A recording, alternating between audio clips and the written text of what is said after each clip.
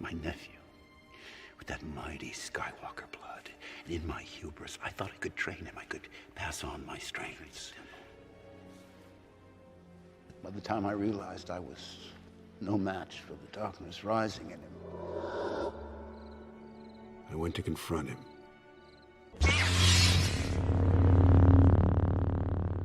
And I was left with shame and with consequence.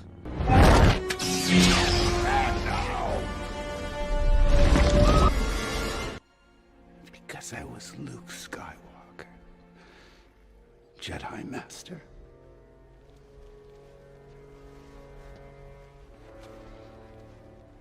A legend. Hey!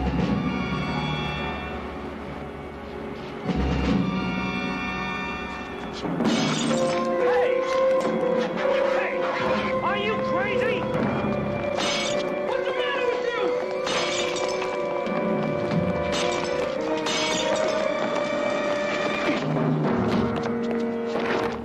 What happened? What do you want?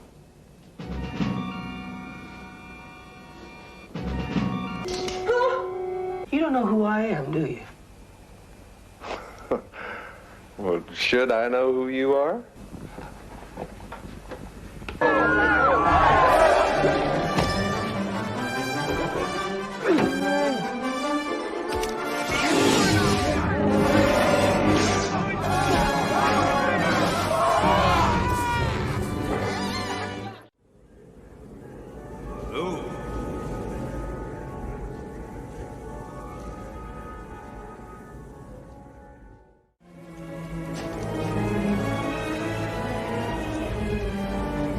Not much time.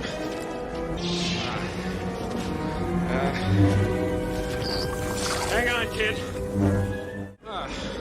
I thought they smelled bad on the outside.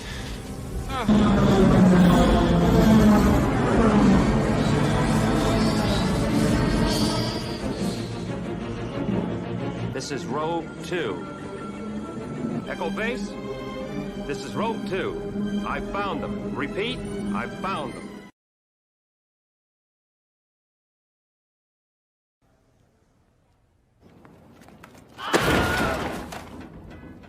Fade in. This is where the fun begins.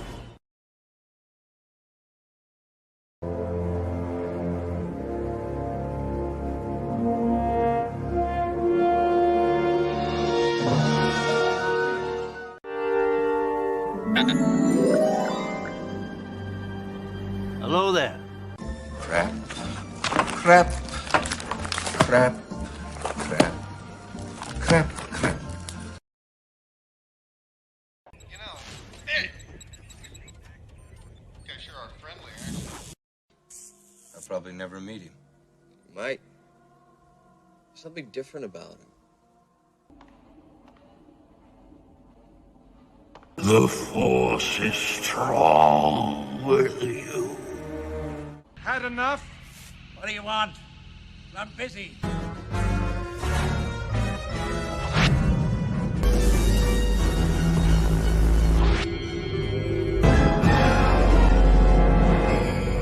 No, we have a race. No. There's nothing special about you. You're nothing.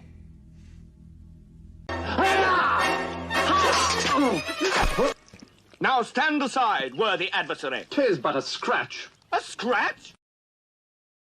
Well, what's that then? I've heard worse. You liar! Come on, you pansy. Victory is mine. Just a flesh wound. You will each be part of me, and together we will be complete. Use the Force. Let go. The Force is strong in this one. I have you now. What? You're all clear, kid. Now let's blow this thing and go home.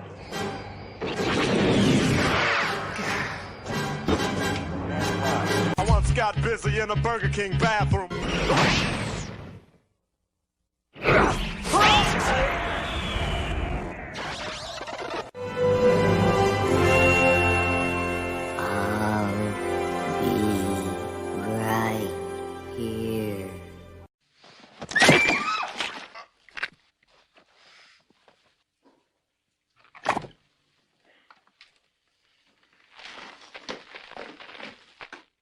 Cocainum. Like a rock.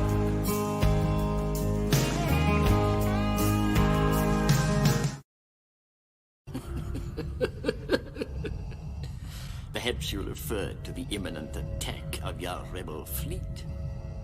Yes, I assure you, we are quite safe from your friends here.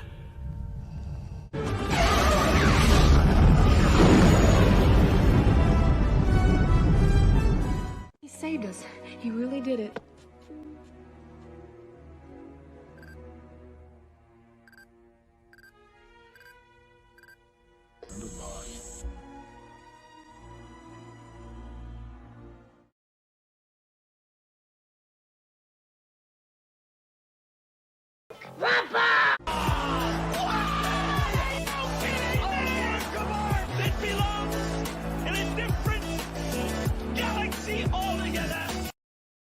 May the force be with us.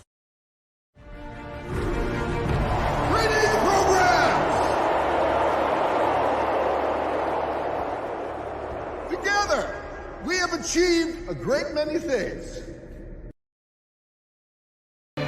One last target, and no one will be able to stop me.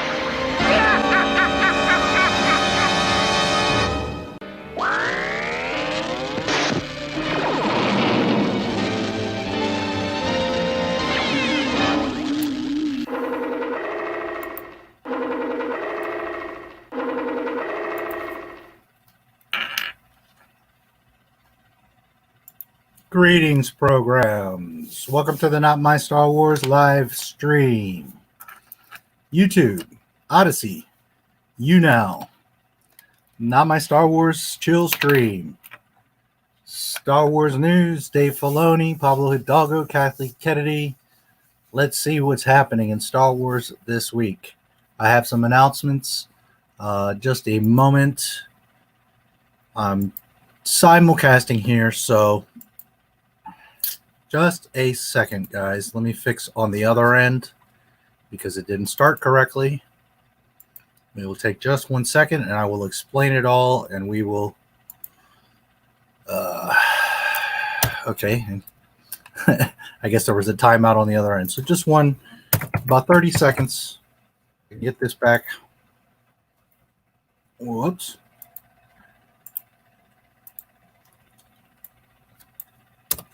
And we will be good to go. About 10 more seconds.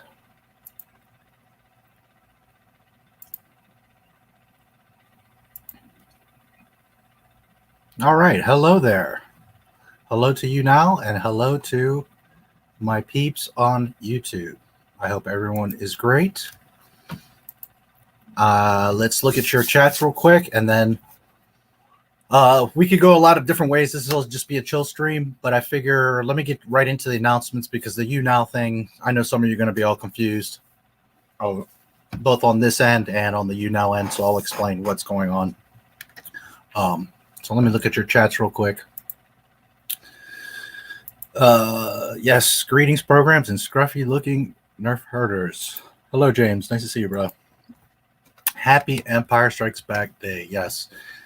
Dave, it was real cool to talk to you earlier today, as always. I think you got what I meant, but just to clarify, because we were like ending the call, today is indeed Empire's anniversary, and happy Empire Strikes Back Day to everyone. The actual real Empire Strikes Back Day, not a New Hope Day, not May the 4th be with you. But what I was saying is when I saw it in the theater last year, the basis of the Empire Project was on June 15th. So that I was getting at is because of the timing, it may ironically be that when I premiere that documentary will be on June 15th. In fact, that's going to be my goal, if not earlier. So as I've mentioned before in other streams, or at least in one stream, I know that I mentioned it. Not my Star Wars, like everything I do in life, I do things to make things happen, by all means, and you have to do that in life. But I've also learned that sometimes you have to let things kind of take their own course, and they fall into place for you. Everyone's life experiences are different, but many times in my life, and certainly with Not My Star Wars, things just kind of happen the right way. That's a lot of hard work, a lot of dedication, a lot of time, a ton of work. But I've noticed that, especially like when I'm trying to get out bigger projects, at first I kind of stress, like I got to get done, I want to put it out. And then after not too long, I realize, hey, just get the video right. And a great example is the Skywalker Legacy. I was working real hard to get that video done, and it took months of research, months of going through all, like, just hours and hours of footage.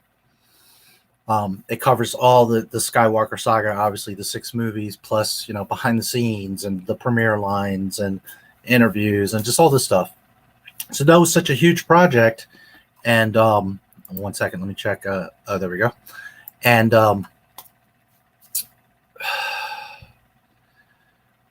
I wanted to get it done, but I realized that just do it as it comes and do it right.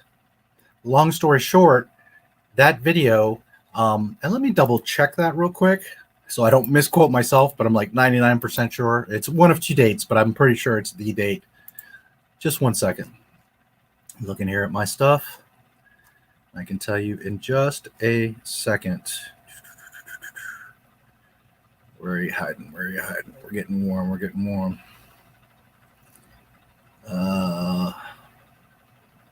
Here you are. Correct. Right. Okay. So that project was massive, and I was trying to get it done. But after a while, I said, okay, just go with the flow. Get it done correctly. It'll be, when it's ready, it's ready. Sure enough, like, all these dates kept coming up that I wanted to release it, but I wanted to get it right. I wanted to get it right. May the 4th came. I thought it would maybe be done, but no. I wanted to add more. I wanted to get it right. I kept tweaking. I kept taking the time. Ironically, it wrapped up, and it premiered on May 25th. So without my intention, because that was like a 2-3 month project, I didn't have even a thought that I was going to put it out on May 25th. But the universe like lined up to where the project was, where I was happy with it. And sure enough, it was done a few days before, and I was like, it was meant to be. It needs to come out on Star Wars Day. I'm so proud of that video, that documentary. Everyone loves it that sees it, except for the 3 airheads that are like, oh. Anyways, all Star Wars fans love that documentary. So much time and love went into it. But the long and short of it is that I've learned, let things fall in their place. Yes, work. Yes, push. Yes, get things done. Yes, have goals. Yes, set dates. But sometimes it's better to take those extra steps. You'll be happier in the end. And sometimes things happen. Like there's this sayings like one door closes, another opens, or it wasn't meant to be. And sometimes that's true. And, that project, it just kind of worked out to where it fell on May 25th. And I'm so thankful that I took the extra steps, but also that it ended up on Star Wars Day. It just gives it that extra specialness to it. So if you haven't seen the Skywalker Legacy, it's almost 3 hours long, but I promise that you will love it, and it will be well worth your time. There's no fluff. There's no ads. There's the YouTube ads, but not like in video ads. I'm very proud of that project, and I hope that everyone will watch it at some point. So anyways, many things in my life, but especially Not My Star Wars, things just fall into the right place. So ironically, I think that the fabled Empire project, and this is a big one, this is going to be the biggest one of the year, my biggest project yet. If you like the Skywalker Legacy, I have something about to come out in like a day or two that's going to blow you away. And then the Empire project is going to be a step above that. So be ready. Big videos are coming. The documentary, which I'll talk about in a few. I'll leave that up. We'll talk about that in a minute. Well, that's going to be about an hour and a half. The Empire Project, 45 minutes an hour. So, anyways, long and short of it is, ironically, it's probably going to be on the anniversary of when I went to see it. And it's amazing. It's like a year has gone by and I haven't finished this project, but so much has been going on, so many good things. The channel blew up, all these other projects. I'm trying to stay on top of the news, comments, other networks, so much going on. But I think the universe is telling me that's when it's supposed to happen, is that year anniversary, and you were there and you had that very special day. So if nothing changes, maybe sooner, maybe a little bit later, but I would expect with great high potential that June 15th, you will see the Empire Project. And if I'm saying that out loud, it's because it's going to be hard-nosed to the grind to make that happen. So just to put that out for everybody and to clarify D in case, you know, it came across the wrong way. Anyways, so Not a New Hope Day, yes. Empire, yes, one of the best movies ever made. Obviously, one for most the best Star Wars movie. It's my second favorite. Disney's trying to blame Jedi for Anakin's actions so that it can seem like the Jedi always sucked, just to make it look like it got better when Rey came along. Absolutely. On YouNow. Okay, I just have Roberto over there. Anyone that sees the replay or whatever, I'm doing 2 streams, and I will explain all of that in just a minute here. Yes, it is Anakin's fault. It technically is Anakin's fault. The Bad Batch is basically showing what not to do if you wanted a fugitive. Yeah. Bad Batch. Another reason why Disney Star Wars sucks is correct. They have to bring Omega everywhere they go, don't they? They can't leave right the ship with the nerdy one that I forgot the name of. Tech, I believe. Tech. D. Carre. Good to see you. Evening programs and glitches. Yes, indeed. Echo and Hunter are the only ones who disguise themselves. They didn't even bother putting on a cloak on Omega or leaving her at the ship. I didn't get to... I started to watch this, what is it, the 4th episode, and I just fell asleep. We'll talk about it in a little bit. Hello there, fellow programs. Hello there. The bot is running. At least droids didn't come with the Bad Batch. That would have been way too many characters to deal with. What's the news? Hey, Kino, good to see you. I will give you guys some announcements here in just a minute. Only considering the Bad Batch to be the best Star Wars content in 40 years just because Dave Filoni... Yeah. I mean, and inherently it's not Star Wars. I mean, if you're saying that that's the best Star Wars, you never loved Star Wars. I mean, it's insane. It's insane. Can you like the Bad Batch? Sure. But if you're saying that the Clone Wars Season 7 or the Bad Batch is the best Star Wars you've ever seen, you never loved Star Wars to begin with. You totally don't get it. And it's sad. If that's the stuff you like, this new generation of Disney fan fiction, hey, by all means, enjoy it. I don't tell anybody not to. But it goes to show you never knew or loved Star Wars, and that's sad to me.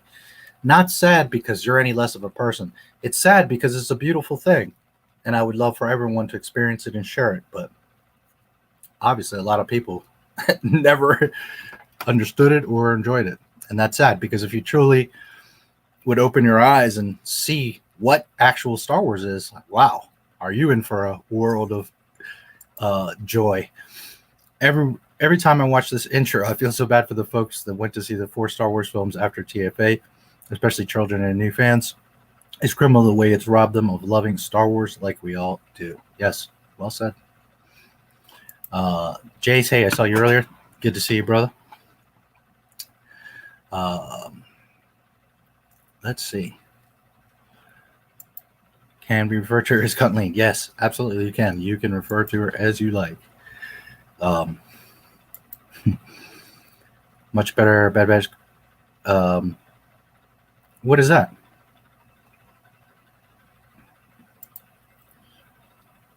Death Star blasted. Yeah, well, I'm working on it.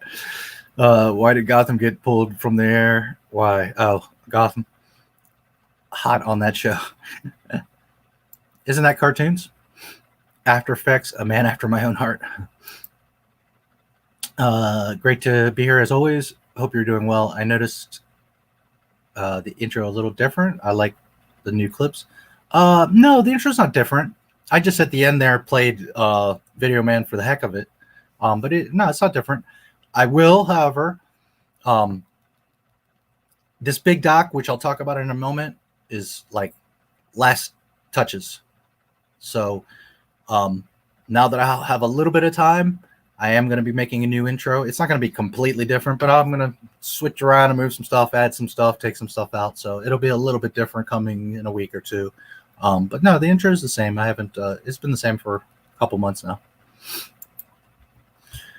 Made a little thing on TikTok where I ranked all Star Wars movies. At first, I thought people were going to get mad at me for giving The Last Jedi 2 out of 10. No one was at. Star Wars fans aren't going to, all Star Wars fans are going to tell you the same thing, dude. Hello there, Ryan. Nice to see you, bro. I'm always wondering, is your name like a code name? ILJRLL. Anyways, I've been seeing you a lot in my posts, the community stuff, and I appreciate your stuff. Yeah, I can see you've got some common sense. Yes, I get all kinds of crazy people on my community. It's nuts. You would think my channel's got 1 million subscribers, but anyways, good to see you. I'm glad you're here, and you get to see what Not My Star Wars is about. Sorry if I don't remember your name from the past or you've been watching and not commenting, but assuming you are new, at least to the live stream, welcome, and well, we'll have some fun. On your new video, oh yeah, of course. You guys say good stuff, I'm gonna like it or heart it or whatever. New video where you did the research 100 other shells, excuse me, channels were too lazy, too dumb to do themselves. Yeah, well, that's, as you guys know, or you if you're new, that's what Not My Star Wars does. This is not a hate channel. This is not a theory, rumor, none of that. This is research. I do 10, 100 times more research than everyone else. When I state things, they are fact. They are from Disney. They are from George Lucas. I don't speculate. I don't run with wild shit. I don't go off of people's rumors. As I've said many times, if you guys want to ask me my theory on something, or sometimes I will talk about a rumor, but I'll state that it's a rumor, or it's because you guys are wanting to engage and have that conversation. But when I put out a video, and by all means, double check my stuff. I show you where the stuff comes from. The link, the description always has the links to the sources that I use. So when I tell you something, know that that's what it is. Can I make a mistake? Am I human? Do I maybe not have all the information? Can something that is factual today change tomorrow? By all means. But as most of you know, when I tell you something, you can count, you can take it to the bank, and then some.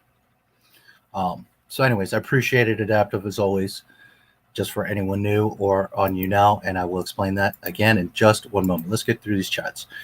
All Star Wars fans in China. Oh yeah, the 3 fans. Yeah, they hate Star Wars. Listen, as someone that's older, that's been around from the beginning, China never wanted nothing to do with Star Wars. Japan, right next door, loves Star Wars. They're nuts.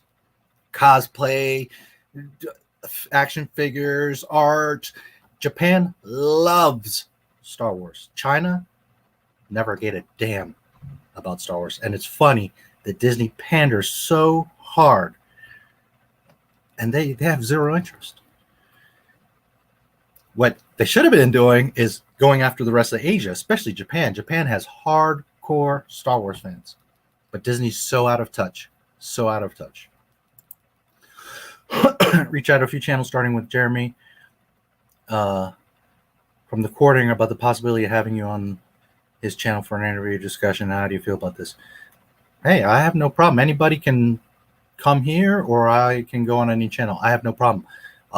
Sometimes if you guys mention to these people, hey, we want you to have Not My Star Wars on, you know, that sometimes works. I don't ask you guys to do anything, but if you want to do that, I have no problem. If you guys want to mention me, share my videos, suggest me to other people, by all means. They all knew who I am. Okay, it's not that they don't. I have way too much exposure now. I tag a lot of these people throughout the past year and a half in a tweet, in a post, and whatever. They know who I am. Half of them, you guys saw the video. YouTuber, Not My Star Wars captured, and they're all mentioned my name. So they know who I am. But for whatever reason, I don't know. They don't like me. They don't, whatever. I don't know. Doesn't matter to me. I do my thing. But I have no problem if anyone wants to reach out to me and have me on. I'm more than happy. No problem. As long as you're going to be respectful, I will be respectful back. And, you know, but by all means, if you want to talk to whoever, tell them, suggest it. No problem. They hated it because they hated it because Disney wanted Rose to be Chinese, but Kelly Marie Tran was Vietnamese, so China hated it more. Yeah. No sound on YouNow. Okay. Thanks for letting me know. Thanks for letting me know. Let me check. There should be. Again, I'm new on the YouNow, so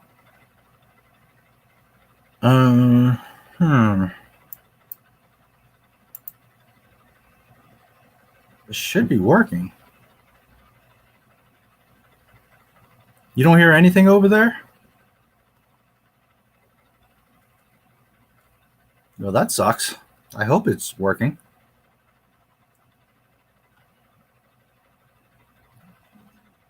You sure you have the volume up? Because maybe you have it down on one end or up on the other end. That's really weird. It should be working. And I don't see any way of fixing it.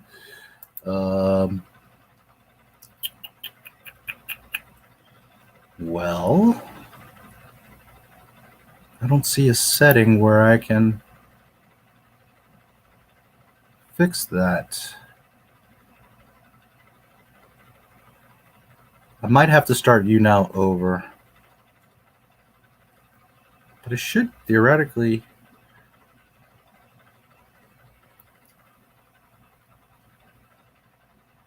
Sorry, YouTube. I'm doing two things here at once, which I will explain here in just a moment. Maybe refresh the page. Refresh the page, Roberto, and maybe check the volume. Maybe on one end it's muted or the other or something. Make sure you're not muted. Double check for me. And thanks for letting me know so I can make sure I get this right. I might have to just do a new YouNow because it apparently if you wait too long to start it, it like makes you start a new one. So during my Not My Star Wars intro, it like made me redo it while the YouTube was live, and it's like, so maybe I need to start it again. So let me know. I'll keep going for a little bit here, and let me know. Either way, the better experience is going to be on YouTube because that's where I have full control of all the shenanigans. All right, let's continue. I'll go back to that. Please keep me updated. If the Ewoks already had a dress that could fit Leia, does that mean they already roasted another woman her size? Yes, that's funny. Some people have mentioned stuff like that, like how do they have a dress? I suppose they did. That's this is one of those things that you just have to kind of, you know, like, okay, you let it go. You just, you know, it's more important the story that she's there. That the idea is that I'm sure you got this, but I'll just put it out there.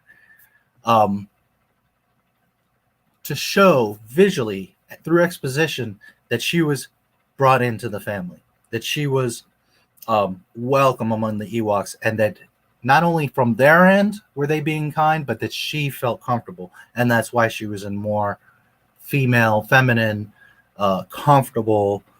You know, you know, she's in a much more comfortable outfit. When I say comfortable because it's a loose dress, but also comfortable like her overall feeling, right? She didn't have to be like battle ready and suited up. So it's one of those things. Yes, there is a little bit of a logic twist there. Like, where did this dress come from? But the idea is the exposition of Leia's in a calmer state, and the Ewoks have embraced her, and she's like at home, or welcome in their home. So for anyone that had never thought about it, it's to show that she's comfortable. Also, when the rest of the gang comes, they see her, and it sends a message on various levels that But yes, the mystery dress. I guess they had it in a trunk. Who knows? Maybe the Ewoks had tons of visitors from over the years. Maybe the Ewoks are expert designers, clothing designers. Who knows? I mean, they do work with their hands, right? They're building tools, and they made their own little clothes and stuff like that. So I'm not saying that they overnight made her dress, although that's not totally impossible if it was a bunch of them working on it. But, anyways, it's meant to be one of those things you just kind of go with it. I would check with you before I reach out to the other channels I've been considering contacting. No, I appreciate that, by all means. But yeah, I don't, that's totally up to you guys. If you guys want to see me on other channels, let them know. Sometimes that's what it takes. I've written emails to a lot of these channels. They don't answer me. They're too busy. They're not interested. Quartering, I've never tried to contact. Others I haven't tried to contact. So some images of Mary. She's cute. Disney didn't want to know that because it's hurtful towards women, but it isn't to men when they show shirtless Kylo Ren. Yeah.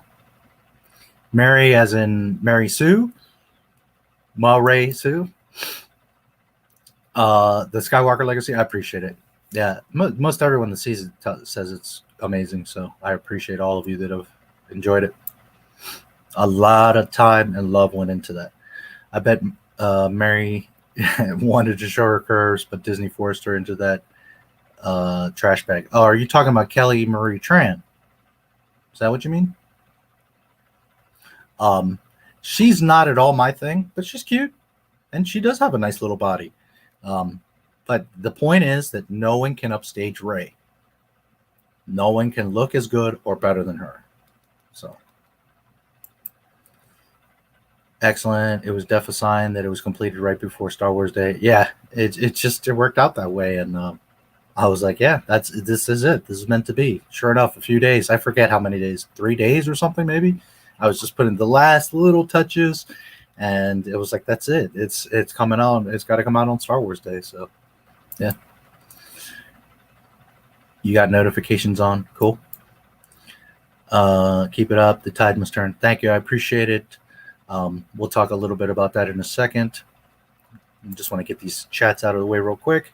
Forced into that tight skin suit. We must save this poor soul from the white man, woman. I actually wanted to wear that. SJW, you're lying to yourself. The white man hypnotized you. Looking forward to the new documentary and the Empire. Yes, they're going to be big. They're going to be awesome. I promise you guys are going to love these two. I hope you love most of my videos. I do put a lot of love and time into them. That's why the Dave Filoni came out early today. It was actually, I knew about it early last morning before everybody was talking about it. And I was working on the main documentary, and I wanted to keep my stride. And then later in the day, I see everybody's talking and making up all this nonsense about Dave. And I was like, all right. And during the day, in the back of my mind, I was thinking about it anyways. Kind of knew what I was going to say. So I recorded it later in the evening after I had finished that section of the documentary, and I got free. And I actually finished it up late, and I could have put it out like 2, 3 in the morning. This morning, or is it tomorrow? Yeah, this morning. But I crashed out. So I got up, made the thumbnail, and put it out there. So anyways, I like that Crosshair is with the others and all the advertisements, and he leaves them in the very first episode. Yeah, it's Disney. They don't understand what they have or how to use it, how to promote it, nothing.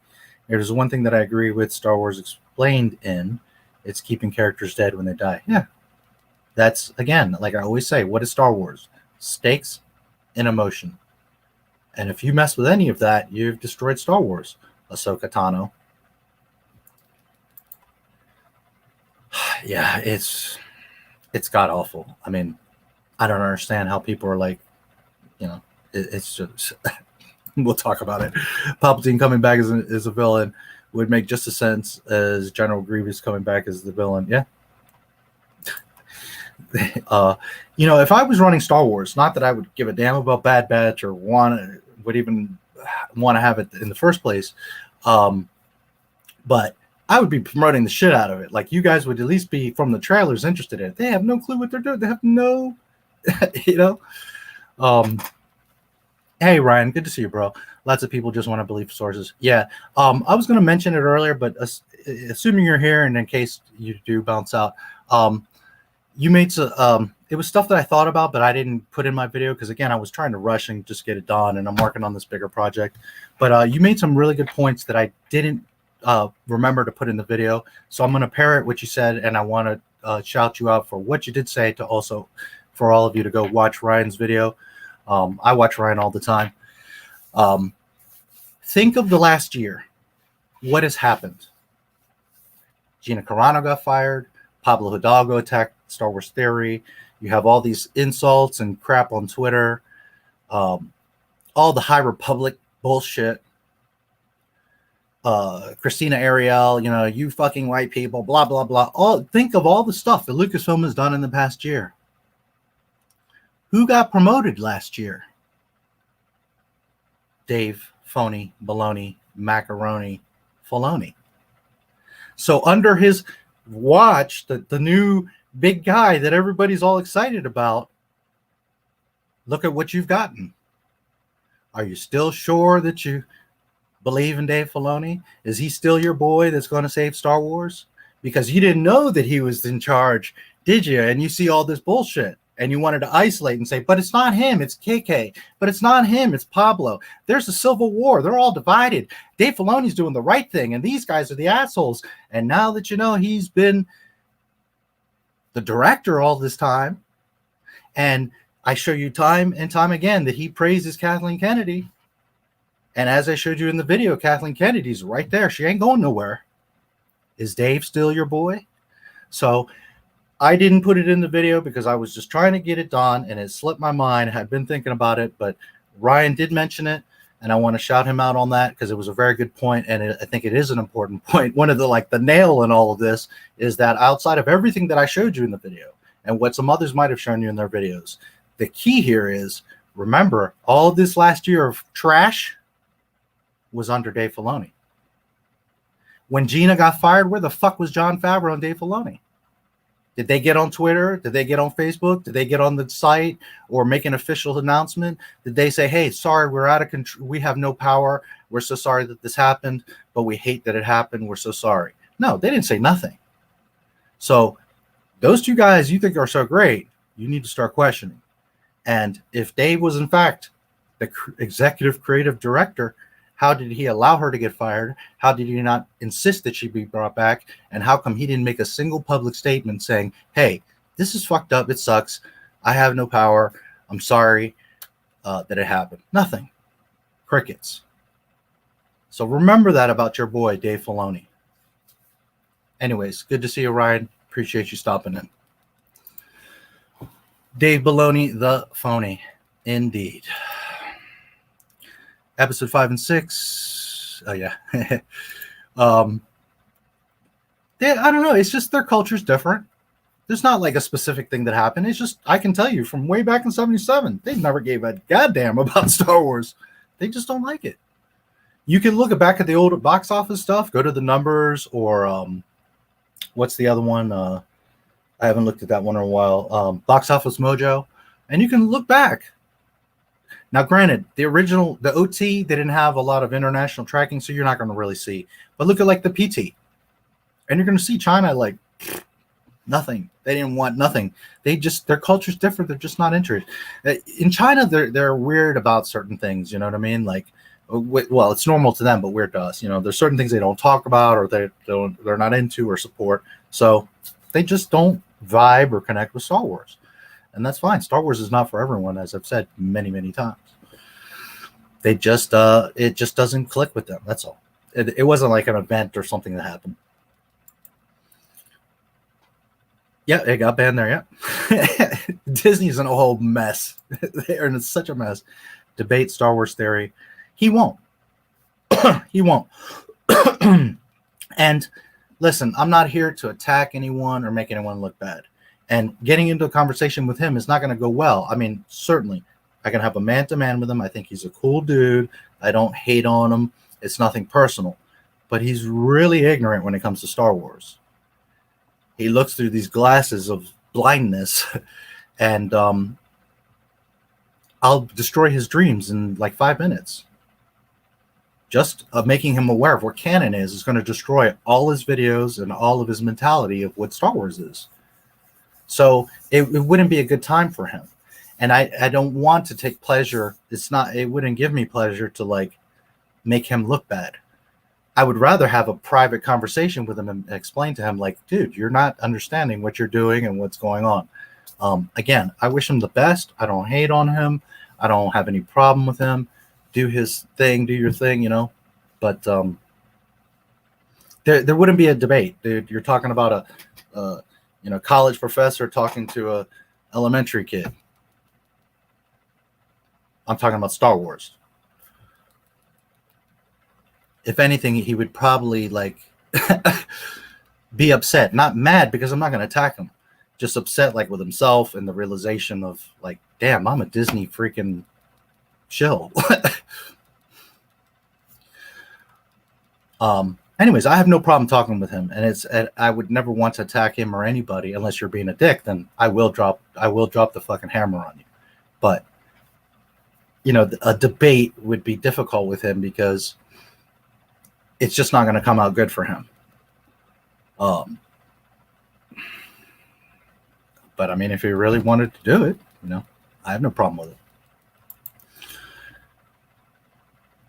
Yes, a year ago. We'll talk more about it. Sound is fine. Okay, good. No, okay, I don't know. No, never mind. No sound again. Maybe it's going in and out. I don't know what's going on there. Until now, my Star Wars is staple and brick and mortar home for all true Star Wars fans, and well known for being in one place we can all go for the facts, research, and love for Star Wars we grew up with. Yes, that is the goal here. And again, I'm not perfect. I can make a mistake. Things can change tomorrow, but if you've been paying attention, I go 10 extra steps to research, double check, triple check, and make sure when my video comes out the next day sometimes. But you're gonna know that when my video comes out later, it's because, you know, it's been checked. Very princess thing, the animals making a dress. Yes. Kelly Marie Tran, I don't know how I got that wrong. Yeah. I see your channel blowing up soon and being one of the most well and known and respected as true Star Wars fans. I felt that way since the Phantom Menace live stream, to be honest. Well, I appreciate it. My channel's tiny. I don't claim to be the best of anything, but honestly, if YouTube was showing my videos right now, I should have at least 100,000 subscribers, at least, with the videos that I make. But it is what it is. Just keep going. What do you think of YouTube ads that you can't make money on, but only YouTube can? Well, that's if you're not monetized. Well, technically they can also run ads, but that's going to get people to go away from the partner program. So I don't think they're going to do that. But when you're not monetized, they can run ads on your channel. And no, that is incorrect. If they're going to take advantage of your content to make ad revenue, you get a cut. Even if it's like 1%, 5%, it builds up in a bank until you get monetized, whatever. It's not correct for YouTube to be using your content to advertise on. I know their terms of service. I know that legally they can do it. I know that they say that they can use your content, but it's not correct. It's not moral, and it's just going to drive more people to Odysee and YouNow and other platforms. And we're going to talk about that in a minute. That's part of why I'm doing this and announcing this. So, and Ryan talks about Odysee all the time, which we will talk about Odysee.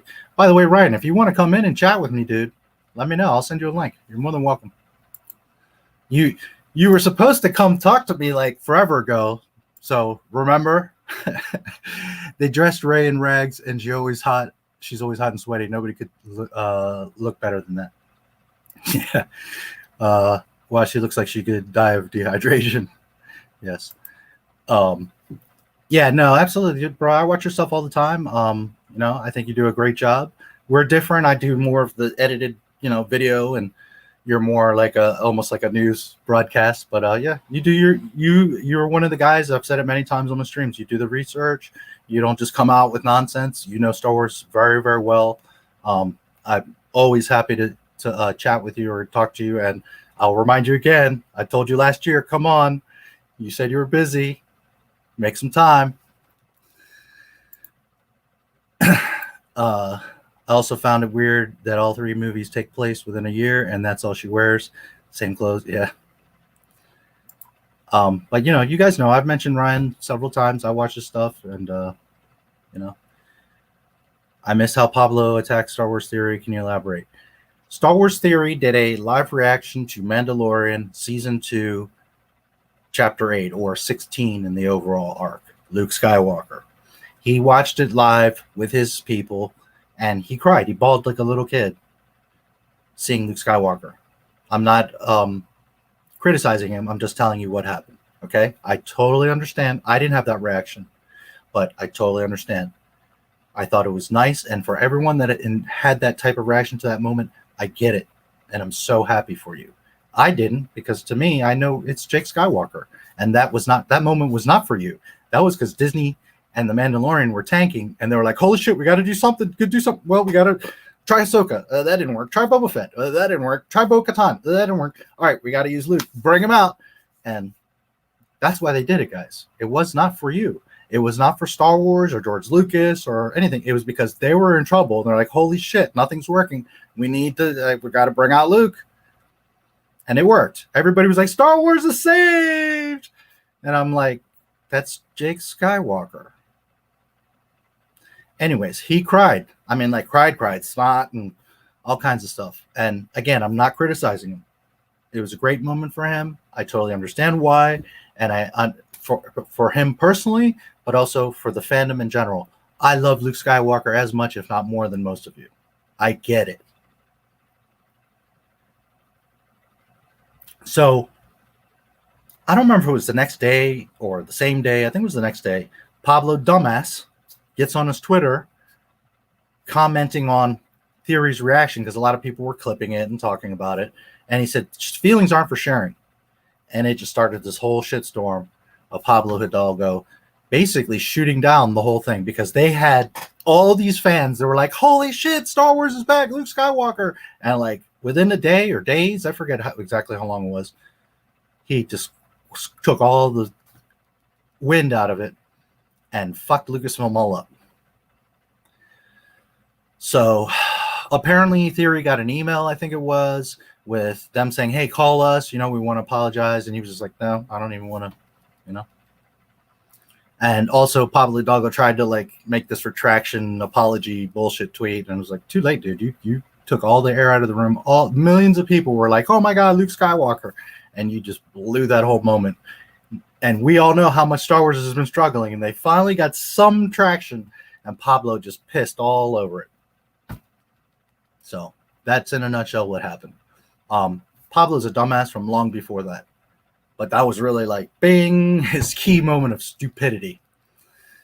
So, original trilogy, prequel trilogy, the characters were switching clothes. Why does Rey still wear what she thinks? The people would have more clothes.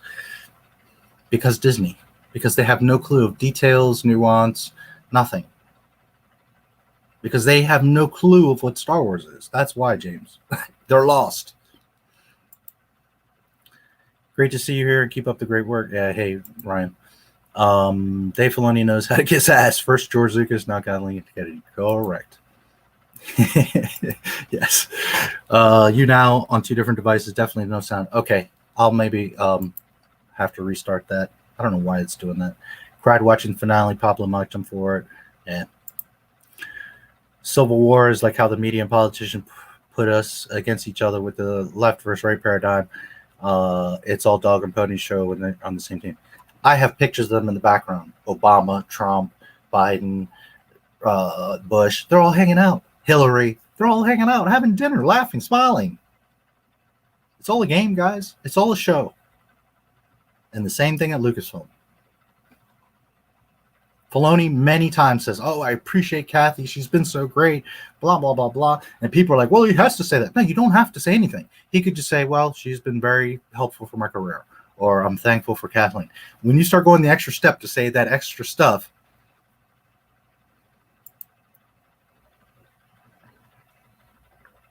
Filoni is a tool, and KK's initials are perfectly matched to her inability to manage or steer the Star Wars universe, since it represents 2 strikeouts in baseball. Yes.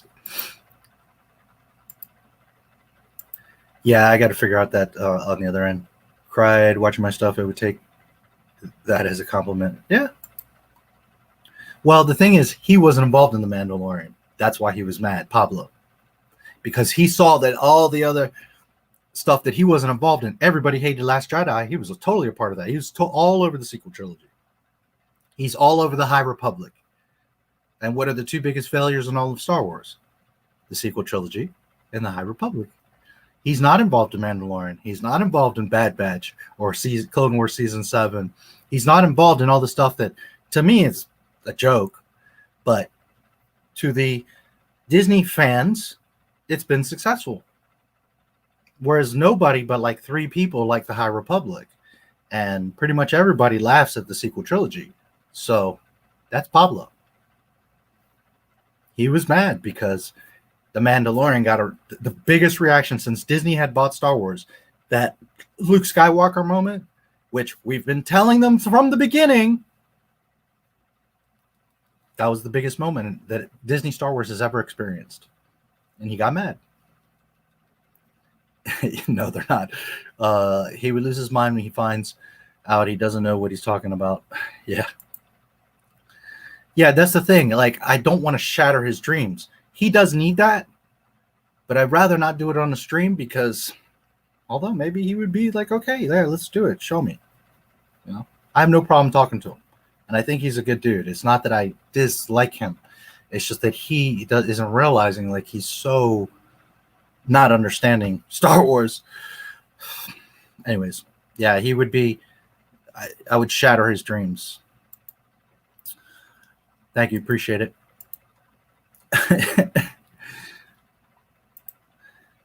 The Hollywood needs to know that it doesn't matter what China thinks of their movies. Yeah. They don't get it. Especially Disney. We should all politely urge Star Wars Theory to have NotMyStarWars live stream or come on ours because NotMyStarWars is here for us. Yeah. Again, I have no problem. I prefer one-on-one as opposed to 8 people talking over each other and all that. And it's not like I would attack him or try to make him look bad, but he needs to unlearn what he has learned. That's for sure. I say ours because NotMyStarWars is here for us, not for sponsors, view counts, YouTube, Cloud, and that's why his fans appreciate and respect him so much. I appreciate that, and that is true. I make no money on this, guys. I do 12-hour streams for free. I make all these highly edited videos basically for free. Yeah, the stuff is monetized. Yeah, I hope one day it starts to make money. But let me tell you something. This channel don't make no money. I'm not getting super chats. I don't get, tons of ad revenue. None of that. I do this for free. I do it for the love of George Lucas and Star Wars. I say ours because, yeah, right. Thank you. I appreciate it. Entry to Skywalker Ranch. I'll be in San Francisco next week, but heard it's by invitation only. Ironic that you say that. I was looking on the here, let me look. Because I didn't look closely at it, but I did see something. Let me see. Give me just a second. Job, contact, approval, find information, support, school, find out. Okay, here. Do you offer tours of Lucasfilm and ILM? Lucasfilm's campuses are working production facilities, and therefore we do not offer public tours. The public is invited to visit and enjoy the 17 acres of beautifully landscaped public property, as well as the iconic Yoda fountain at the Letterman Digital Arts Center in the Presidio of San Francisco, California. Our main lobby is open to the public during business hours, Monday through Friday, and they do have a little shop in there. So you can at least go on the property and look around, probably take a few pictures. But no, apparently they don't have like public tours. It has always been some sort of invitation. So unfortunately, which, you know, that's another thing. They should have one, if nothing else, one day a week. You know, Disney just, not that George Lucas had a bunch of people there either. But yeah, they should be a little more connected. That's Disney's biggest problem, is they're not connected to the fans. And George tried. He used to get letters all the time. They would respond. They would try to show you things on the inside from time to time. George has a big excuse, though. There was no social media. There was no the internet was just a baby. Now Disney has no excuse. They could be doing virtual tours all the time. Like, you could do 360 virtual tours. They could do all kinds of beautiful stuff inside of Lucasfilm, so that people could go to the website and see the archives and their offices and all kinds of stuff. They're clueless. They don't get it. They don't connect with the fans, and they have no excuse in 2021 with the technology that we have to be talking to us, have a chat thing, virtual tours, invite people, even if it's for like 1 week of the year, something. They're clueless. They are clueless. But there's your answer. That's from the Lucasfilm website, by the way. No, that wasn't Luke. Yeah, everybody pretty much did. Ryan, my boy Ryan, didn't. That's one of the things I love about Ryan, is he very much gets it like I do. I don't expect everyone to think like me, agree with me, do what I do or say, but Ryan gets it, and he says a lot of the things that I do. So that's why I watch a lot of his stuff, because he understands. You know, he didn't fall for the Baby Yoda bullshit. He doesn't fall for the Dave Filoni crap, the Jake Skywalker. He gets it. So the fact that Disney trilogy ended Skywalker saga, yeah. Well, that's not a fact. That's what they say. George Lucas said before he sold it, said, "It's over. Story's over, dude."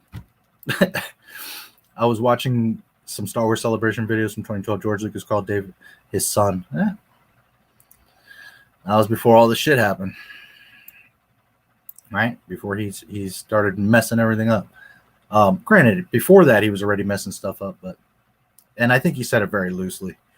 Yeah, he is scum. Presents Stairwalks, so stupid. Mandalorian stole his girlfriend.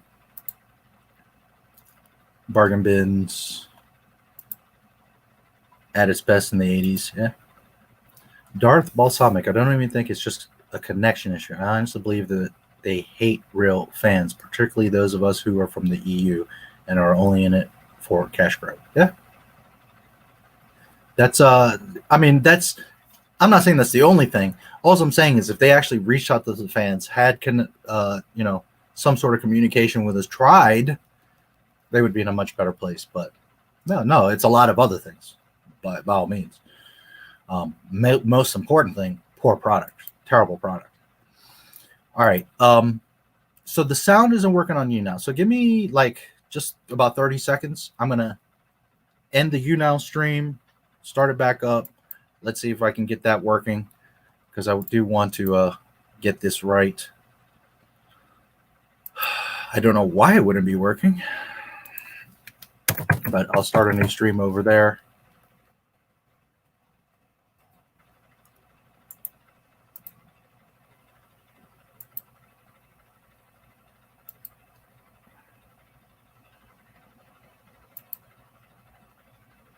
All right. No. Maybe here.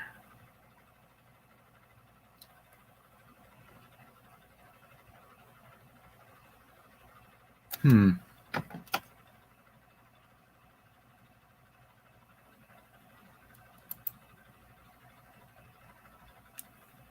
is, there's no way for me to really test it on YouNow, unfortunately.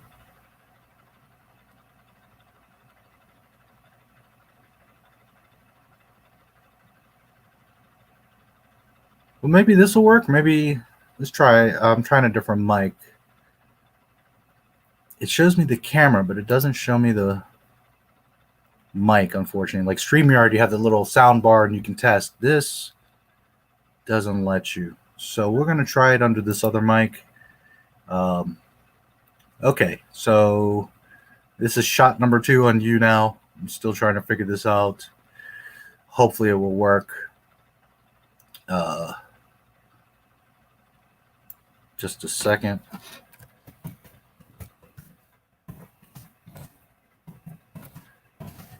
I wonder if that whole time he was just silent.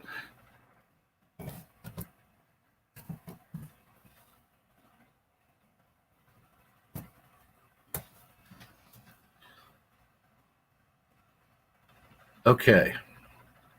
Yeah, unfortunately, YouNow doesn't give you like a settings thing, which is kind of silly.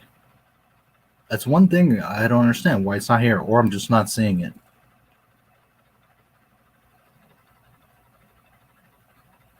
Okay.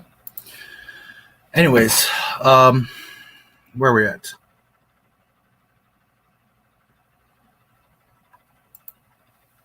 Yeah, no, it's a whole mess of so many things. You know, I didn't mean it was just that, but that's a big part. George Lucas's second film, American Graffiti, A True Masterpiece. I saw it a long time ago, yes. But to be honest, I need to watch it again because it's been a long, long time. It is great. It was considered one of America's greatest films, and at that time, it was the highest grossing film. He spent very little money, and it made a shit ton of money. So, yeah. That's how Star Wars was made, because of that success. It made so much freaking money that, you know, he gained instant credibility. Technology booming, business of rising, revolutionary events take place. What a time to be alive. Yeah. Kane. Yeah. Height 2000s. I don't know about at its height, but yeah, no, it was definitely not in its height. 2000s. What did you have? You had after the prequels. It was never at the height as it was in 77 through 83. Not even close. Lines for blocks down the road. People saw the film 5, 10, 30, 50 times. Never been at the height. People think the Clone Wars is something popular. Not even close. I'm sorry, spamming that comment about Return of the Jedi. My internet connection is not working. I don't know if the comment got through. No, I didn't see anything about Return of the Jedi. So I think your connection crashed. So type it again. I didn't see anything about Return of the Jedi. Now there is sound. Okay, so maybe just because I had to reboot it or whatever. So good. Awesome. Thank you for letting me know. Seen American. I'm sure the people that stopped in were like, oh, what the hell is this? Also, I changed the mic, so maybe that's what it was. For some reason, it was picking up on a pluggable USB mic instead of my default, which I didn't have anything plugged in. But anyways, American Graffiti, I vote for a live stream after the Blue Harvest movies. Okay, possibly. I'll have to find a copy somehow, but yeah, that could happen. Not Star Wars, but it's George Lucas. I think that most of us would be okay with it. All right, so let's talk about the announcements. I got through all the chats. Let's talk about what's going on with YouNow and all this. Let me also, since that's working, let me try something on YouNow real quick. If I can share the YouTube stream over on YouNow. Okay, it looks like it's working okay there. As long as I don't go on there. I shouldn't get the Inception windows. So, let me know if you hear the, I wonder if it's going to make an audio loop. It probably shouldn't. You should only hear, it might for my voice. I don't know how I'm going to work that. The thing is, I'm trying to figure out a way to, on YouNow, be able to show the intro and all that stuff. So I got to figure it out. American Graffiti, I vote for live stream. Yeah, okay. So let's talk about a couple little announcements. First, we'll begin with YouTube because that's kind of the core of everything. All right, so Not My Star Wars is a year and a half old, roughly. It started, really what sparked it was the day that Disney Plus came out and Mandalorian. I had it with Disney, and I said, that's it. I'm making videos. I've told the story before, so I'm not going to go through the whole story again, but just a quick recap. Very shortly after, I started the Not My Star Wars channel. That was like November 12th. Not My Star Wars, I think officially the channel was made November 16th, something like that. I was thinking about it for months before, but when I saw The Mandalorian, I was like, that's it. I'm done. Not that The Mandalorian was like the sequel trilogy, but it was just like, you made a half-ass Boba Fett. You did all this crap, and this is half-ass show is what you came out with? And I was like, that's it. So the channel's about 1.5 years old. I got to 100 subscribers relatively quickly. I don't remember how long it took, but one of my oldest videos was 100 subscribers. As a matter of fact, I can probably check that real quick, just for conversation's sake, for posterity. Let's see.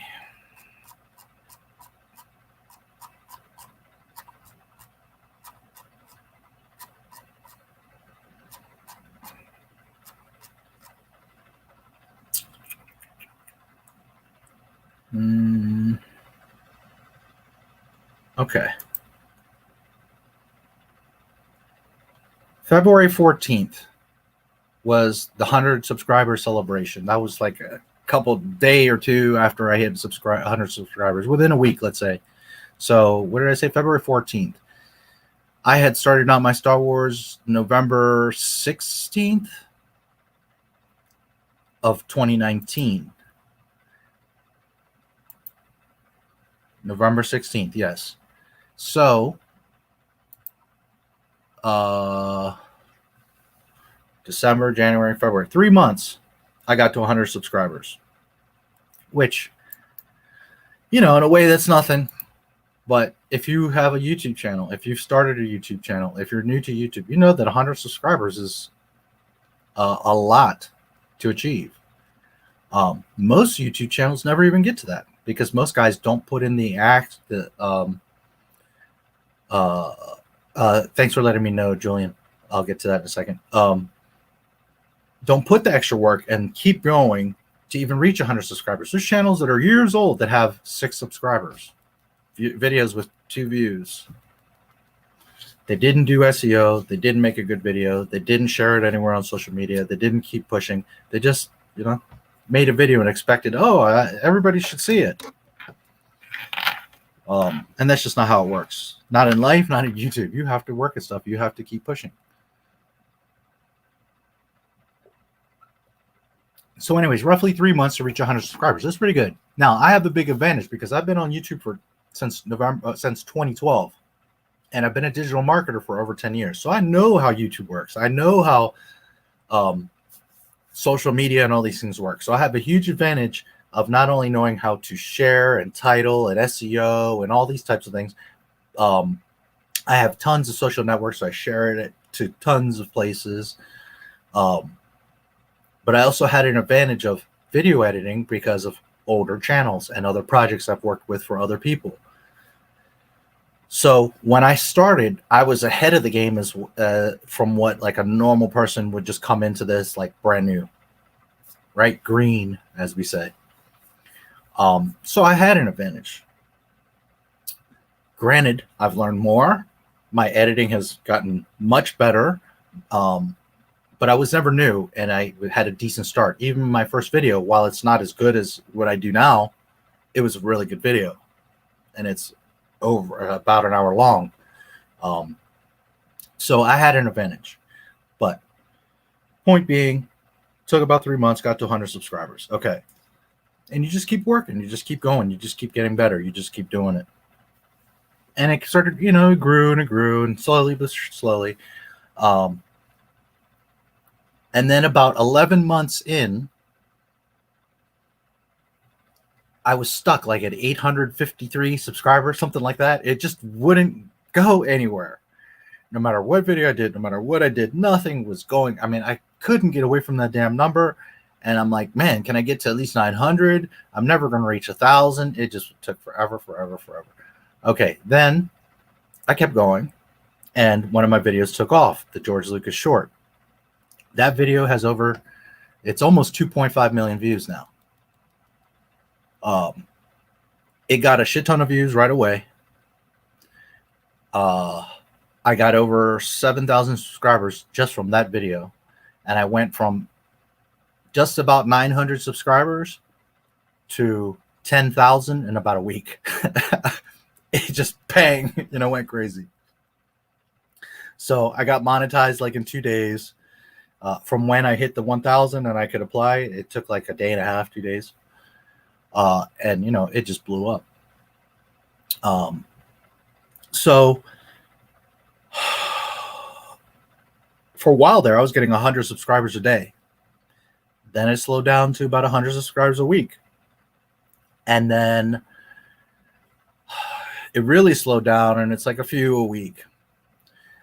This past month has been like really slow. I mean, like 1 a week, 5 a week. I mean, just like, I don't know, YouTube is just not showing my videos, because I'm making still good videos and still going and doing all that stuff. Anyways, about a week or two ago, it started to pick up again. Not that it's, a ton, but I can see that there's a little bit of movement again. The Heart of the Jedi video got 3,000 something views, which is nothing. That video should have 50, 100,000 views, like without even blinking. But at least compared to most of my other videos, it's got 3,000. The Skywalker Legacy broke 7,000, which that should definitely have 50,000 views. And some other videos have been getting views. It's starting to move again. And again, I understand when you're a smaller creator, you're like, dude, I haven't got 100 subscribers in a year. I understand, but when your channel starts to get bigger, 100 subscribers a week is like should always be happening. That's nothing. Should be 1,000 a week, if not more. Anyways, so it's starting to move again a little bit, which I'm thankful for, because it was like in this log jam for about a month where like nothing is going on. It's like, what the hell? And remember, I've been putting out videos every day. I did a little experiment. I was like, all right, for a month, I'm going to put out a video every day. Bang, bang, bang, bang. Which maybe was part of what caused the log jam. I won't do that anymore because, one, I saw the log jam, and two, it's so much work to have a video every single day. The videos that I make, that I'm editing and doing all that. So on a side note, you guys have been getting a video every day for the past month or so, and those are running out. There's like 4 more scheduled. So you're not going to be getting a video every day like you have been. I did that experiment. It didn't really do much for the channel. And I'm just running out of that kind of stuff. You will definitely get at least 1 video a week. I will try to do 2, 3, however many I can, especially if some big thing comes up like the Dave Filoni thing yesterday. I will definitely, be making videos, so don't think I won't. Hey, David Pegna over on YouNow. Nice to see you. Thanks for coming in. And I'm kind of explaining the YouNow thing, so in a minute here, it will make sense to you what I'm talking about. So anyways, it's going to be tricky to be watching both, but we'll figure it out. We'll work it out, and I'll explain it. So I'm out of like a lot of the little like videos that I can just schedule and put out and stuff. I always have something in my pocket. I do have a little folder of things, the working titles that I can, but it's going to slow down. It's going to, you'll see a little bit more space between videos, kind of back to my normal, what was before pace, more focus on each video. And again, it didn't like really help to be doing videos every day like that. I had a lot of clips from the Skywalker Legacy and different things that I could do to run that experiment, but so you will get always a video a week minimum, but I will try to get in, 2, 3, however many I can. And the live stream every Friday will happen. So that's not going to change. Okay, so in that sense, so you guys know it's going to slow down. It's going to be, they're not going to have that every day. So anyways, I'm telling you guys this for several reasons. For anyone that's new or that's been around for a while, you know, so you see that what my journey is, to give you an idea. So it kind of really slowed down. It's starting to pick up again. 1 second. Comments, sound. Yes, it should be the same. And I will explain in just a moment. I'm getting to it. Exactly what's going on with YouNow. 100 subscribers. I'm going to upload a lot this summer. Yeah. I mean, everybody can. You just have to keep at it. You know, it doesn't matter who you are. You just got to keep going at it. One, so you build up people that start to know you and trust you, but also so that you find your voice. Again, I had a big advantage because I've been doing stuff publicly for like 30 years and on YouTube since 2012, plus being involved in a lot of other artists' lives and promotions and management and all kinds of other stuff that I've done in my lifetime. So I had a huge advantage. But even then, I had to develop the channel and find what you guys react to and how to kind of work my stuff around and all that. All right. So the channel's moving again, which is good. It's going to slow down, but you're still going to get videos and they'll be more focused as opposed to, you know, stuff every day. All right. Now with that, there's two major huge projects coming out this year, and there might be more later, but two major projects. One is a documentary, which is still a little bit top secret. I've given hints to it. Anyways, literally before I did the test stream, it finished rendering. I have to do one more edit, which is just go through, clean up any little audio defects, and put music over it. So, God willing, Sunday, 12-ish lunchtime Eastern, that documentary is going to drop. It's an hour and a half long. It will be a premiere, so I'll be in the chat, and you guys are going to love it. This thing is badass. It's going to be something a little bit unexpected, but it's also going to be something that nobody else has or has done. I'm very proud of it. I have 13, 14 collaborators on it. And, well, I don't want to say too much. It's going to be awesome. So I hope that God willing, Sunday it will come out. If not, Monday, Tuesday, you know, it's there. It's an hour and a half and it takes time to render, and I got to touch up some stuff. I have to watch the whole thing again, make sure there's no problems, anything I got to fix or move or whatever. But I went through a very fine tooth comb today. Everything looks great. I rendered it. So now I just have to do one more pass, clean up some audio, put some music on it, render it, make a thumbnail, title it. We're off to the races. So again, Sunday, lunchtime, Eastern, expect it to come out. Anyone from the UK, you are 5 hours ahead. So about 5 p.m. for you guys. I'll leave it at that. Look for it. It's going to be awesome. So that's one of the two big projects this year. That one was time sensitive, so I've been really focused on that project more so than other stuff like the Dave Filoni. So, and then the Empire project. So, with this documentary out of the way, hopefully Sunday, I just need to do a little touch on Chapter 2 of Mandalorian, which keep saying it's going to get done, but I keep getting busy with other stuff. A little touch on that. That'll come out. Chapter 2, The Child. Then I will make videos whenever stuff comes up, but I will be totally focused on the Empire project. That's another big one.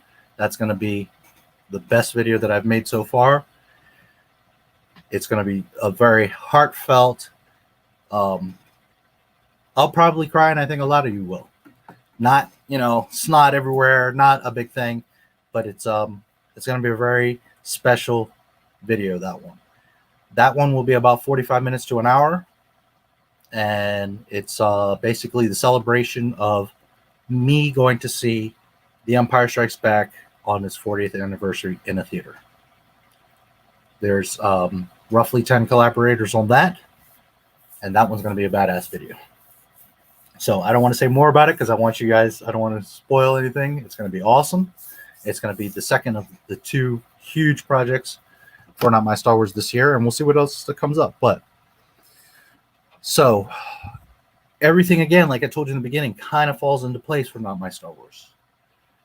I stayed busy. I stayed working on the things that I wanted to accomplish, and things are falling into place where now that this documentary is finishing up, should be out and ready. And a big part of this documentary is stuff that just happened. So it's kind of time sensitive. It could come out later, but it's really like this moment. So when you see it, you will get it.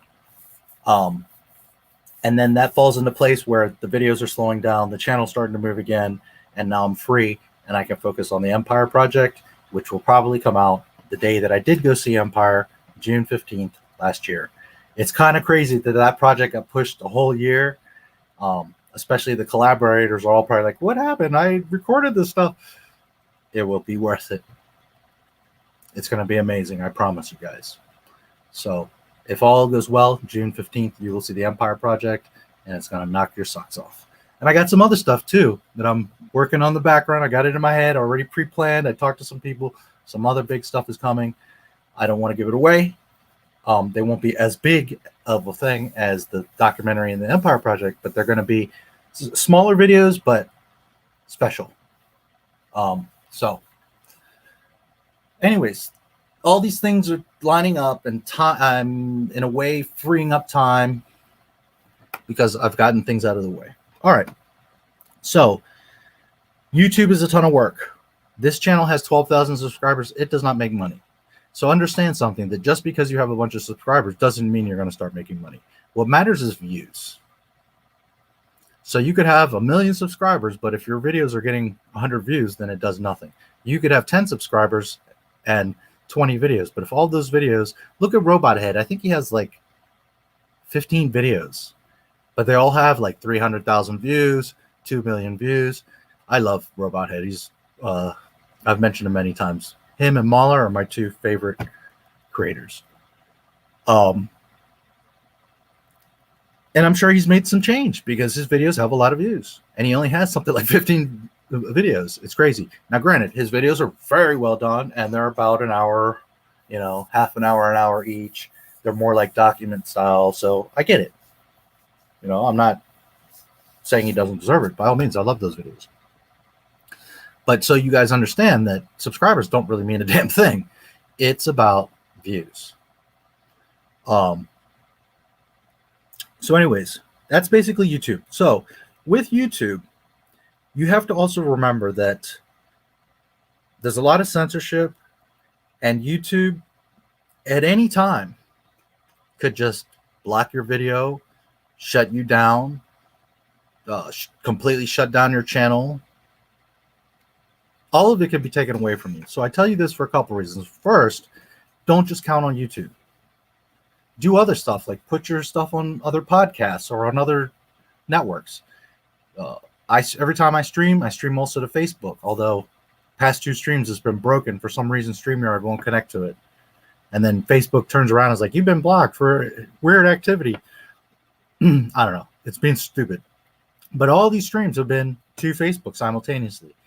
LinkedIn, you have to get approval. I've been waiting for approval. I need to go back and look at that, because really I could be doing a stream to LinkedIn, Facebook, Twitch, Facebook, Twitch, LinkedIn.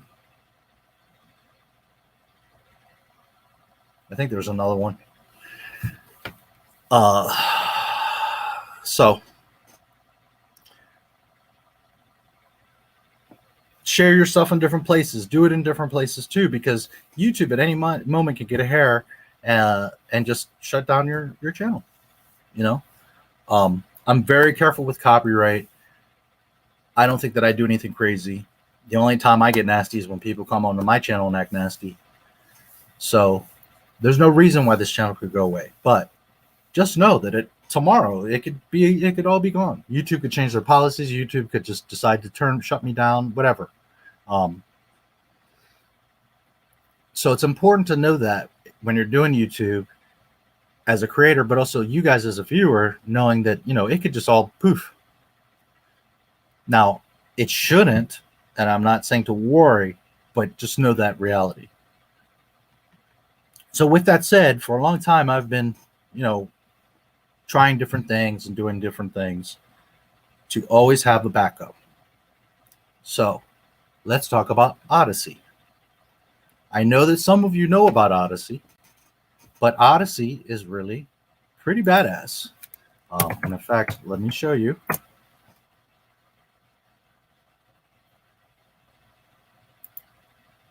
Just a moment.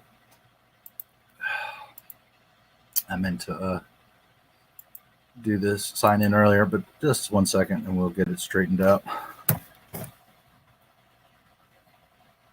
I'm so busy with so much stuff. Keeping track of all this is insane. All right.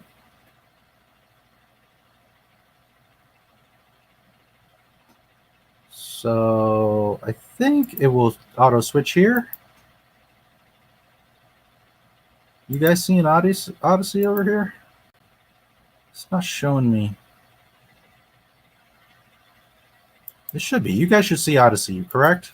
Let me know that you do. And I'll look at your chats real quick. Your sound, graffiti. Yes, it's the same. And I'm going to get to YouNow in just a moment. Yeah, do it, man.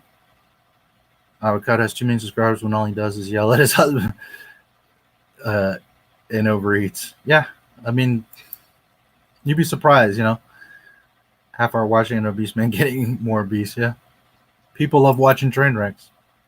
Phantom Menace soundtrack. Oh, sweet. Teacher gave me the Phantom Menace CD when I was, oh, awesome. I don't know much about log jams you're talking about. I guess they were a while ago. I joined in January. Log jam is an old saying.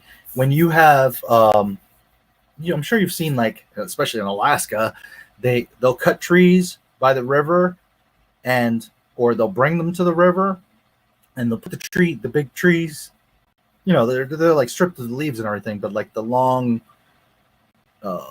not stumps, but like the tree, right? The main wood, I don't know what you would call it. And they would float them down the river. Well, when you have too many logs or like turns and stuff like that, the logs would get stuck. They would get jammed. So what would happen is saying a log jam is like the flow gets interrupted. The logs can't keep moving down the river. So it's just a metaphor for like, something's gummed up, jammed up. Something's not working. So if you were asking if that's what you meant or you were being funny, but there you go. You were until January when the High Republic came out. There you go. Duel of Fates totally got me in the feels, and admittedly, I had a Star Wars theory moment as I time machine back to 14-year-old, could refeel the hype and glorious time in history it was to be a part of. Yeah, absolutely. I feel like I found you before, but I didn't know much about you before. I only watched a few sketches. I didn't subscribe until I watched your High Republic. Yeah, and most people don't subscribe to a channel right instantly. Most people need to watch some of your videos. As someone that has done brand development and digital marketing, all this, it is a tried and tested thing. People don't tend to interact with a brand until they've seen it 7 times. You might see a sign, you might see a poster, you might see a social media post. You'll see it in different places. They have a YouTube channel. On average, 7 views or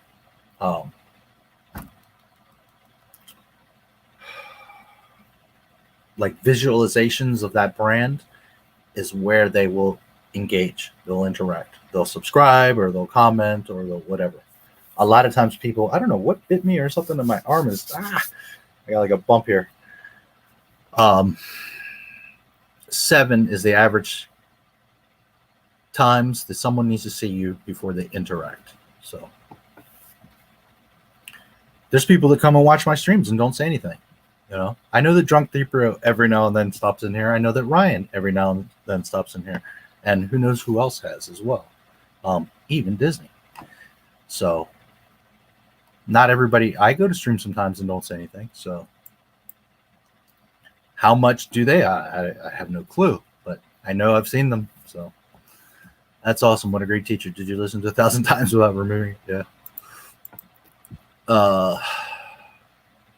She downloaded it at iTunes. Cowboy Bebop. Rain. TikTok. Yeah, that's another avenue. Yeah, coming. Bad feed released. No Odysee? You don't see Odysee? Okay. I'll reshare it so we can do it the right way. Yeah, for some reason it's not everything's acting screwy tonight. Oh, I'm sure KK, she's my biggest fan. All right, let me share this, try sharing again so you guys can see Odysee, and we'll get to the Odysee part so that we can get to the YouNow part. It will all make sense, guys. I know it's taking time and I'm kind of explaining a bunch of stuff, but it will all make sense. Okay, so Odysee. Odysee was library. I joined library like way back. I think before even Now My Star Wars, because I have other channels. So Odysee is great for many reasons. One, there's not really censorship. You can't do porn. You can't get crazy, although there's a little bit. I've seen some, there's a little bit. But it's more so like you can speak about politics. You can talk about things. And it's not left wing or right wing or any of that. It's just, it's open. They're not all over your ass. They don't have all these ridiculous rules and stuff like YouTube. Things have been changing. It was library. Before library, it was more like a torrent. So it was getting from all these different, like the video split into all these different places. So it's not in a centralized location. You could download it depending if you use the actual app or the site. On the site, you could watch the video directly, or on the app, it would like you would download the video to watch it, like a pre-cached. And it's grown and it's evolved and it's gotten better. And now recently it became Odysee. The library is still active. It is going to be deprecated here shortly.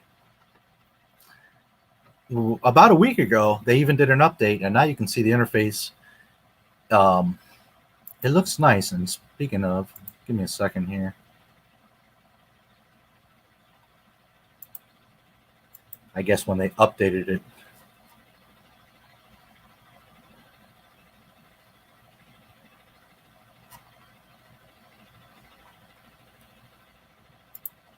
Okay, much better. It went away from dark mode. So Odysee, it used to be less boxes. Now they've spread it out. I think it looks good. I think it looks pretty. And Odysee is cool for a lot of reasons. It's much more open. You can connect it to your YouTube. So every time you upload on YouTube, it ports it. Not ports it. What's the word now? I can't think of it. It like backs it up, but there's a word for it, and right now I can't think of it. But it like backs up the video. It ports it over, and it publishes the video. So as you can see, remember I just did that little test stream? There it is. It pulled it over. And it usually does it fairly quick. Here's Dave Filoni. So it works basically like YouTube. You follow instead of subscribe, and you can like or dislike. It's a little fire for like and a slime for dislike. You can comment. Overall, it's the same basic experience. It just looks different, and it has a little bit of a different system. Now, there's no ads on Odysee. But what happens is when you watch a video, that video gets, I'll show you for those of you that haven't. That video will get crypto. Now, this nuts how it only has one view anyways. You get crypto. So the more the people comment and watch and like see here, there's the fire or the slime. It's kind of cool because see how it's dripping or the fire is like sparking. The more interaction that this video has, it will get crypto. Okay, so you as a viewer help the creator by just watching the video, and you're not dealing with ads or anything. But you also as the viewer get crypto for doing things like watching so many videos or following so many channels or writing so many comments. So both ends, you can also build crypto. Now, the best way is to be a creator that also watches, and then you gain on both ends, right? Often, like when I'm working, editing and stuff, I'll run videos on Odysee. Like you can watch 10 a day for credits, stuff like that. So Odyssee's cool because it's basically the same experience. You have the player, you can make it full screen and all that. It's pretty, it's clean, it's getting better and better and cleaner and really nice. But while you're doing that, you're helping the creator, but also you're gaining on your own account. You build currency by interacting with these videos. And again, the best way is to be a creator and a viewer, because then you're doubling up. So it takes a while. Like, look, I only have 500 here, but I'm not doing anything. I make my YouTube videos, and on the side, I've got Odysee building its own bank and its own thing. Okay. And you get, there's all kinds of rewards for stuff you do, like watching videos, a daily watch. I probably have, okay, well, I have to watch a video, not my own video. Inviting people, all kinds of little things you can do to earn points. Like this one, I'm on level 5, so I got to get to 1,000, watch 1,000 videos. That takes time because you can only watch 10 a day. But if you're watching every day some video, or you just leave it in the background watching videos, you're building up your crypto and your account. So that's what I really like about Odysee, is it's more open. You are gaining for yourself and for other creators by watching stuff. And it's grown a lot. It's much faster and smoother than it used to be. They're just introducing live streaming. Not everyone has it. I don't have it yet, at least on this channel, but they're rolling it out to creators. So soon I'll be able to live stream there. I don't know if it will let me simulcast or how that will work out. We'll tackle that when the time comes.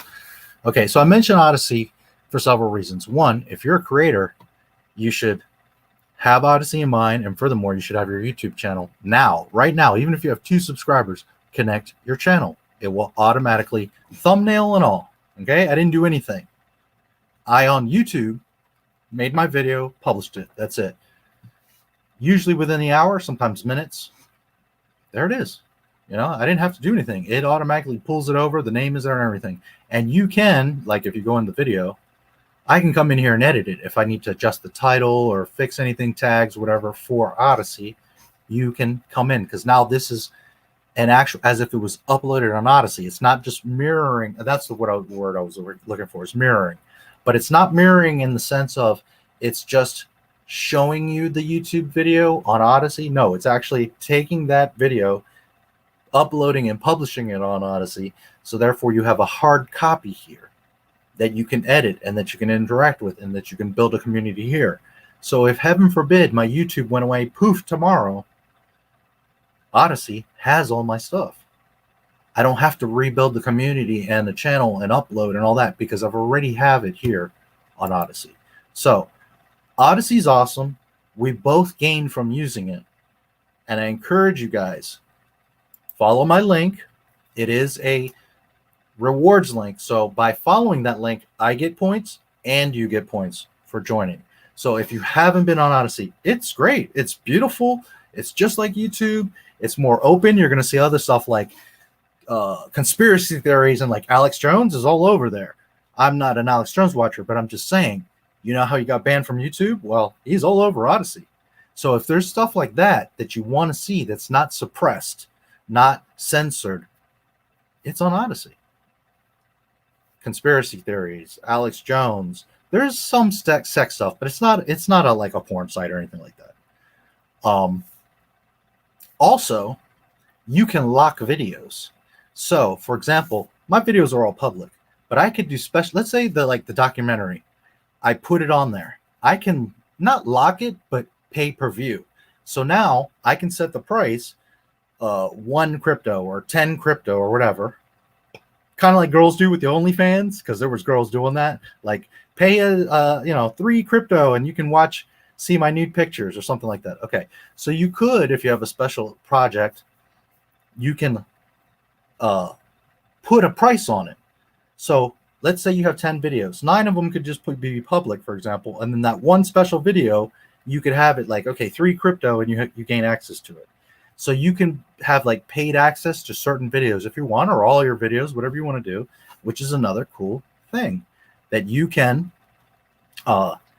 do that to, you know, make money or make crypto with certain projects. People will have to pay to unlock that video.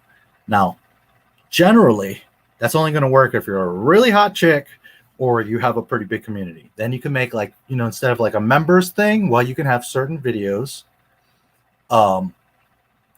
where you have to have paid access. I saw over here, okay, you have a great night. May the force be with you. Hey, usually we do all Star Wars. It's just this week I have a bunch of announcements and stuff, and we will talk about Star Wars later if you watch the replay. But, you know, usually it's not like this. We talk all about what's going on with Star Wars. It's just I have to catch up on some stuff. Anyways, Odysee is really pretty, really cool, really open, and it gives you different types of options and ways to work things. There's no ads, and you get currency and I get currency by watching it. If you follow my link, that link is in every video, every live stream, the description. We both will get currency for you joining through my link, or you can go there and just sign up, whatever you want to do. But if you follow my invite, you will get some juice. And it, of course, helps me. And you can invite people once you've signed up. You just have to make sure you verify your account, because some people will like follow the link and then just, you know, just verify your account. Make sure you. Anyways, right away, first thing, link your YouTube. Even if you're thinking like, okay, later I'm going to make a channel or I'm going to post videos. If you have a channel that is verified on YouTube right now, not now, but after the stream tomorrow, use my link. Go to Odysee, sign up. It's real quick and easy like YouTube, and connect your YouTube channel. Even if you don't make an actual video for 6 months, it'll be ready. It'll be there. And then anytime you do anything on YouTube, it brings it over. The only real limitation with Odysee is that you can only have up to a certain size file. Most of my videos, like 95% of them, are on Odysee. It gets them. It puts them up. If it's a bigger one, like over an hour, it doesn't. So not all my videos are on Odysee. That's the one thing that I have a negative with Odysee that I can think of, is that a bigger file, you can't upload it directly and it won't port it over. But most videos that are, you know, like most people do, 5 minutes, 20 minutes, they're there. And you'll be able to, for example, like here, okay, this is the home page, just like YouTube, or you could go to the people that you're following, right? And you have all this, and you'll see like quartering, Ryan Kennel's on here. Here, like quartering, you know, he makes like 18 videos a day. Timcast, okay, you have your following, and then you have like different little topics, finance, whatever. You can also open it up here. Here's the actual list of the people that you're following, whatever. Yeah, Alex Jones. I do follow him just because to see what's going on, but I really haven't watched one of his videos in forever. But that's a great example of his videos are all over. Look, you know what I'm saying? Like, he's not censored. Here he can be himself, as crazy as he wants to be. I haven't watched one of his videos in forever, but you know, I like people to have a voice. So, and you'll be able to just, I'll show you this real quick. You'll have your channel. So you have analytics, and you can, just like YouTube, you come here and here's all the videos, you see? So you can watch any one of my videos. I can find them. I can go in and edit them or whatever. See, it has the time, the title, everything, you know. It looks pretty. It's fast and smooth. Odysee is awesome, and it gets better and better and better. They also added a feature like here. You can share posts. So now if you come to my page, you see this is from another YouTube channel I have, Quarantine Comics. All my channels poured over. So here's from my digital marketing. I went to this video and shared it, and it shares it here too, so that you as a new viewer comes and says, oh, wow, I like these videos. Oh, let me see. Oh, he also like shared this, so he must recommend this particular video. You understand? So now people will come and see that video. So if it's just a video you really like and you want to help promote, you can share it here. But also if you have other channels like I do, now I'm opening the possibility of you stumbling across my page and discovering my other channels.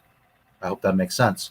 So I think my other channel, no, maybe it's not here. Anyways, you get rewards for that, for commenting on videos, for sharing them over, for, you know, all your little actions on Odysee will gain you crypto. This crypto can be traded in for cash, by the way.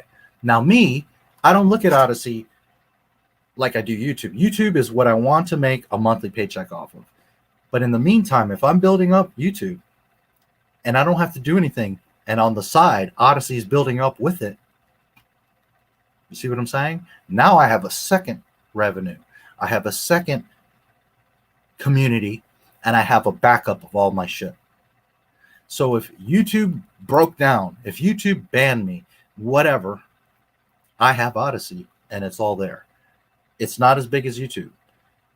It's still, they're working things out and getting it better. Live streams are coming.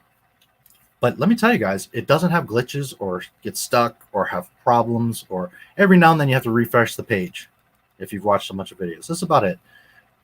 There is a second thing. There's only 2 complaints I have. Well, 3. One, I want the live streams already, but that's not really a complaint. That's just, it's coming. 2 is the file size limit, but it's a pretty big limit. And 3, they don't have playlists. I really wish it had playlists, because you come here and it's just, you see, all my videos. You do have an about, you know, like you do on YouTube, and then you have a community, which I never use, but, you know, oh, look at this. See, so I can like that comment. I didn't see that before, 9 days ago. So you have a community tab. I just really wish there was playlists. That's one thing they're definitely missing, is playlists like YouTube. But you can change the layout. See? You can choose the top or newest or trending. Odysee's badass. So it helps me. It helps you. It's another place. If something, God forbid, happened to Not My Star Wars, Odysee is where you're going to find the main place I will be at. Because Odysee is very powerful and very flexible. I can't live stream there. But outside of that, as a video creator, Odysee is amazing. So that's the Odysee part. Again, heaven forbid anything should happen, but also for you guys, if you have a YouTube channel, it doesn't cost anything. 15 minutes. Follow my link or just go there and sign up. You set up your little account, you link your YouTube, and whether you make a video next year or tomorrow, 5 or 100, it's connected. They will port over. You don't want to get 1,000 videos in and then connect to Odysee. Do it now so that everything you do mirrors over to Odysee. YouTube blows up tomorrow, you've got, as I have, an entire community and channel built up on Odysee. Now on Odysee, I'm reaching about 75 followers. It's not a big deal, but it's 75 other followers. It's 75 backups. And the more that you guys are aware of it, and guys like Ryan and Quartering and a lot of us are over there. I've been on there for a long time. So be aware of it as a creator, as a watcher. And of course, you can support me over there. By all means, go sign up. And it's a cool site. You'll be able to see other videos that you can't see on YouTube. And, you know, it's always that emergency valve that if something were to happen, that's where you're going to look, is on Odysee. Okay, so that's enough on Odysee. That's basically the deal with Odysee. It's awesome. Check it out. All right. So then, let me look at a couple of these chats, and I will tell you about YouNow. Cowboy Bebop.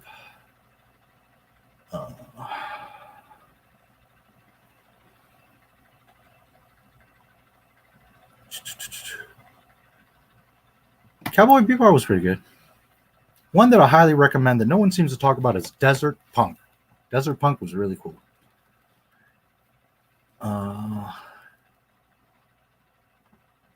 Alaskan history. Whole class, we sang Africa. KKS. Weird with censorship, Walking Dead. Yeah. Odyssey doesn't really have censorship. You know, there are girls there that, like, you'll see the thumbnail or the image.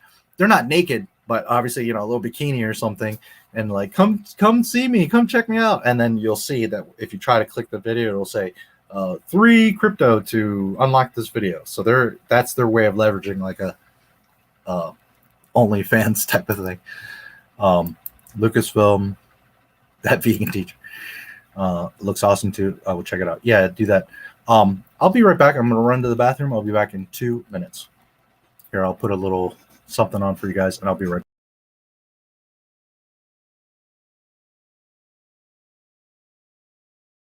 Funding for this program is brought to you in part by historical fiction thriller called All Up. Basically, it's supposed to be, I tried very hard to make it an entertaining, page-turning book about the first space age. It comes out on July 14th. It's you can get it as a Kindle book or Apple book, and there'll be an audio book, but it won't be coming out. The audio book will be a little bit later, August or September. And it's, you know, it's a book about what I consider to be, you know, the great adventure of the 20th century. The development of the rocket happens during World War II and before World War II with Robert Goddard, and then with you know, the secret German weapons program during World War II, and MI6 is trying to figure out what the Germans are doing. There's a lot of cat and mouse and a lot of intrigue, and it's all very interesting, I thought. And it was a ton of research behind it. So about 90% of the book, I'd say, is based on what really happened. 10% is either speculation or stuff that can't be proved definitively. But and then it goes into the space race and the Apollo 11 trip to the moon. And I think people who give it a chance and read the first 50 pages will be hooked. I'll go out on a limb and say that. Obviously, no book is for everyone, but I hope people who have read my other books will give it a chance, because it's kind of it's a behind-the-scenes book. In the same way that's making a Star Wars and Indiana Jones and Alien were behind-the-scenes books, this is also a behind-the-scenes book. and by the annual financial support of viewers like you.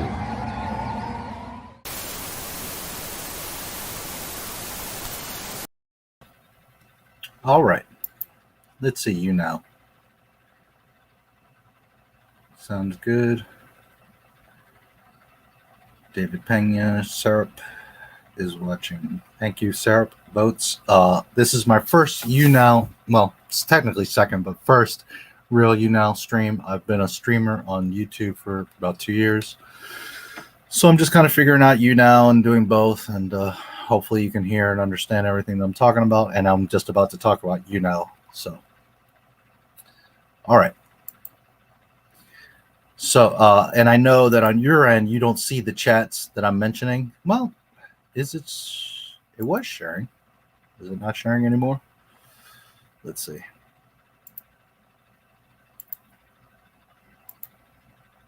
There, you should be able to see, hopefully that. You should be able to see my YouTube. Yeah. All right, well, let's see how that works. Anyways, Odyssee's awesome. Check it out. Not just for me, for you guys. So there you go. Odysee, that's basically it. I'm trying to think if there's anything else important with Odysee. Not really. Just know that that's my first backup if anything were to happen, and you should make it a part of your stuff if you're using YouTube or, you know, to see other videos. Okay, I assume you've been gone, so I appreciate you stopping in. Going to check it out. Yeah, do. It's Odyssee's awesome. Under Filoni too. Yeah. Filoni Favreau. Yeah. I'm getting Odysee and uploading everything I have on YouTube. Yeah, well, you don't have to upload it. Connect your channel. Well, I don't know if it's, I think it does retroactively pull in your stuff. First check, connect it, give it like a day. It usually takes, I think when you first sign up, it takes 24 hours. or an hour. I forget what it is because it's been a while, but I think 24 hours. It like all syncs up, and so wait it like 2-3 days and see if it doesn't pull them over. If it doesn't pull them over, then yeah, upload your old stuff, and once it's synced, anything new that you publish will automatically mirror to Odysee. Now remember, you might not get anywhere on YouTube, but you might become a superstar on Odysee or YouNow that I'm going to talk about in a second. These are different communities. They have different people viewing. So maybe you won't do so great on one of them, but you might take off on another one. Odysee, I don't know how many viewers are on there, but it's millions. You know, I have no clue. It's not YouTube billions, but I would think it's at least 100 million people. I mean, it's a lot of people on Odysee. A lot of people know. A lot of people sync their channels. It's wide open. So you have a whole new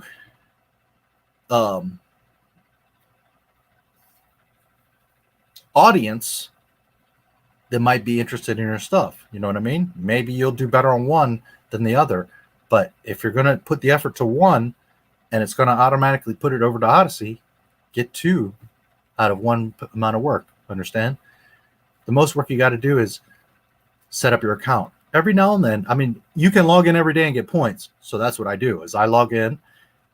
I'll just let it play videos in another tab, and some of them I'll watch, some of them I just let it run, and I do my editing or whatever other stuff. So I'm gaining crypto. I'm watching other stuff, and you know what I mean? So definitely, yes, set up your Odysee. I think it does retroactively pull them. I forget. It's been a while. So give it like 2-3 days, see what it says when you sign up. I think it's 24 hours for it to sync all up. And you'll see if it pulls in the old videos, great, you're done. If not, just upload them. You know, it's another outlet. It's another audience. To hear your opinion on crypto, I think crazy to see the wild stuff that has occurred, like huge drops and swings, especially how many times entire fortunes wallets have vanished. I haven't invested in any crypto. I think it's a good idea. I think if it could work out and more people got interested in it, it could be very valuable. But I've never like invested in it or bought any, so I can't really say from that aspect. I do understand the premise, but I really don't have much of experience. I know that it goes up and down or whatever. But what I do know is if I'm putting in X amount of hours of work for YouTube, and it's going to automatically put it over on Odysee, and one, I have a whole other huge audience that could potentially see my videos, which on Odysee builds up, but they could also come over to YouTube and my Facebook group and my Twitter. You understand? So now you're pulling from another pool potential viewers and fans.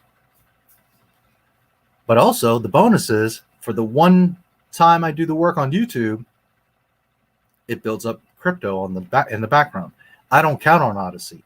But I count on 5 years down the road without even blinking or thinking about Odysee. It's doing everything, mirroring everything I did on YouTube. And who knows? Maybe one day there'll be a little nest there. Maybe crypto will take off in the next 6 months. Who knows? You understand what I'm saying? But if you're doing this much work and you can get 2-3 times out of that same amount of work, and all you have to do is link it, well, then you obviously should be doing that. You have a whole other pool of audience as well. So. Could have saved Gina. I think she wanted out.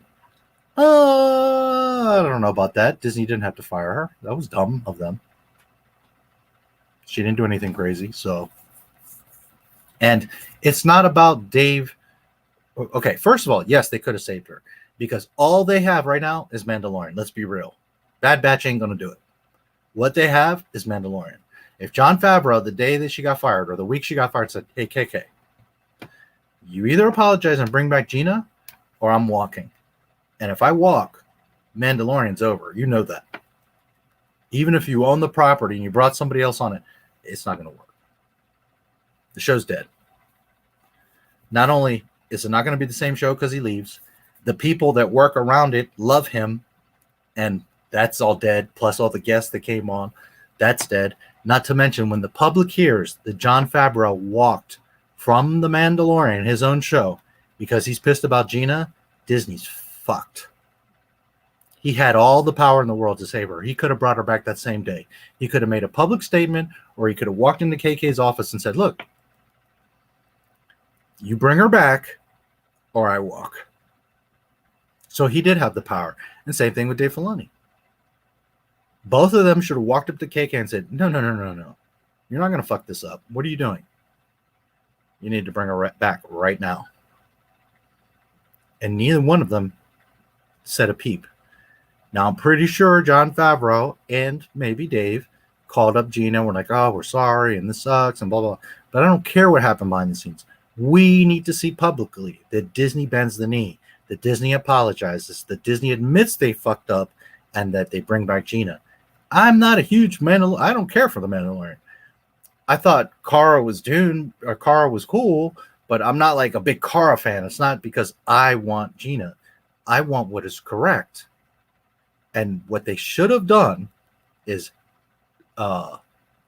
threatened Disney, KK, Bob Iger, all of them. If you don't fix this shit right now, we walk. If nothing else, Jon Favreau should have said, I'm out. And right then and there, they all would have been like, oh, whatever you want. Because at the end of the day, all that Disney really has is the Mandalorian. So, yeah, they could have saved her. They absolutely could have saved her. Is there copyright rules in Odysee? Technically, yes. Like if you take a movie and you just put it on, although I've seen there's stuff. Yeah, it's not about being just a total, pirate fest, but it's much more relaxed. And again, it's not centralized on one server. It's things that are like almost like a torrent in different places and different pieces. So you can get away with quite a bit. It's not like YouTube that's running checks and blocking you and hitting you with all this stuff. It's pretty open. Now, again, you can't just totally like take movies and take stuff. Technically, if you saw your stuff on there, you could report it. It's not to say that there's no kind of copyright protection, but everyone in that community understands it's about having an open source, open place for you to be able to see stuff like Alex Jones. All right. So, I use him because he's a great example. He got like a banned everywhere, kicked off of YouTube, and I agree. He's nutso. He gets crazy and he talks crazy. If he would settle down and make his points, he actually does talk a lot of truth. He knows a lot of shit. It's just that he gets so wound up and talks all over the place and expresses himself the wrong way, so people think he's crazy and he's loud and all that. But anyways, I like to use him as an example because he's like totally, shunned and blocked, and you saw he's totally on Odysee. Okay, so it's pretty open.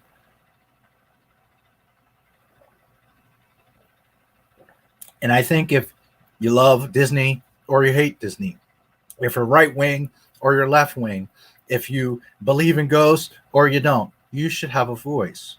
As long as you're not attacking other people. That's the thing that people get twisted with Not My Star Wars. They see that YouTube puts me in their feed and they get angry at me. Why are you in my shit? No, dude, you're on my shit. I post my videos like everyone has the right to. You choose to come onto my channel or my community posts and get involved. That's where you fucked up. Because I'm not on your channel. I'm not knocking on your door. I'm not on your Facebook page. Yes, I post in Facebook groups, but that's what groups are for. I'm not on your personal profile putting my shit and like in your face, like you have to watch this shit and Dave Filoni that and Ryan Johnson that. No. That's where people get it twisted, especially with Not My Star Wars. They see that name and they're like, ree. But you just keep scrolling. You don't have to look at my shit. And that's how it's supposed to be. We should all have the right to speak and say what we want. If you're not interested, just keep moving. And that's how it should be. Where the problem occurs is when you're imposing your voice on other people, like what Disney does. They're imposing, Lando has to now be what is he? He's pando. He's pansexual. No, he's not. He's always been a playboy. But they're imposing that change in the character, and that's why people get pissed off. They're imposing that all the men look like assholes and that the women are all in power. And that's what pisses people off. because no man has a problem with a woman leader like Leia if she's done correctly. But when you're forcing stuff and you're forcing your personal agenda, your personal beliefs, your personal desires, that's where the problem is. Everyone has a right to be happy, whether you're gay or this or the other. It doesn't matter. You have a right to be happy. It's your life. I should not infringe upon your happiness. The only time it is a problem is when you are forcing yourself on others and you are taking away from the happiness of others. You should be able to, on your own, do what you want to do, as long as you're not shitting on or stepping on others. That's where the catch is. So, Alex Jones is a good example of that. That he is all over Odysee because you have that voice on Odysee. There's that openness where everyone has the right to say what they want. And I don't see like nasty comments man, you guys think my community posts, holy shit, you should see on Facebook the stupidity that people say. Holy shit. I mean, just complete airheads. The other day I put out a video about Rian Johnson. Right? No, she's not a Jedi. Most of you saw it and got the point. It's not me saying that. It's Rian Johnson saying that, and Disney themselves contradicting themselves as she's not a Jedi. She is a Jedi. Rian Johnson said that she's not, but yes, JJ and KK said that she is. They're all over the place. So then people are like, you're stupid, you're a hater, you don't understand Star Wars. And I'm like, it has nothing to do with me. I didn't even put an opinion in the video. I showed you what Disney did. But one, you didn't watch the video, so you look stupid. And two, you just aren't getting it. So somebody said something about, dude, you don't get it. Kylo murdered all these people and did all this stuff, and that's why Luke, and I'm like, or Ben, did all that. And I'm like, Ben didn't kill anybody. Kylo Ren is who murdered all those people. Kylo Ren didn't occur until Luke Skywalker, completely out of character, tried to kill his nephew. And that would never happen. Oh, you don't know what you're talking about. Blah, blah, blah. He did kill people. Blah, blah, blah. And I'm like, no, Ben Solo did not kill anybody. At the end, after he got attacked, yes, he killed the last students at the Jedi Temple. But that was after Luke Skywalker, out of character, tried to kill his nephew. Kylo Ren is the one that did all of that. If Luke tried to kill Kylo Ren, that's a different conversation. But he tried to attack his nephew as opposed to talk to him, reason with him, understand him. He literally in his sleep tried to go kill him. He didn't go through with it, but this show, that was his intention. He thought about it. That was enough. So then I explained to them, no, Ben didn't kill anybody. It was Kylo. So then today I saw a comment, dude, he was looking into the future. What aren't you understanding? You're truly clueless, aren't you? Some dumb shit like that. And I'm like, oh my God. You think you're smart and that you understand the movie better than me, and you literally didn't get it. Go watch the fucking movie. No, Ben Solo did not kill anybody. Luke Skywalker sensed the darkness in him and went to stop him in his sleep and was about to kill him. Then he changed his mind. Ben freaks out because he sees him, and then that's how the whole thing happened. Now, was Ben being affected by Snoke? Well, that's the story. Fine, I'm not arguing that. But Ben did not kill anybody. There was no motive for Luke to go attack him in his sleep. Kylo Ren killed millions of people, destroyed planets.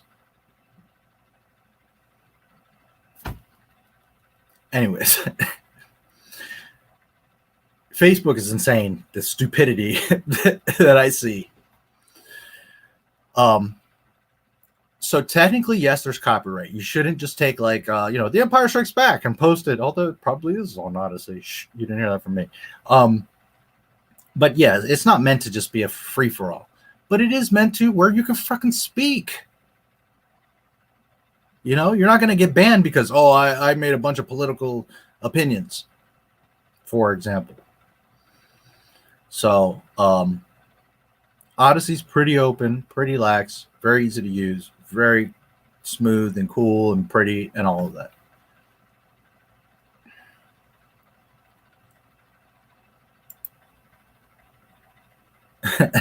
Yes, we'll catch up with you, buddy.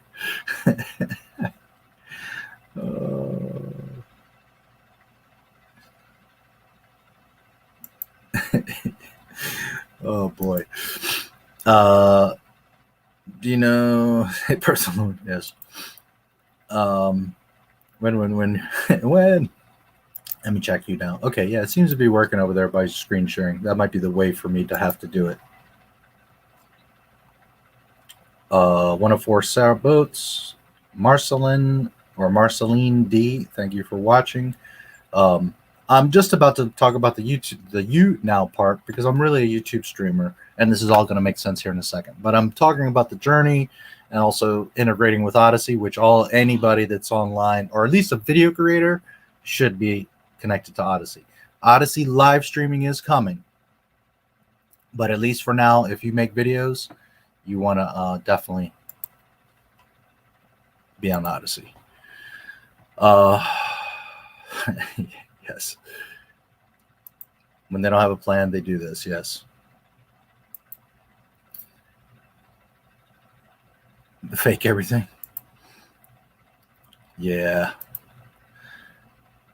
I sent you a logo for your channel. Free to use it or not, but keep up the good work, brother. Oh, I appreciate it very much, Kino. Where'd you send it?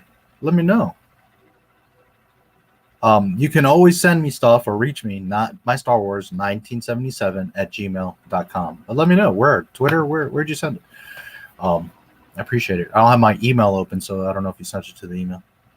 But you guys are always welcome to write me, send me pictures. You can send me gold bars, beautiful women.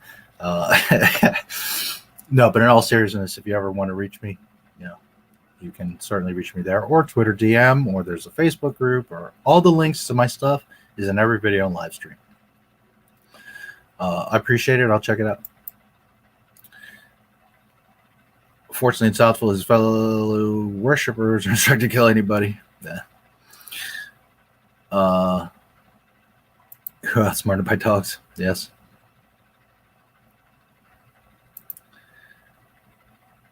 Keep moving backwards.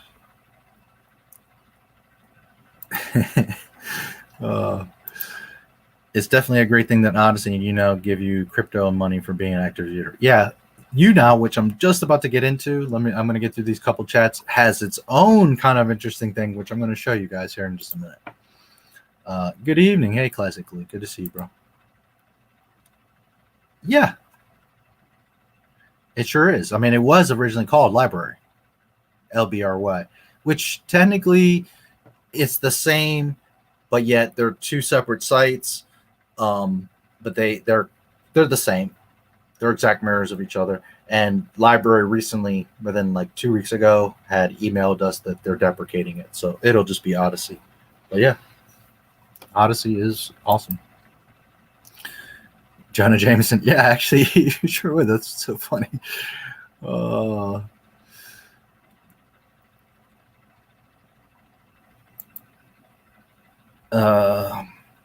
TikTok, most of my videos on there has someone in the comments saying I got one slight thing wrong. Yeah, I do have a TikTok, not for Not My Star Wars, but I do have a TikTok. I'm just not into creating those little videos. Every now and then, every few days, I'll go in there and watch a couple little videos. There's some funny stuff on there. But I'm just not. I like to edit and do big productions. I do like the YouTube shorts for little things, but TikTok, I don't dislike it. I do, watch it, but yes, what about them? When they impinge others. Yes. And again, you can do whatever you want. I want everyone to have their own happiness. The only problem is if your happiness, you're going to impose it on someone else, and not just like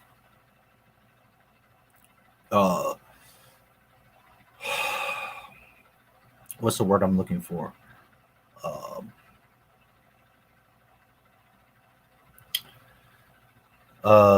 Like infringe on someone else's stuff, but people take it to the point of like, not only do we want to interfere with your stuff, but now we want to take your shit over and change it to what we want it to be, which is what Disney does with Star Wars and their other stuff, but especially Star Wars. And you can't do that. You have to respect, if you're into this, then that. Now there's extremes, like Nazis, I don't think should exist. I think they should be, called out and dealt with. Racists, murderers, rapists, pedophiles. Yes, that's common knowledge. I mean, that's just common humanity, morality. But if you are into something, if you want to live your life a certain way, if you want to be called by a certain way or whatever, first of all, if you want to be identified a certain way, well, that's up to you. But that doesn't mean I'm obligated to identify with you that way. It's not my responsibility or obligation to call you what you want. Now, if we're friends and that's what you would like and being respectful, sure, by all means. But just because you want to insist something, that was the whole Gina Carano thing, it doesn't mean I got to do a goddamn thing. That's your choice. And I respect you and allow you to have your choice. But you can't come on the other side and say, well, but you have to do what I want. No, that's not how it works. So by all means, everyone has a right to be happy, but you just can't infringe on other people.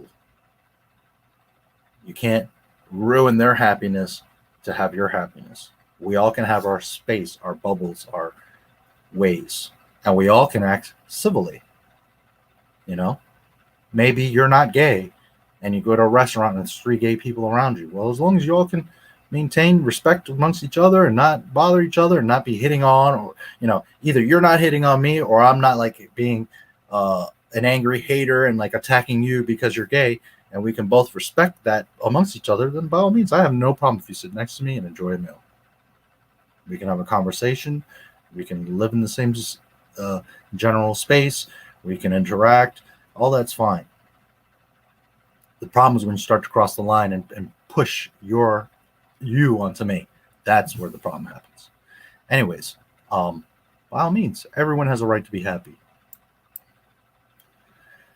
Put Luke in a clone so Rey can be a Skywalker. That person decided to make a whole video around it and say they actually put Luke's hand in Snoke's and Rey is already a Skywalker. Yeah, well, that's what they're doing. They're claiming Luke's hand created Snoke, and that means it created Palpatine, which means it created Rey, which means, oh, Rey's a Skywalker.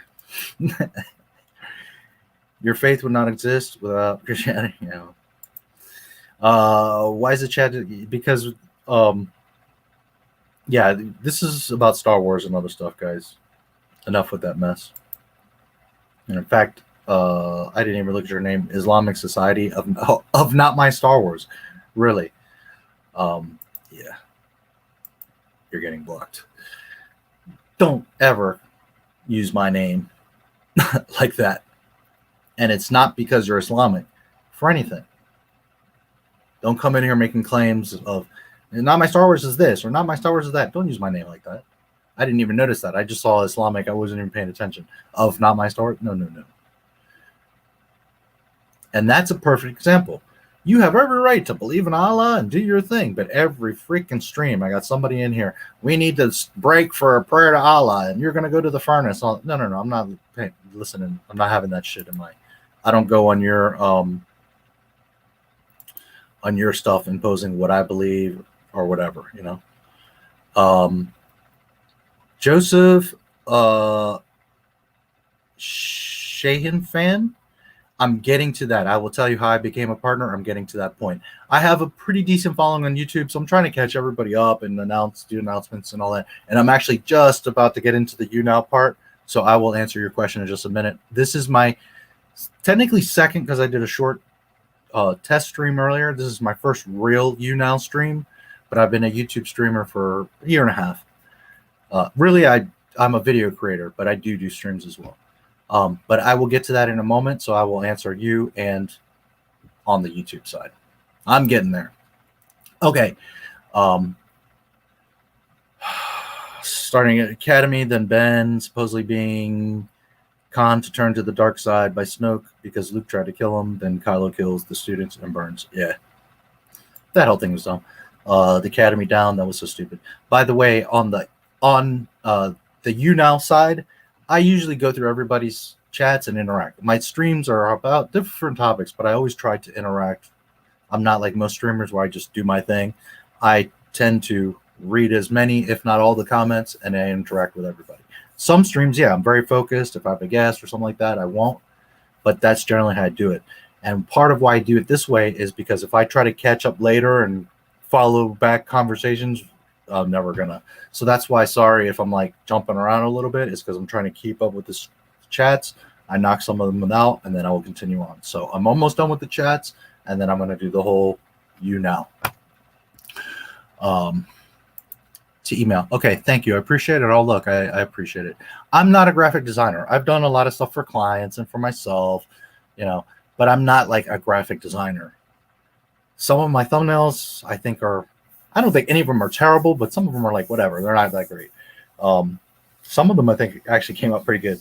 But probably, I've said it before, my weakest thing is thumbnails. I'm not a graphic artist. Editing videos and that type of stuff, that's different. But I appreciate it. I just, you know, that's not my forte. He would stop, but week after week he comes and tries. Yeah, that shit is nonsense. Anyways, I blocked him. He's out. Head out. It's been fun watching your stream. I appreciate it, Ryan. Try to catch the replay so you see the YouNow stuff. It might interest you. There's some interesting stuff there. Oh, cool. BBY. Nice. I will check it out. Hello there, Bobby. Oh, look, someone that came right on time, because I'm going to talk about YouNow, and that's something you're going to be interested in. Ryan, John, take care. Yeah, I'll be here for 8 hours. I always do on the YouNow side, I always do 8 to 12 hour streams on Friday nights. So yeah, if you see something like that, like carrying on, just at least time him out so that I see that he's been, because I can't see everything right away. So, but I'll see that he's been timed out, and then it'll catch my attention. If you're not sure, you know, at least time him out. He's trying to impose something. He's attached to something. Yeah, absolutely. Many have throughout my life. I'm just about to, I have to admit, it's a bit amusing, but you're absolutely right. I will concede. Yeah. Anyways, I blocked him. Random stuff on the streams, but I don't think the stream's 100% about that. I'm going that thing I'm talking about. No, yeah, absolutely.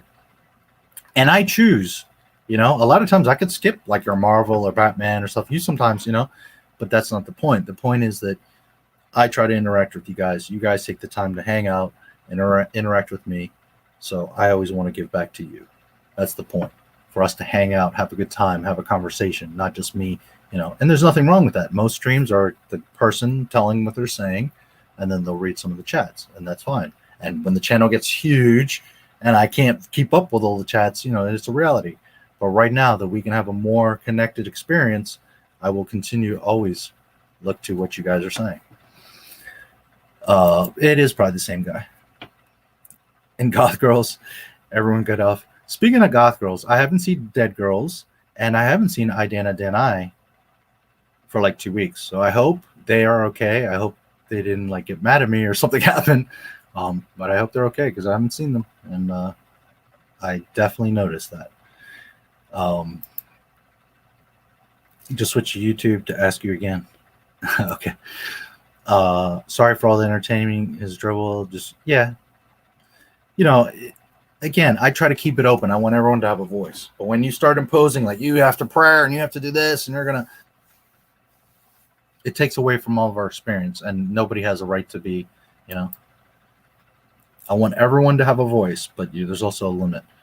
That my sculpture Boba Fett's helmet I made in ceramics looks like the one from the holiday special. Oh, awesome. Hey, did you ever figure out that thing with the video that you published but wasn't showing up? Because I saw like a week later, someone else had mentioned that. I think it was on Twitter. They're like, hey, I published a video, but like the video's gone. It's not anywhere. Did you ever figure that out, or did it come back, or what happened with that? I'm curious. I saw somebody else that had that issue. Class with the teacher that said Boba Fett, whatever, when I... Yeah, okay, I remember you mentioning that. By the way, has anyone else noticed, it hasn't been happening on the main laptop, but on my second laptop, when I look at YouTube, I don't know if it's like a some sort of lag or glitch or something, but I've been noticing that on certain videos, like on the main homepage, I'll highlight a video and like it pops out. Like a preview of that video is popping out. Have you guys been experiencing that? You know how like you hover over a video and it'll play like a section of the video, right? 5 seconds or whatever. Well, now if you highlight certain videos, it like pops out a little window and it's like showing you the video. Has anybody else been seeing that? I wonder. Is it just my laptop? I don't think my laptop is going to do that. So that's got to be a YouTube thing. I think they're testing where you have like these pop out previews. And I don't know how long it'll keep playing because I always scroll off of it. I'm like, stop doing that. I should let it go and see how long it goes. But I'm curious if any of you have been having that experience. See, now that I can agree with. Well, Islamic chat, no. But the greatest chat, yes. Careful, you keep it up, you know what's going to happen. Yeah, okay, I'm about to get to it. I have like 3 more chats, and we're going to talk about you now. Boba's a Mando, but he's not really a Mando. He's a Han's a smuggler, but he's not really a smuggler. Leia's a princess, but she's not really a princess. Anakin's the chosen one, but he's not really the chosen one. Yeah, that's Disney. Yeah, with a new name. Yeah, I see him. Don't worry, I'm about to zap his ass. Because I was catching up in the chat. But yeah, I see him now. Bye. You've been warned so many times. I hate blocking people, but dude, you know. Yeah, it's because I'm catching up in the chat. So I remember seeing a video, James Arnold Taylor saying he's dummy thick in his Obi-Wan voice. I'm surprised an actor said that in his voice. Okay, so now that I've caught up, let's talk about YouNow. All right. So as I was explaining with everything like YouTube, it can go away at any moment and things can happen and there's censorship and there's all this stuff. Now YouTube has its benefits. You could make serious money if you're getting serious views. It's a massive community. There's 2 billion views a day on YouTube. Okay. So if you're a PewDiePie, you're making thousands of dollars a day. You know, you have 1 million plus subscribers. Some guys have 5, 10, 3, 10 million subscribers. They're making serious freaking money, not monthly. I'm talking about like daily. Nerdrotic, if you watch some of his live streams, Friday Night Tights or other ones, I mean, I see people super chatting. He'll end the stream with like $2,000-$3,000. I've seen people dropping $500, and he's this big. I know Nerdrotic is much bigger than me, and it's a decent, he's got 300,000 subscribers. That's amazing. But what I'm just saying, in the real scope of YouTube, Nerdrotic is this big, and I'm like this big. Okay?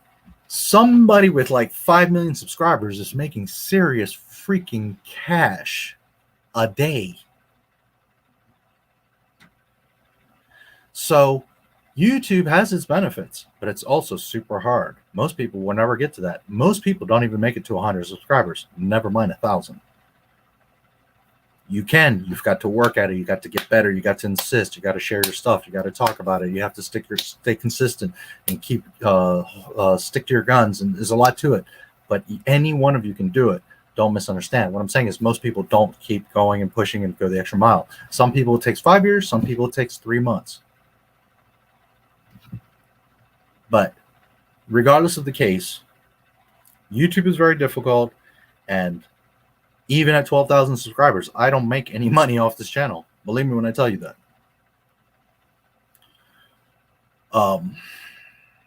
So you got to have other places, other audiences. Odysee, I don't know how many people are on there, but it's a lot. Nowhere near YouTube, but it's a lot. So it's important. All right. So as let me catch these last little chats, and I will talk about James Arnold, Clancy Brown, most overrated. Yeah, I mean, I don't hate all this stuff. I very rarely, I'm not subscribed, and I very rarely see his videos, but I've watched one or two. I don't see anything special there, but the point is, he's huge and makes insane amounts of money. Yeah, wouldn't surprise me at all. Wouldn't surprise me at all. Like serious, insane money. There's people on YouTube that make over $1 million and some several $1 million a year off of videos. Know that. There are millionaires. Mr. Beast must make millions a year himself. And there's bigger channels than him. So, yeah. I would be happy with like $5K a month. That's serious. Like, you can live good. Nice house, nice car or two. You can travel. You can do whatever. $3 to $5 grand a month. I'm good. Not that I'm going to stop. Not that I'm going to try to do more. But I'm not worried about making $1 million or $100K a day. If I could just make $3 to $5K a month, I will be so happy, so accomplished with what I've done on YouTube. And of course, I'll push and do more, and but that's what I shoot for. If I can get into that 3,000 to 5,000 a month, I will feel like it was worth it. That I did all this work. That's what I'm shooting for. Anyways, Tatum, he gets lost to Super Chat. He was a big Trump supporter. I've seen him, I think. Yeah, Officer Tatum. Yeah, I've seen him.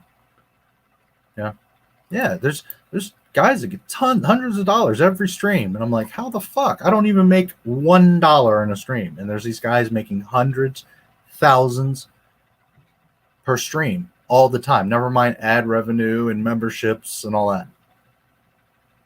Oh well, what can you do? I do what I can.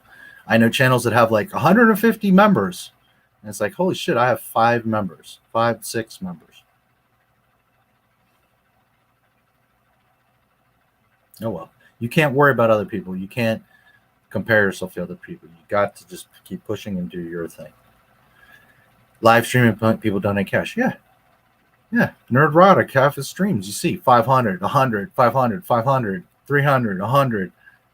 There's 10s and 20s and 50s, but man, there's people dropping $500 freaking dollars super chats.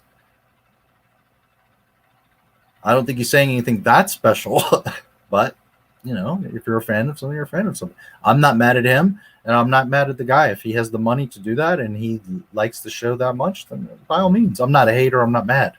I'm just saying, it's like, wow, I do this for free, basically, and he's making a few $1,000s a stream. Most everyone that I know could live off of $2,000 a month. Well, I know you can, because I've lived off of much less per month. So I know you can. So original 6 in 4 days in the rain. Yeah, I mean, it's not for everybody. I don't watch all this stuff. I don't like everything that he talks about, so I don't always watch Friday Night Tights, because they talk about stuff that I'm not that interested in. I watch it sometimes. I think it's a good show. I think it's funny and all that, but he's not like, but I do watch his stuff. I don't dislike him. He's just not at all my favorite. And he's very confused, because he says Lord of the Rings is the greatest movies or trilogy ever made, and we all know that's not true. Star Wars far and away. Lord of the Rings is this, and Star Wars is it's like not even a comparison. But Lord of the Rings is amazing. Don't get me wrong, it's fucking spectacular. But it ain't Star Wars. But anyways, I do watch his stuff. Honestly, love rainy days more than sunny days. Favorite Star Wars planet? It kind of depends. Like for badassery or like where I would live, I really like Naboo. I'd like to have a little honey and just chill out on Naboo. Naboo's freaking beautiful. I am a city boy, so I very much like Coruscant too.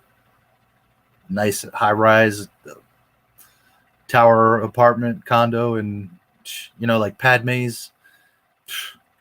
I'd be very happy. I don't know about you, Anakin, doing all that dumb shit. I'd be very happy with Padme just chilling, looking at over Coruscant every day. On Odyssey. Oh, thank you. I appreciate it. I actually need just a few more to unlock a level. I have like 60 some, and I need 75 followers, so it's getting there.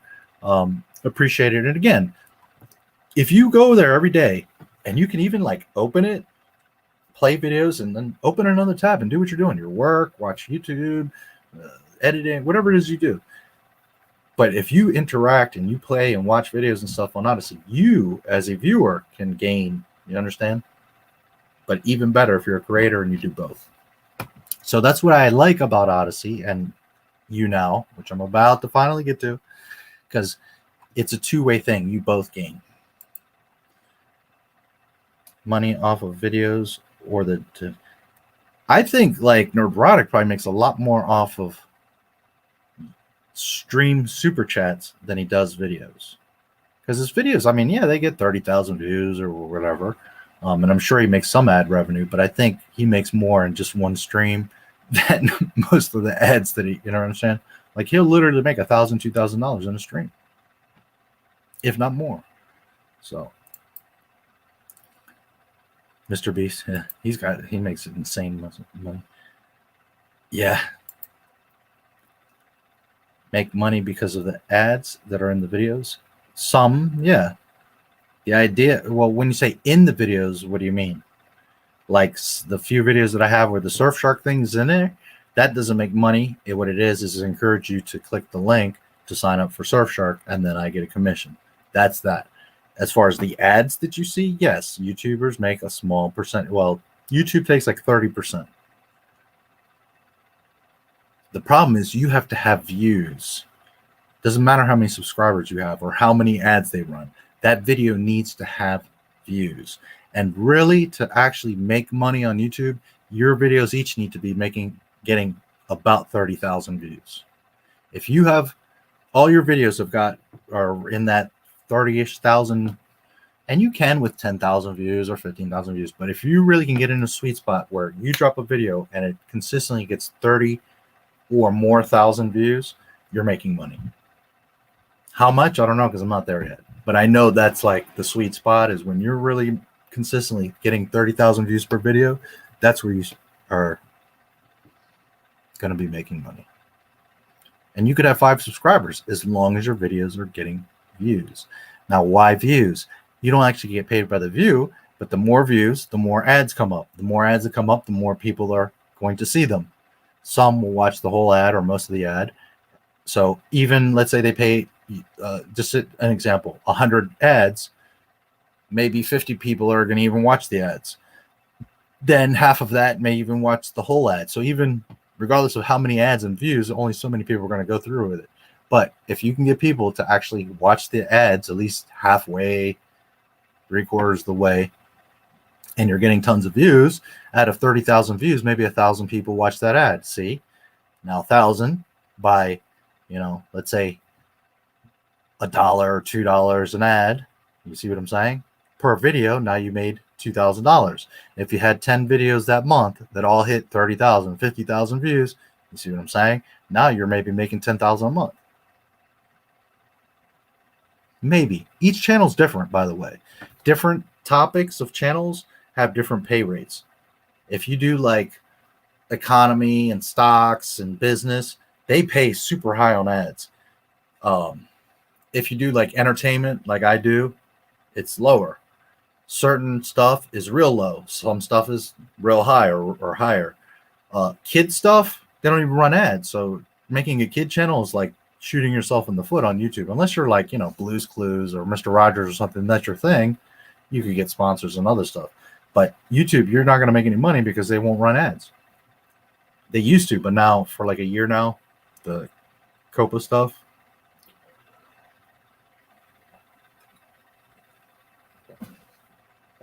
So, anyways, it's all about views, because the more views, the more ads run, and the more likely that at least some percentage of those people are going to watch them.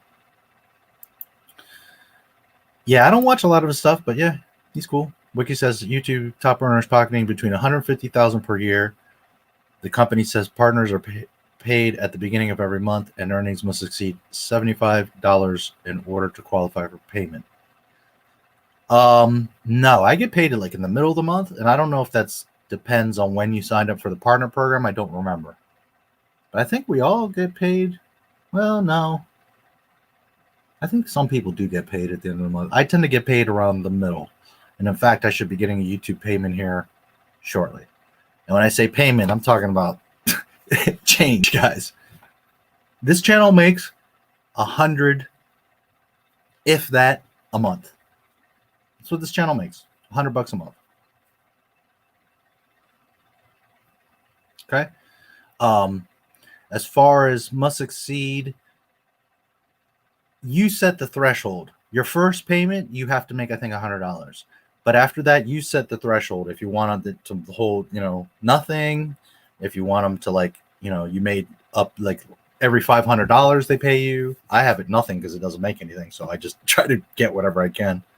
But I think only the first payment is what matters. You have to make like $100 before they pay you. Outside of that, you get, so that's YouTube top earners pocketing between $150,000 per year. Nah, there's guys making millions. Yep. Not many, but there are people making millions of dollars or $1 million per year on YouTube, and several that make. I know creators that make 10 to 30K a month. I mean, that's some serious money. Could you imagine 10K a month? That's a good lifestyle. Forget being a millionaire. 10K a month. That's $120,000 a year. Is it insane? No, but that's good money. That's a good living. And you get to do what you love. You're making videos, if indeed that's what you like to do. But for you to reach that level and be making that kind of money, then you probably do love doing this. That's the thing. So,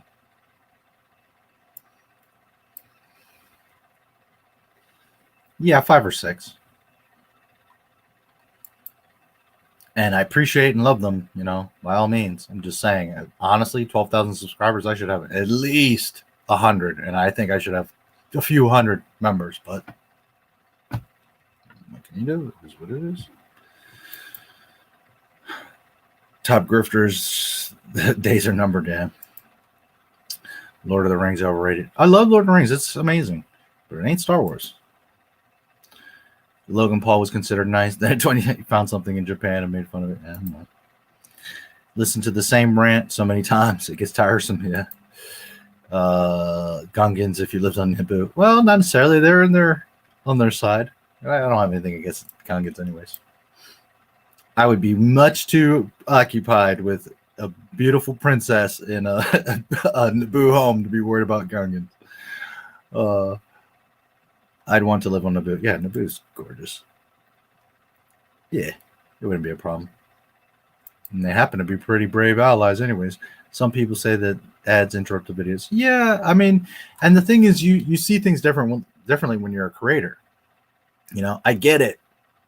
I've been on YouTube for a long time. I've watched thousands and thousands of videos, and I get it. And you're like, damn ad, and I got to skip it.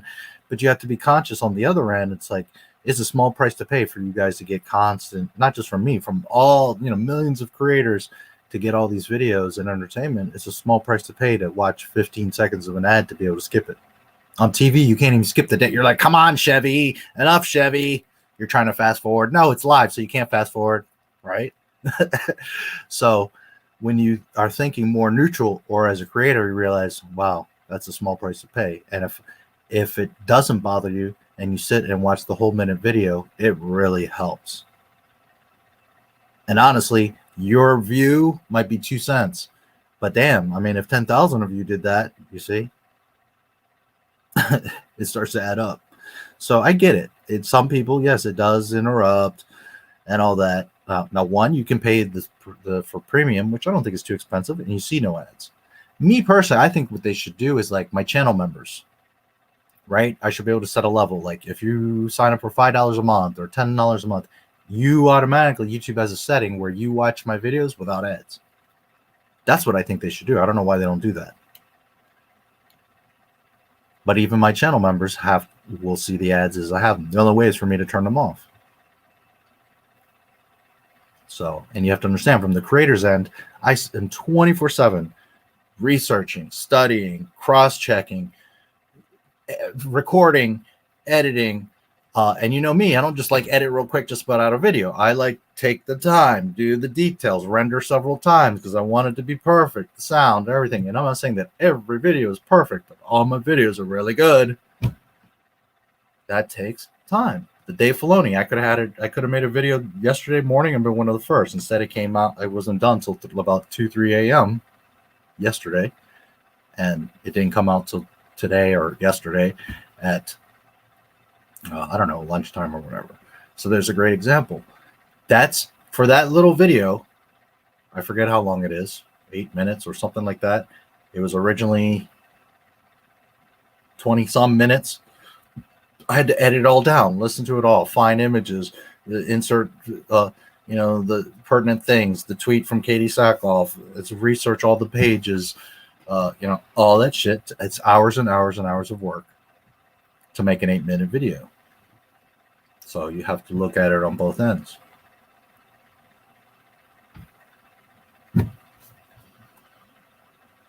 The alternative is you pay me $8 to watch an hour video without ads, because that's just, you would do at the movie theater, right? So when you think about it, it's a small price to pay, which isn't a bad idea either, because you can that's what you can kind of do on Odysee, is I can make a documentary and set a price to where for you to see it. You see what I'm saying? So I get it. I understand from both sides, by all means. A month sounds insane to me. I'm on a fixed income after my rent bill is paid. About $200 a month to spend on everything, food, meds, and sort of stuff. Lucky, yeah. I mean, most people, $2,000 to $3,000 a month, you're living good. And to me, if I could just get to the $3,000 to $5,000 a month, I'll be able to like breathe. I'm not saying that's my total aspiration, that I won't keep trying to go, but I'm just saying that's when I will be able to breathe and feel like, okay, this was worth it, that I did all this work. And most people for $3,000 to $5,000 would have a very decent life. Naboo and Coruscant seem like nice places. Yeah, I think so. Coruscant probably does have some crime, but ad references are down. I use ad blocker and never see ads anywhere. Facebook, YouTube. Yeah, no, there's people that don't see them, that skip them, that, So that's what I'm saying. You got to get massive views, because then you get at least a small percentage of those views will watch the ads. It's not easy. Went on, even though she knew for day, yeah, shed a tear when his uncle and aunt who raised him died. Yeah. Disney Star Wars. Living on Naboo would be awesome, especially with Padme on my own on my arm. Yep. You got to get through me first. Luke have cried on screen. They were pressed for time after all. Yeah. I watched your Warwick Davis video. It was good. I also saw your SpaceX. I hope you like that. Yes. And we're going to talk about that in a second. Sorry again. Keep meaning to get to the YouNow, but I also try to keep up with the chat. So name another big name movie franchise that isn't based on books. Yeah. It's not many. Or isn't based on anything. Yeah. What type of videos get a person $1 million? Usually like finance stuff, real estate, financial, lawyers, stocks, business advice, those type of things. Now there's different, like I said, PewDiePie or Mr. Beast. Those guys just make wacky ass videos and get tons of views.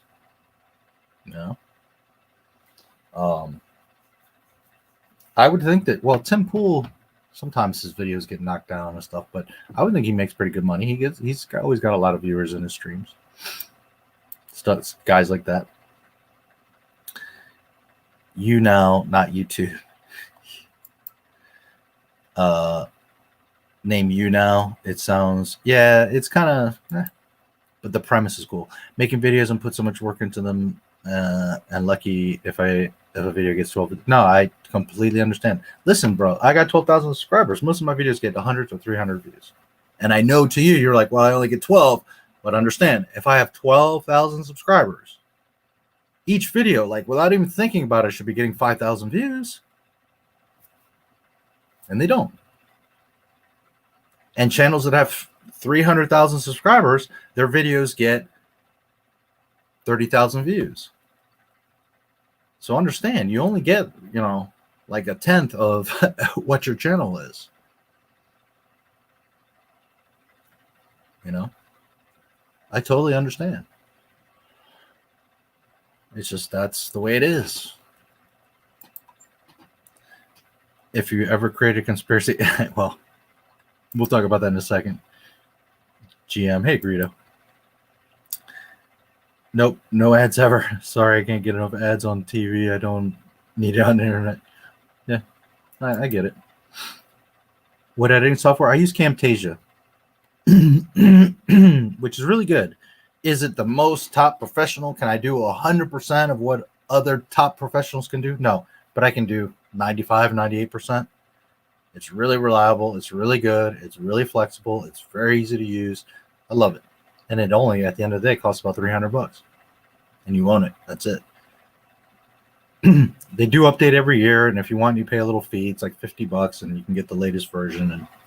But for like $300-ish, it's magnificent. It's fantastic.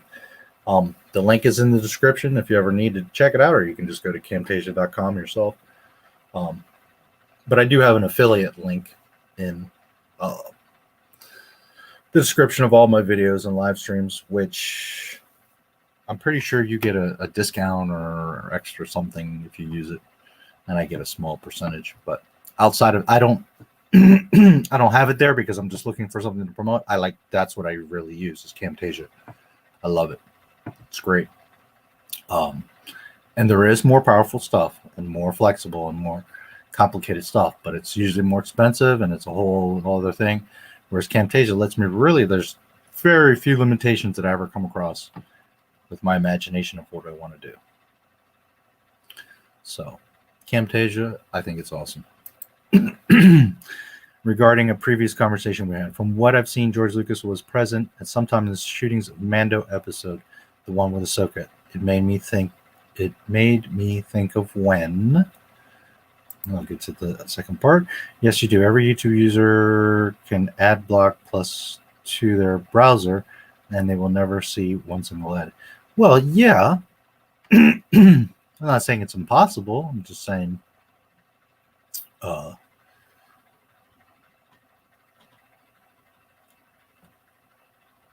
it's the price to pay to have this entertainment, and it's a pretty small price when you think about it. 15 seconds of an ad that you can choose to skip. Anyways, we don't really get anything off of that. When you skip the ad, where you get money is when somebody like lets the ad run, especially all the way through. Filoni was partly responsible for the, well, mostly responsible for the disaster that they call the sequels. So was wondering if the same would go for Lucas, in your opinion. Well, what does Lucas have to do with the sequels? Lucas has nothing to do with the sequels. Or Mandalorian. He visited the set one day. He's been on the Mandalorian set twice. Season 1, once, Jon Favreau's birthday.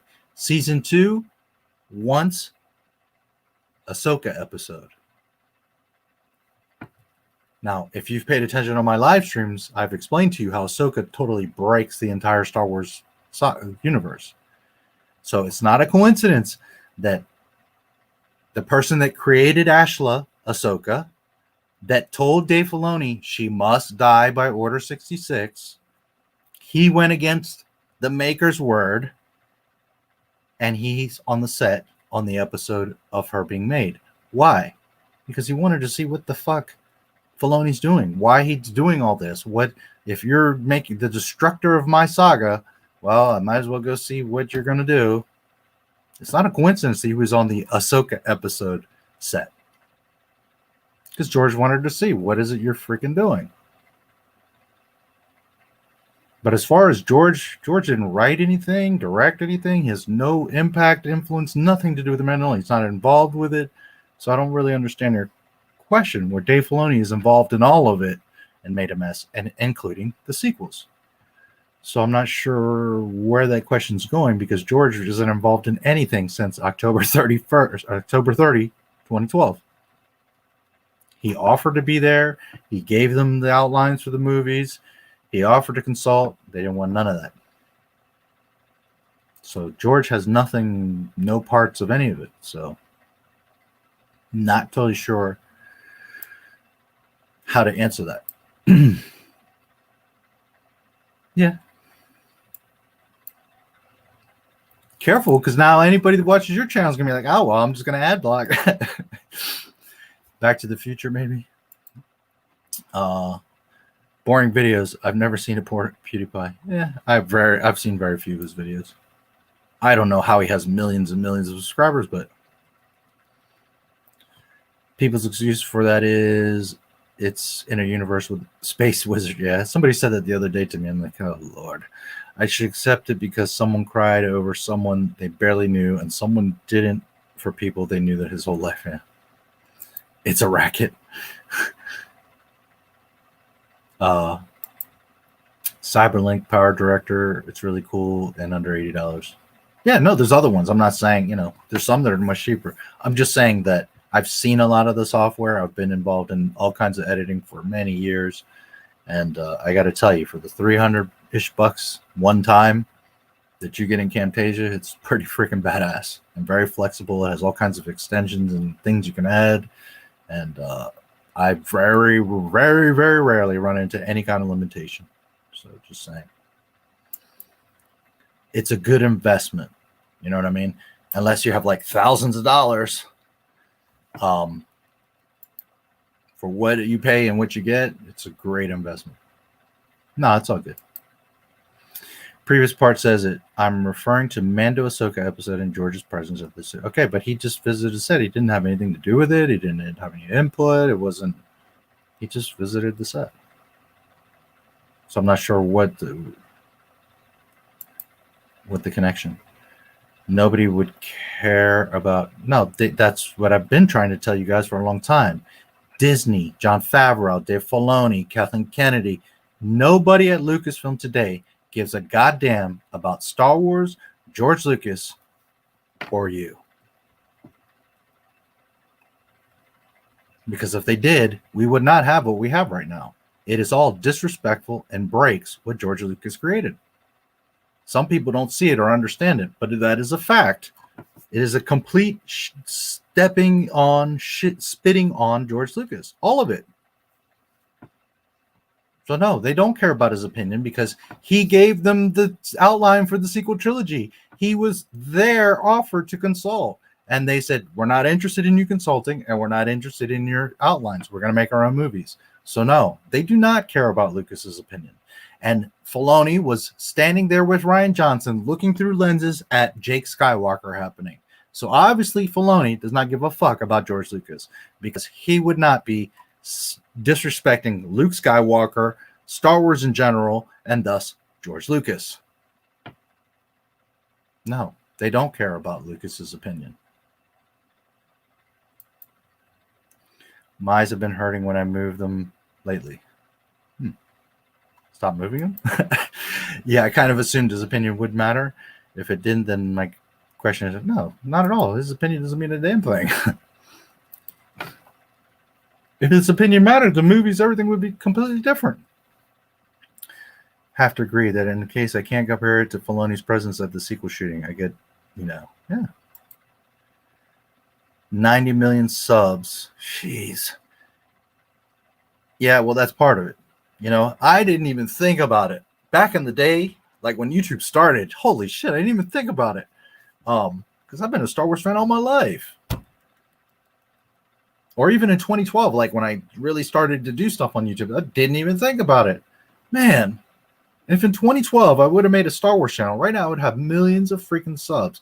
Star Wars Theory would be like this big compared to the channel I would have. Well, it is what it is. If I have a time machine, that's one thing I'm definitely doing is making a channel early. Now, granted, in the beginning, you weren't even making ad. They weren't making any money. There was no ad revenue and all that. But man, you could build it up. Should have sold Lucasfilm to me. Yeah, well, hold my simple mind. No, not at all. Not at all. Listen, to all of you, everyone has a right to express an opinion here. Everyone has a right to ask questions. If you have a doubt or a worry or you don't understand something, sometimes I try to explain something and it just comes out wrong, or I just didn't explain it well. Ask me. That's why I do this, so that we can talk and I can learn from you guys as well. If you have a different view or opinion or whatever, that's fine.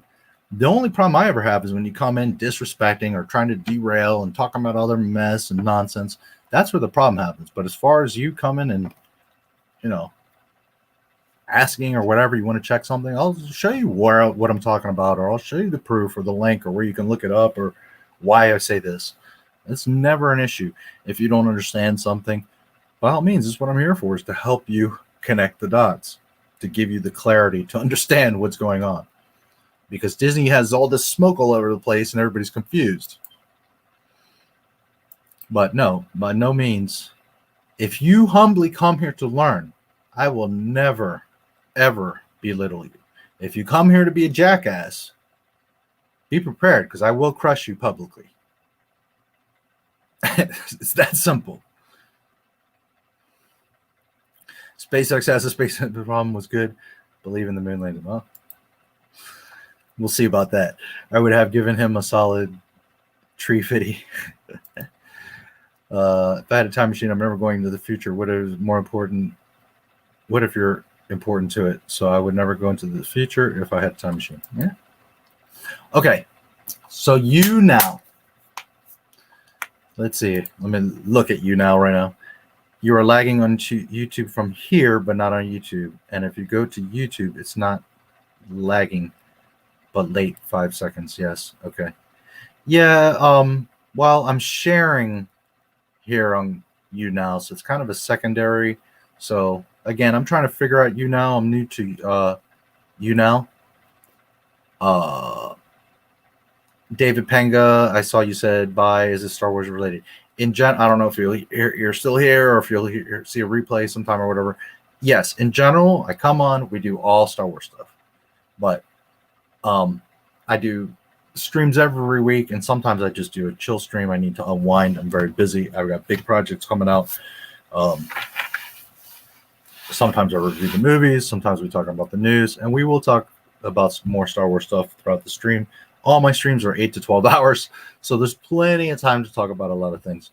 In general, yes, this is about Star Wars. This channel is about Star Wars, but I have some announcements in life. There's other things in life, and but just for what it's worth, yeah, it is about Star Wars. I appreciate Joseph, the feedback you're giving me. That's good to know. All right, so let's keep going. Let's talk about YouNow. So,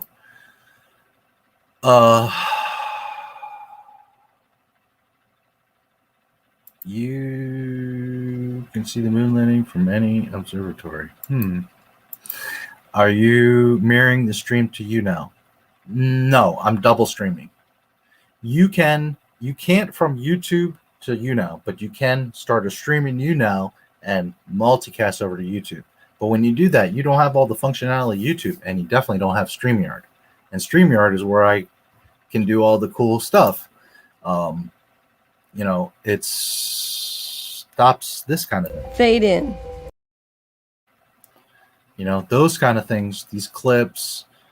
Fun.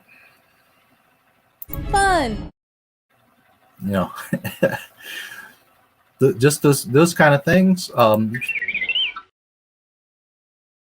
So YouNow is a little bit different, and I'm going to explain it now. And you're going to find some really interesting things about it. I'll read these last couple chaps. You cannot. So no, what I'm doing is I do YouTube through StreamYard, right? I'm doing my usual how I always do my stream. And then on a second tab, I have YouNow that I started the stream separately, and it's running basically two streams side by side. Ideally, it would be interlinked, but YouNow just doesn't have the flexibility of what StreamYard and YouTube has. But it does have other things, and I'm about to tell you. Not convinced me the landings weren't real. Sorry, I think the Apollo missions landed there and discovered something on the moon like ETs. Where's the proof? Show me the proof. The big difference is that Filoni working for Disney, Lucas isn't. And them not caring about his input is the saddest thing ever. Yeah, well, guess what? Disney does not give a damn. Disney hates Star Wars. Haven't you all figured that out yet? They literally hate Star Wars. Pretty much. 2 tabs. Absolutely not being a jackass. We just wanted to really interested in your take on it. I know your critique, Lucas, too. If deserved. Oh yeah, and I wasn't implying that you were. I was just saying that there are people that come in here and want to be dumbasses, and I will strike your ass down in more ways than one. But in general, if you come here to learn, even if you're not sure, if you have a doubt, by all means. Can you clarify? Can you show me where that comes from? Can you explain? No problem. When you're telling the truth, you have nothing to hide. You have nothing to fear. I can show you the link, source, facts, quote, video, whatever, to everything I say. Because I don't do opinions, guys. I don't do theories and rumors. I do what George Lucas said. I do what Disney showed us their stupidity. That's the stuff I report on. I don't exaggerate and stretch and reaching for straws and all the dumbass comments I get. No, I'm reporting on literally Disney stock is down. I'm reporting on literally this person lied or they did this dumb thing or they, that's all I'm doing is reporting on it. All your whining and hissy fit and all these comments I get, I'm like, there's no tears here. Nobody's yelling. Nobody's pulling his hair out. I'm not upset. I simply report the facts. The problem is most people don't like the truth because it's a big old smack in the face. Too fucking bad. Don't watch my shit. Keep moving. If you come to my shit, you're going to get a reality slap in the face. That's what it is. So it's your choice.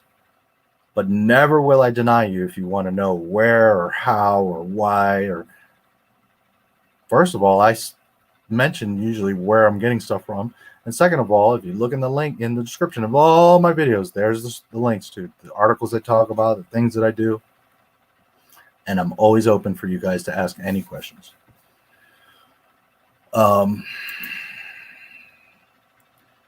Stitching the Star Wars movies, people would lose it because he doesn't belong in that universe. You can see the moon landings through an observatory, plus no one has ever disproved them. Okay, show me where you can see. I want proof, physical proof that you can see them. Not what NASA channel showed you, not what someone told you. I want you to show me your own pictures or video of ISS, of seeing through an observatory. I want you to show me the moon landing. By the way, NASA themselves say they can't get to the moon because they lost all the telemetry and there's the Van Allen belts. So right now in 2021, they don't even know how to get to the moon. So will be very patiently waiting for your proof. This is what I tell everybody. Don't listen to me. Go for yourself through NASA and whatever other resources you want. And don't look at debunking it. Go at like, okay, I know that it's true. I'm going to gather the evidence to prove to not my Star Wars or Joe Blow or anybody that this really happened.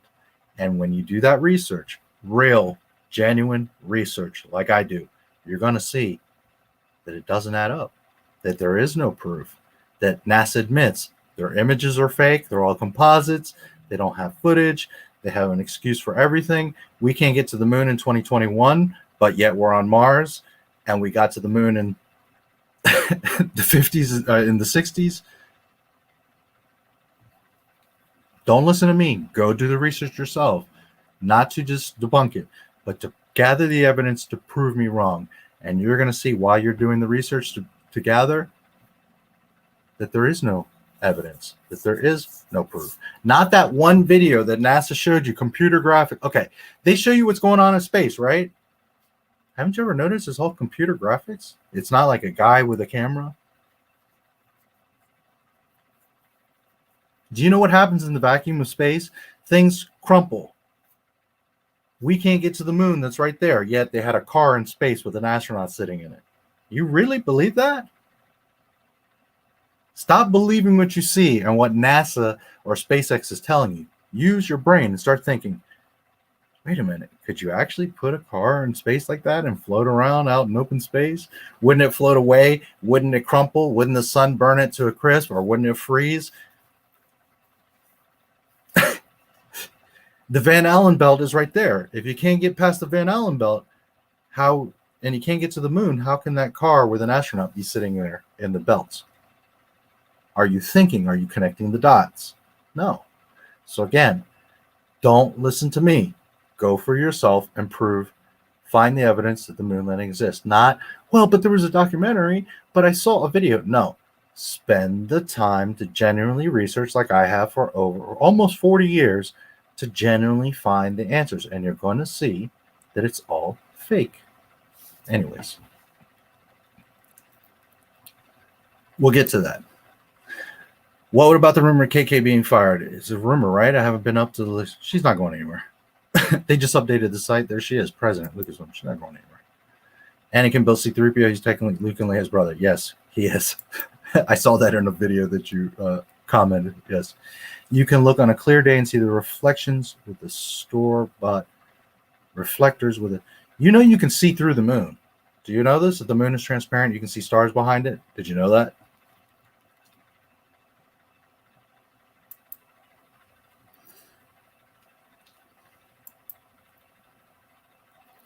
U.S. got the Nazi guy Werner von Braun, yeah. Or somebody help. I don't think the moon is high enough to crumple things. Yes, Nazis created NASA. That's the moon. Listen, NASA, I just told you with your own naked eyes. Are you sure? Are you sure that that's what you're seeing? And are you sure that the moon's even in space? Anyways, I don't want to get into that right now. YouNow. All right.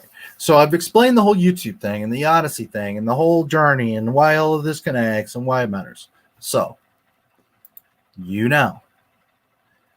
About 2 weeks ago, I get an email. I have never heard of what did you say? Flat, hold on. You're flat earthing me. No, I didn't say the earth is flat. What I'm saying is nobody knows what it looks like because we ain't never been to space. And right now is not the moment for it. Stop it. We can talk about that, but not right now. Funny and Nazi and NASA kind of sound like that one.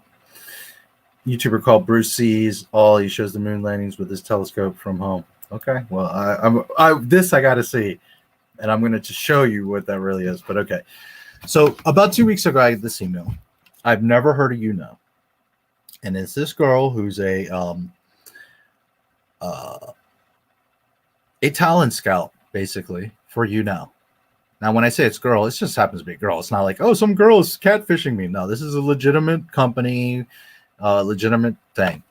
So, anyways, she came to me as a recruiter, and she said, hey, we noticed your YouTube channel. We see that you're very active as a streamer, and we want to offer you an opportunity on YouNow. We want you to check out this platform. She said, we're very impressed with what you're doing over there, and that we want to offer you a full partnership. So, you get all kinds of weird emails and stuff. And I'm like, oh, what is this? Whatever. What does that mean? So then I started looking at it. And there's like different tiers of stuff. And most people, it's like any other, YouTube, Odysee. You can go and sign up and stream and do it on your own, whatever. But there's like tiers of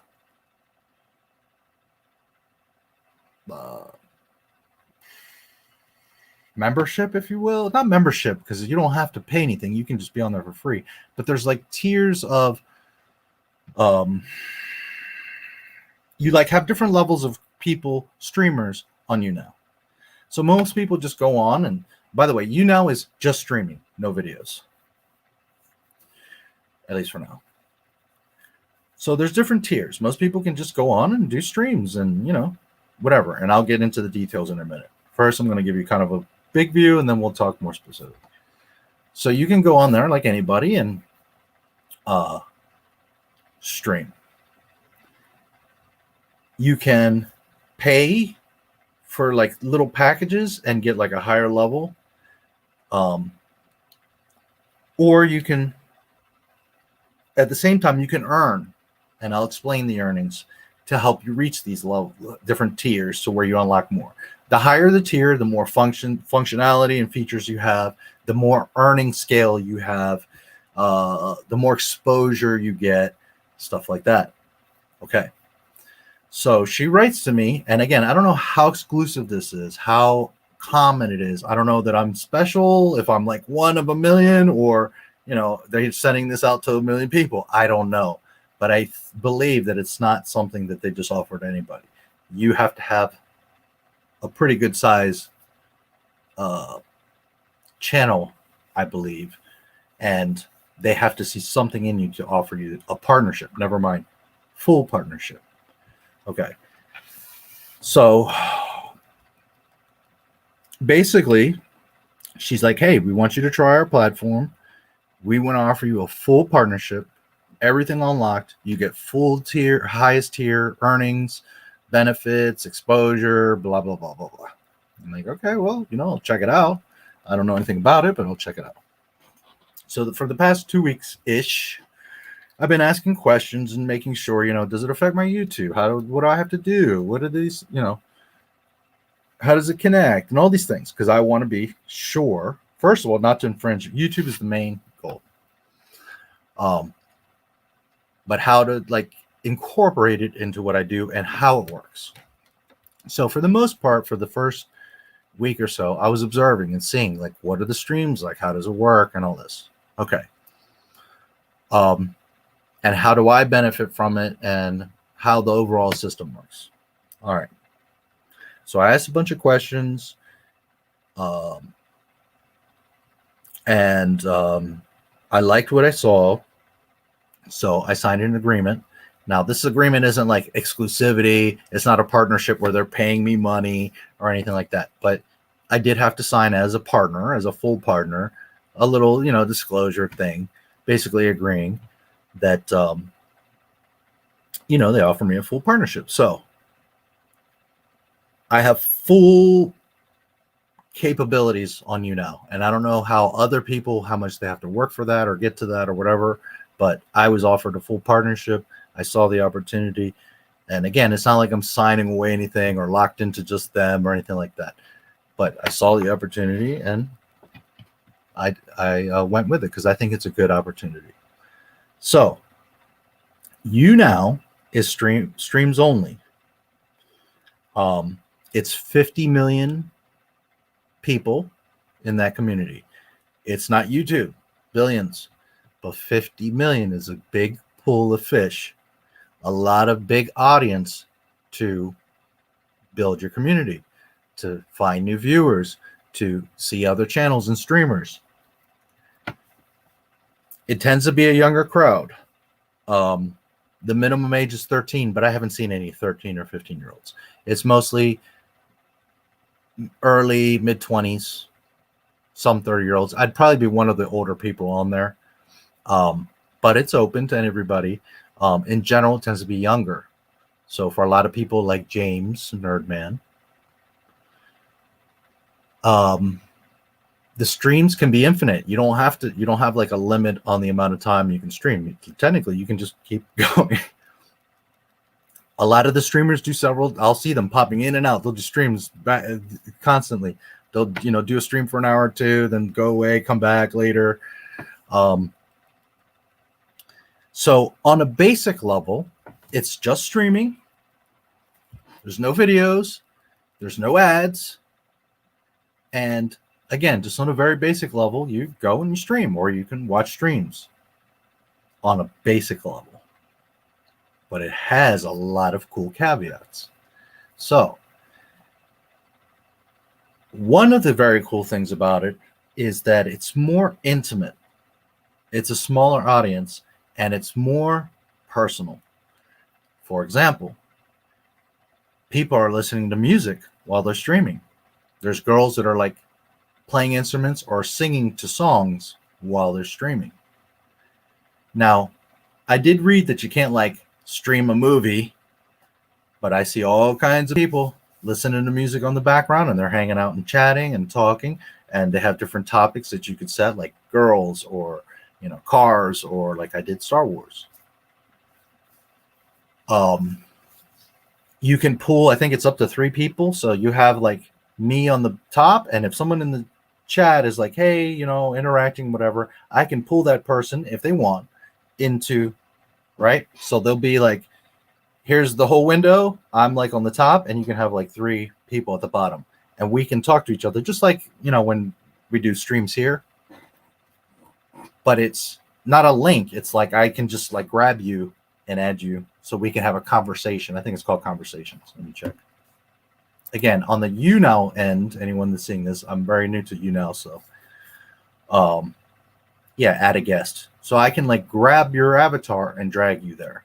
That doesn't mean I'm forcing you on my stream. You can choose to, you know what I'm saying? It's not like that, but it's just easier. I can just like, we can have a chat. It's a much smaller kind of personal experience. It's not like this big stream that everybody sees and it's all public. And yes, on YouNow, they try to push it so that the most people on YouNow see it, but it's more contained in YouNow as opposed to YouTube is like everywhere, right? So it's cool because you can have that more of an intimate experience, and it's very uncensored. There's people smoking, there's people listening to music. You can't do like porn, you can't do nudity, you know, like the Twitch thoughts. You can't do that. You can't do the baiting people and like, oh, I'll show you my titties for $5. No, it's not like that. But you can talk about what you want. You can listen to music. You can have a kind of a more personal experience. Now, the way that I do streams, I talk to you guys. I read all your stuff, but most people don't do that, as you know. But YouNow is kind of designed that way, where it's very interactive, like we're kind of hanging out in a room together, as opposed to you guys are watching my stream. Understand? So it's a little bit more intimate. And it's much more like if I showed a cigarette on YouTube, I think they can take down the stream. Never mind smoking a cigarette. Never mind smoking weed. On YouNow, there's people smoking weed and listening to music and just kicking it. And you can talk to whatever you want. And I'm saying it's all weed smoking. I'm just saying that in states like there's guys in Colorado that, you know, they're hanging out and smoking weed. So it's not that I'm promoting that. I'm just saying that that's the openness of that environment. You can't blatantly, again, like take a movie and stream it. But you can be yourself. You do have a lot of flexibility there. Obviously, you can cuss. You just can't do any kind of like weapons or hurting someone or hate speech or, you know, showing titties, you know, the obvious extreme stuff. But as far as having fun and being yourself and just kind of like you're hanging out in my room, that's YouNow. Now, it gets better. YouNow is in ways like Odysee with the interaction, but it's just live streams. So by you interacting, you could just be a viewer and you become a fan of people and do likes and stuff like that. And you watching stuff and interacting, you build up crypto. But also the creator, and again, just like Odysee, you're best being a viewer and creator, you gain crypto. So now you guys watching my stuff, but also liking it. You can do not super chats, but they have like, you can buy these little packages where you can like give gifts. And every now and then you have a free gift. And the gifts are more than like a little thing. Like the other day I had a free gift. I gave it to a girl. And it was like random, but it was like this really cool, like eagle flew across the screen and did this whole thing, and it was really cool, like a really interactive, cool gift. Another thing is, like on this stream, you can only hit like once. You like the stream, or you don't like it. On YouNow, I'm pretty sure there's like a cooldown, like you can't just like. But let's say in a 2-hour stream, I say 10 things that you really like, you really agree with, you could hit like those 10 times. Anytime I make a point you like, or just every now and then, if you just want to leave a like, you leave a like. So over time, you have to get, like, for example, a goal is get 12 million likes. It's a lot. But when you have a bunch of people watching your streams and you're streaming all the time, and each person can leave 10, 5, 100 likes in a stream, you see, you can get to that million relatively quickly and get fans and all these things, which is all free. You don't have to pay. You don't have to do anything. It's like kind of like here. You don't have to do anything. You can just go and watch. But you can buy little packages and give me gifts, or there's other free gifts, and you can like as much as you want, and you can interact, and you can become a friend. They do have there's fans, so you get notified. But they also, and you actually get notified. Like I get the notifications. You also have a subscribe button where it's $4.99 per month, and it's like being a channel member, and right, they don't take any of the money, or it's very little that they take. I have to double check that, but I'm pretty sure that they don't take any of the money. So if you have 10 subscribers at $5 a month, that's $50 in your pocket that is being untouched, unlike YouTube that likes to take from everything you make. Now, you don't have to pay anything. You don't have to gift anything. You can just go watch the videos and like and all that. But every time you like, my channel grows, and so does your currency.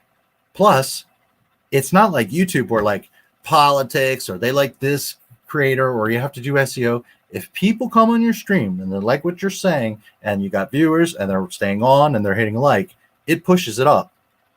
There's not like, politics to it. Like if you're getting activity, it recommends it. Let me see if I can, I don't know if I can show you right now. Maybe if I open a new, let me see if I can actually show you. I suspect for Star Wars, I'm probably,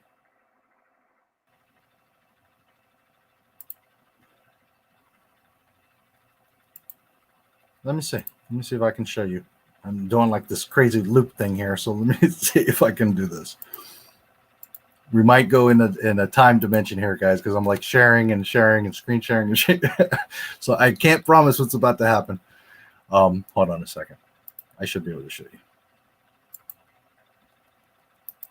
Okay, there's YouNow. All right, so it's not very different from YouTube and everything else. A basic layout, whatever. Here you get notifications. Here you got little prizes like fanning people, or how many videos you watch, or how many likes you left. They even have like monthly contests, and it doesn't cost you anything. You watch streams and you like them or not. And there's all kinds of different creators that are talking about all kinds of things. This guy's got a little more age, but you can see it's a lot of like 20-year-olds, 20 somethings. So for a lot of you younger people, this is good, but it's also 50 million people audience. So maybe if even 1% of these kids are interested in Star Wars, well, it benefits me. Now, let me see. Symbol, Adam. These are what's like kind of trending, right? Let me see. New. You see, and like you have freedom here. You can be funny, zany, free, and that's what I really like about it. But it's also intimate. And you have kids from all over, different countries, different things. You can search. I'm trying to see. Chilled, no, which is probably where I should label it, because I have it labeled as Star Wars, and probably nobody's going to think that it's what I should make it as chill. I'll do that next time. But you see, you can do like different topics when you set up your stream. So here you go, trending. These people are trending. Unfortunately, the thing is Star Wars is probably not a huge topic on here. I need to do chill. Next time I'll make sure to do chill, because that's what's going to be. So You can't download the stream after, but there are replays, and there's also moments. So you can go to like a channel and they have like clips of moments from different streams, and over time there's replays. It's not quite the same as YouTube, but in general, yes, you could catch older streams. More so the idea is to, in real time, be streaming. You're looking for that in the moment stream as opposed to watching the replay or, you know, it being like a show like we do here on YouTube. You're more so looking at that stream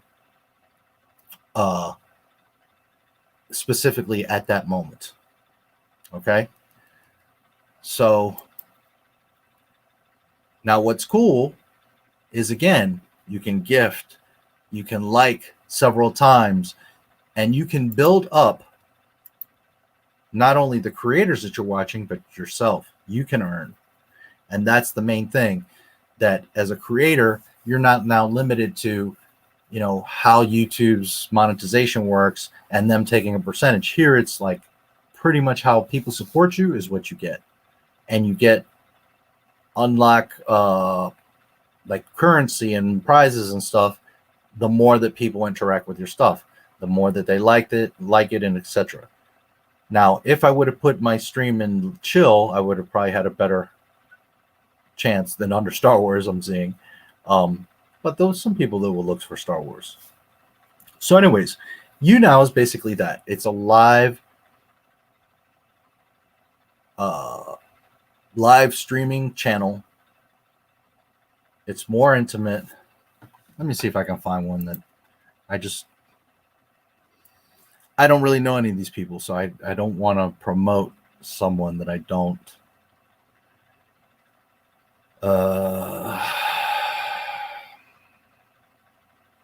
You know, there's comedy, and there's like girl chat, and there's like singing, and all kinds of stuff.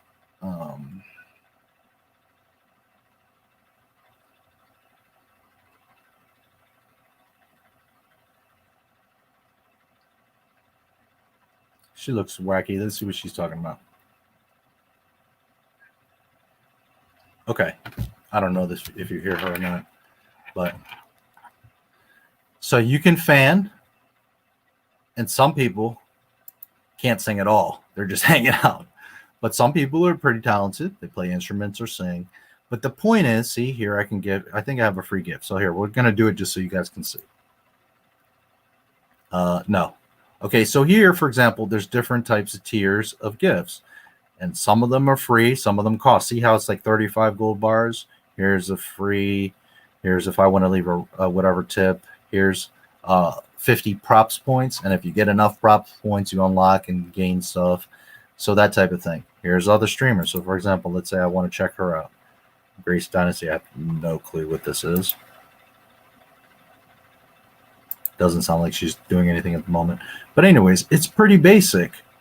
But you can achieve achievements, and it's a much more personal and open system where you can basically be yourself.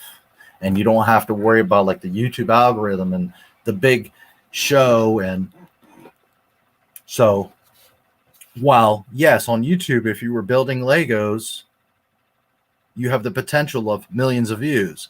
But ask how many YouTubers that build Legos, how many views they get. Whereas here, if you're hanging out, you're in your room, like you're hanging out with friends, and you're just talking smack, and you're building Legos, now it's a totally different type of experience because it's much more personal. And people can become your fan or subscribe to you or, for example, give you likes. Like I will unlock something for giving so many likes over time to whoever. I could give her 100,000 likes, or I could over time give a bunch of different people likes. Doesn't matter. You can share. Another thing is, when you're fans, when you're a fan of someone, now that person can invite you to other streams. And this is one of the beauties of YouNow. So let's say you're a fan of me, and you can turn this notification on or off. It's not that you're forced. But let's say you're a fan of me. It's all about community. So let's say 10 of you are a fan of me, and I go on YouNow. Maybe I'm not doing a stream, but I pop into someone else's stream, and I'm having a really good time in that stream, or liking what they're saying, or it's a topic I'm interested in, or somebody that I'm collaborating with. I can invite all of my fans to that stream. So even though I'm not part of that stream, I'm just watching it, I can pull you guys and tell you, hey, come over. It'll say, Not My Star Wars invited you to, I don't know, Bell Crystal's stream. So outside of YouTube's really stubborn non-notification system, on a more personal level, I can invite you and we support each other. So now you've got these guys on YouNow that are jumping from stream to stream, not like jump, but I'm saying they'll hang out in a stream for an hour, then they'll go to another one for 2 hours, then they'll go offline, and then they come back later in the night. They might stream for a while, then they come back, and you invite each other.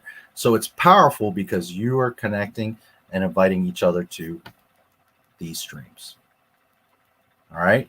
So it's different from YouTube, that you're dependent on the algorithm and what they want to show and who sees it and what time of day and all that bullshit. Here, you literally go on, it sends a notification.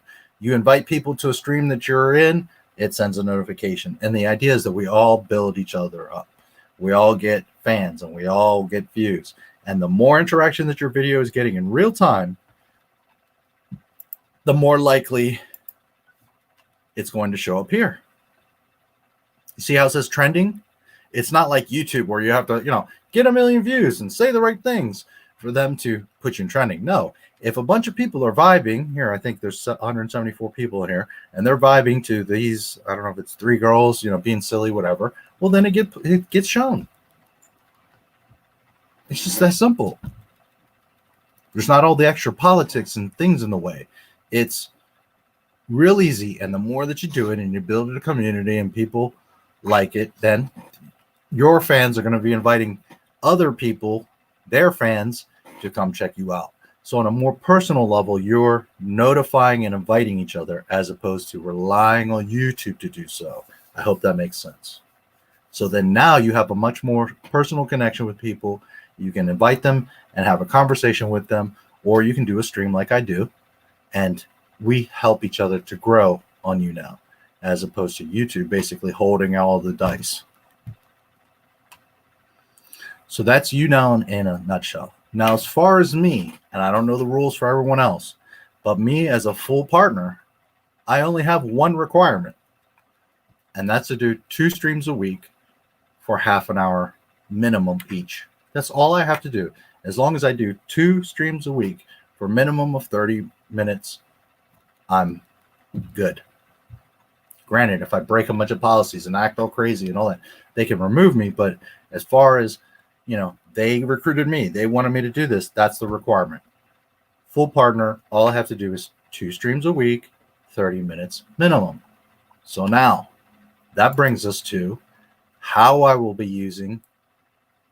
Can you guys see that? Like, he became my fan. See, invites you to Catalina's 9's broadcast. I have no idea who that is, but Crystal Bell, I do remember I had fanned her. So you see, invites you to. Buttercup invited me to. So you see how we help each other. Look, James, the Lego man. Roberto, thank you guys. You understand? So now, if I'm in, let's say, Princess Buttercup stream, and I'm vibing out and she's cool, or whatever, I can invite you guys to be like, hey, come check her out. You don't have to. You can even turn off the notification, but it gives a personal way for us to invite each other. Therefore, I can help Princess get more views, more likes, more exposure, and she can do the same, and the same, and everybody is helping each other, and it can turn into quite a big thing when you build it up. All right, so I hope that all makes sense.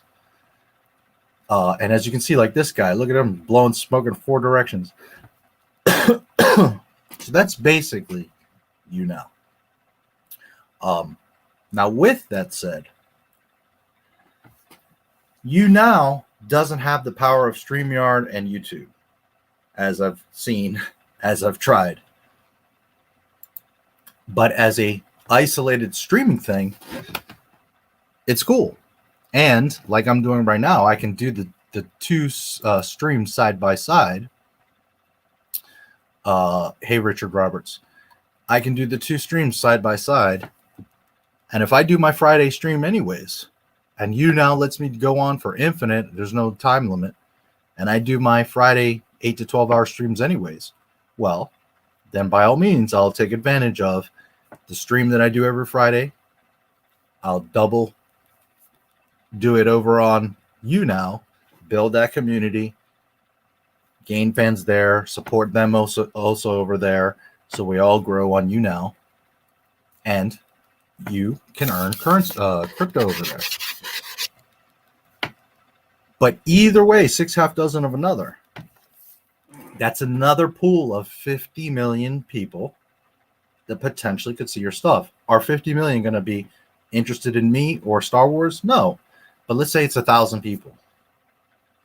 Who knows? It might be 100,000 or a million. But let's just say it's 1,000 people. That's 1,000 people I didn't have. 1,000 people that might check out my Twitter, my Facebook group, my YouTube channel, my Odysee, my LinkedIn, whatever. Understand? So now I have yet another pool. I have the YouTube pool. I have the Facebook pool. I have the Odysee pool. I have the now YouNow pool. So it's ways for people to find your brand, to connect with you. It's also another outlet to do streams on. So if something were to happen to YouTube, I always have there to stream. But it's also a more personal environment. So to answer your question, Bobby, let me catch up with some of the chats and we're going to talk about that.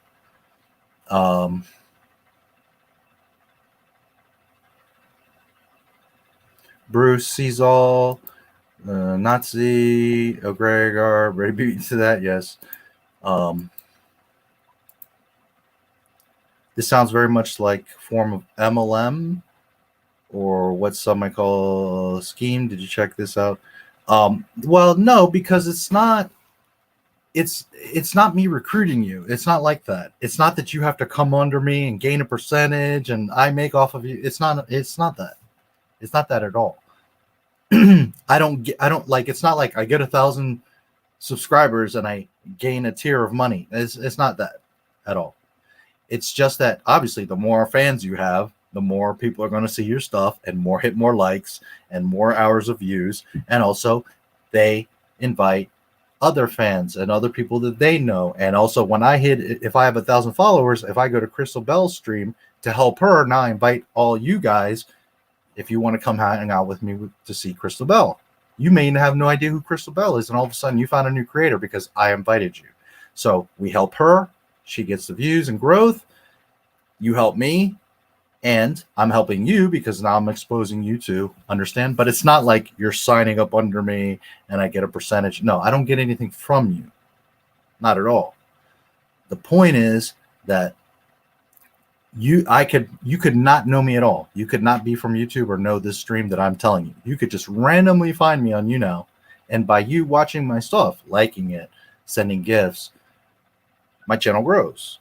It could be a revenue source, but it's not because you're under me signing up. It's not anything like that. The link is not an affiliate link. It's just an invite. Understand? So it's not at all a pyramid or anything like that because it's not based on your activity or how many of you I have. It's just that it's much easier to make connections and help each other and build up because we're relying more so on the community helping each other as opposed to YouTube. Like, are they going to show my video? Understand? So it has nothing to do with, you're not like tied to my account. I don't make anything off of your. No, if you choose to send me gifts, then that's your choice. If you choose to sign up as a member, that's your choice. You don't have to, but there is the option if you want to be a member for $5 a month. So, and you can do like private streams, you can do like closed more, but the idea obviously is to do open streams and get as many people, but not because you sign 1,000 people and you get a percentage of their money. No, it's not anything like that. It's just more interaction, the better. But on YouNow, you have that opportunity of more interaction because you're not limited by one, 2 billion other freaking videos every day, and 2, YouTube's algorithm being freaking choosy. Understand? If people come into your stream and they're vibing out with you, they're hitting like, they're chatting, they're interacting with you, and that's going to push it up, and it shows up in the trending. So if you have a stream that people 300 people are vibing to, compared to a stream that's 2 people, obviously the stream with 300 people is gonna. It's Twitch kind of works a little bit like that too, although Twitch has become big and sponsorships and all this, so it's a little bit political. But Twitch kind of works that way too. If the more viewers you have, the likelier you're going to show up, right? Whereas YouTube, it's like, doesn't matter. I could have 10,000 viewers right now watching this, and if YouTube shows it or not, that's what YouTube's going to do. So that's what I'm talking about. It's not anything. It doesn't matter if you sign up. You could go by yourself. You don't have to sign up through me or anybody else. There is no MLM. It's supporting each other.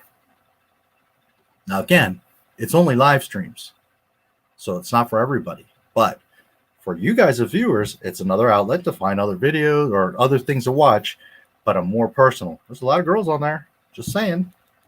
I don't pay. I'm not there for that. I'm saying a lot of you younger guys, there's a lot of girls on there. Just saying. And there's all kinds of stuff that they're talking about. Makeup, life, cars, whatever. So it's another outlet of entertainment, but more personal. And again, the beauty of it is that it's a tighter, more personal experience, and the community helps and pushes each other. Now, for me, as if I was just going to only do streams, I don't know how interested I would be into it. At least not for Star Wars, because Star Wars is such a big thing. I want Star Wars to right have the biggest audience possible. But if you're new and you just wanted to do streams or just watch little not private, but more intimate streams, hey, and you can earn as a viewer, and the creator can earn as a creator, and you can support in more ways. Not that you have to spend money, but you can hit like several times, and you can when you comment, it's giving prop points, and you know what I mean, and it boosts the stream, unlike YouTube. So let me catch up on these. Skeptical change. Internet is for porn. Yeah. Sometimes I've heard the theory about faking the moon landing for years, but suddenly the question pops in my mind: what is the purpose of doing all that? Well, I talked about that, and we can talk about it some more, but that's a whole thing. And this question probably stems from weed smoking. It's possible. Oh, I watch a guy on YouTube. He smokes and drinks all the time in his live streams on YouTube. He never gets pulled for that. Yeah, but if they become aware of it, they will. Like you shouldn't be showing a beer can or a cigarette. Like, it's in their policy. They can shut your ass. They can give you a community strike for sure, and they can ban your whole channel. Guns, you're not supposed to be showing weapons. YouTube's finicky like that. And I'm not saying that I want an environment where people are like flashing guns, but I'm just saying that YouTube is like, you can't even casually like have a cigarette and them, and aside to say, I've never seen anybody smoke a cigarette on YouTube. I'm just saying, technically, you're not supposed to.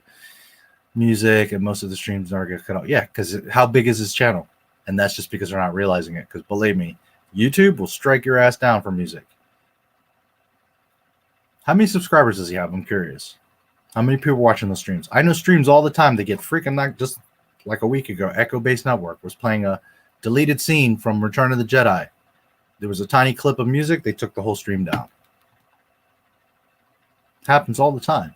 So believe me.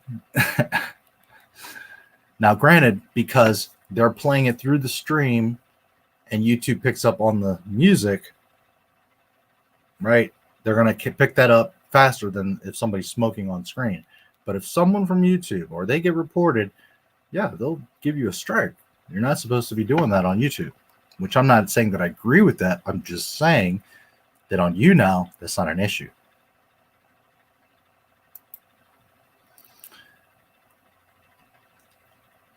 Mess with your monetizing YouNow? Just to be sure. Okay, so Are you going to stop these YouTube streams? No. And I'm going to get into more detail with that. We don't hear. I think that's what I was showing you the stream. Okay. How well I can sing. I should record myself singing 1979 and upload it to see if I'm good. Well, this is part of the beauty of YouNow. YouNow is not about you going to be on American Idol or to audition or to be a great singer. There's a lot of people that can't sing, but you see girls like hanging out, just talking and like singing along to their favorite songs. And some of them are awful and some of them are decent. But the point is you're hanging out. It's not like YouTube where it's like, oh, you have to be good and your video sucks and all that. YouNow is like, we're just hanging out like buddies. And, you know, if you sing terrible, it don't matter because we're just vibing out, hanging out, talking, chatting. Maybe you get pulled into the conversation. So you're not worried about if she's a great singer because she's just cool or she's pretty to look at or, you know, whatever. And you're just vibing out and chilling. And it's not about quality. You know, obviously you don't want to just be all trashy because nobody's going to watch you. But what I'm saying, it's not like YouTube where you have to make these really nicely edited videos or you have to, you know, have a whole live stream show to get anywhere. No, on YouNow, it's about one person just being themselves. You don't have to do a whole show and have all the shenanigans like I do with StreamYard and all that. You're just hanging out. Now, again, I've built up Not My Star Wars, and Star Wars is a massive thing. So I want it to be a big thing.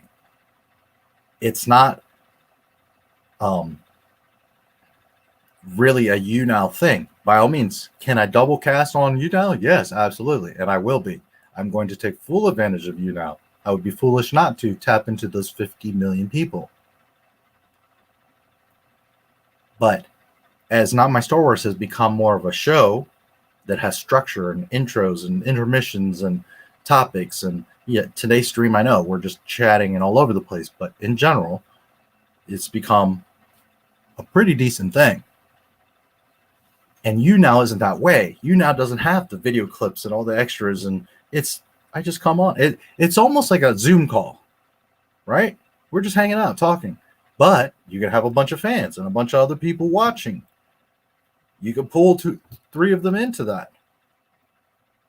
You understand what I'm saying? So it's like wouldn't say, well, yeah, public Zoom call in a way. Whereas YouTube, it's like a live stream that's literally that. It's just a public all over the place. Whereas YouNow is a little more intimate, almost like a Zoom call, but a bunch of people can interact. A bunch of people can watch. So basically, you just be yourself.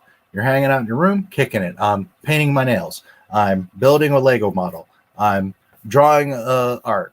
I'm, you know, whatever. Dyeing my hair, playing the piano, talking about the moon landings. So, on there, you can be more comfortable, more loose. You don't have to worry about doing this whole show and production and software and editing and all. You just go on there and you have a good time. And I think it's pretty awesome. It's very loose on censorship. And you can also potentially earn on there. Now, are you going to make millions of dollars or thousands of dollars like YouTube? No. But if you're doing YouTube anyways, just like Odysee, it's a whole other pot of potential viewers and potentially extra change. And that's something that I wouldn't even look at. I don't even want to pay out there. I just wanted to build. And 2 years, 5 years later, I'll look at it and maybe there's a little nest there. But it just grows my exposure, grows my network, and it gives an opportunity to do other types of streams. So we're going to talk about that in just a second. Let me see what you guys are talking about. Lego building fed. I say some stuff. It's not good stuff. It's not bad stuff. It's stuff. Oh, there you go. And on YouNow, people aren't as critical because the point is that you're all just hanging out. You're just being yourselves. Whereas YouTube is like this whole, you have a persona and a logo and your quality of your videos and how many followers, how many subscribers you have and how many views. You know, people look at all this stuff. Whereas YouNow, it's like, nobody's really paying attention to how many followers or whatever. You just, oh, look, this guy's talking about Volkswagens. Okay, well, I'll just go hang out. This girl's talking about, girl chat. Okay, so go check it out. Whatever. So I think a lot of people, granted, it's only live stream, a lot of people can have a lot of success there because you can just be yourself. Now, technically, you don't even have to be on camera. You can mute the mic and you can turn off the camera. You could just be, I've seen a couple streams where people are just with an image, just talking. You don't even have to show your face. Understand? But obviously, you can do it like this. Or if you happen to be looking on YouNow, you can see me. And there you go. So it's just another opportunity. And they approached me with full benefits, full open arms. Check it out. We'll give you top tier, full partnership. You get, if any money's made, you get the most earnings and the most everything. And it's obviously because they want to have more streamers there. Now, I don't claim to be the biggest. I'm a tiny YouTube channel. But I guess they realized that on YouNow, most of these streamers, they have, let me see, 300, 100 people, 300 people. So they probably saw the opportunity and think, okay, well, this guy's got 12,000 on YouTube. He's very specific to Star Wars. He seems to know his stuff. So they approached me about it. Now, again, I don't know how many people they approach, how often that is, but I know my experience. Now, with that said, there's like 3 little chats, and I'll keep going. 400 subs, exactly. So nobody's watching his shit, dude. When he has 5,000 subscribers or he's getting a bunch of views, you'll see YouTube's going to slam that shit. We cold fam Manny is his name, no spaces.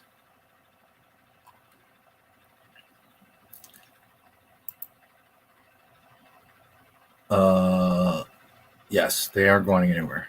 And I will talk more about that here in just a second. Decent amount. Yeah, it is. But I should have 100,000 or more, honestly. Saw a video on my homepage from Star Wars Meg, and the title was something about the Book of Boba Fett with the end days are really. I didn't watch the video because Meg is annoying. Yeah, Meg Zero. That's all I got to say. Isn't that tiny? I know people have been doing research. I know. I'm just saying in the big scheme of things, it's really nothing. And again, I will repeat, this channel right now should have 100,000 plus subs. Like, not even thinking about it. But YouTube doesn't show my stuff.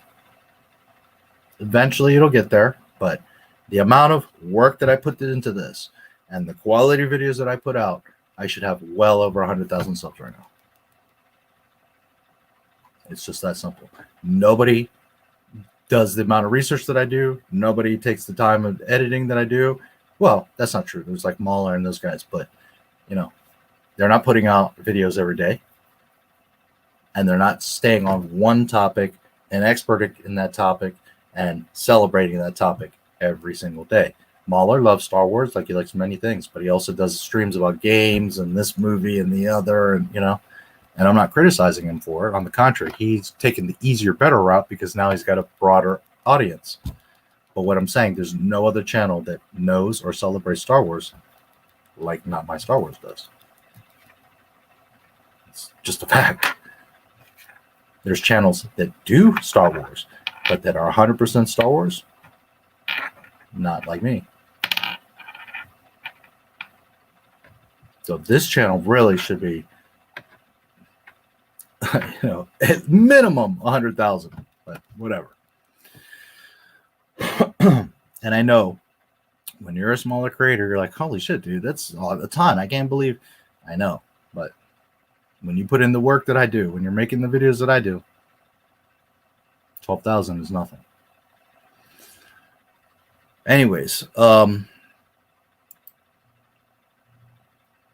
to bring in Rey somehow to Book of Boba Fett. I can't imagine how. Wow, she's not even in the same time. They can't. She's not even bored yet.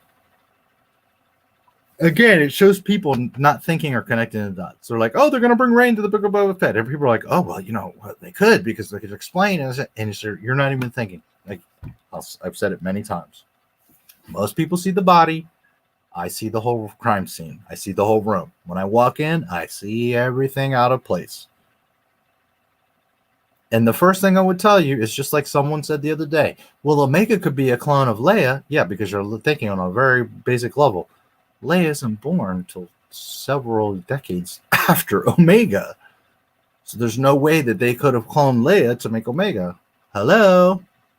And there's no way that Rey could be in the Book of Boba Fett because she's not born for like 30 years later. But this happens when you think on a very thin level. You only peel one part of the onion. Whereas me, I'm playing chess on 10 different boards all at once, and I'm 100 steps ahead of you. I already seen the end game. I already know where it all is supposed to end and connect. So when someone says to me, well, Rey in the Book of Boba Fett, dude, she's not even born yet.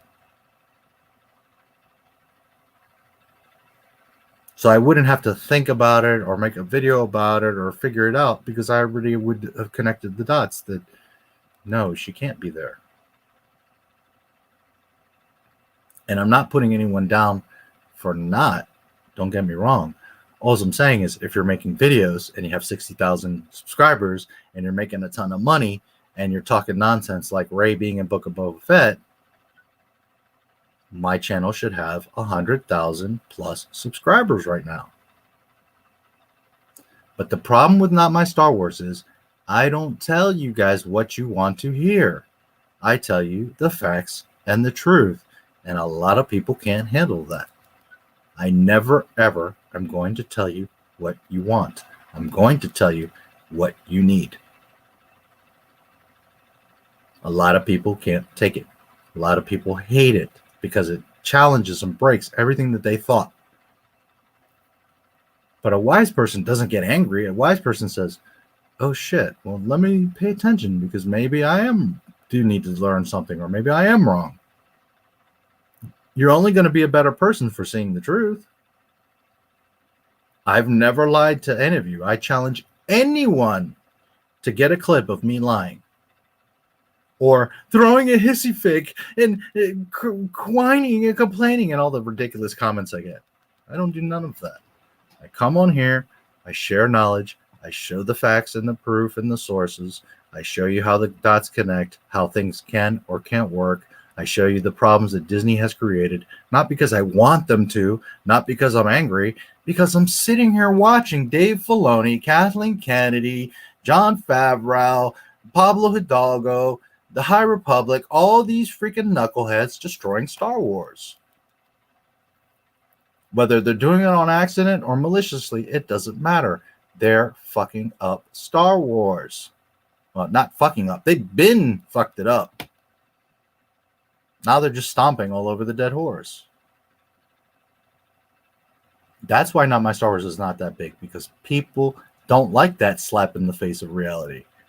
But the fact of the matter is, this channel should be much, much larger. YouTube doesn't show my channel. So I have to find other outlets. I have to always be diversifying and finding other ways to grow and to support this channel and myself, and because of everything I do. It's not about money, guys. I do this for free, not because I want to, but I've done it from the beginning. For a year and a half, I've been making videos with a lot of love, a lot of research, a lot of editing, and I ain't made a damn cent. And I know there's people that are like, but I'm not even monetized. Okay, I understand, but I was there too. And have you put in the hours and the work that I do? No. Do you make the videos that I make? No. Do you stay up till 3 a.m. every fucking day researching, and your eyes are, you're falling over? Like sometimes I'm like editing and I'm like, no, you don't. And again, I'm not criticizing or putting anyone else down. I'm just saying, really, facts are facts. Anyways, with all that said, I'm always looking for other avenues. And they approached me with something I thought was very interesting. And they offered me, not limited or trial. They're like, listen, do 2 streams a week, half an hour each minimum. We're going to give you full carte blanche. So I checked it out, and I would be foolish not to have taken that opportunity. I can always quit. They can always terminate me on their end. It doesn't affect anything else that I'm doing. And for any of you to try it, you would have to build up your stuff. I don't think, you're going to have all the benefits that I do or whatever, but you can right now for free go on there and stream and do your own thing. But it's a more personal level. It's a more interactive thing. You gain currency, digital currency that can later be turned into real money and clout for interaction. So again, if you're over on YouNow, right now you could have in the past 4 hours liked my video my stream 100 times, which you should. Go there and click. No, I'm kidding.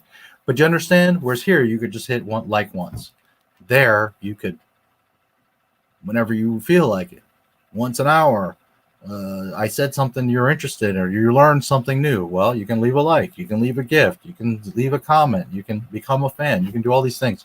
And most of it doesn't cost you anything but just being there.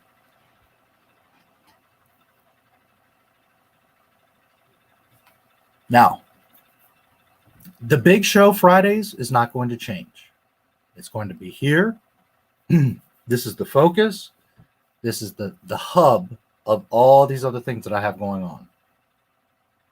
This is where I can do the biggest, highest quality show.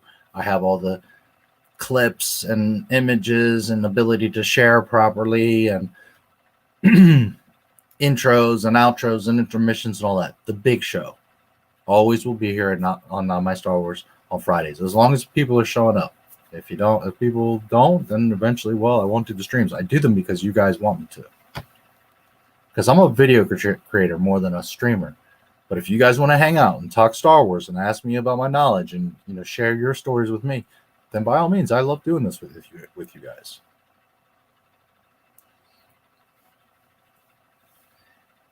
So the big show will always be here. This is always the focus and always the hub.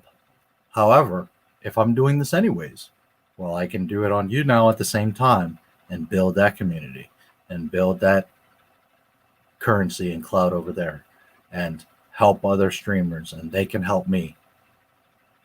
And it's 50 million other people that I have a pool of. Now, maybe not many of those kids are interested in Star Wars, or maybe because I'm a little bit older, most of them won't listen to me. But if you're 20 and you're into Star Wars, or if you're 20 and you're into whatever, cars, girls, whatever, they talk about all kinds of stuff there. Well, you might, who knows, get 1 million of those 50 million subscribers or fans. I can tell you this, it's going to be a lot easier on YouNow than it's going to be on YouTube.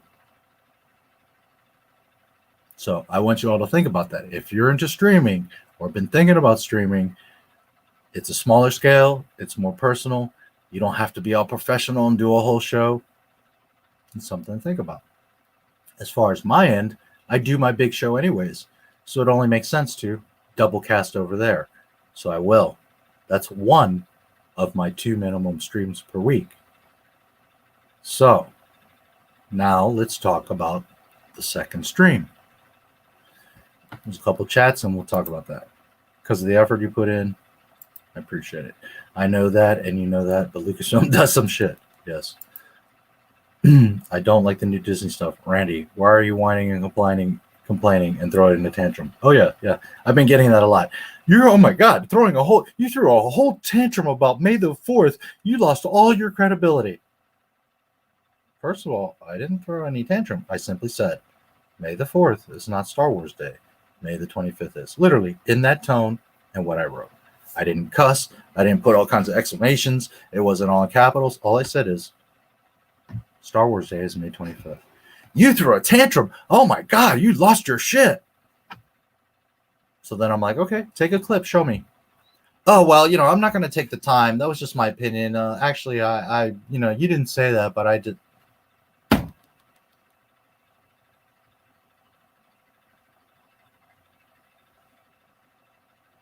Have you ever seen me throw a tantrum? Some of you have been with me for a while. You see, sure, I've gone on some little rants. Sure, sometimes I get a little worked up. Yes, I fucking love Star Wars, so I am passionate about it. But have I ever thrown a tantrum? Thrown shit around? Yelled? Got angry? No. And on the community post, it's not all capitals and exclamations, and it's just May 4th is not Star Wars Day. May 25th is, which is a fact. And a bunch of people got their panties in a bunch. You lost all your credibility. Yes, because 3 of you are so fucking rock-headed and you want to come on my post, which I don't know why you're even here, but you want to come on my post and try to make me look bad. You lost all your credibility. So I guess all 12,000 of you should just subscribe and I'll delete my channel. Because I stated a fact and you didn't like it. And I lost all my credibility. 200 plus videos of nothing but facts. Highly researched, highly edited. But all my credibility is gone because I stated a fact.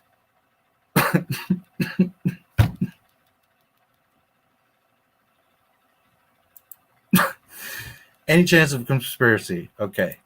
Here's where we're getting to.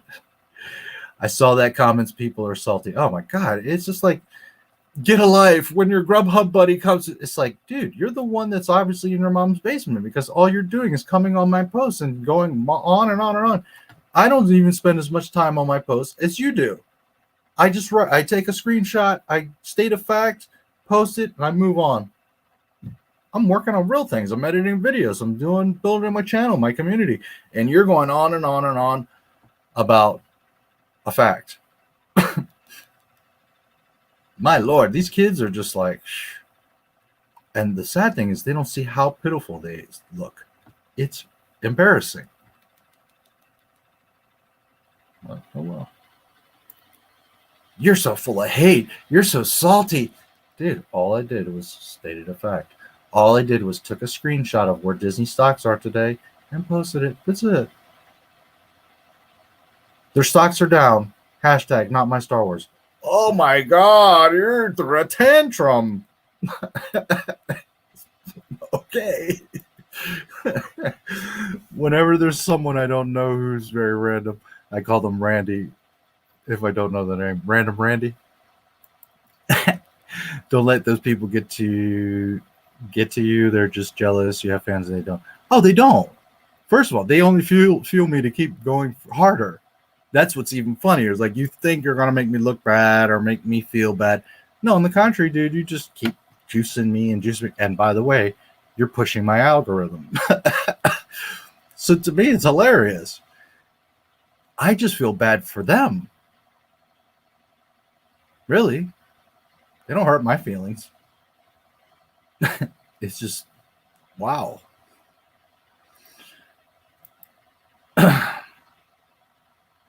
Yeah, most of them I don't even reply to. Every now and then I'm like, listen, dumbass. But for the most part, I just showed how to know where hunted down by Mafia. Yeah. Oh man, it's some of those comments. It's just, wow. Really? That's your logic? That's your argument? Really? Okay. Anyway, so with that said,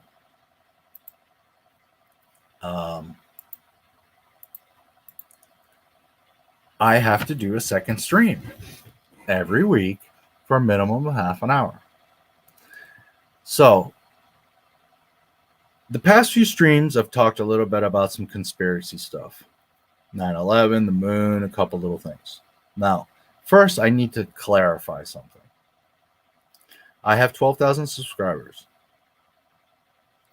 3,000 to 5,000 of you are pretty active. Every stream, and it varies, between 10 and 100 people are pretty interactive with every stream. Every one of my streams, when I finish them, has about 300 to 500 views, and in replays, they all seem to get about 500 to 1,000 views. So there's a decent amount of people that watch my stuff, know what I say, etc. Some are just haters that are just here to watch. Some don't say anything, whatever. Okay. 2 people out of all these people were like, I come here for Star Wars. Why are you talking about anything else? All right.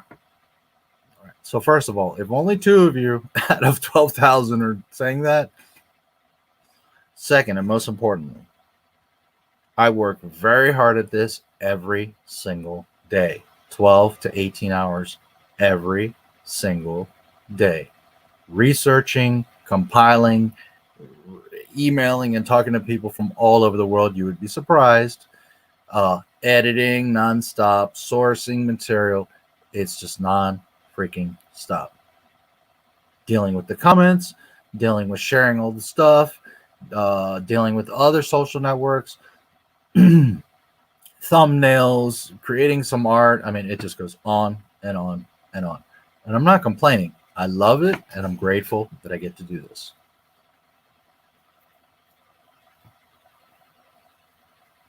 But it's a lot. And when Friday comes around, and I, for free, for you, for me too, but for you, for free, every Friday, burn up 8 to 12 hours of my life. If in the 11th hour I deviate from talking Star Wars to talk about the moon or girls or whatever the fuck, it's my channel. I more than earn it, and I can do whatever I want. By all means, I listen to you guys. By all means, I've said it from the beginning. This is a Star Wars channel. I don't want to talk about Marvel and Brie and all these different topics. That's not what my channel is. My channel is about Star Wars. Now, if it's Lucas related, sure. Something like Family Guy, sure, because of Blue Harvest, you know. And it's not to say that I can't talk about other stuff, but it's, in general, I've always tried to make it a point that this is a Star Wars channel. But at the same token, this is my fucking channel. And if I want to spend the 11th hour of for free educating, sharing knowledge, trying to entertain you, trying to be there for you, and I'm not like most streamers. I sit here, I read your comments, and I give you time and input and listen to you and interact with you for 12 fucking hours every Friday. I love it. I'm thankful to have an audience. I'm not complaining. But if in the 10th or 11th hour of me streaming for free, I want to talk about something else, well, I'm a human being. And that's how conversations go. Often the best conversations go in 10 different directions. That's being a person. You're just hanging out and talking. Yes, this is a Star Wars channel. It will always be focused on that. But after 4 hours, 8 hours, 12, 11 hours of me that I researched all freaking week and made videos and did all this stuff so that I make sure that the information you're getting is correct and I'm telling you logical and truthful things, and I want to talk about a girl's ass or freaking the moon or whatever, well, goddamn it, it's my channel and I have every fucking right to do so. And I'm not bitching at anybody that gives me feedback but it's kind of silly to me that I would do something for 12 fucking hours every Friday for free. And someone would say, well, oh my God, you're talking about something else. That's not fair. You're not paying my bills. And I'm a human being. I do like other things besides Star Wars. And I do care about you guys. And I know that you guys often want to ask me about other things and talk about other things too. So I can't help it if James mentions Doctor Strange or this person mentions that. I'm not mad. I try my best to interact. I've told you many times, I know Star Wars as good as anybody. 98% of people on this earth cannot challenge me on Star Wars. But if you ask me about, you know, Captain Marvel or, you know, this other topic, I'm no expert. I don't know. You know, I can only tell you so much what I've seen. I don't claim to know the canon of everything, be an expert of everything. No. Star Wars? Yes, you better know your shit if you're going to come to me. But outside of that, I don't pretend to know everything. There are some things I do know a lot about. Women and dating, conspiracies, the moon, 9/11. That I know a lot about that stuff, but I don't pretend to know everything about everything.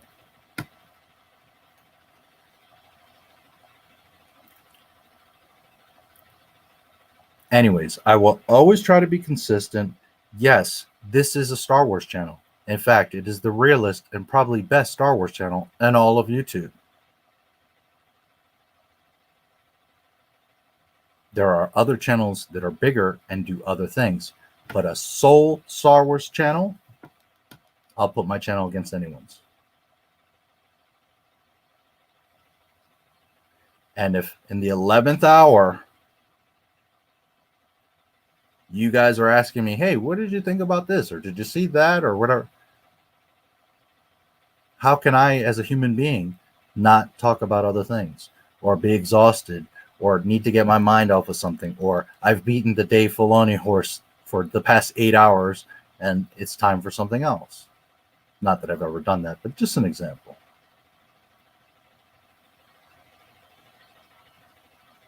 So I do want to be careful. I don't want this channel to become, talking about a whole bunch of other things. But on the same token, this is an open forum. And if one of you comes to me and says, hey, did you see this? Or what do you think of that? Or whatever, I'm going to try not to deviate and go too much off, especially if I have topics to cover and we're, talking about news or a movie or whatever.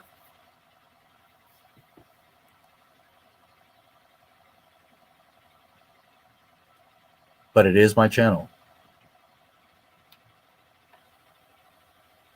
And if I'm doing this for the pure love of it and spending massive amount of hours, I don't want to hear any shit from anybody about, well, you talked about this for half an hour, so, oh my God, I thought you were a Star Wars channel. Be real, dude.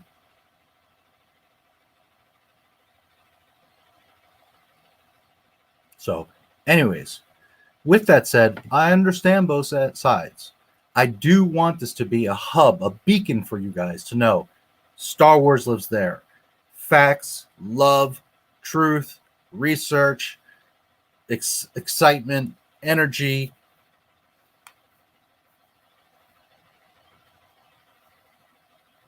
But we're all humans, and it's okay if we go off for half an hour on, hey, this happened or that happened. As long as the focus is Star Wars and I cover the things that I mean to cover. And I've always done that. Sure, there's been times we're just all vibing so much, right? I mean to do a movie and the stream ends up just us hanging out. Is that so terrible? That once a month or every now and then we just fuck off and just hang out? I think it's pretty awesome. Now, I do also care about the reputation of this channel. So I don't want it to become now just an open forum of we're all over the place. I do want it to focus on Star Wars. I do want it to be that center beacon throughout all of YouTube for the true, most purest of Star Wars. And honestly, I think I've pretty much achieved that. Not that many people know about it yet, but I've done that. I've built that foundation. I have 200 plus videos and live streams to well prove that. Is there much more I can and need to do? Absolutely. Do I deserve just everybody to bow or think I'm great? No, I'm not saying that. All I'm saying is I have more than proven my knowledge and work ethic and love for Star Wars.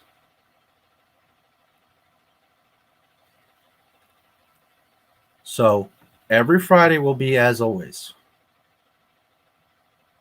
Per usual, certain things will come up. I'll do a stream. For example, by the way, this Monday, most of you have probably seen, Bob Chapek is going to be back at JP Morgan. Last time he was at JP Morgan, remember, I found and heard him say, I was the one that broke that.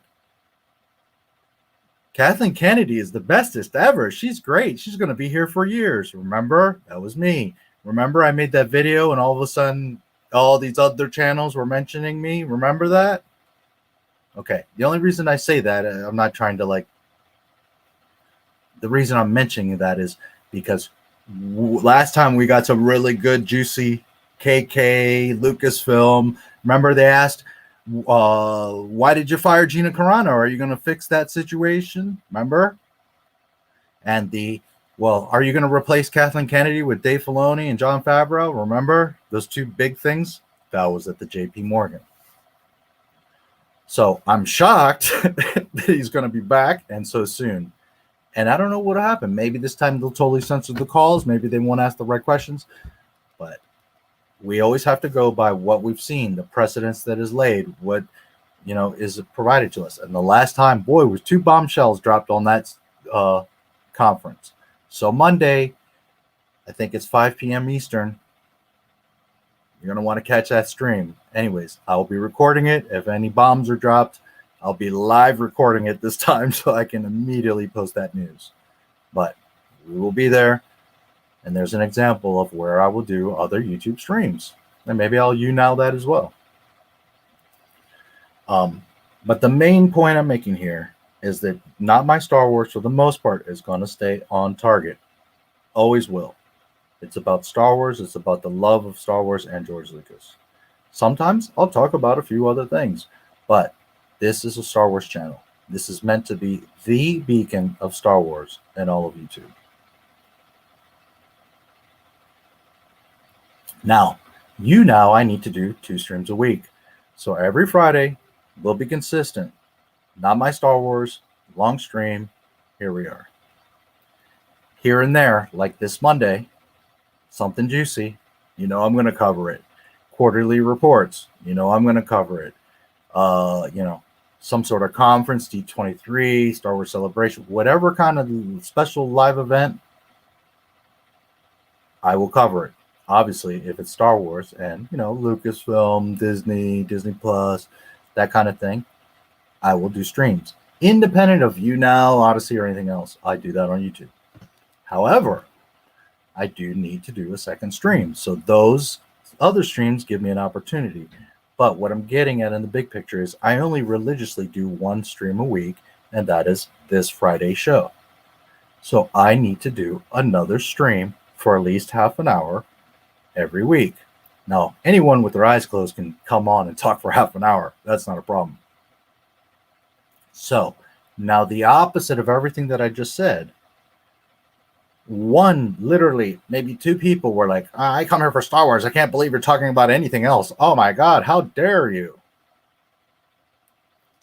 Whereas there's several of you that keep saying, hey, let's talk about the moon. Hey, let's talk about 9/11. Hey, especially Bobby. And I love that stuff. I'm all for it. I'm glad that you have interest, and I'm more than happy. But I also want to be respectful and careful with Not My Star Wars. I don't want it to deviate. I don't want it to lose its tarnish, because this is about being a beacon for Star Wars. But now I have YouNow. I can't stream on Odysee yet. And streaming on YouTube as Not My Star Wars, it's not going to fit consistently with the point of this channel. If I'm doing 9/11 stream and girlfriend problems or whatever other topics, understand, I certainly cannot juggle another channel. I already have 5 channels that I'm juggling: comedy, digital marketing, gaming, Not My Star Wars, the old hemp clothing company. It's just too much. Which that is the hemp clothing company is always going to be where you're going to find the videos, the edited videos, lectures and stuff like that for that type of thing. But some of you have been asking me to talk about other stuff in streams. And that could be not just 9/11. It could be like, hey, Marvel or other movies or other franchises. And while I try to be open and touch on those types of things, again, I need to focus and stay true to Not My Star Wars on YouTube. But now I have YouNow. So, sorry for this long explanation of everything, but this matters to me. And I want to give you guys as much information so that you as a viewer understand where I'm coming from, but also because I know a lot of you are fellow creators, and I'm like your big brother. Big brother in the sense my channel is considerably larger than most of you, if not all of you. Every now and then I get a drunk 3PO or a Ryan Kinnell that pops in, people that don't say anything, and they're bigger than me. For the most part, I know most of you are younger than me and have a much smaller channel than I do. So I'm like your big brother. So I want to show you what I'm doing. I want to show you how to get success. I want to help guide you because I know what it's like. I understand. And I wish at 15 or 20 years old, I had the opportunity of all this technology for free and someone like me willing to show you, to explain it, to show you the tools and the opportunities.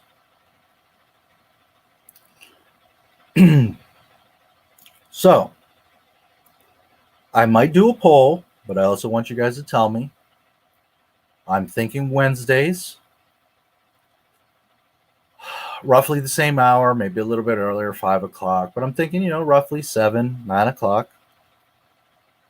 I'll go on YouNow.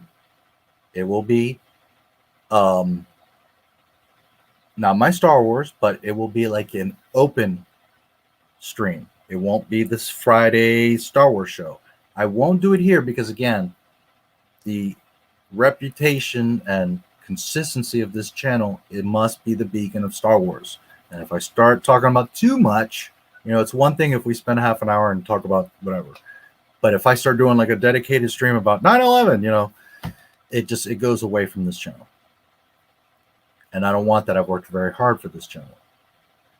And I could do stuff on True Hemp Clothing, but I just feel like that's a good place for videos. I just don't feel a vibe of doing live streams. I don't know. Maybe in the future. I don't know. But YouNow came along, and I think this is a great way and opportunity where I can do those more isolated streams. My YouTube crowd can find me there. I'll announce it that I'm there and whatever. It's a little more personal. And I just think that's a good outlet for it.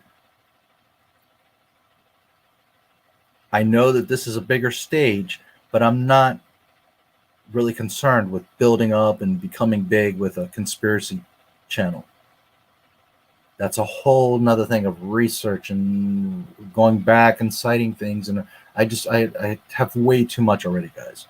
But maybe on like Wednesday nights, we can hang out for half an hour or 3 and just, hang out, talk about, oh, did you see this movie? Or this girl said this to me. Or so what happened in 9/11? Can you tell me what details you know? Or, hey, I saw this in a video. Can you explain it? Or what, you see what I'm saying?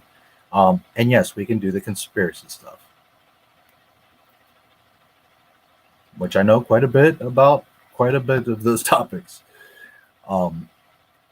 I don't claim to be a world expert or have all the answers, but I know a lot about that stuff, and I'm always happy to talk about that. So, I'm thinking Wednesdays, same thing, maybe 7-ish p.m., doing a conspiracy stream or open life stream, or I don't know what I'll call it, but it'll be on YouNow, not over here, because again, I don't want to go too far from what the point of this channel is. About 10 or more of you have been asking me, we want to talk about that stuff. So again, with Not My Star Wars, a lot of things just happen. They just unfolded. They just fall into place. And I think that's the best way. When you want something, you should go after it. But on the same token, you should see when the universe is showing you things and guiding you. And when things are lining up, you need to take advantage of them. So that is the long and of the short, or the short of the long, that I will be doing that. Now, will it be Wednesdays? I don't know. Maybe it's Tuesdays, maybe it's Mondays, maybe it's Saturdays, maybe it's Thursdays. We'll figure it out. If you guys tell me either in this chat, or I'll probably maybe do a poll too. You can always email me, or leave a comment. I could even do it during the day, 12 o'clock or 2 o'clock on Tuesdays, whatever. I can do it. I know the problem is that a lot of you are at work or whatever. That's why I figure in the evening. So I'm very busy, insanely busy. So I can't dedicate to, another 12-hour stream, although I say that and then I end up getting caught in these 8-hour streams. But I can't, like twice a week, I'll burn out. But I can certainly for an hour, 3-4 hours, hang out and we can talk about the nonsense of 9/11. Or I can show you that clearly we never got to the moon. There's all kinds of stuff that we can talk about. And you can also ask me, because I am your big brother for a lot of you. So we can talk about girls. We can talk about cars. We could talk about Building 7. We can talk about all kinds of stuff. It's not that I'm scared to here on YouTube, although YouTube doesn't necessarily like you talking about a lot of that stuff. But it's just, again, because this channel needs to focus on Star Wars. Not because anyone's saying that, because I understand that was the point of me making this channel. But what I said earlier is because, you know, to be fair, I'm here for 12 hours for free. And if sometimes I want to talk about other stuff, well, then what the hell? But again, as a lot of you have been asking me, this opportunity came along. It's not about making money because it's like anything. It would take a while to build it up on YouNow anyways. But it's a different and cool way. It isolates the channel from, you know, people being like, well, why are you doing all this other stuff? I thought you were a Star Wars channel. You understand? On YouNow. So on YouNow, I'll be under the same name. It's Not My Star Wars. They approached Not My Star Wars, not me. Understand? Obviously, they saw something in this channel, which I am this channel. But what I'm saying is they didn't approach me by name. They approached me like, hey, we see you're Not My Star Wars channel, and we want to get you on board. Understand? So I'll be Not My Star Wars over there, and sure, we can absolutely talk about Star Wars. But the idea is for me to unwind because I am so freaking busy and so much stuff going on. This actually would be good for me too, to like I said, maybe Wednesdays, just disconnect from it. The Star Wars stuff, the editing and all that, and just hang out. So we can hang out more so like the guys or just friends or whatever, which I try to do that here as well. But here also it's important that I cite facts and I tell stories and news, and, you know, it's really focused. So with that said, there you go, Bobby. You're going to get your conspiracy streams. I'll look here in the chat. I see you guys are writing a whole bunch of stuff, but I hope all of that made sense.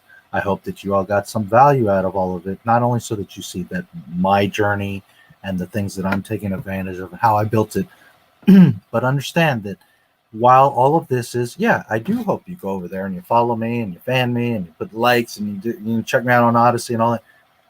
I'm also hope that you guys appreciate that I'm showing you how to leverage this stuff, that you should be doing this for yourself. Copy what I'm doing, guys. Look at the description of my videos. Check out the tags that I use. Look at how I structure things. Look at how my videos, the intros and outros, all of that. In the past year and a half that I've been doing this, maybe 3 people are like, oh my God, your intros are so long. I can't believe in 2021 people do that. Meanwhile, 12,000 of you love my shit. Meanwhile, I did a poll. Are my intros too long, too short, or perfect? And guess what? Or just right. And guess what? By far, you all answered just right. So obviously, you know, people will tell you all kinds of myths. No, your intro can only be 3 seconds, or you should only do it this way. And again, I don't pretend to be the #1 YouTuber, and I have all the answers, and I know better than everybody. This channel is much larger than me. I'm a tiny little channel. But I just saw your comment, adaptive.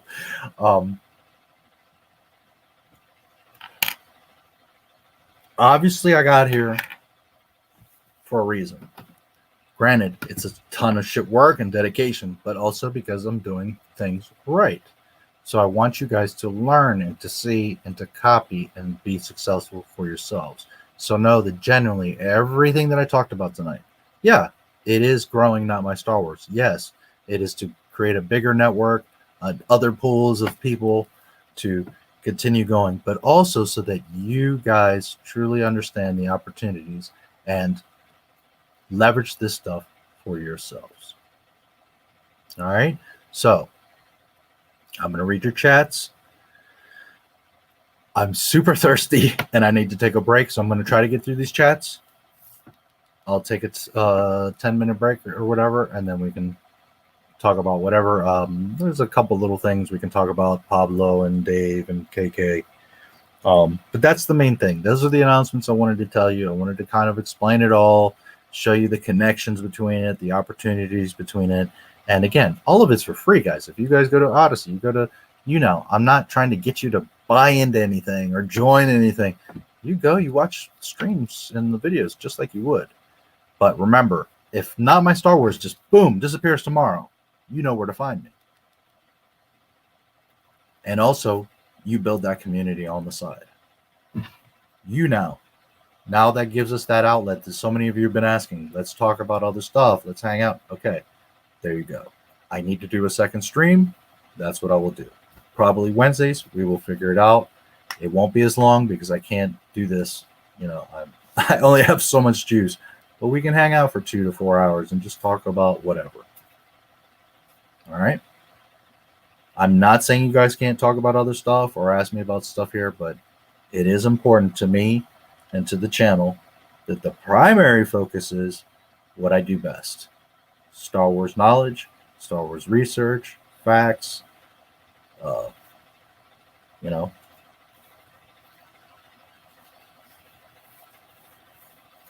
Anyways, so I think you get it. If you have any questions, let me know. I'm going to get through some of these chats here, and then I'm going to take a little break because my mouth is like, but all right, I got about 20 of them, so let's get through this, and we'll keep it moving.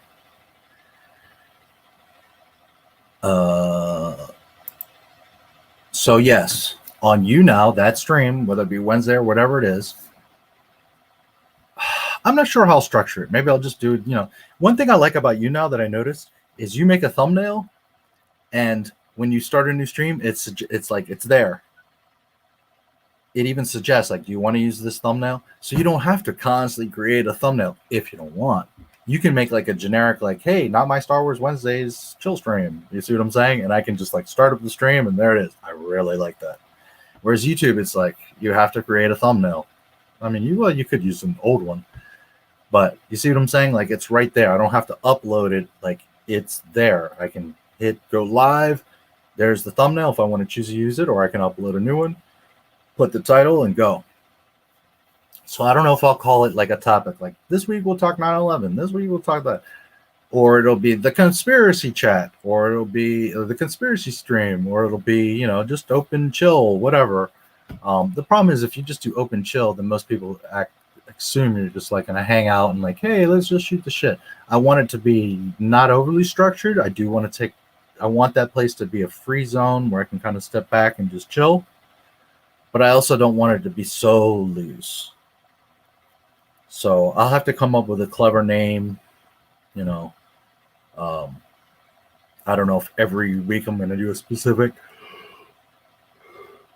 topic. When it comes to that stuff, I don't have the time to be extra researching and checking the latest news and setting up. I'm so busy, guys.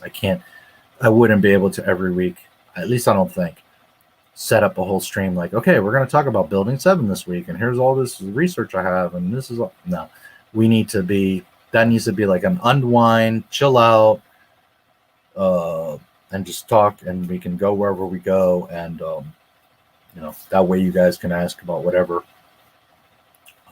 I think that's the way to do it. So I don't know, I'll have to think of a name, but yes, it doesn't necessarily have to be like a conspiracy only stream. But by all means, we can hang out for 2 to 4 hours and talk about Building 7 and all the other wacky shit that went on, or whatever. Aliens, moon, ghosts, girls, dating, you know, why does this do that? You know, science, experiments, life, Mother Nature. I know quite a bit about cannabis. I'm actually well known throughout the world, at least in the industrial hemp part of it. So there's stuff like that if you want to talk about. So, you know. So yes, Bobby, we will be able to talk about that, and we can do, if you want, entire streams. Yes, I get plenty of salt in my channel. There's someone I don't know. Okay, I guess I've read some of these already. Let's see. What's your name? Randy, Lowell. On behalf of all your fans, we thank you. Well, I appreciate it. I truly do. Again, I'm not someone that needs validation or you guys to be like, oh, we love you. Or I do what I do because I love it and I push forward. But, by all means, it's always appreciated to hear that you guys enjoy the stuff. You appreciate it. You understand it. I put a lot of time and love into this stuff because I care. And it's selfish to me to have such knowledge and love of something and not do something about it. That to me is being selfish. So that's why I do this, because I understand the importance of it for me and for you. But anyways, I never ask anything of anybody, but I certainly know that I do appreciate all of it, whether it's a comment, a like, an email, a dollar donation, whatever. It doesn't matter what it is. Absolutely appreciate it. New Pearl Harbor documentary on YouTube. It's about 5 hours and it's about 9/11. If you don't think there was a conspiracy of some sort happening that day, we won't get into it here, but we blew up our own buildings. On YouNow, we will talk about it. And by the way, I was in DC on that day. I grew up in that area. We will talk about it at the right time.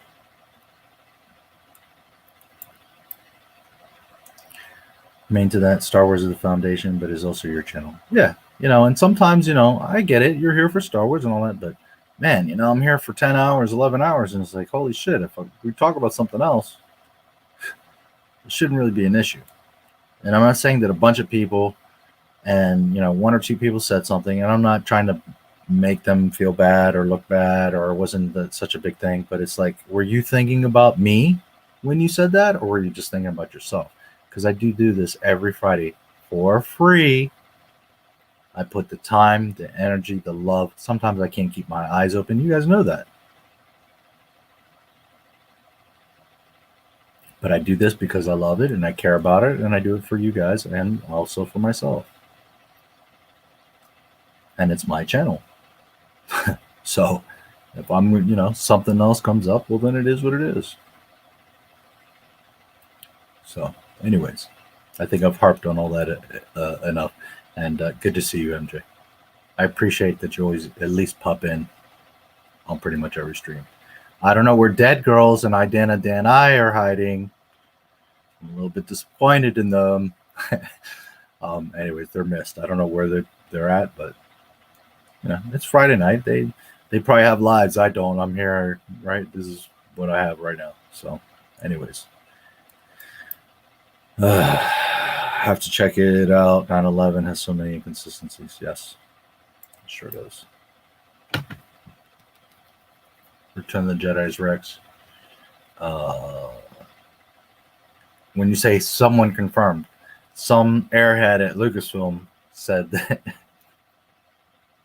Just don't even pay attention to that nonsense. It's so stupid. Remember, the clones grow at twice the rate, and they degenerate very quickly. So, first of all, he wouldn't even have made it to Jedi. But let's just play the game. He's 20 years old in episode 2. That's 19 plus 3, roughly. That's like 22 years. So then Jedi is 4 years after that.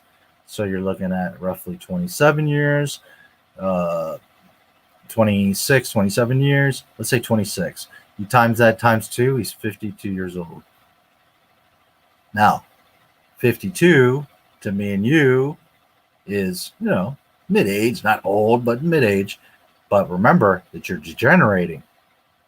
So really, you're like 60, 70 because you're not aging at a normal rate. You're aging plus you're degenerating. So really, you see, by the time Jedi came, he would be like this old, decrepit, 70-year-old By age, he would be like 52, but by physicality, first of all, he would probably be dead because he's degenerating so fast, but he would be like a 70-year-old man. Is that what you saw in The Force of Endor? Dave fucking Filoni. Because remember, he's the executive creative director, right? He's the guy that's, in charge of everybody. So remember, everything that you've seen over the past year, all that nonsense was Dave Filoni. And that's the thing. People like to try to take credit or point out things when it's in their benefit. But now you got to bend the knee and understand that all your praise for him, well, guess what? All this bullshit of the past year, that's your boy, Dave. I'm scared of seeing Brie Larson. Yeah, I don't know if that's going to happen. That would be suicide for Disney. First of all, a lot of people can't stand her, especially the Star Wars community. Second of all, she's a freaking blonde. She's not a redhead, especially not a natural redhead. I don't want to hear that you can dye her hair. Third, that girl is an ironing board.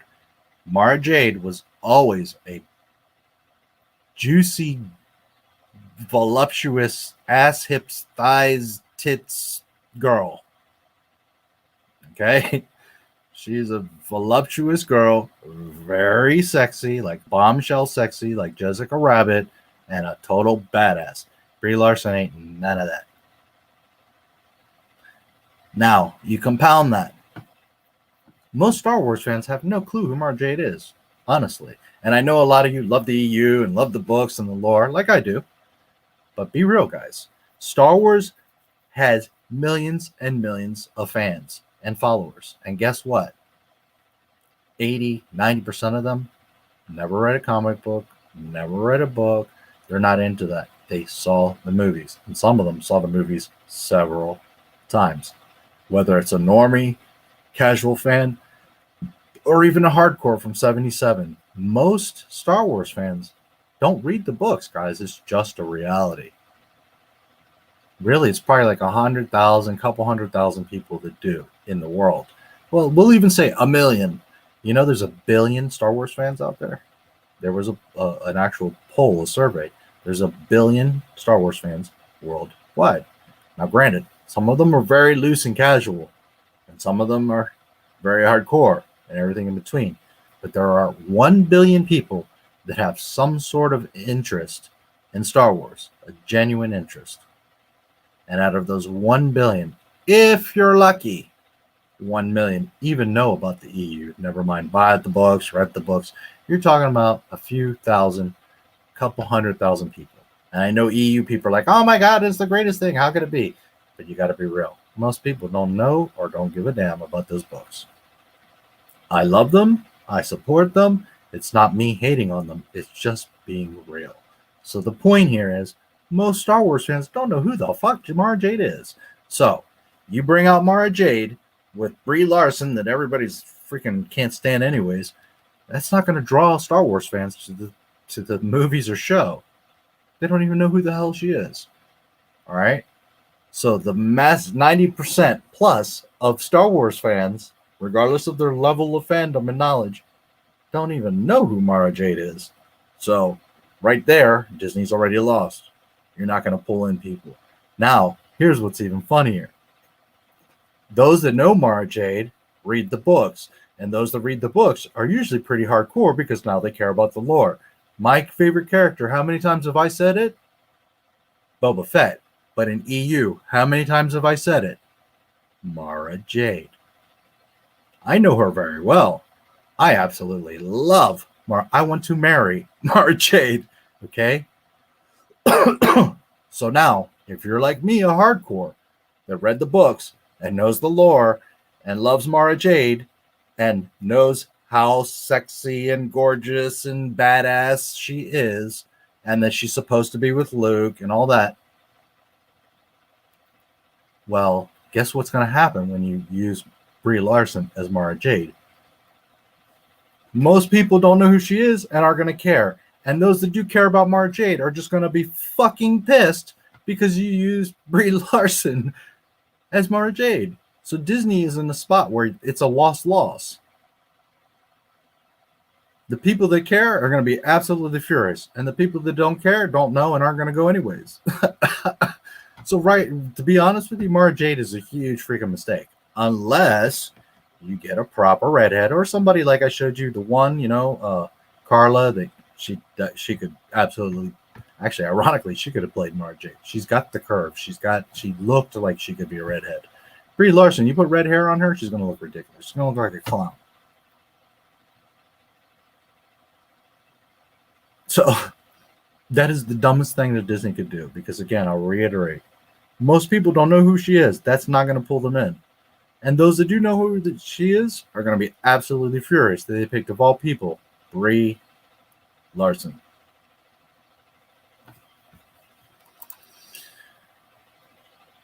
Literally said, pull Building 7, a demolition term for destroy the building. Yes, you sure did. Star Wars channel, no question. Well, unless you don't like facts, well, I can't argue that, and I appreciate it. That read and respond to live chat whatsoever. Some don't even read all the super chats, especially one or two. Yeah, I know. I know.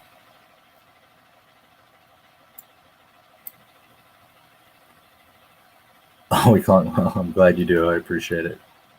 And I could be a dick. I could read like 3 of your chats and force people to super chat and do all. I could just sit here and go on, and I'm not mad at anybody that does that. I get it. But,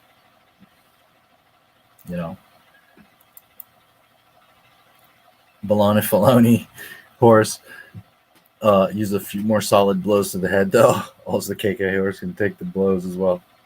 Well, I'm full of them, and, I have no problem serving them. YouTuber called EDP, he would get like $100 super chats and he still wouldn't read them. Wow. What can you do? Star Wars Theory that way. There's many times he would because I used to watch some of his stuff, not all the time, but he would get all these chat and his excuses, it's just too much. You're just ignoring all the chat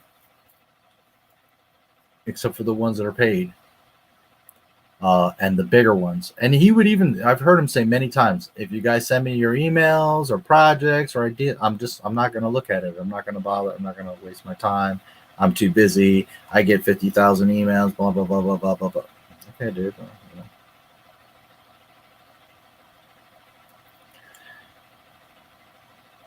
The watch party streams.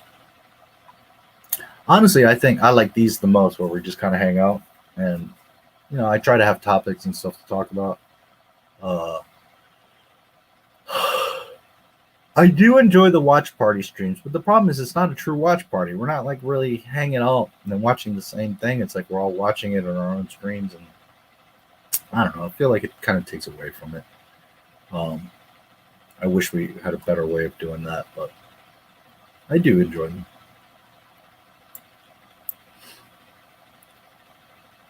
This is my Star Wars name. Yeah, that's funny. I've thought of that. Like, if George Lucas bought it back tomorrow.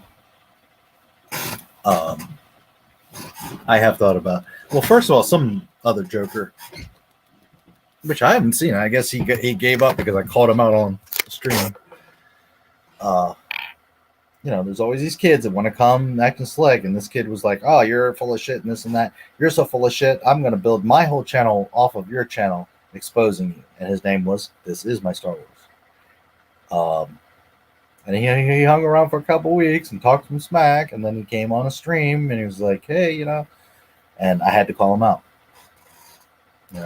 I was kind. I told him, you can be here. I'm not gonna, constantly call you out, but I have to call your ass out because you were talking all that big shit on my fucking posts. So I'm gonna have to smack you down. Now, from here on out, I'm not gonna attack you or mention it again, or but if you're gonna come on my shit and act slick, I'm going to embarrass you publicly. It's that simple. If you come on my stuff and you respectfully say, "Hey, I have a question, or I don't understand, or do you mind looking at this, or I have some other proof," then fine, we can have a very normal conversation or debate or whatever. But This Is My Star Wars is one guy that literally he wrote, "I'm going to build my whole channel off of your bullshit," and blah, blah, blah, blah, blah. Anyways, he had like maybe 2 subscribers, and He would talk some smack, and then he started to, oh, wow, he really does know his shit, and wanted to become a fan, and came on the stream, and some of you might remember it. And I told him, listen, you're welcome here. I'm not going to attack you every stream. It's just this one time, but I have to call your shit out. And I haven't seen him since. So all I can tell you guys in life, never judge a book by its cover, and be careful, because some of us will bite the fuck back. I don't go on any of your pages or anybody's pages and talk shit and, you know, drop bombs and do all this stuff and try to make people look bad. I just do my thing and try to be calm and try to be insightful and try to come from knowledge and love. And people want to come on my shit and talk all kinds of crazy shit. And I'm a very kind and calm person, but I will bite the fuck back. So be careful who you push, what you say to people, what you do, because some of us can be very, you know, nice and kind, but, you know, you don't know what somebody's going to do. And you're coming on someone's page and you're talking all this shit, you know, not even like, hey, dude, you know, can you explain, or I'm not sure. No, like talking big shit. And then later they're like, oh, you're so offended. You're so... Yeah, because you started the conversation with talking a bunch of shit. So anyways, I don't like doing that. I don't like to have to call people out. I don't like to have to do that shit. I want us to have a good time and have constructive conversations where we all can learn. But inevitably, there's always some joker that thinks he's so fucking smart and slick. And you've all been warned. I will bite the fuck back.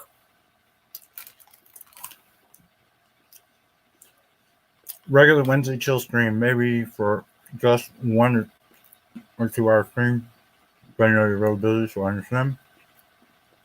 Yeah, and I'm more than willing to do that. We could even do maybe like a 4 hour. I can't do like, you know, 2 12-hour streams every week. I'll get crushed. I'm working on so much other stuff anyways. But by all means, an hour to 4 hours, we can hang out on a Wednesday or something and, yeah, talk about all kinds of other stuff. And YouNow will be the main platform. So if I wasn't clear on that,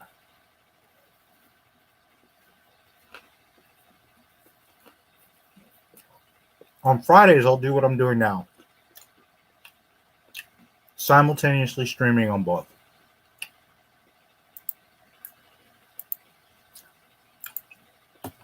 And then Wednesdays, or whatever we come up with, I will only be on YouNow. Okay? So if I didn't make that clear, you need to go and be, well, I guess technically you don't have to be a fan. You could just sign up or go to the streams. But how are you going to know when I'm right? You need to go fan. And that doesn't cost anything. If you choose to subscribe, that's $5 a month, and that's up to you. It's like a channel member. But you don't have to do that. You can go, set up a free account, leverage it for yourself, but also that way you become my fan and you know when I'm there and can follow and all that. There's a notification page. You can choose which notifications you get. You know. So, for example,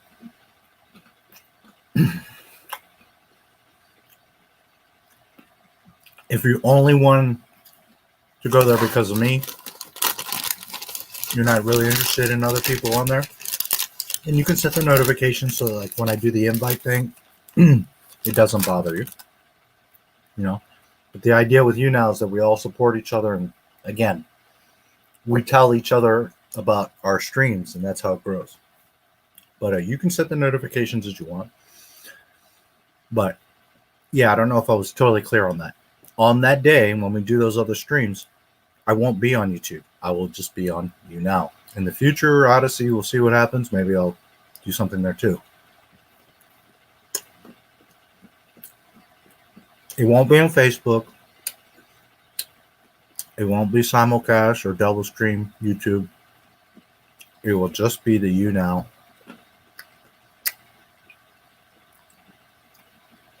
shit talking, whatever stream, okay? So you don't have to pay anything, you don't have to do anything extra, and I think you can just go and watch. You don't even have to have a YouNow account. I might be wrong. So technically, I think you can just go watch the stream, but how will you know?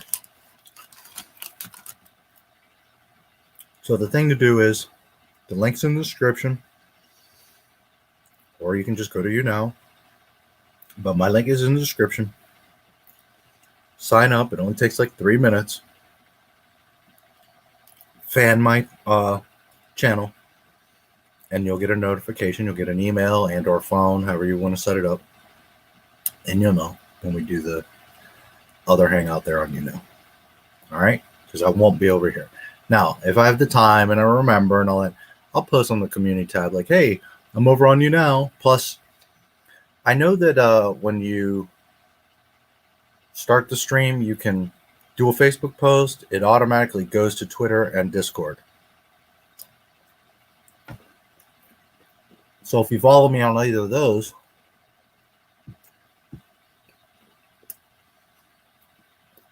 you could potentially get a notification there too. But obviously, I need a little sugar. The most direct and best way is you join YouNow. And again, it's not a membership thing. It's not like you're under me and then, I get a percentage off of you. It's nothing like that, guys. It's just a friend invite. And you join my community.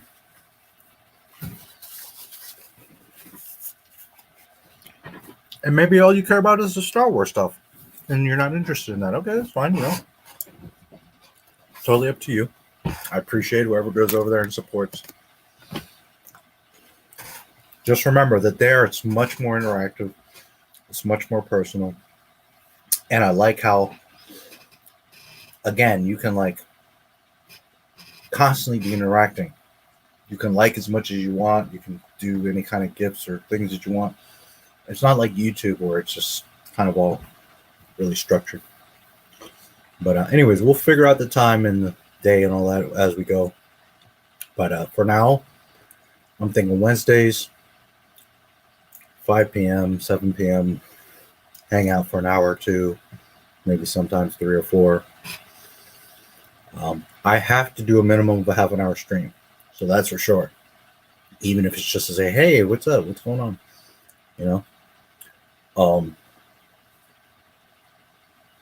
But yeah, hopefully that clarifies. You will not know here on YouTube because it will be isolated on YouNow. For so long, talk about what you want and chat what you want. Yeah. Yeah, and I mean, hell, most channels. Here, let me share again on YouNow's end. I saw a couple people in here. I really appreciate you. Richard Roberts, I'm not sure if you're still around, but appreciate you stopping in and being around. Let me see. I can share it to Facebook and Twitter. Yeah. Oh, let me do a screen share so you guys get on YouNow. You see the YouTube again. There you go. Okay. So, yeah, I mean, especially when I'm doing, 12 freaking hours, it's like, geez. Should have more subs. Yeah, I mean, that shit has been around since 2012. That thing should have, I don't know, 30,000 or something at least. And it's like, YouTube's not easy, guys. It really isn't. Now, to be fair, that channel doesn't constantly have content, and for like long gaps, like I was traveling and doing the stuff and I couldn't always upload.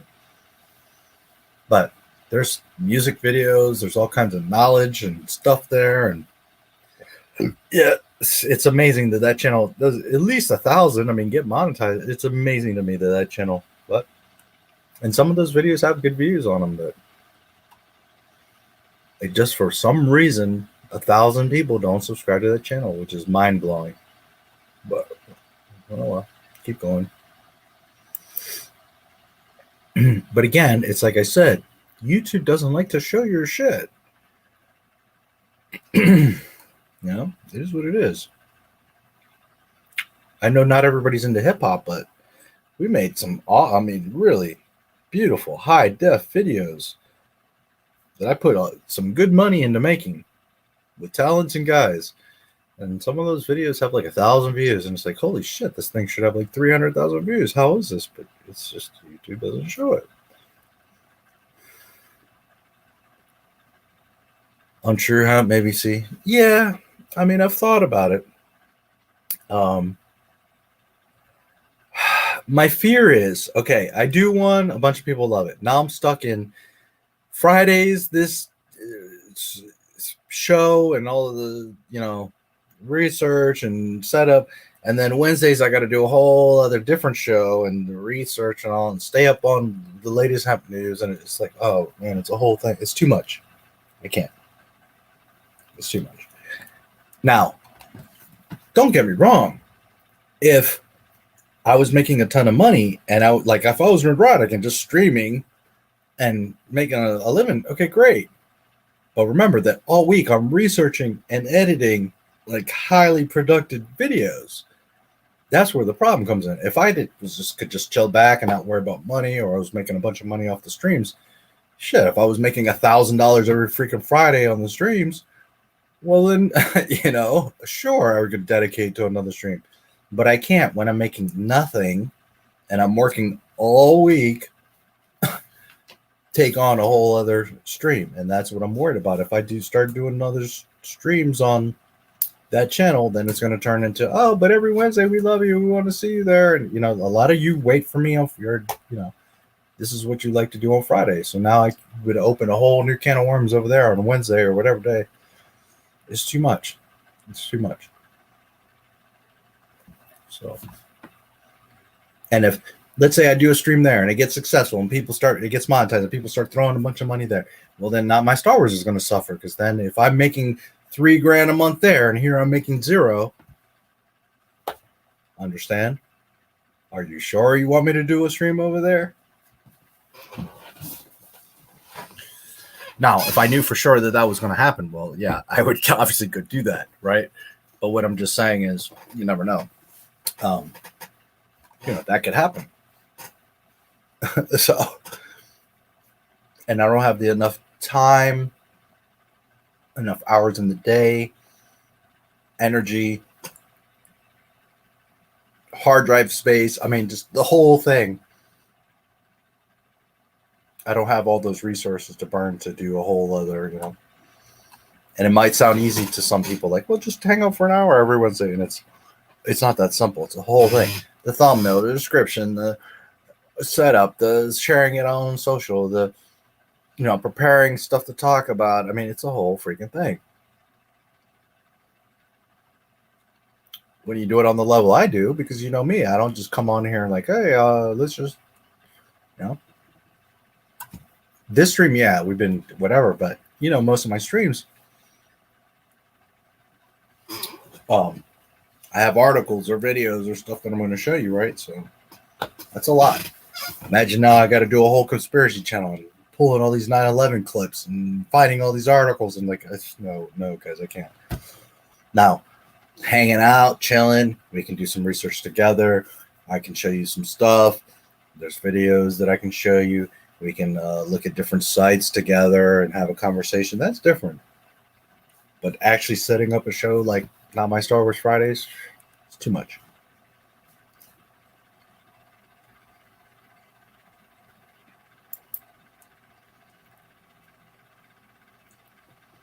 Yeah, there's people that are like completely clueless as to what even happened that day. 2 planes brought down 3 buildings, yeah. Across those, one across the street that had nothing to do with. Yeah, there's. And then you have the 9/11 Commission saying, "Oh no, it was, you know, there was a structural fire and it structural failure because of a fire." And come on, man. But people are that naive.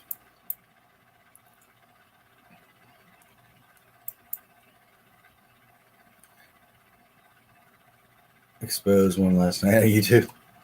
Yeah, I used to watch a ton of that stuff. And it's not that I'm not interested anymore. One, I just don't have the time, but also I've seen most of it. You know?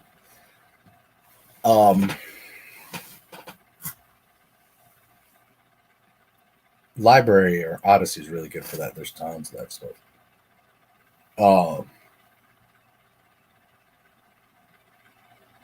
And there's just other things in life that, you know, I have to make a living. I have to build something, you know, other things, traveling and things I was doing that, I just, you know, that stuff isn't going to ever make me any money. If anything, it's just everybody's going to think I'm some crazy asshole and, you know, you're an idiot and you believe in nonsense and blah, blah, blah, blah, blah.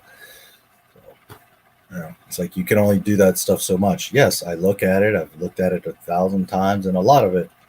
But to be just constantly on top of it,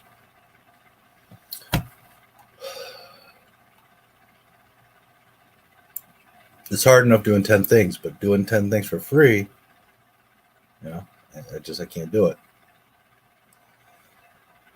Talk to you, in my opinion, because you are very open and truthful about your opinions. With that, it gives you higher integrity. People want truth because we're in a world of fakes and instincts. Well, yes and no. Some people do. Some people absolutely do not want the truth. And that's where the hate comes from.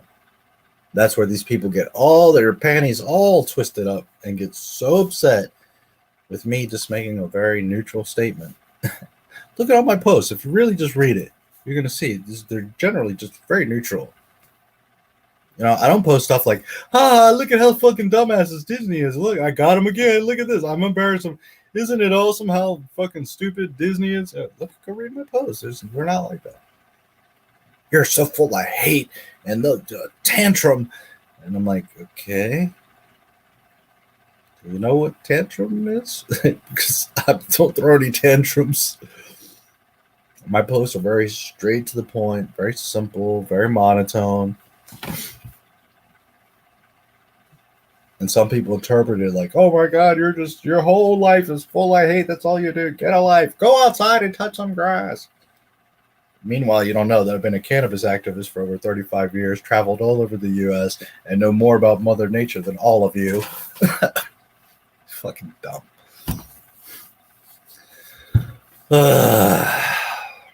Lived in the woods. Have research papers that I've written that are known and cited all throughout the world. But, you know, I don't like to mention that stuff because I just do my thing. And I feel like I shouldn't have to pull cards and prove shit. But, you know, when you got assholes that come in your channel and assume you don't have a life, all you do is complain about Star Wars.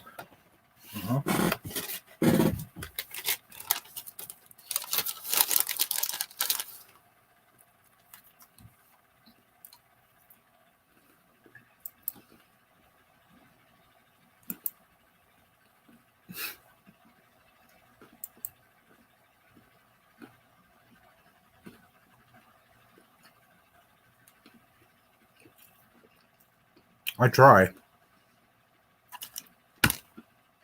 Sometimes it's as if I'm talking Chinese because I just say, you know, that May the 4th thing is classic. I never said not to celebrate Star Wars. I never said that I don't celebrate May 4th. I never said that, oh my God, you should not be happy on May the 4th. You should not celebrate Star Wars. I didn't say any of that. All I said is, that is not Star Wars Day. That is a day to celebrate Star Wars. For me, I celebrate it every fucking day, so don't come at me with that nonsense. But when you got people, it's Star Wars Day! And even Disney is like monetizing that. Hey, get your Star Wars Day thing. No. Nope, I'm sorry, I'm calling that out because that ain't Star Wars Day.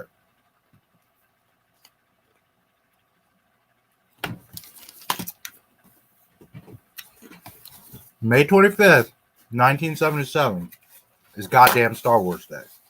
And if you don't understand that, I don't know what to tell you. What wires you got crossed. Because me personally, I don't celebrate my birthday 3 weeks in advance. Oh, but well, you can celebrate both. Yeah, I never said that there's anything wrong with May the 4th. I never said that it wasn't for Disney. I never said that you can't celebrate both.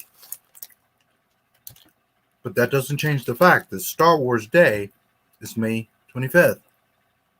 Just a fact. Not a tantrum. Not offended. Not a rant. All I said was May 25th is Star Wars Day.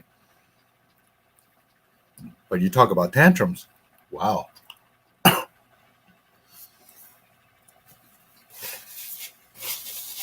That one got a bunch of people.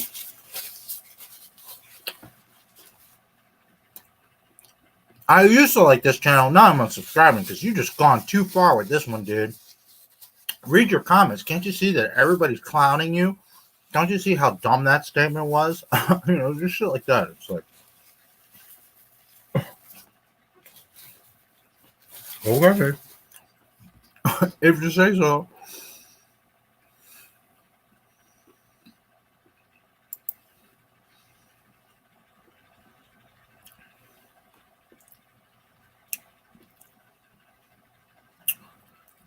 Yeah, you know.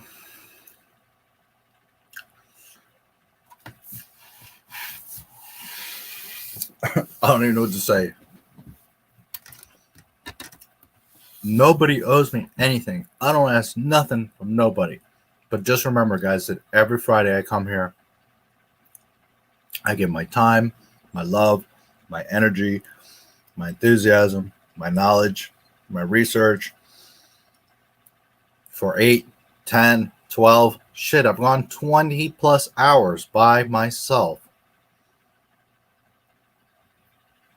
And I make absolutely nothing.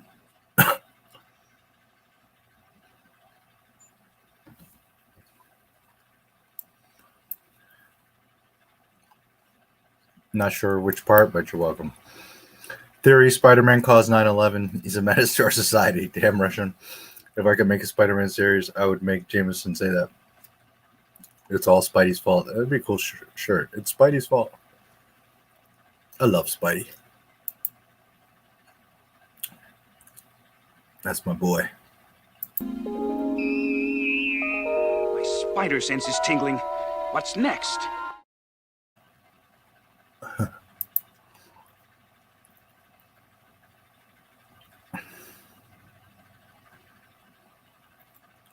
Stream to thoroughly discuss Islam. Yes, we sure will. Intros are iconic. I appreciate it. I love them. I think they're cool, you know. Hey, what can I say? That's why they are the way they are, because I think they're pretty freaking awesome. They're funny, and they again slap in the face. There it is. That's what Not My Star Wars is, and there's the truth. Just my intro alone should get you thinking like, holy shit, what is Disney doing? I think you're talking about more of my videos. I'm thinking of like my live stream intro, but yeah. I do like my little intros too. I mean, I remember one guy was like, you like your own shit. That tells me all about the person you are. Like, okay, please explain to me who I am because I liked one of my videos or comments or something. Listen.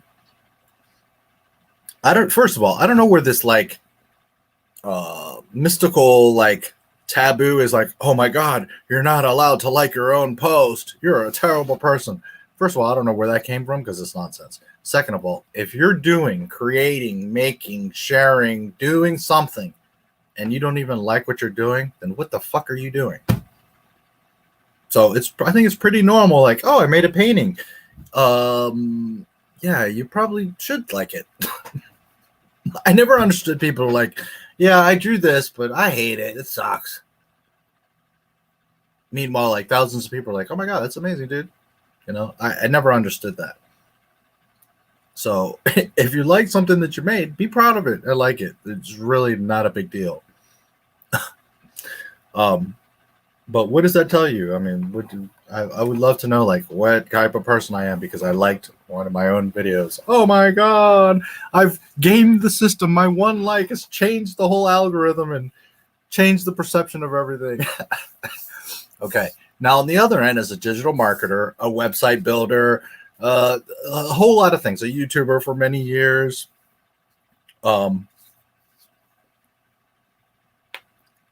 There's like it's like an old Facebook trick. You'll post something and nobody fucking sees it. You like it, and guess what? Everybody sees in their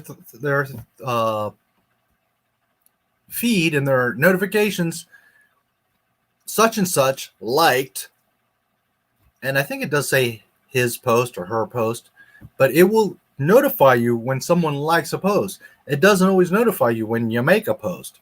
So from a marketing or exposure point of view, well, duh, if I post something and none of you get notified or interact with it or see it, what's the point?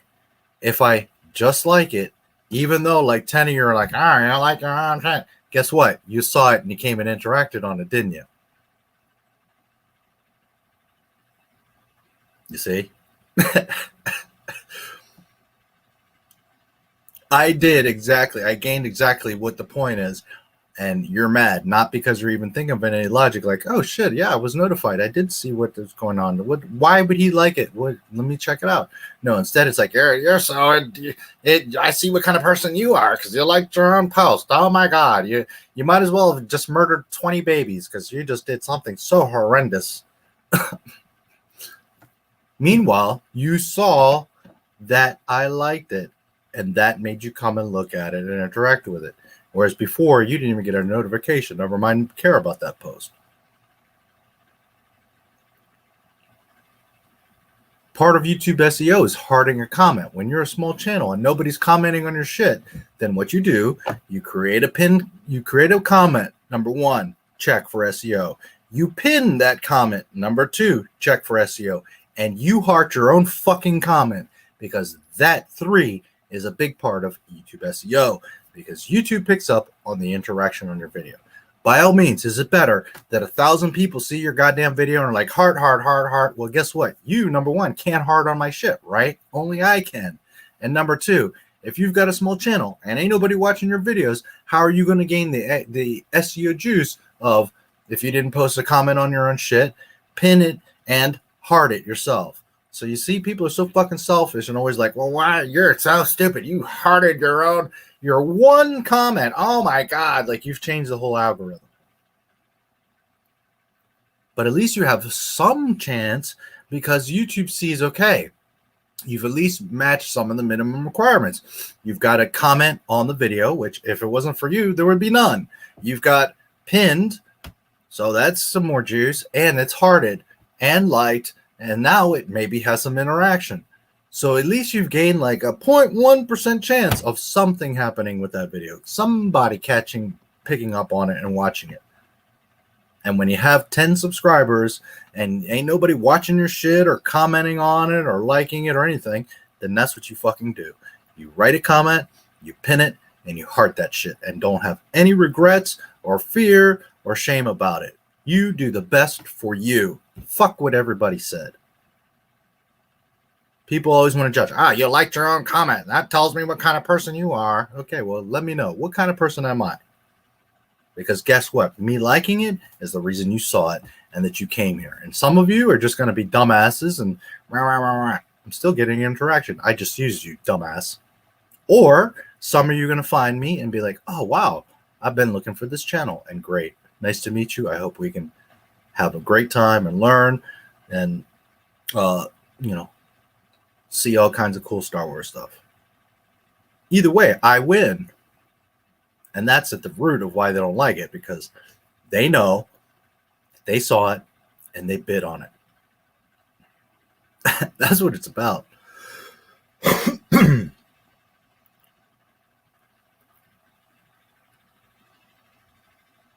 So don't worry about what other people say or think or whatever, because if you're not pissing people off, then you ain't doing anything anyways. If you're not making waves, then you're not making enough noise. You're not doing anything. You're not having an effect.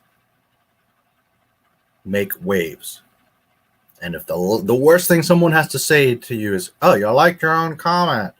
Yeah, but you saw that comment, and here you are. It brought you to the video that just maybe saw or not, but you interacted with the post. So point made, mission accomplished. Don't worry about what other freaking dipshits say.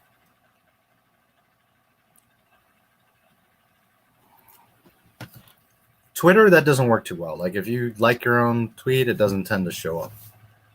But like Facebook is notorious for that. Boy, you'll post something, ain't nobody get a single.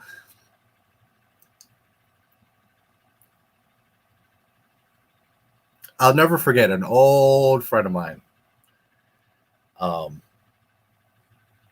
In fact, ironically, I've mentioned her before, the Playboy model that I dated. I'm an ass man. And one day, for whatever reason, this is years ago, I'm just, going through Facebook, and for whatever, it was like ass date, like all these beautiful ass all over the freaking place. Like I wasn't even trying. I'm just looking through, and it's like bing, and I was just like. So then she wrote to me. She's like, "Are you done? I'm tired of seeing you like an ass all day."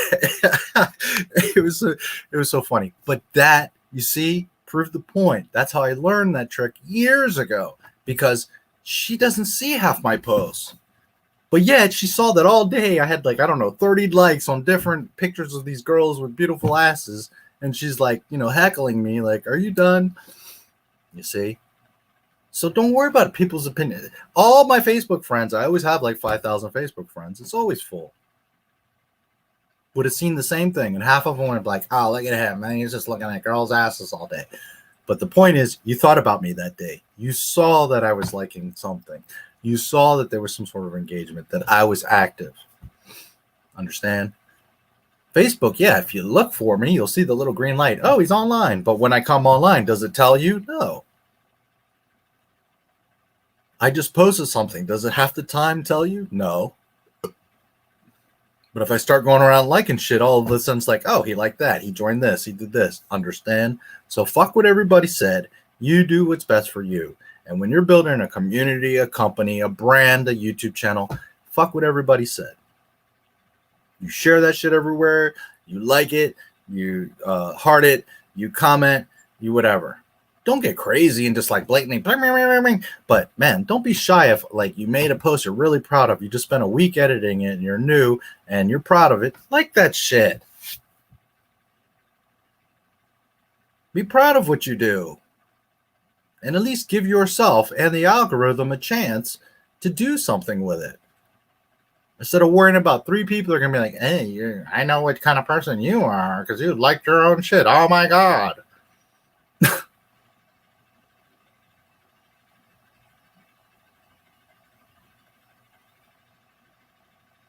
There's all kinds of little tricks like that. And I get it. It's much better to not like your own shit and 5,000 people comment like, "Oh, we love your shit, dude." But when you're a tiny channel, does that work out too well for you? No.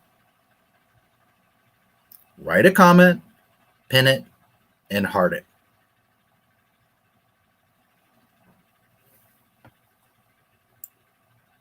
Now, it's much better if 10 people are coming on your page and commenting, then you pin their comment and you heart their comment and or heart their comment. Like it, interact, reply.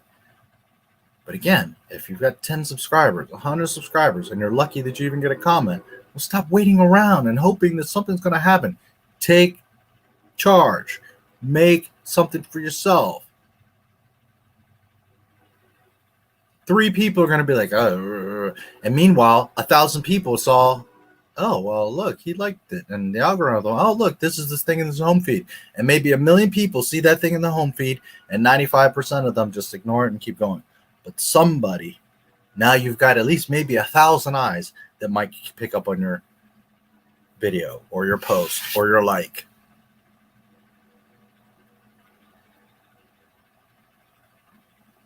People are like, "Oh, my channel doesn't grow. It's so small. It's this."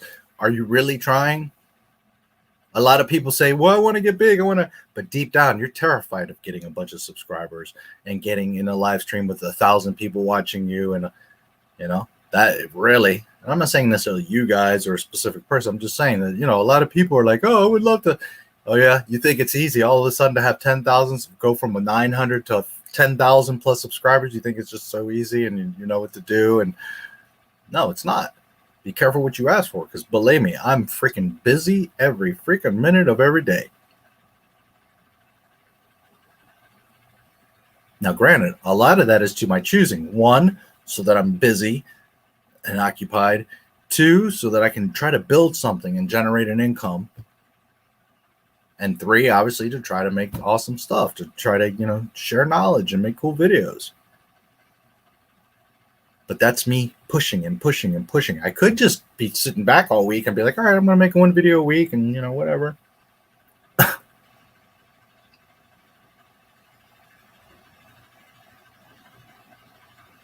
Sometimes you have to ask yourself these questions. Are you really trying? Is it really what you want? Because a lot of people, yeah, it sounds good. I got 5,000, 10,000, whatever. Then you got to start making videos religiously, because if not, people are like, what the fuck? Where are you? What are you doing? It's not all, so easy and pleasant as people think. Again, I love what I do. I'm so thankful for it, and I'm not complaining. But just understand, But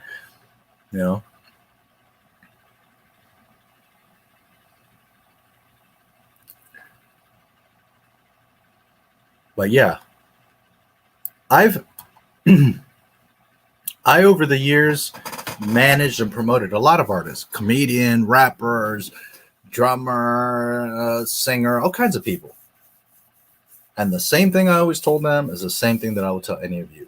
You are your biggest promoter. If you don't believe in you, then don't expect me to believe in you. Why are most rappers successful? Because they're great MCs and no, because they make a video, they hire girls with great asses and bodies, they rent Lamborghinis. It's not their Lamborghini. They're being loaned or rented chains, because it ain't their chains. And then they get on there acting all arrogant. Why? Because if you believe that he's that confident and that he believes in himself and that he's got the 3 girls with the great ass and the Lambo, then you buy into, wow, he must really be something. His music must be good if he's got all this. And now you're convincing, or he's convincing you, that he really is that good, instead of you just subjectively being like, I don't care what you got. I don't see none of that. I'm listening to what you're saying. Most people don't have that capacity. They just see, oh, look at all this shit. He must be doing it.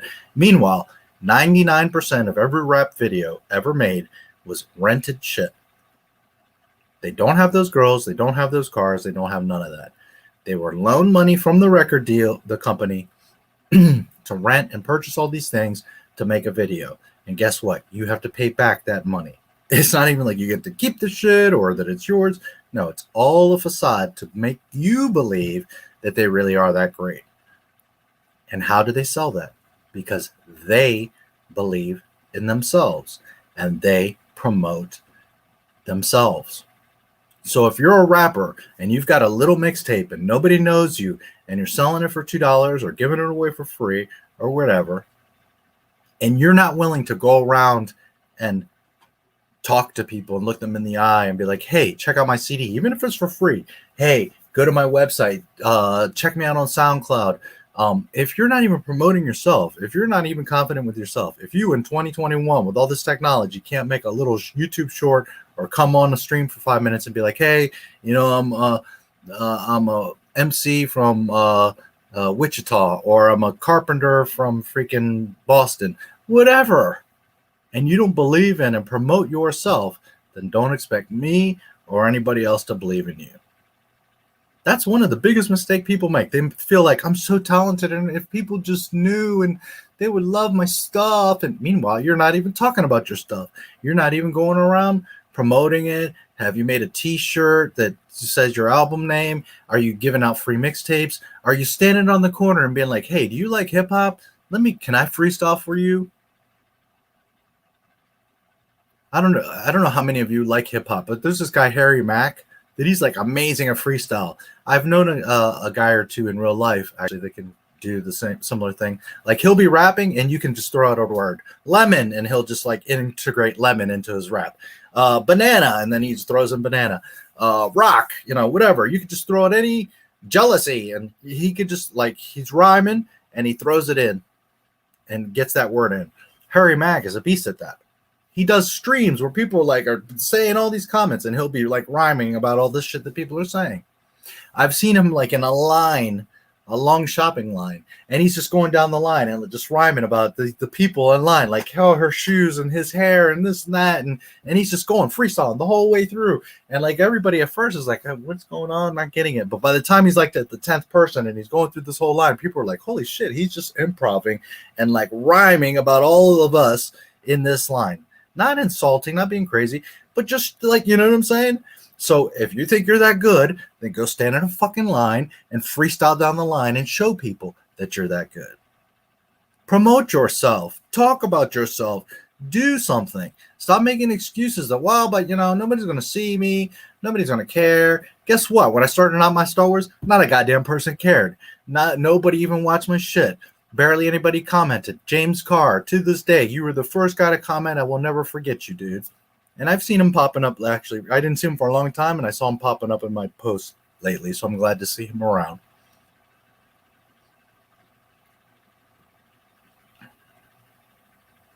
But what do you think? I just came on here and it was all easy and people just knew me. And no, I had to do this shit every day. And I was talking about stuff and sharing it. I wasn't going around like, I'm the best. No, but if I'm not talking about it, if I'm not sharing it, if I'm not showing you, then how would you know I'm here? How would you care? If I came on here like the title was like, I'm an expert on Star Wars. And then you came on the stream and I'm like, well, you know, I saw this article. And, you know, this channel didn't grow because I'm shy or don't know what I'm talking about or didn't talk about it. It grew because I obviously show you that I do know what the fuck I'm talking about. You are your biggest promoter. And if you don't believe in yourself and promote yourself, then don't expect me to know or give a damn.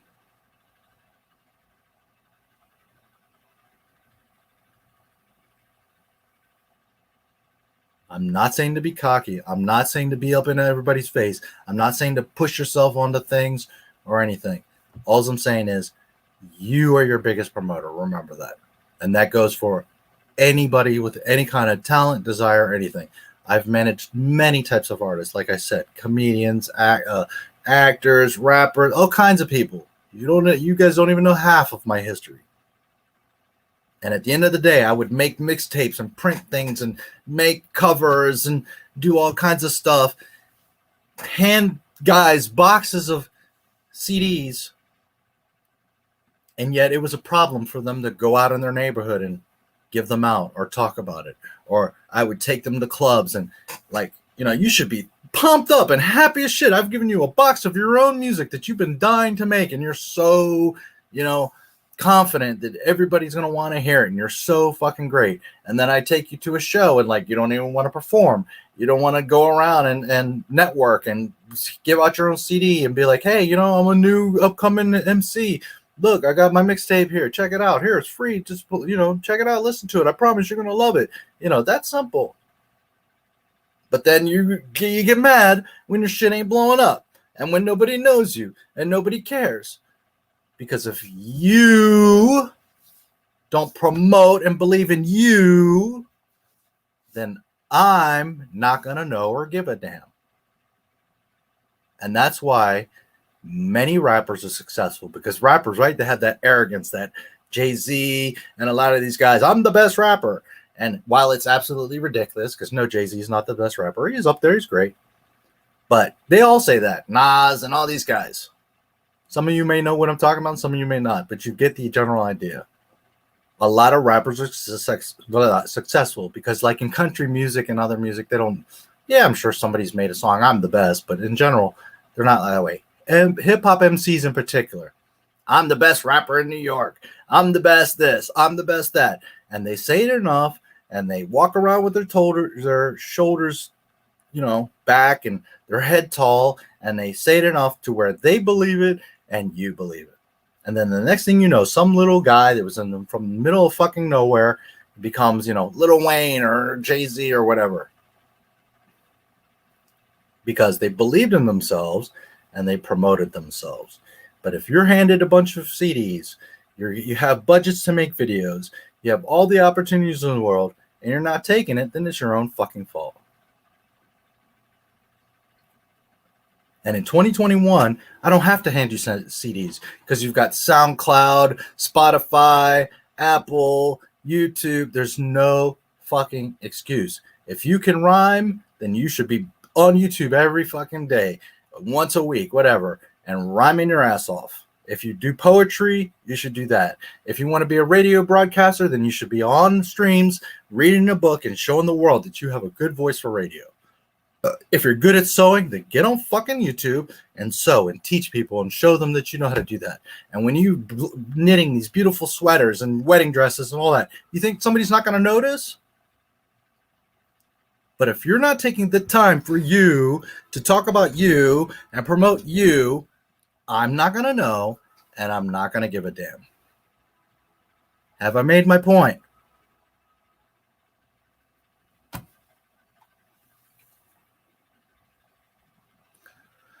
I'm like water, baby. Definitely looking forward to getting to discuss conspiracy. We will.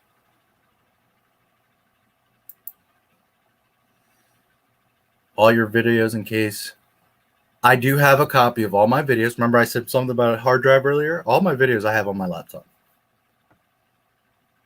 So, I don't have to back stuff up. I don't understand. Like, I think guys like upload videos and then just delete them. Like, no, I have a ton of hard drives taken up for it, but I make my video, I upload it, and I put it in a folder.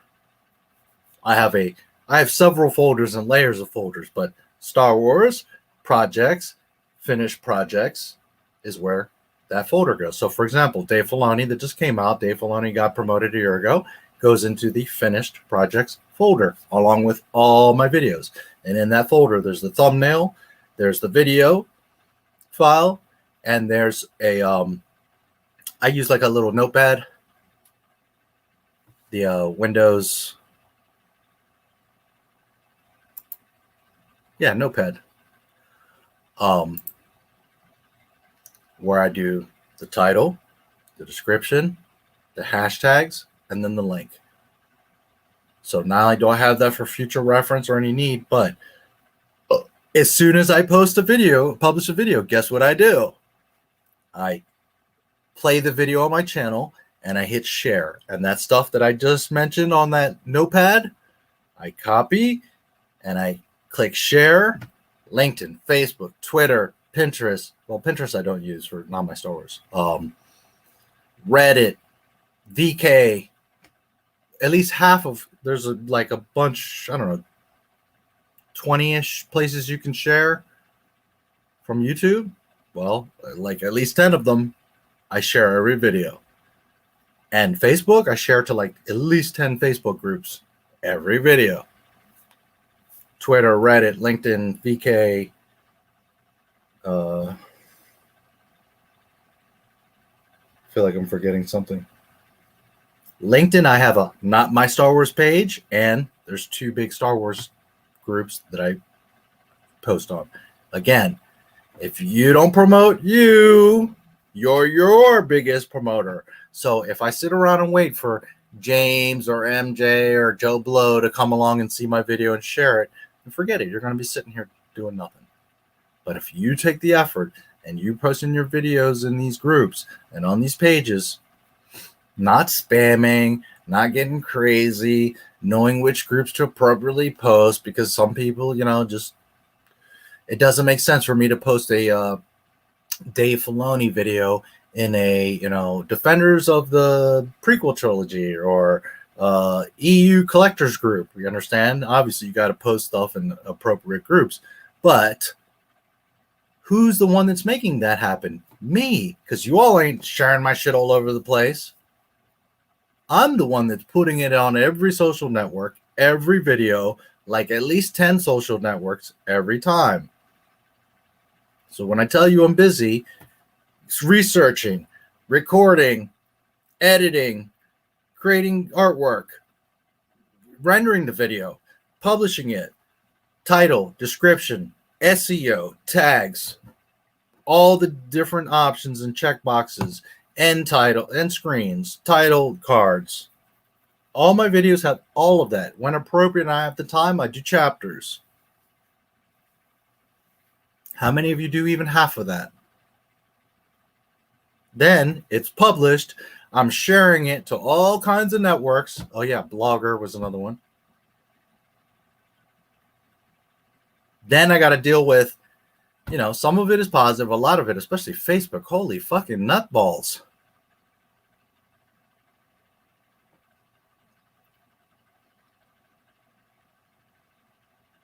One video, never mind the actual editing and rendering and making that video, everything around it, the description, the title, the tags, the SEO, the sharing it, the promoting it, that in itself is at least minimum an hour on top of the video itself.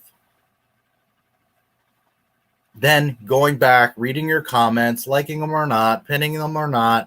Some stuff I have to clean up or censor. Rarely I do, but some shit is out of hand. I mean, it's just a whole fucking thing. And I'm not complaining. I love it and I'm thankful for it. But so you understand. Now, at the end of the day, I promote myself.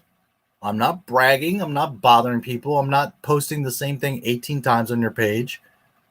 But I make sure that I get it out to as many places as I can. It's all free, for Christ's sake. And if I promote myself, then obviously I believe in myself. And if I believe in myself, then other people are going to believe in that too. Not to mention, if I wasn't sharing it everywhere, there's a chance that you're not going to see it or know about it, right? But if I am sharing it everywhere, well, then there is a chance you're going to see it.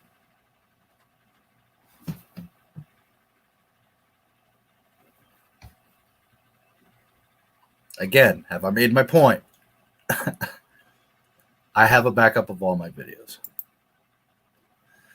And library, Odysee, awesomely mirrors all of it. Your videos, like Enough Respect. No, I have it all on my hard drive. No worries. Plus, you know, from YouTube, you can download your videos, and from Odysee. That's another thing. Odysee is like literally a library. It's like you're saving a backup of all your shit. Not just live, but I can go download that file from Odysee.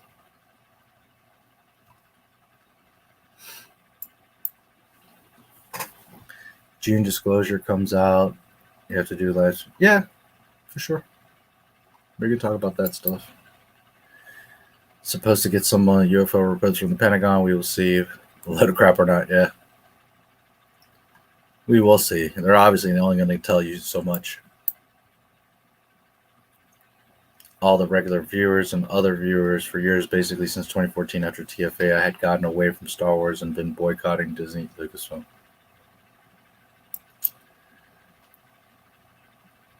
I was late to this one due to streaming Spider-Man Shattered Dimension.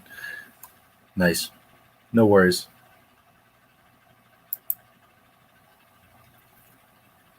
Yeah.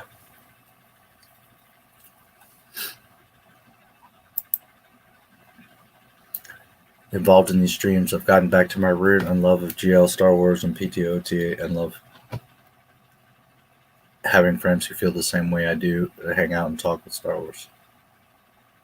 Yep, that's the point. Keyboard got wet. I can't type. See you later. No! Use the Force! Man, sorry to hear that. Give it a blowjob. That game is really pretty good. Spider-Man Shattered Dimensions. I haven't played it. Thank you, man. And regular sporadic viewers for helping to reunite my love. And I treated in Star Wars again. I look forward to more of those streams, so hopefully, for hopefully quite some time. I do my best, guys. I will try to, you know, do this as best I can, as much as I can.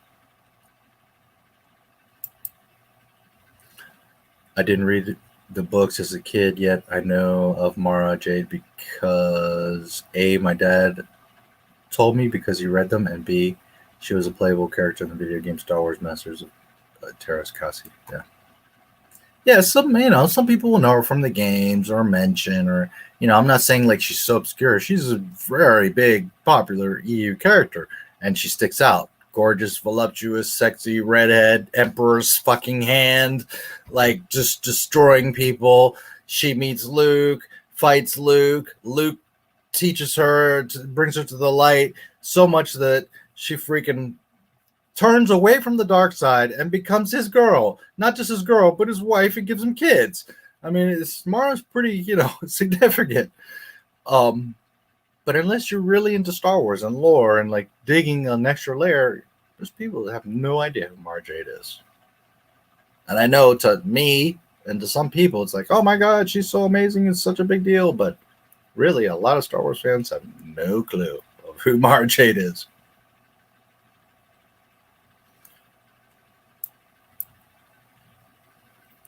Yes. Oh, yes, Carla. She's one of my favorite women, top 10 of all time. Eesh. Been interactive with your friends, with your fans, establish a rapport with them. Oh, and I always have.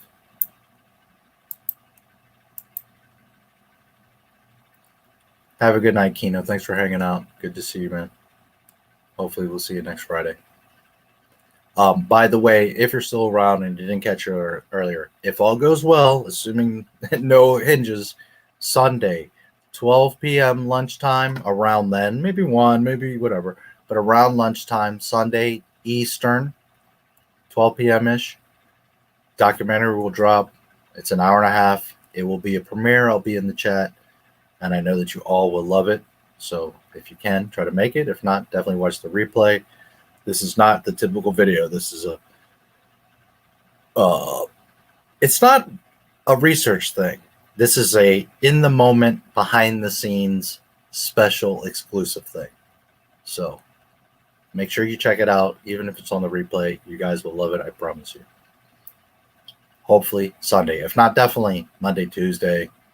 It's right there. So.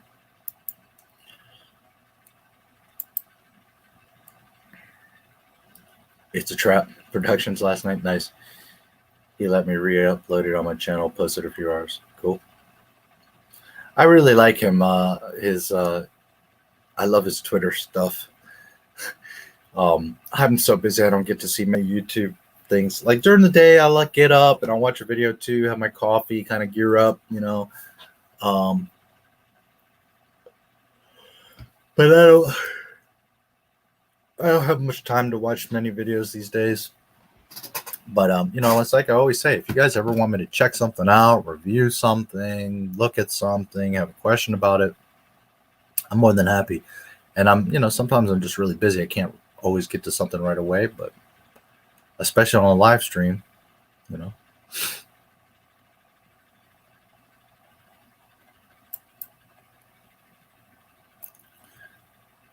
Some busty redheads that can play Mara Jade: Scarlett, Elizabeth Olsen, Emma Stone, Nicole Kidman, Rupert Grint. Not one of them can play Mara Jade. Sorry. Mara Jade is like Jessica Rabbit. Okay? Hips, ass, thighs, chest. In fact, her chest is good size, but that's not even... She's very curvy, very sexy, long, gorgeous, flowing red hair. Yes, Scarlett in ways could, because she's an action girl. She could play it off. She's a good actress. She definitely has the looks and the body, but I think she's a little too short. Not that Mara's like exceptionally tall, but she's a statuesque. She's not a short, thick girl. She's juicy and voluptuous, but she, I'm 6'1", and she's not my height, but she would probably be like 5'7". Elizabeth Olsen, way too thin. Nicole Kidman, seriously, that ain't Mara Jade. Rupert Grint, I don't know by name. I'd have to look. Emma Stone, again, too small, too short. Too Scarlett would be the closest one, but she's not tall enough. She does have the curves and the acting, and she could do the red hair. I mean, definitely out of all of them, she could do it. But Mara's statuesque. She would be at least around the height of Luke, and Luke is Mark, I think, is 5'7".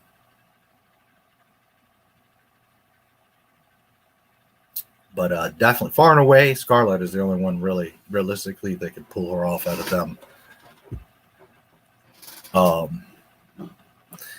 And even she's not perfect, but she could do it. Yeah. And I don't know the perfect girl. I don't know like the perfect redhead. The thing is like redheads are shunned, so it's hard to say. I can't think of the perfect redhead that could pull it off. Even Carla, who I loved as in the one as the redhead, who I said is she's like the real life Jessica Rabbit. I mean, she's got the body, that's for sure. But I don't know her face, and I think she's gorgeous. It's not that. I don't know if her face really makes you think of Mara Jade.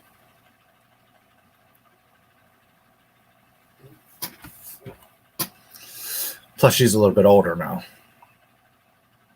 I don't know. Scarlett, yeah, probably could.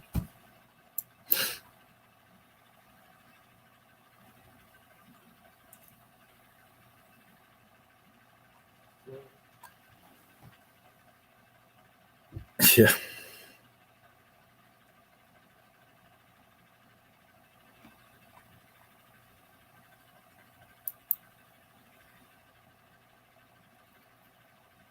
Mine are on YouTube. What are the YouNow? I will try, but just keep in mind the best way you're going to keep up and know is you got to go over there and name people probably think it's about hemp and hemp. Yeah, but if you know about hemp and you're interested in that, cannabis in general, you know it's about freedom, truth, oppression, government bullshit. I mean, inherently, you know. Now, if you're not into cannabis, I can see how they wouldn't think, you know, that I understand, yeah. But I'm just saying, cannabis is a lot of freaking people, and if you know about cannabis, then you know the point. But I get you. If yeah, I produced them all. I funded them all, and if you pay close attention, I'm in a cameo, and not 100% of them, but most of them, especially the bigger ones. Skywalker, schizophrenic, Take Me Away, I'm not in. Four Brothers, I'm in there. If you look hard enough, I'm. The thing is, they always wanted me in their videos, but I was like, no, I'm behind the scenes. I don't want to, you know. But I did agree. Okay, I'll do little cameos here and there, just to, you know, because they used to ask me all the time, "Will you rhyme? Will you be in our videos? Will you do stuff?" And I'm just not somebody that's like. I'm not looking for that limelight. I'm not looking to be all, you know. I don't do this for fame or credibility or notoriety or any of that stuff. I do it because I love it and because I have knowledge to share. But anyways, they always wanted me in their videos. So I was like, okay, I'll be there somewhere hidden. So if you look, I'm in a lot of those videos.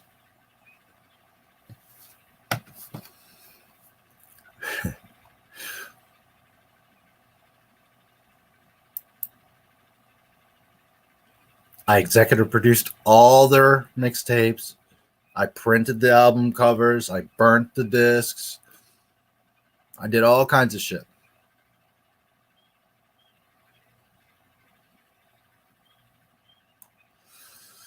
Yeah, but the thing is, you start talking about a lot of stuff. People are like, "You're crazy. You don't know what you're talking about. Can you prove it? Where does it get this? Where's it?"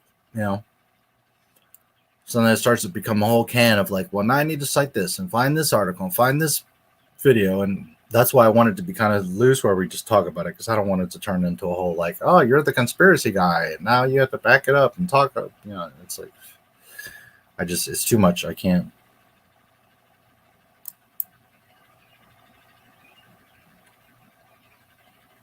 I'll think about it.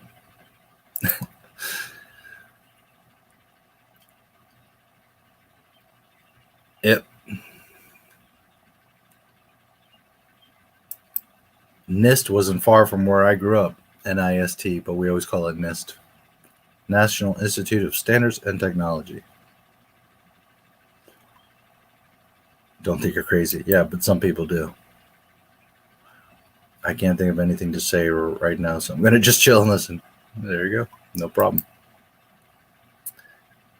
Scarlett's Reddit. Yeah, but she, like, with Red, if you dyed her hair or wig, she could play a Reddit. And we know she's got the body. She's a great actress. She does the action stuff. Again, my only concern is she's a little short. How tall is Scarlett? 5'3", 5'5"? But outside of that, I mean, yeah. Granted, a real redhead would be the thing. But Scarlett could pull it off. She's somebody that, yes, you could sell her as a redhead. Brie would look ridiculous with the red hair.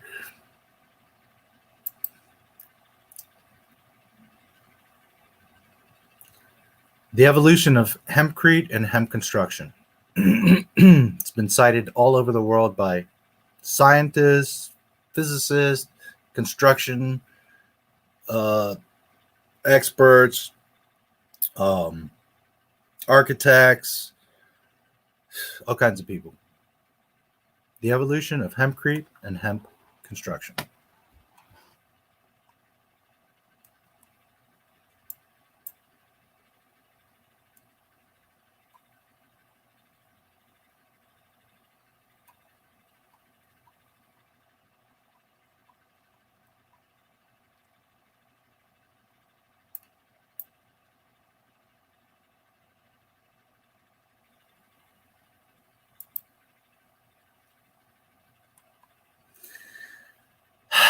I was planning to, but Monday I have this other freaking thing. I don't know. We'll see. I suppose maybe if nothing else, I'll come on and say hello for an hour or something, just so we can. I guess I have to. I did say a while ago I would. I don't know. I so much going on. Don't expect that I'm gonna have much. Like I would have liked to have. I'm trying. I would like to have a little video, but man. I'm finishing up the documentary already. Friday. I got a bunch of errands to run tomorrow. Might not have anything ready by Tuesday. I don't know. Maybe I can make a little short video. Just don't expect that I won't have like anything too special, but you know, I suppose I can come on and we can hang out for a little bit. You know.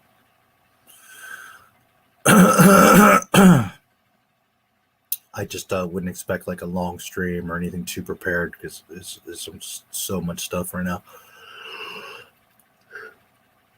Now, normally, if all this other stuff wasn't going on, yeah, I would have done a whole May 25th thing, but there's just too much going on. But yeah, I suppose I'll do something for May 25th. I should. Checking you now, since I haven't checked in a little bit. Let's see. 5 our Keck 187, Bradley Renton, Selfish Green, STRM34, Clay Campbell. Thank you for stopping in. This is my first real stream on YouNow, but I've been a YouTube streamer for over a year and a half. I always do a big Star Wars show on Fridays. Roughly between like 7 and 9 p.m. Eastern is usually when I start. I do stream for 8 to 12 hours every Friday. And it's always about Star Wars, whether we do a watch party or talk about certain topics or whatever. This one was more so of a kind of an announcement that I'm doing YouNow and all that. So, and I'm kind of figuring out YouNow on this end. But I appreciate you watching and checking it out. And every Friday I will be here doing Star Wars stuff. So for what it's worth, appreciate you. And there you go. I am simultaneously streaming on YouTube, but 2 separate streams because the interface of YouNow to YouTube is limited to what I do through StreamYard to YouTube. So it's 2 separate streams. for what it's worth. That's why I haven't checked the chat much over here, but there you go. Glad to see you, and hope to see you guys some more in the near future. So yeah, MJ, I'll try to, as a matter of fact, is it sharing my? Yeah, okay, yeah, you should see it.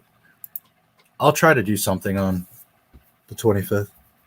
If nothing else, you know, we'll hang out for an hour or something. Just, you know, do a little quick celebration.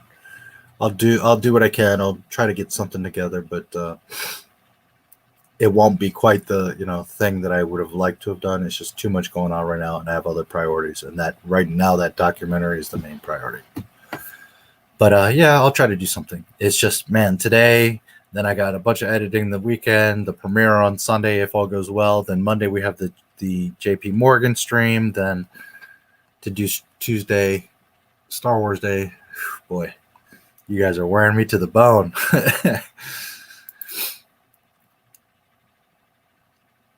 That's the day I'll be watching the complete saga. Yeah, nice.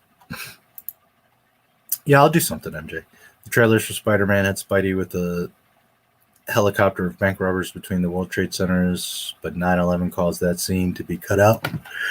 Yeah, I remember hearing something about that. Also, Marvel went back and edited out the World Trade Center. Spider-Man TAS in the 90s. Lord, here we go again. Complete saga. You mean all 6? Chosen, Karate Kid. All 6 is a big task for one day, young man. I don't know if you're going to be able to. Okay. You see nonsense like this? I'm not going to tolerate it. Again, I have no, you know, nothing against anybody's religion or beliefs, but you're in a Star Wars stream and you're insisting that this should be about the Quran, and you're fucking crazy. Get out.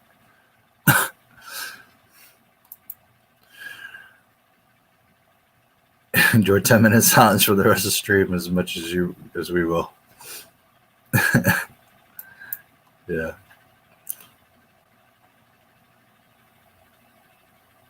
Oh boy. Bye.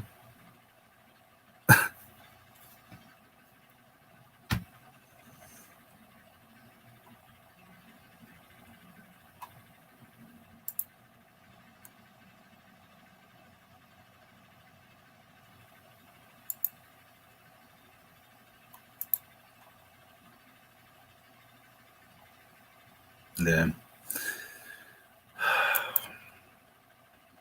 Hey, what's up, Shanks? Nice to see you, buddy.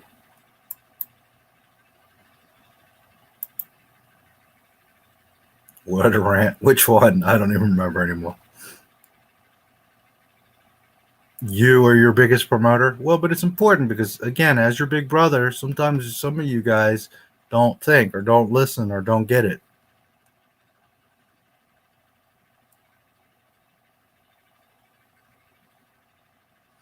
Speaking of Star Wars groups, what are your thoughts on 501st, both the fan group and the in-universe battalion? In universe, they were really badasses. In real life, they do a lot of charity stuff for kids. I think that's awesome. I really have a lot of respect for them for that. They definitely love Star Wars. They have really elaborate costumes. And they, you know, have done like events and stuff like that.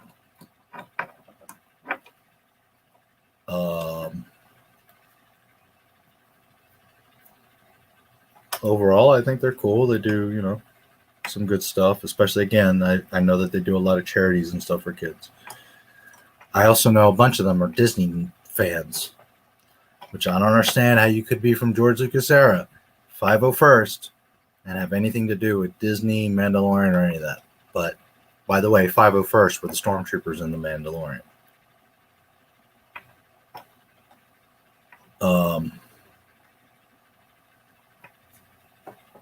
Thing is, a lot of people are so desperate to be a part of Star Wars, whether an actor or an extra, work at the company, have anything kind of involvement. So they're at a point where they don't care, like if they're selling their soul or how it looks or how it could affect things or the meaning of stuff. They're just like, holy shit, I get to be a stormtrooper in a Star Wars show, and that's all they know, that's all they see, and that's all they care. They're not even thinking about like the ramifications, the consequences, the reasoning, none of that. Does the show even make sense? Is it really Star Wars? Is it respectful to George and Star Wars? All they're thinking about is, I get to be in a Star Wars show. Oh my god, hell yeah! I get to use my stormtrooper suit and in the Star Wars something.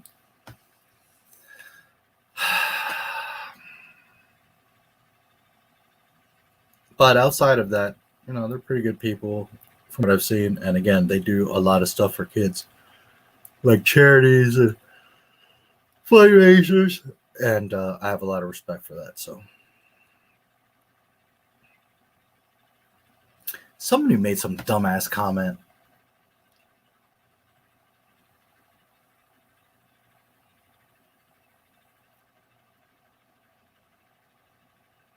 Oh, Return of the Star Wars, the OT was trash, and Return of the Jedi, oh my god, that shit was fucking ridiculous. George Lucas didn't know that goddamn thing what he was doing. Be honest, that movie was crap. The most elite stormtroopers taken out by Ewoks. Most elite stormtroopers? They were just average, everyday knuckleheads. They weren't anything elite or special. They were just fucking stormtroopers on Endor. There were nothing. Plus, because you don't like the Ewoks, or you don't want to believe that the little guy can band together and fight and have a bigger heart than a big guy, that's your problem. Because that was the whole point of it, is that the little bears that had huge bravery and that cared about their planet and fighting against evil banded together, used their resources and the knowledge they had, as primitive as it was, and they were able to beat a technological giant. And that's true. Good can always win. Love, hope, resourcefulness, teamwork. That's the point. Not to mention home turf. Nobody ever mentions that. That's their fucking crib. You think you're just going to walk up in the Ewok shit and run things? Oh, no. That's their shit. You're on their turf. That makes a huge, because Vietnam, it's not like they had better weapons or forces or anything than us. We were on their turf, and they knew the lay of the land, and they had traps and all kinds of things that they did. Because it wasn't that the Vietnamese were so powerful or resourceful or had weapons or ammo. It's because we were on their turf. You put them on neutral ground or bring them to the United States, they're dead. They're done. They were killing us because we were on their turf. That makes a huge... Home cooking is a big deal. It's a real thing. Not to mention, I've shown you guys the thing several times where George Lucas himself said, Stormtroopers aren't anything special. They're not trained. They're just loose militia that would join the Empire. They're not this big organized machine, highly trained soldiers. From George Lucas's mouth. Interviewed by Paul Duncan. How come they miss all the time? Aren't they elite soldiers? And George says, are they? They're just militia. They're just guys that believe in a different system and are just joining. They're not highly trained and gone through a whole Imperial Academy and all that. They're guys off the street that want to fucking fight. Can barely see through the helmet. That's why they can't shoot or hit a goddamn thing. And they're not that special. Stormtroopers, the Empire rules by fear. You see 1,000 skeletons, because that's what Stormtrooper suits are based off of, skeletons, approaching you, and you're like, ah! In reality, they could all shoot at you, and they're all 1,000 are going to miss. Not necessarily all 1,000, but do you understand what I'm saying? It wasn't because they were accurate and precise and snipers and spec ops, and no, they're just a bunch of boneheads fucking militia in suits from George Lucas. And this guy had the nerve to be like, oh, elite troops and taken out by teddy bears. Jedi so fucking dumb. And it's like I say so many times, you don't know what the fuck you're talking about. You never knew what Star Wars was. You literally didn't get it. And that's why you're upset. You think this shit is dumb and it doesn't have logic. But the one that doesn't have logic is you. Because Star Wars has absolute perfect logic. You're just not understanding it. And it's not because it's complex. It's not because it's dumb. It's because you're too busy blah, blah, blah, blah. Instead of shutting the fuck up, using your eyes and using your ears and letting George tell you a story and appreciating that story for what it is. And rather than putting your ego, your opinion, your thoughts, your desires, none of that matters. Get you out of it. It's George's story. Stormtroopers are just loosey-goosey militia. They aren't anything special. Now, are there special stormtroopers? Yes. Were there elite? 501st and other groups. Sure, I'm not arguing that. But you're talking about, there was 5 Death Troopers. There was, the 501 was, a good amount, but there's not that many elite clones. Gree, Cody, Fives. There's not a whole lot of them. Echo. It's not like, understand what I'm saying? Most clones and I shouldn't say clones because clones are separate. They're trained that way. Most stormtroopers, because I'm mixing up clones there. Most stormtroopers are just militia. Yes, there are some guys that are highly trained and specialized. But for the most part,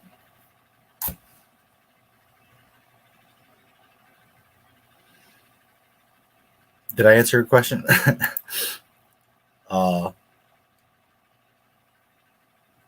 Any chance of UFO being from China or Russia? No, not really. A UFO is a UFO. Have you noticed they're changing the name too? They went from UFO to I forget what they're calling them now. But no, I don't think it's some like Russian technology or something like that.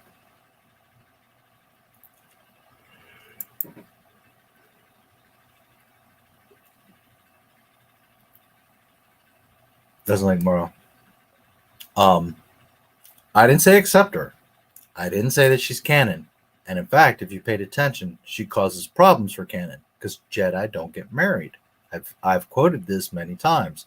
George Lucas literally said, she can't exist because Jedi don't get married. But there's a difference between what I state as fact and what I would accept as canon and what I like. Because I love me some redheads, especially curvy ones that are fucking badasses. Okay? So, do I like Mara? Oh my God, I want to marry her. Do I consider her canon? Real? That she could even fit in continuity? No. And I've even mentioned it in streams. You could pull Mara into canon, but you'd have to do some tweaking because first and foremost, Luke cannot marry her. Jedi do not marry. George Lucas said this very clearly. There is no Mara. Jedi do not marry. Now, all the EU fans are like, but it's canon. It's some other author wrote it, and it's canon. And Mara, absolutely, Luke would get married, and they would have a family. And no, that's actually breaks Star Wars. You're being too fanatic about the EU and not being respectful or realistic. Mara cannot happen, not in the way that she was in the novels.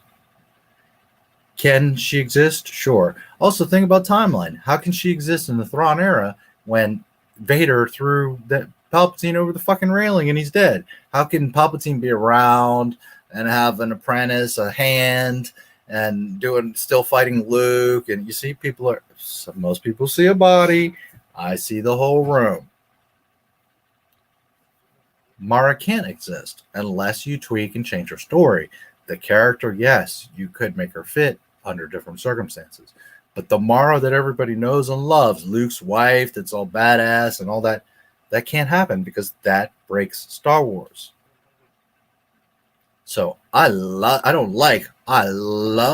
Mara Jade. I want her to be my real life, right now, wife. Here, Mara Jade. I would love that, boy.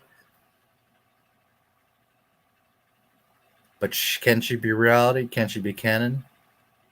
Not as she's written, no.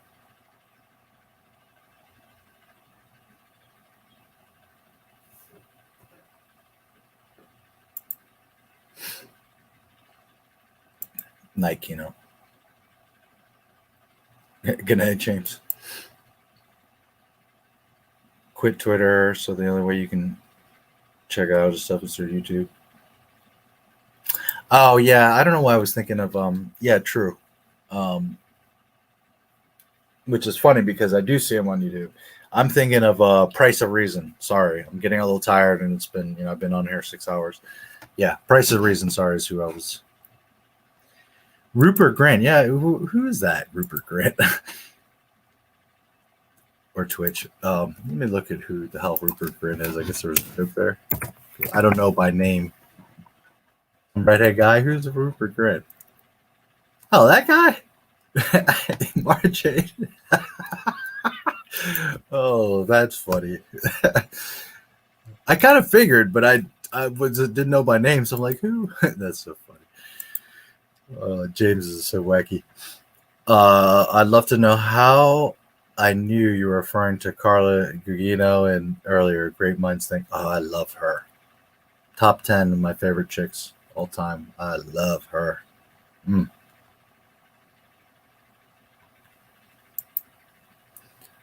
granted, I don't know her personally, but what I'm saying is, first of all, looks-wise, yay. That's what I likey. But she's a very high-grade actress, and I've never heard of any drama or stupid-ass remarks out of her mouth. The few interviews and stuff I've seen of her, she's well-spoken and seems like a normal freaking person, and you know what I mean? So, like, I don't know. Maybe personally she's freaking crazy or woke or whatever. I don't know. But from what I've always seen of her, she seems like a pretty awesome lady.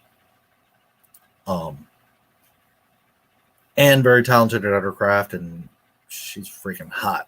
So that's why I say that I love her. No, I don't know her. So but that's one of my top 10 babes right there. Ooh, boy, do I like me some of her. I'm not into cannabis. That's fine.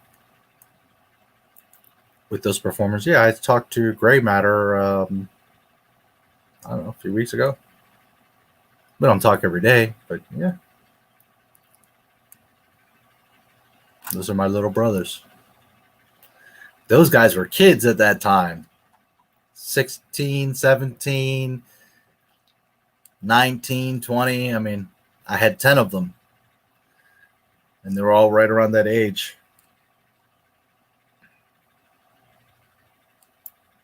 One of them died. Motorcycle accident. Some of them I haven't talked to in a while, but you know, I have some sort of contact with Mari D, Gray Matter, Freezy. I don't talk to them every day, but yeah, Gray Matter I talked to just a few weeks ago.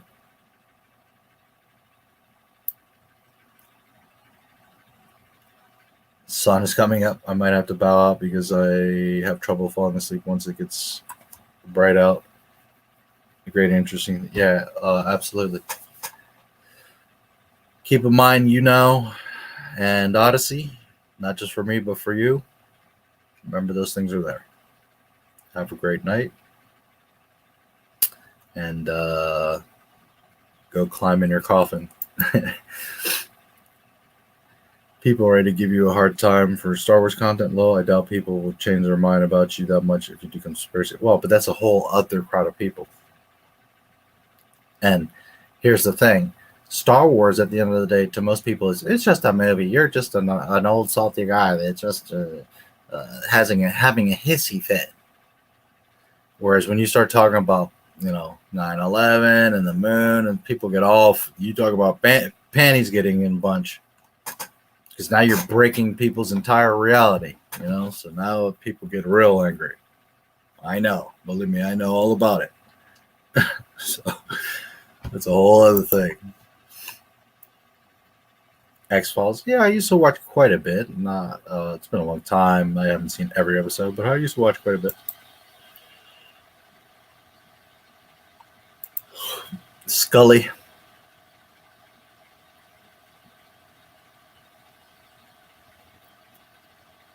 Yeah, I believe so, isn't she? Oh, Scarlett easily could pull off redhead. It's not an issue. My concern is I think she's just a little too small.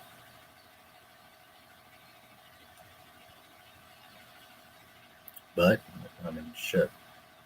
She could do it.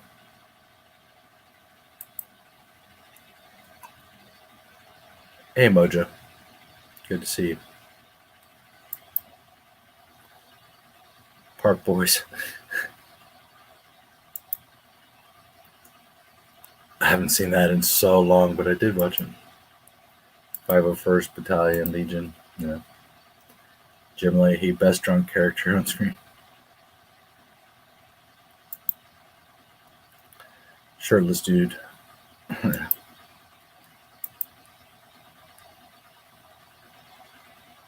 The other guy did say an entire legion of his best troops were on Endor, and they did hit R2 and Leia. Okay, but elite troops, and what? They finally hit something, so that makes them. I guess those are the best stormtroopers. Yeah, that's funny. There weren't really elite troops in the OT. That's the thing. They were all just loose militia.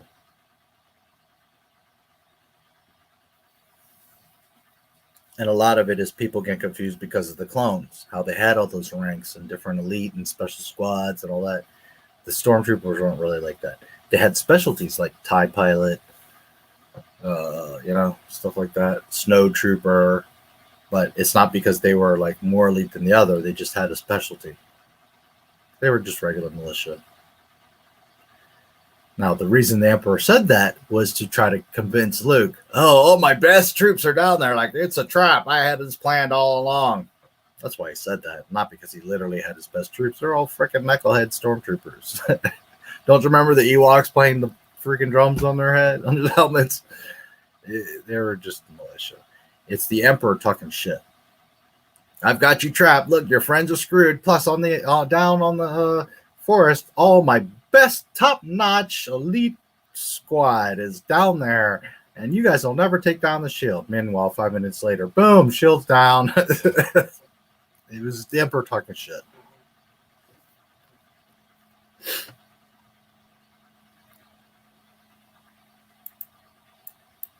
UAPs, yeah. Thanks. Yep, I couldn't for fucking life of me remember that right now. Ron Weasley, yeah. Too funny. James says some funny stuff. Off the bed. Yeah, you too. You got a little tired myself. MJ, favorite subject to talk about? Star Wars?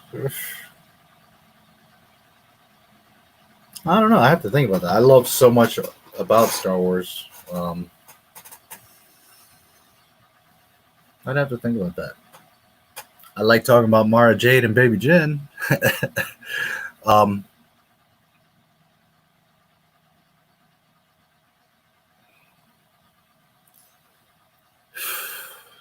problem is I can't really narrow it down because I love everything. The music, the special effects, the technology, the lightsabers, the costumes, the story, the family connections, and the planets. I don't know. That's hard. I don't know if I have a favorite part of Star Wars. I just love Star Wars. I think that's the easiest way for me to answer because I don't have like a one specific.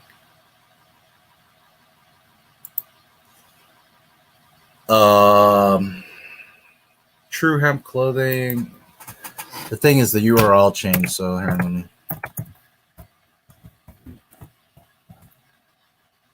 GoDaddy fucked me up years ago. That bullshit. So I will never be giving them my business again.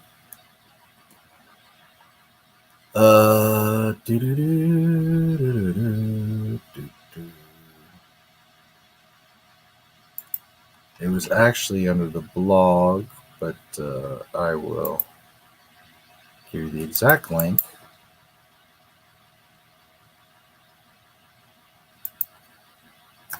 And this was, man, there should be a date here, 3/10/2016.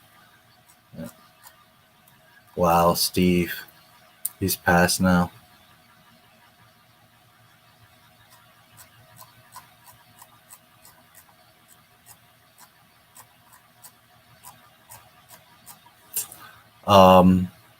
Anyways, there's all kinds of history and info all over the place on the site, but here's a direct link to that paper. It's for whatever reason, I posted it as a blog instead of just a web page on the site. I don't know why. I just thought it would be a good idea as a blog back then. But anyways, that page has been cited by like 100 different researchers, technologists, scientists, people all over the world.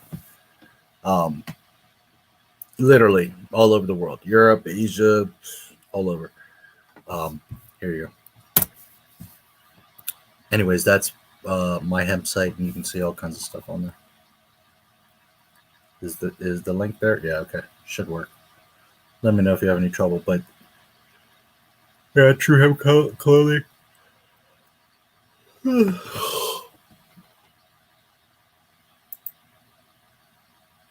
No. My teacher is life. Travel, experience, hardships. Using my eyes and my ears more than my mouth. Being humble, learning, asking questions, trying things.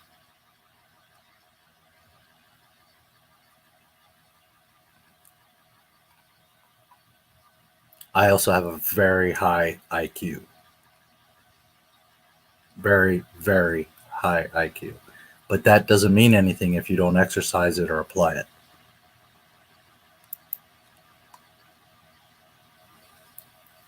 But no, I never went to college, not a day of college. I never did very good in school. Not because I couldn't, but because apparently I was so far ahead that I couldn't focus. Nothing would entertain my brain or challenge me. So I never really did any good in high school. Never went to a day of college. But again, I experienced life. I traveled. I asked questions. I observed.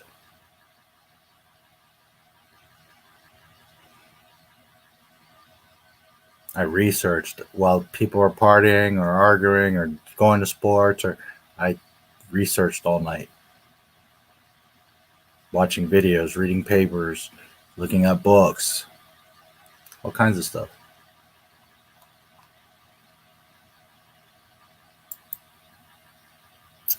Jedi and Sith, which you choose to train you. Mine would be Qui-Gon and Plagueis. Qui-Gon would be patient. Plagueis knows about midichlorians. The last person to train me would be Palpatine. Plagueis wasn't that wise if Palpatine took him out. So I think I'd rather be trained by Palpatine. Or maybe an older, like Bane or Revan, maybe. I think Plagueis is awesome, but just saying. Vader, not so much, I don't think.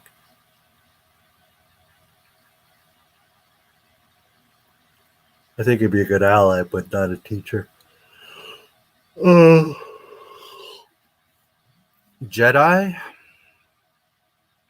Grandmaster Yoda. I mean, it's you know me. I'm all about knowledge and research and wisdom. Grandmaster Yoda is not even a question. Now, Qui-Gon was very wise, and, you know, but Grandmaster Yoda, 900 years of wisdom. I will train with him. Thank you. Luke. I wouldn't be mad if I was with Obi-Wan or Qui-Gon, you know, but Grandmaster Yoda.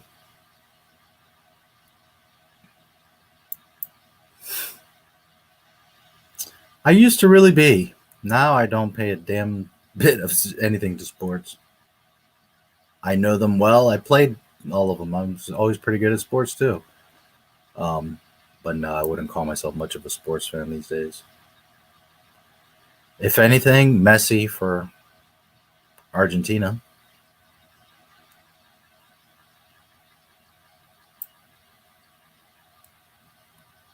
Can be.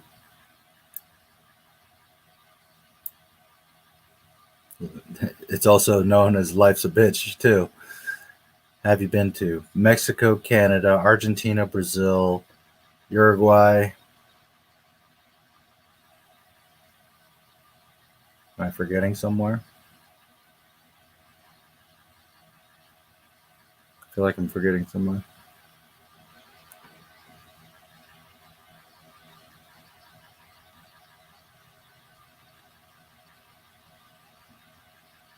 I guess that's it.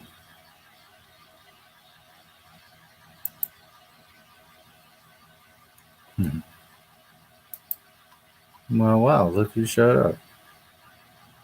Oh, no, you didn't. You've got to be kidding.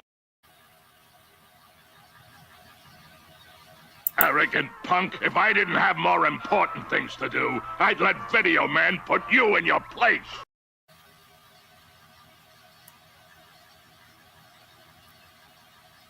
Let's check the computer. What does it say?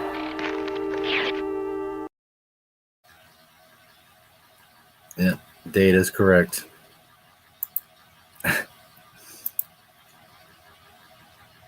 Would kill me when I try to sleep. Yeah, well. Those that take risks are successful. Lots of AI in sports players, that is.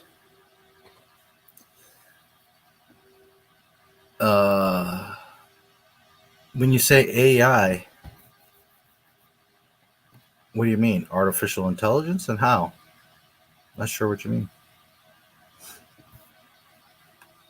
Was it you that asked me if oh, Bobby asked about sports. Lots of AI and sports.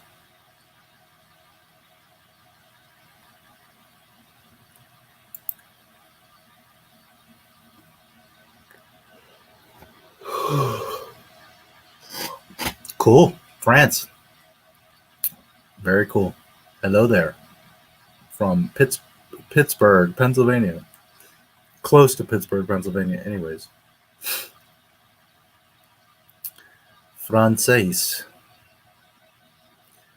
French fries. What do we got? Eiffel Tower. Tower Eiffel. France had the World's Fair at one time. I know a little bit about France, especially Champf.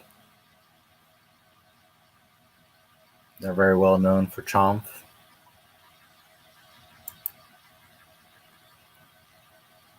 What show is that? I don't know. What show is what? Video Man? Amazing Spider-Man with Friends. Is that what you're referring to? My mascot? The badass? I can wipe you out of existence. Like this.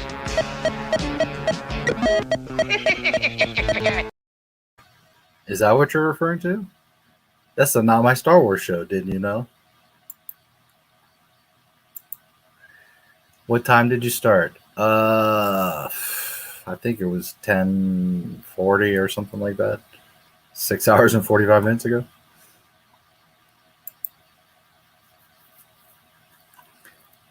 Schools always teach you the same stuff. They should try to adopt to show some extent to the kid. So topics that involve knowledge of life, and less data of everything, just my personal opinion. School by design teaches you basics and things that don't really matter. This is all by design to keep you ignorant, uninformed, and unprepared. Because if school were truly trying to teach you stuff, they would teach you how to balance a checkbook, how to get and maintain a mortgage, how do car payments work, how do you get insurance, and how does it affect you, your paycheck, taxes, how the true government structure works. There's a lot of things that they don't teach you, the important stuff that you actually use in a practical sense when you get out of school, that they don't teach you. They teach you all kinds of malarkey nonsense.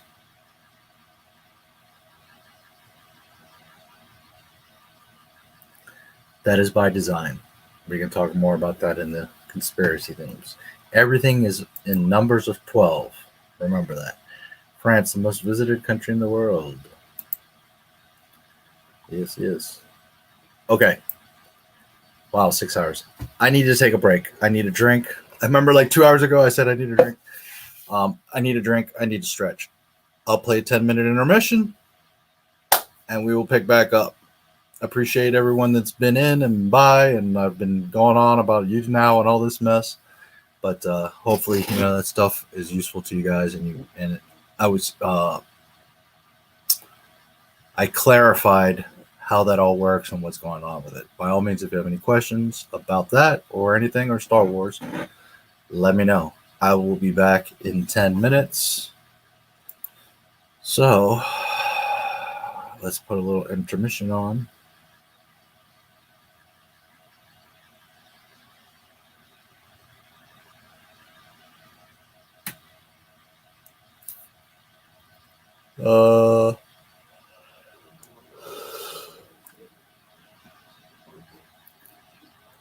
Let's celebrate everyone's favorite droid.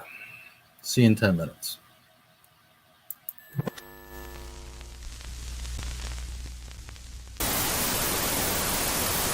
Fade in. Another mechanical creature from the movies, R2-D2 from Star Wars.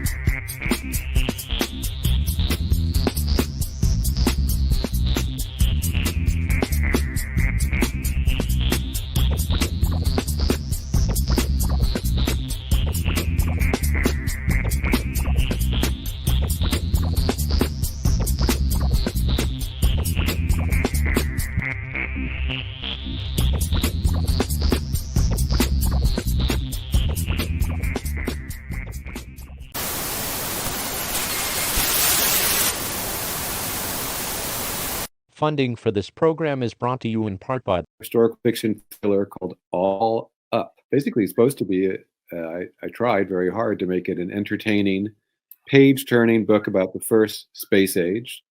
It comes out on July 14th.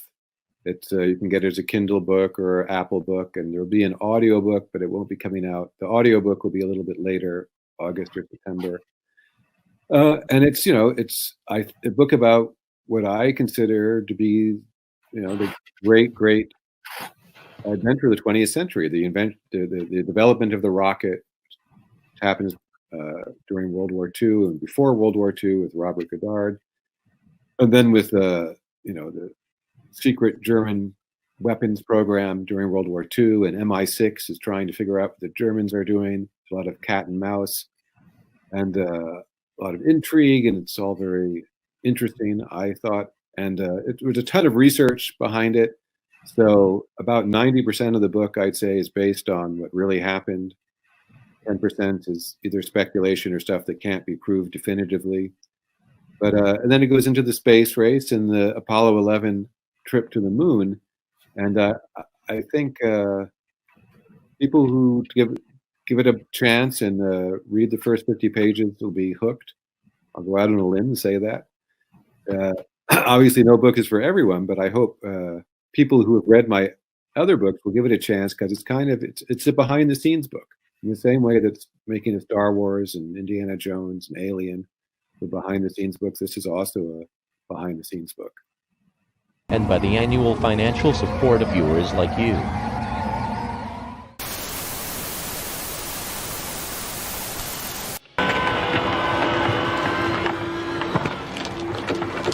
I'll just have to run him over and wreck it, otherwise he'll put me out of business.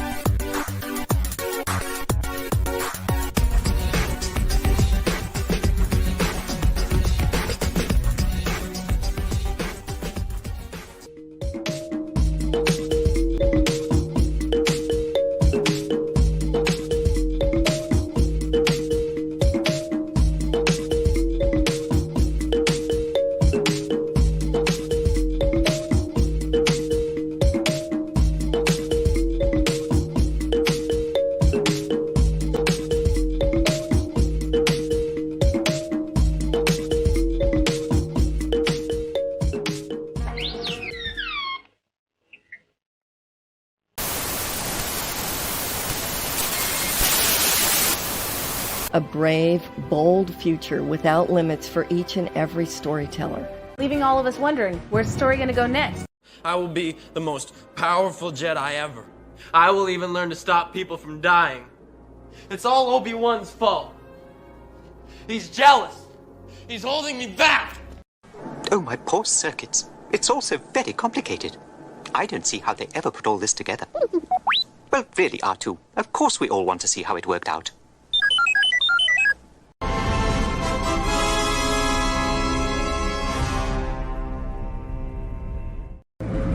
Wipe them out.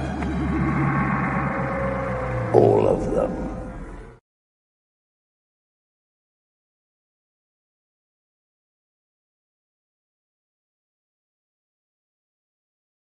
Star Wars is for fucking kids. Star Wars, it's a journey, y'all.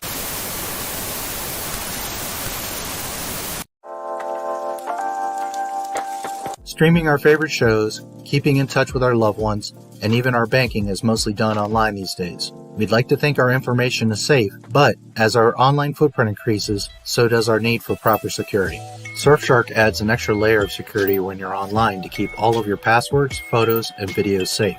There's a lot of websites and hackers that take your info without you even knowing it, but you can swim under their radar using Surfshark VPN, a virtual private network. Surfshark is a VPN service that protects your information by encrypting all of the data that you send through the internet. You can stop websites from tracking your info and selling targeted ads to you. With the click of a button, you can forget about data mining and intrusive advertisements.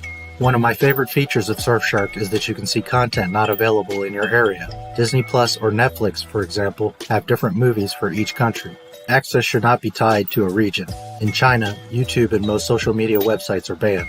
With Surfshark, you can solve the problem by simply changing your location. Just connect to the service and refresh the page. Surfshark is an app and browser extension that enables you to place your laptop or phone anywhere in the world and allows you to access the internet as if you were in that country. You can watch any content anywhere in the world on any of your devices. Surfshark turns you into an anonymous and hard-to-trace online user and makes the internet a safer and more enjoyable place for you. I use Surfshark every day. It automatically starts up whenever I start my PC, and whenever I need it, I activate it with just one click. Surfshark is the only VPN to offer one account to use on an unlimited number of devices.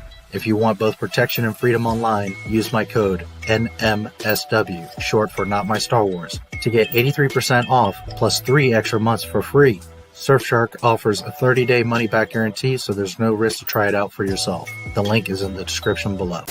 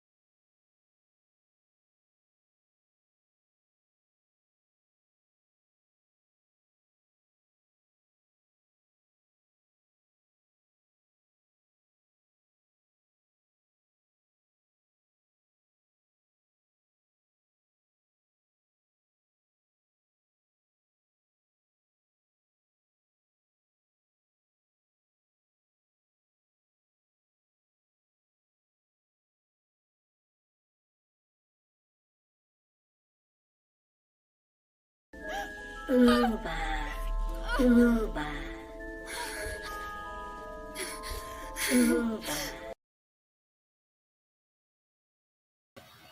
right, all right. Man, it's almost 6 a.m. I started late today, as most of you know, almost 11 p.m. I usually start at 7, 8. I do have a bunch of errands to run at 11:30. So I'll probably hang for another half an hour. I am getting tired. And we're going, well, 7 hours, so let's see what you guys are talking about.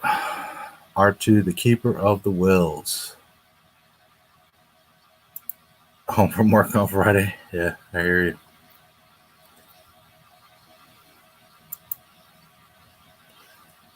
Star Wars movies. Usually once a year.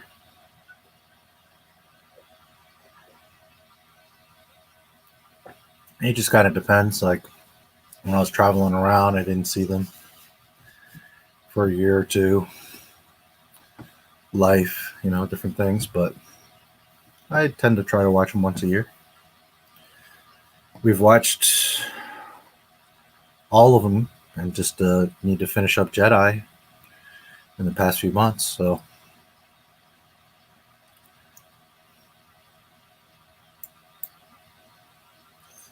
now if any of you were my neighbor or around or, you know, any day, I would be like, yeah, you want to watch something? Or if you're like, hey, you want to watch, I don't know, Revenge of the Sith or Empire or whatever, sure.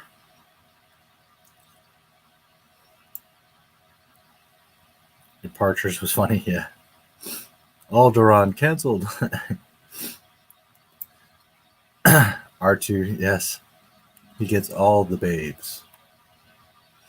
I've been meaning to ask, you know those little where the like the TV static kind of cuts in, that white noise? Is it really loud? Because one person, only one person, but one person was like, those are really loud. Do those are those really loud compared to the rest of the intermission? I'm curious how it sounds to you guys.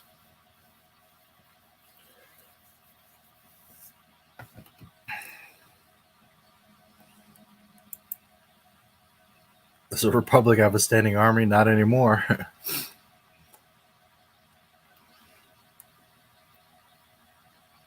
Definitely not in the sequels. No, there's no army because it becomes Empire, so.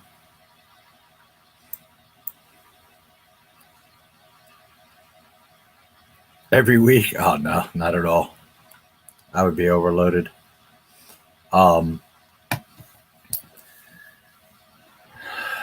I just know them very well. I love them very well. I've watched them hundreds of times growing up. I've been watching Star Wars since I was 3 years old, so. No, not every week. Now, ironically, I do look at clips of them often. All the 9 movies, and even some of the Disney nonsense. Why? Because I need a clip, or I need to reference something. I need to double check something. That's the thing. I have a very good memory, and I know Star Wars very, very well. But I also like to double check and look, or if I have any doubt, I go watch a clip or check a clip just to make sure I get things accurate. I don't just go off willy-nilly, loose memory, and be like, oh yeah, that happened. Now, a lot of this stuff I know for a fact, and I can tell you, yeah, well, this is what happened. Or if I just think about it for a minute, I work it out in my mind, and yeah, that's what happened. But sit down and watch the whole film, maybe once a year. I actually watch them several times a year because I'm watching parts of them all the time. For research, for clips, for a reference. So. Lionel Messi. I have a respect for him. He's a fantastic footballer. He's extremely talented, but he's also arrogant, and he's not Messi. Messi's the best player in the world. He has been for over a decade, and in fact, he's the best player to ever play that sport. Before him, Maradona. Not Pele, Maradona. And Messi now is the greatest player to ever play that sport, period, in all the history of the world. And the only argument that anybody could have against that is he hasn't won the World Cup. But to be fair, football is a sport that is very wide and very dependent on teammates. It's not like basketball where Michael Jordan can take over a game. Yes, Lionel can take over games and can do amazing shit, but it's a very wide and big game. You can't by himself win. So he doesn't have a World Cup because of his teammates, not because of him. And I know people will say, but he doesn't have a lot of goals and he didn't do this and that. But at the end of the day, is he getting set up? Is he getting the right plays? Is he having the right opportunities? Because we all know, well, not we all know, but if you watch football, you know what Messi can do. So that's only because he hasn't had the right team around him, not because of him. So, but Cristiano, of course, is a monster. He ain't Messi, though. On tablet, it's not loud. Okay, cool. So the Republic Army became the First Order. No. The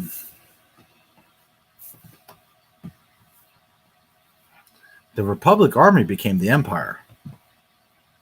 Okay, well, first of all, the Republic didn't really have an army. They had the clones. Palpatine takes over, and in lore, he didn't like the clones. They're inefficient, and they deteriorate very quickly. That was one of the biggest problems with the clones, is that they grow and deteriorate very quickly. So they were faulty. They would rot, so to speak. They're good in their prime at 20 years old. Well, 10 years to us, but 20 to them.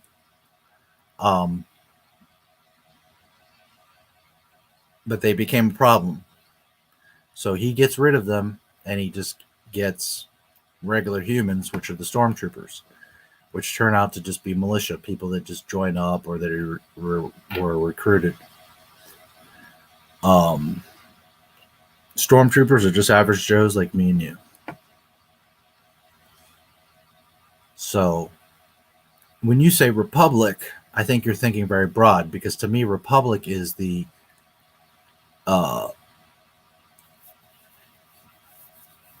Jedi Temple, Coruscant, before Palpatine takes over, because that's not the Republic, that's the Empire.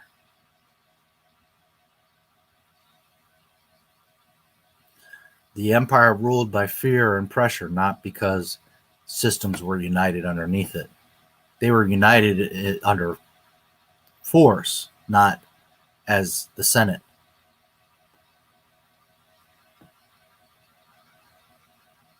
So it was no longer really a republic. It was an empire.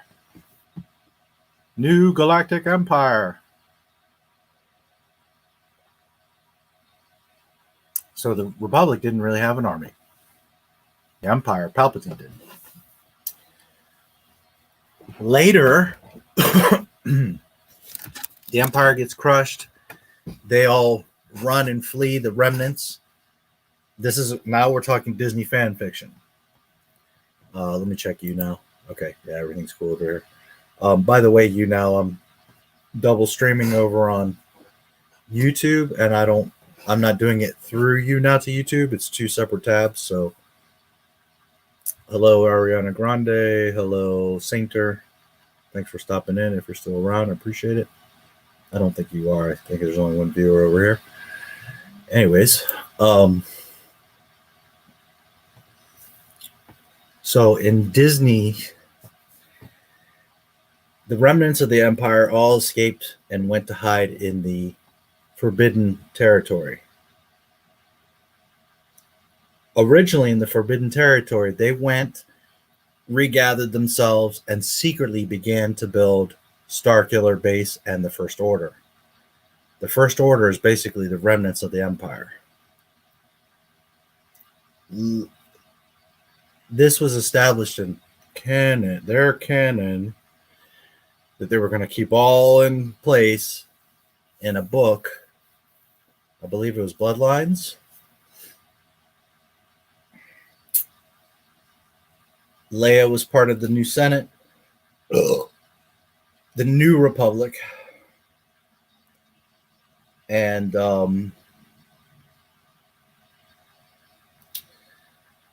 there was this whole thing where someone leaked that she was going to be chancellor, or I forget what position, but basically the leader, a senator or important leader in the Senate. Someone leaked that she was Darth Vader's daughter. The Senate lost faith in her, and I forget if she got like exiled or absconded or just kind of walked away because she was like, oh, well, you know, now it's a whole mess. Nobody's going to want to follow me. So she goes off and starts the resistance. Now, going back, Leia didn't start the rebellion, right? That was Mon Mothma, Admiral Akbar, Bail Organa. Leia obviously was just a baby and later grew into the rebellion. But Leia does start the resistance.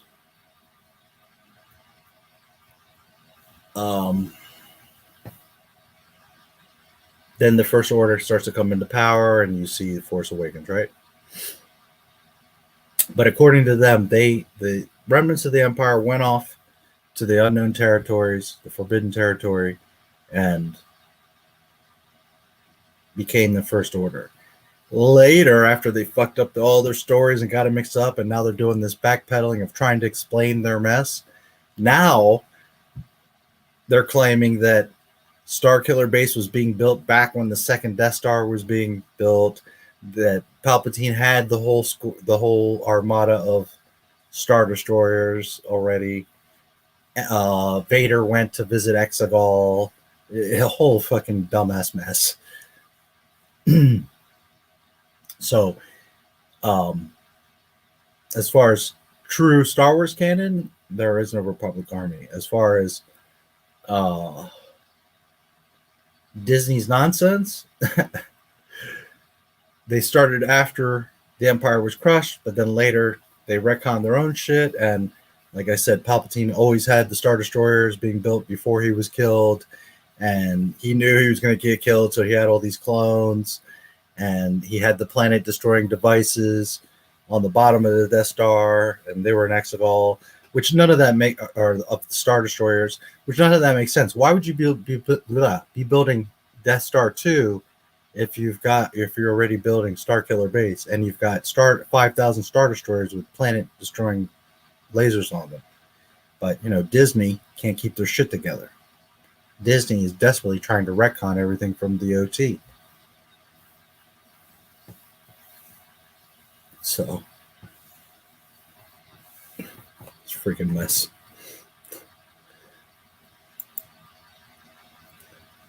Okay, good. Yeah, one person was like, it's too loud. And I'm like, well, I'm pretty good with getting the sound levels right. So Pele, Ronaldo, no, incorrect. Not even close. Messi wipes the floor with all that. No, sir. Only player to be FIFA Player of the World 3 times in a row. Yeah. Ronaldo who? Pele was great. He wasn't Maradona, dude. Be real. Post comments section. Those people are interesting characters. More interesting than the sequel trilogy. Yeah. There you go. No, sir. That's football. Football has been around since the 1300s, played by natives in Europe. And you play with your foot with a ball. American handball is confused.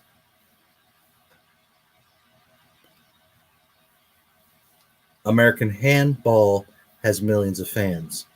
Football has billions of fans around the world. No, sir. Football is canon. Soccer, handball is fan fiction. Sorry. You play American handball with your hands. On my comedy channel, John Cleese breaks down the history of football. There's 2 parts. They're shorts. Go check them out sometime. It's not soccer. Soccer is a game that Americans play. Football is life around the world. And when I say life, people jumping off of stadiums and committing suicide. People burning stadiums, killing each other. And I'm not saying that that's good or positive or logical. I'm just saying football is life. Soccer is a little silly sport that Americans play.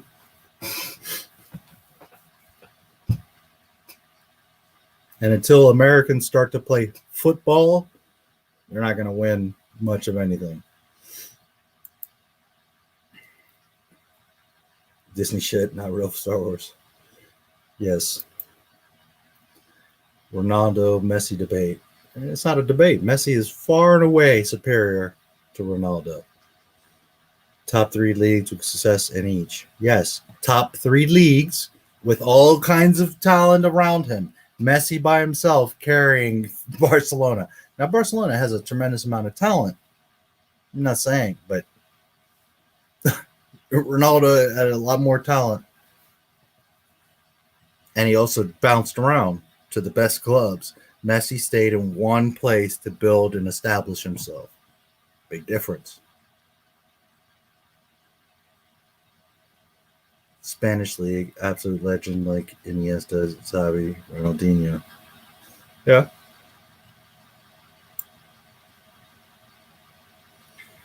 Ronaldo was part of all-star teams. He would go around to where the all-star teams are. Messi is the focus, the center of the success of these teams.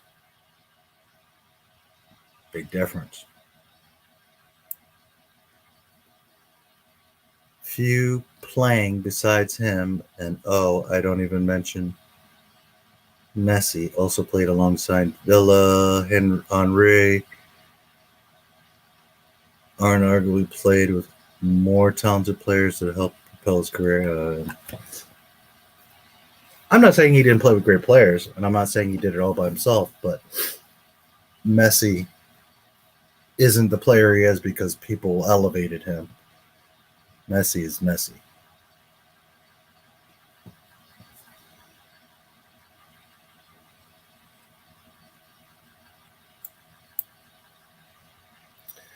Each senator of each planet would have a small police army, probably financed by taxes to keep peace before the Clone Wars. Yeah.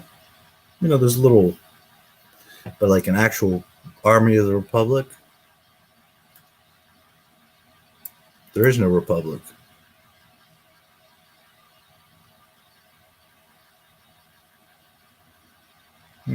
How can you say that? He still dominates. He's still the best player in the world. He still gets his goals and does amazing things.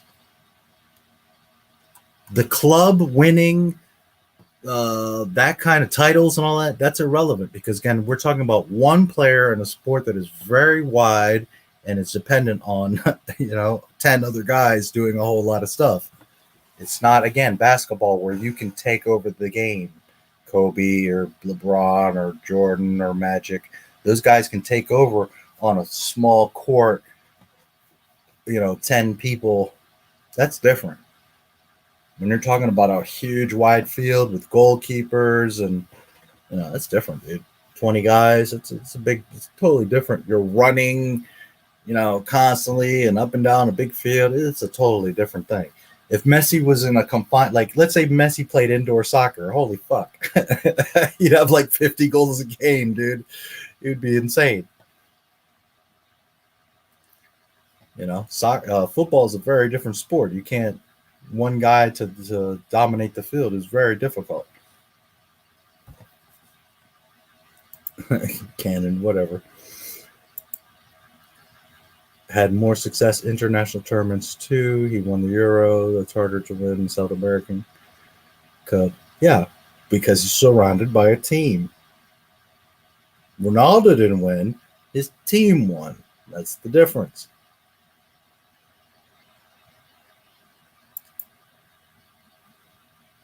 Do you know him? In his prime, greatest player, he would have won 3 in a row if not injuries. Well, if, could, maybe, would have. Don't want to hear it. Messi had growing problems when he was a kid. He was a little dwarf, and he had to get all kinds of shots and treatments, and there's no excuses there. I don't want to hear that crap. Too bad you're injured. Train harder.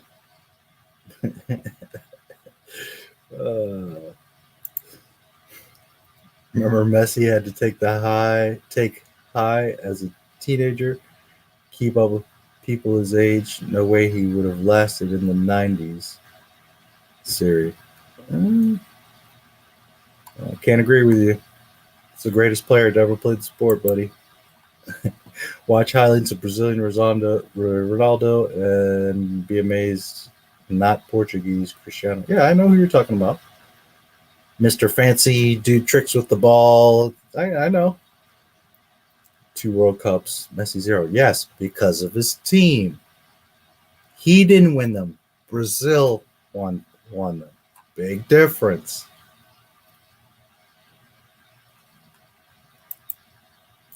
Messi by himself. Messi had the best midfield duo of all time. Iniesta and Xavi. Spain, their only World Cup. Yeah, and there's 11 guys. You need 11 guys to win, not 3 in the middle. You know that. Come on now. Barca had Villa and Henry. They would have won a lot of titles without Messi. Come on, man. Now you're just being silly. That's like saying but the Bulls would have won all kinds of titles without Michael Jordan. Come on now. Ito, yeah. History of football. Okay. Star Wars is, yes, it is for kids. Just know I remember there's Panaka and the Naboo soldiers. Yes, there sure is. Barca with midfield of Ronaldinho, Xavi, and Iniesta still win titles, especially with Ito at striker. Barca with no Messi still win titles.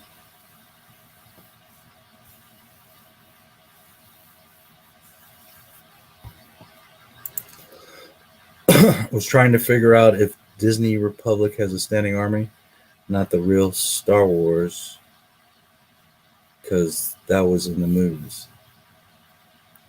No, I don't think they show any kind of standing army. All they show is like people on Hosnian Prime, right? They're sitting there and looking like, oh, look, the sky's red, and then they all blow up from the laser that goes in 5 directions. Standing army? No, not that I know of. Maybe in some comic book or something they mention, but we don't see any kind of standing army. First Order's going around running shit, remember? There's nobody fighting them. That's why there's the resistance.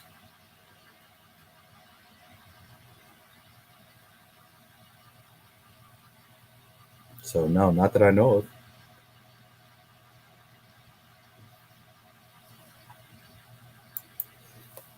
Michael Jordan had Scottie Pippen. Yeah, he also had Steve Kerr, Ron Harper,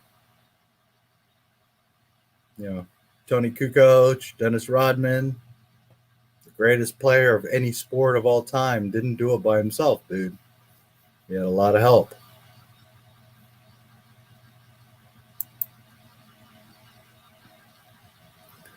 Played with, dude, any midfield as good as Xavi and Iniesta that Ronaldo played with.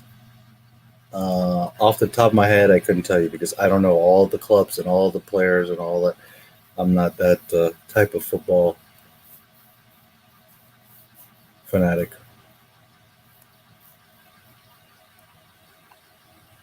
Furthermore, I haven't watched football or any sports in quite a while now, so I don't even know who's on what current team. I would have to look. Off the top of my head, I couldn't tell you.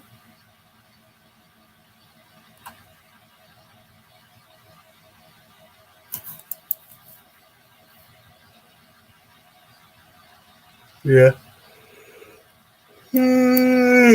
Plus current, like I haven't again looked in a few years now, so I couldn't even tell you who's current. Eto, one of the most critical strikers, 2000s, early 2010s. Oh, and also Messi had Neymar. Yeah. Suarez. He won anything of relevance. Neymar and Suarez are great players, but not all that. Sorry, I just don't.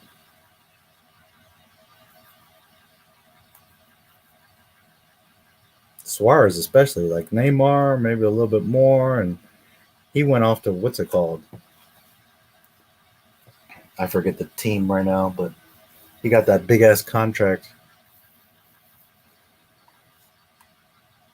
Was it Switzerland, or he went to some other team right now? It was years ago.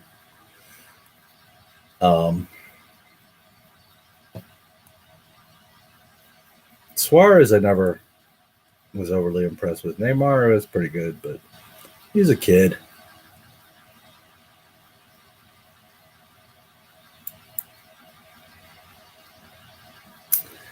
Well, it was in the R2, but I mean, I wouldn't want you to feel cheated or disappointed. Man, I'm getting tired. Star Wars is for fucking kids.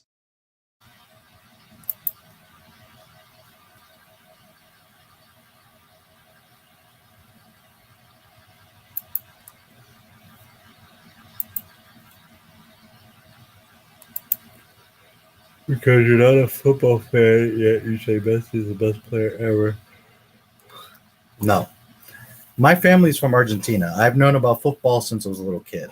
I don't have to know every player, every detail, or be up to current to see the greatest player that everyone pretty much acknowledges that won awards that others haven't even come close to, that far and away dominates.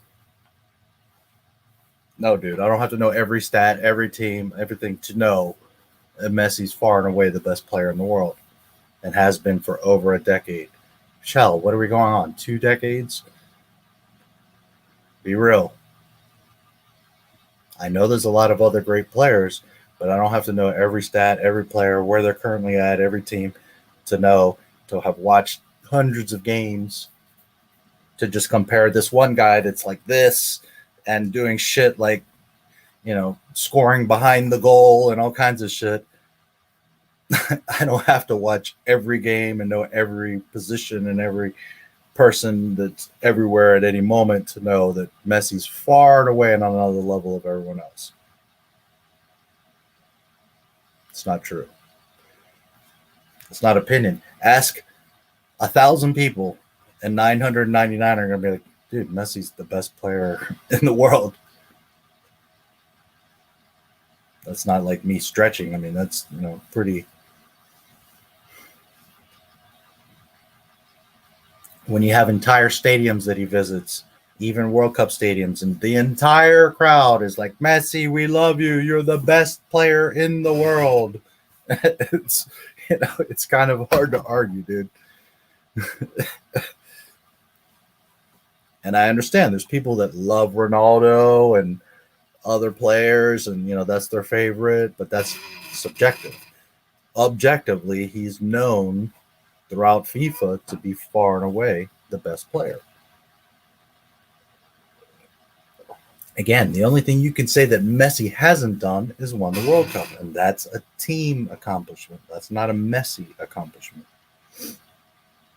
He has every record, every streak, every ridiculous goal, every Amazing control, also assists. How about assists and setups? Where's Ronaldo now?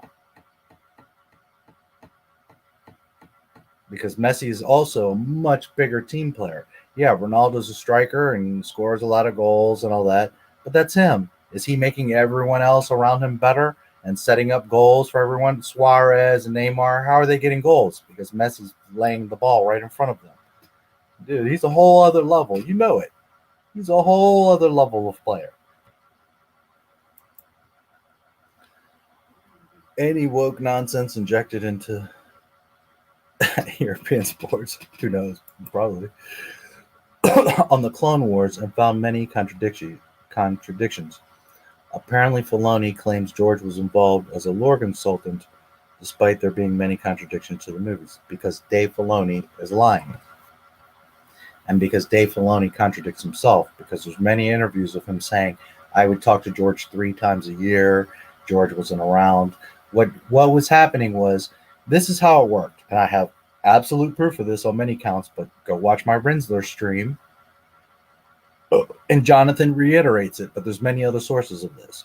George Lucas would walk into a room with an outline, set it on a table, with there's a bunch of writers, he would turn around and walk out the room. Dave Filoni, George Lucas created the Clone Wars. Dave Filoni made the Clone Wars. Okay, the concept was George's. He financed it, but the guy that was actually the creative director, the guy that was there and did all the shows and came up with all the stories and coordinated all, was Dave Filoni. There was large gaps of time where he wouldn't even speak to George. Well, what happened is, when they would finish the season or series like arcs, yeah, George would sit and watch and see what they were doing, just to like see it and okay it. But at the end of the day, George wasn't like sitting there like, okay, this is how it needs to go. It became basically the EU, like, okay, you guys authors, you can write stories. But because George wasn't overseeing it nor actually directly involved in it, it all started to break canon, because the only person that can maintain canon is George, or someone that actually cares and strictly maintains canon. As you can see, the Clone Wars breaks canon all over the damn place. Over 100 times the Clone Wars breaks canon. And that's because Dave Filoni was just making shit up and doing whatever, and not thinking about the consequences of the past, present, or the future of what he was doing. Ahsoka was supposed to die by Order 66. Dave Filoni kept her alive. And even he admits that.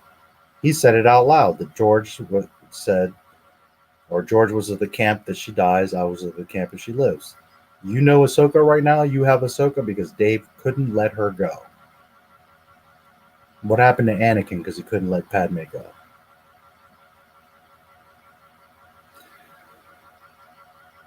Clone Wars is a big fucking retcon, canon-breaking mess. That's why I'm not a fan of it. The artistry is cool. It has some cool arcs. I love it. I like the overall of it. I think it's cool, the clones and all that. I think that's all great. But it breaks canon all over the damn place.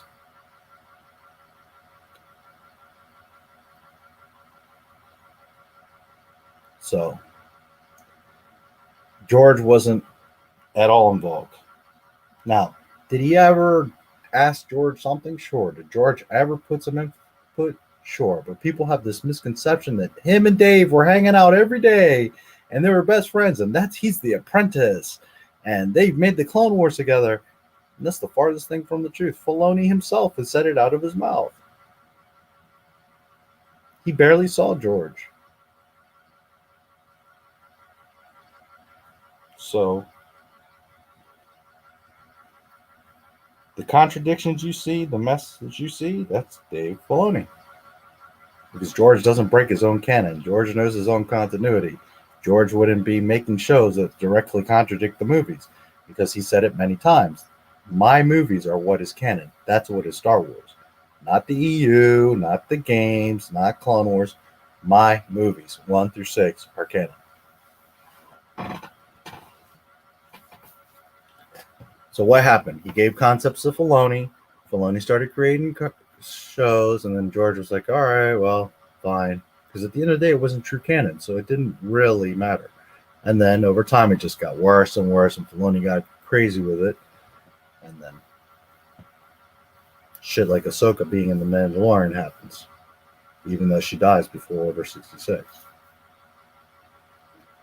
So that's why when I tell you that Dave Filoni doesn't give a shit about Star Wars or George Lucas or even you, is because he doesn't. People always say he's the apprentice, he's going to save Star Wars. Meanwhile, he's shitting all over George Lucas constantly, breaking freaking lore, breaking continuity. Phony baloney. All that Suarez is Atletico and they're winning the Premier. Lol is the difference for them. Shows, but again, he's got 10 other people around him. That's what you're not. I don't know. You're not wanting to admit, dude. It's not basketball. He by himself is not going in there and.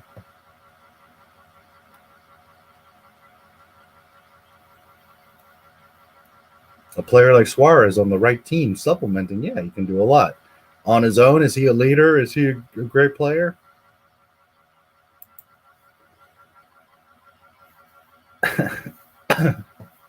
I try, buddy. The question. BLM propaganda, trans rights. Yeah. Messi team dominated at club level, not international. If he was the great, he would be able to transcend. Now, see, and that's, you know better than that.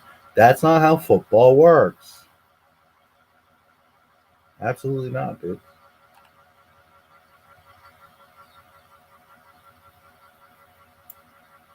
Messi has insane off-the-chart numbers. Most goals and everywhere he plays, everything he does. The most amazing plays. FIFA Player of the Year over and over. Not even 3 times, but 3 times in a row. You can only do so much by yourself. He's not surrounded by the right players. He does transcend. He way transcends himself and the sport. But you cannot win World Cups by yourself.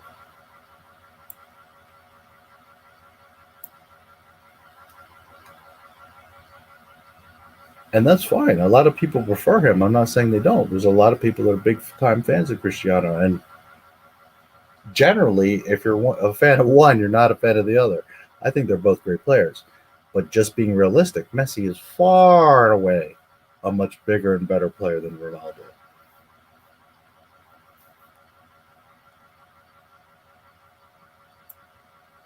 Go look at their stats. You're going to see Messi. And I don't want to hear about they won this championship, they won that. That's team. I'm talking about player. Messi is far and away a better player than Ronaldo. Barca was a team. Aren't chopped liver. No, I didn't say they were. These are all fantastic world-class players that we're talking about. I acknowledge that. I'm not taking anything from them. But you've got world class, and then you got Messi, the alien.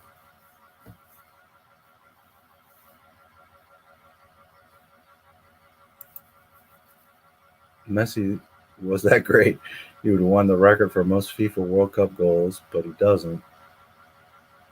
And Brazil, no, because he doesn't have the right team. You can't just force goals. You have to have openings. You have to have flow of the field. I mean, there's so much going on. Messi can't just do it on his own. You have to have other people that are threats and drawing attention. My family's from Argentina. Argentine football players are born with it in their blood. Some of the greatest players on all clubs around the world are Argentine. I'm not, but they're not the right people. They're not on the right level to be with Messi. That's what you're not.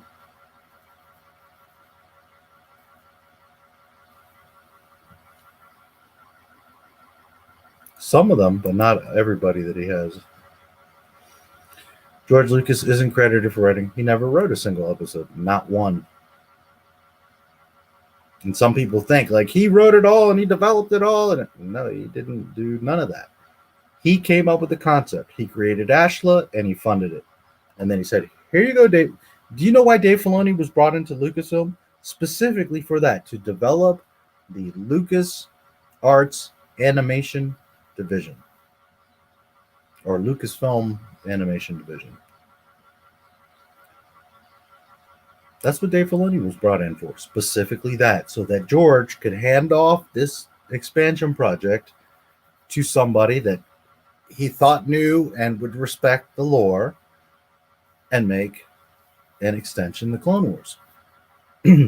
And under the initial intention and premise of the Clone Wars, it was supposed to be canon, because George Lucas even said, "My films and the Clone Wars are canon."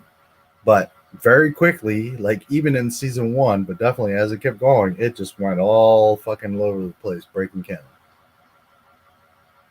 So,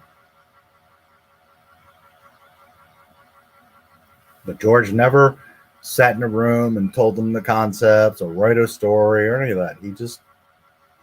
He would hand an outline, turn around, and walk out the room. "See you later. Let me know when it's done." George Lucas had very little involvement in the Clone Wars. And some people seem to, they go by assumption. Oh, it has his name, executive producer. He was all involved in all of it. And him and Dave used to hang out every day and have tea and crumpets. And no, they didn't. Absolutely not. Ironically, the guy that used to do that was Rick McCallum and Jonathan Rinzler. Jonathan Rinzler was with him, not in the very beginning, but not long after, was with him all the time, basically following George around, because he was writing all the making of books and behind the scenes stuff. So he spent a lot of time with George and got in all the vaults and looked at all the stuff. Filoni was brought into a room. He's drawing instead of listening to George explain the Force to him, and was put in to be the director of the Lucasfilm animated division. George wasn't there every day. Like, they had desks next to each other and they would share the coffee pot. "Hey, are you going to make coffee this morning?" "Hey, I'll do it." It wasn't anything like that. And people have this strange impression that he's the apprentice and they were always together and he taught me everything. And George and Dave, nor Dave, ever said that. But people assume, that whole thing, he's his apprentice, makes me crazy, because no, he's not. They barely even were around each other.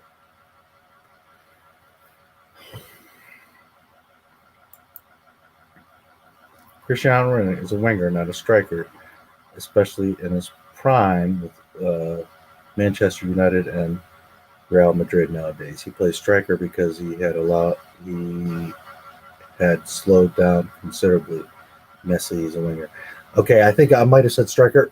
I didn't mean it quite so literal, like his actual position. I meant striker as in like he's aggressive, he scores goals. He shoots and scores a lot of goals. So sorry, the way I said it came out wrong. I didn't mean like his literal position as striker. I meant that that's what he does. So sorry if you misunderstood that, or I said it the wrong way.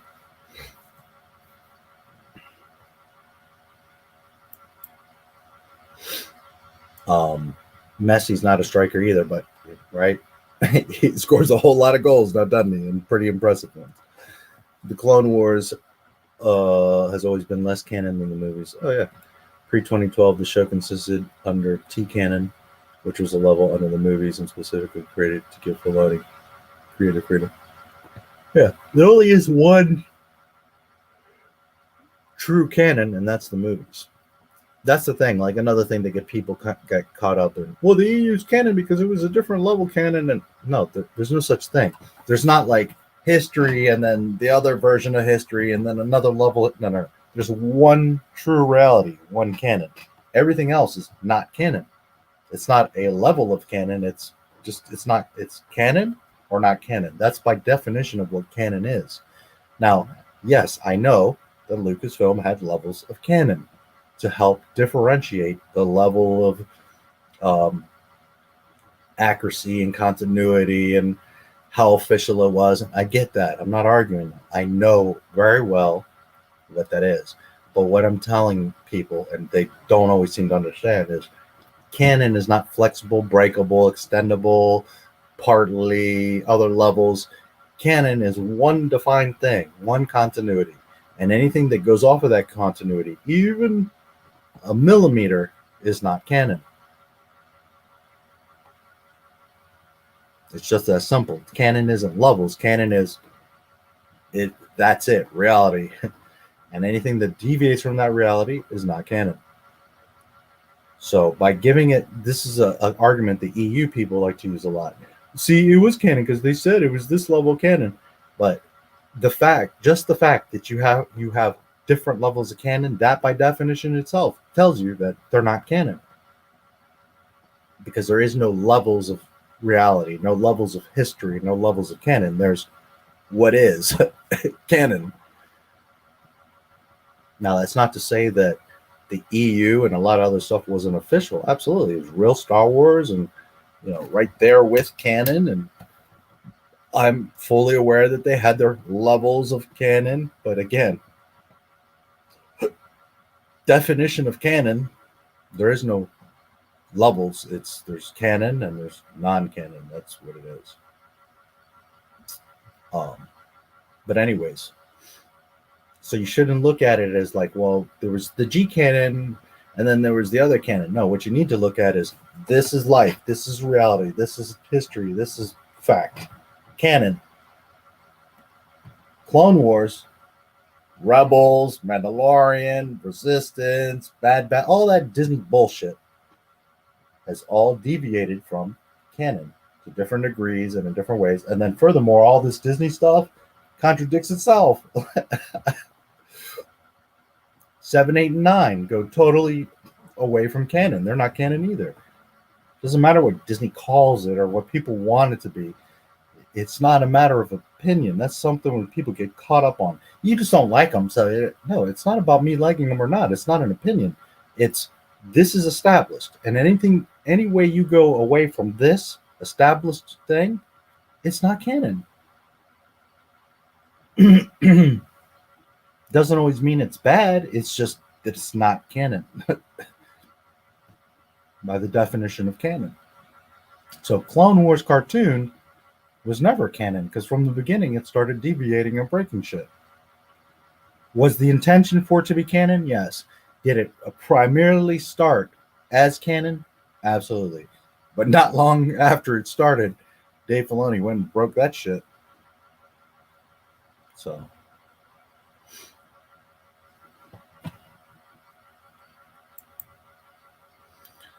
10 other people too. I'm not understanding your point because you could have two, let's say, two great players, and one of them has the right 10 people around him. The other one does not. Well, don't you understand, dude? No matter how great, let's say they're both equal, right? To a T, down to the last percentage, they're equal. One has the right people around them, one does not.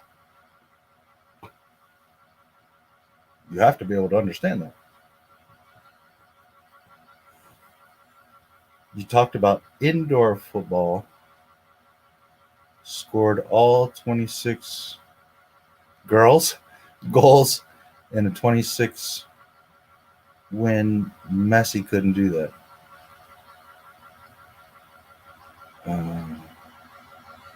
In indoor football?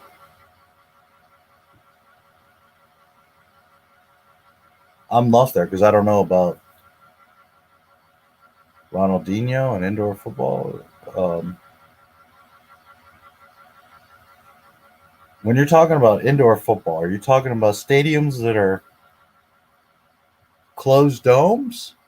Or because when I'm talking about indoor football, I'm talking about I don't know, in America, I assume you're in America, we have like sports complexes where they're these smaller, tighter indoor soccer fields. But there's not really a pitch because it's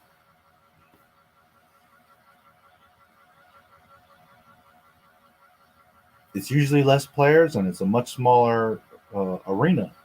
So I'm not sure what you're referring to. That's what I was talking about. If Messi played indoor soccer, holy shit, he'd had 50 goals a fucking game, dude.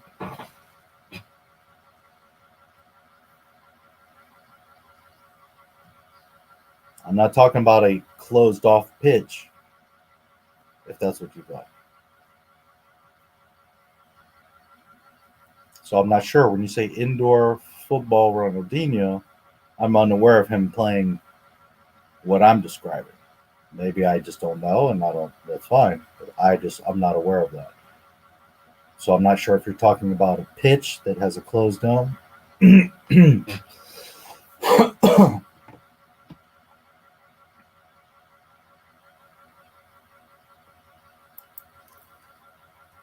Score so many goals nowadays because the defenses aren't as great.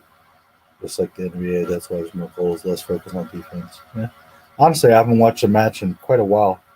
But I will say that Disney recently announced that they got, like, I don't remember the details because I'm tired and I wasn't listening that closely when they announced it. But I think they got some exclusive contracts with a few of the leagues, and they had mentioned that Messi will be, they'll be highlighting games from Messi and something or other. So I don't want to misquote. I have to go back and listen to what they said, but I know they did mention that they have some contracts with where they would be having Messi. So that was one smart thing on Disney's part. Said Messi was the best individual ever, yes, in the history of the sport. Lionel Messi. World Cup. No, I never said World Cup scorer. I said best FIFA player in history. I didn't say World Cup. Best individual player to ever play the sport of football, Lionel Messi, Argentina.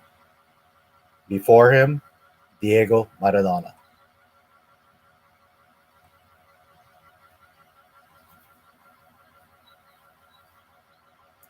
Individual accolades. So he should have it if he is that great. As you said, his dribbling abilities are great. Yes, and he's the best passer in the game.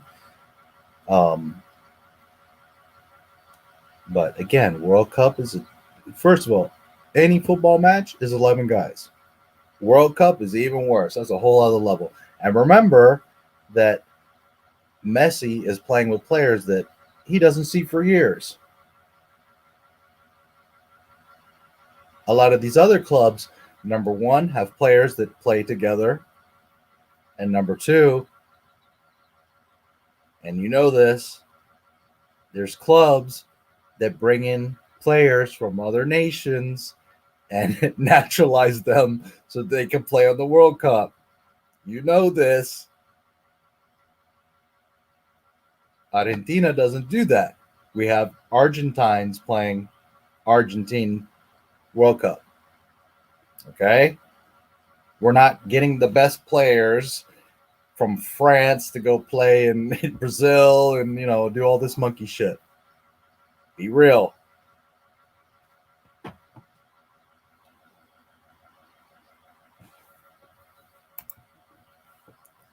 Plays with great players in Argentina. Yes, but those great players, although some of them are world class and some of the best players in the world, are not all on Messi's level or on the level of like some of the Brazil players or some of the others. That's what I'm telling you. If you take Ronaldinho out or Ronaldo out and you put Messi there, guess what's going to happen? Same result. He's going to win the World Cup. My family's from Argentina. I'd be the first person to defend Argentine football players of all things. But I'm also realistic that they're not the right skill level or team around Messi for him to win a World Cup. You know that.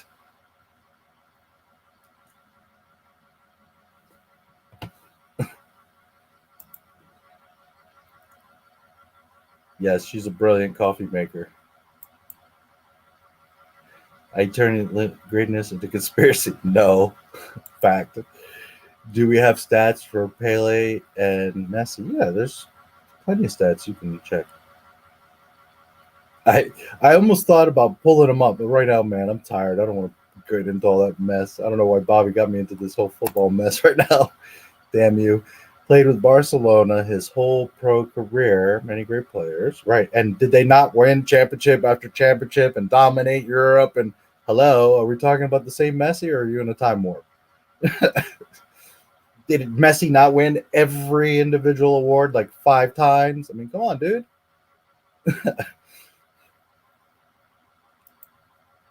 But winning in Barca is not winning the World Cup, and you know that. That's a whole totally different thing. And by the way, if we go back and review the tape on many of these World Cups, holy shit, like Argentina, Germany, well, talk about fucking paid refs. Holy goddamn. Pele scored more goals in his career and 3 World Cups because he had the right team around him. They didn't win because of Pele. The team won the World Cup. Was Pele a big part? Yes. Was Pele a giant of the sport? Absolutely. But Pele didn't go in there and just like Michael Jordan take over and score 50. No, dude, you know that's not how it is.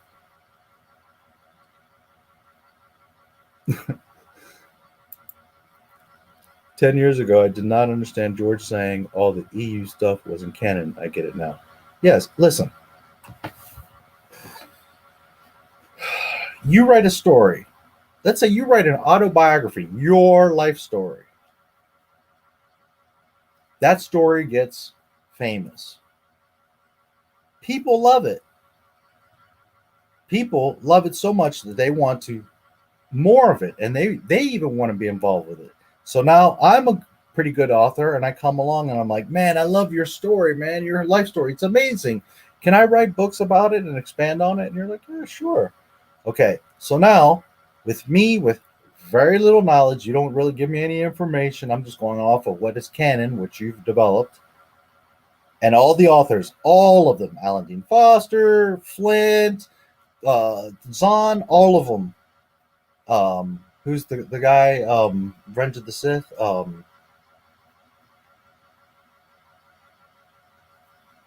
right now his name is escaping me, but you guys know who I'm talking about.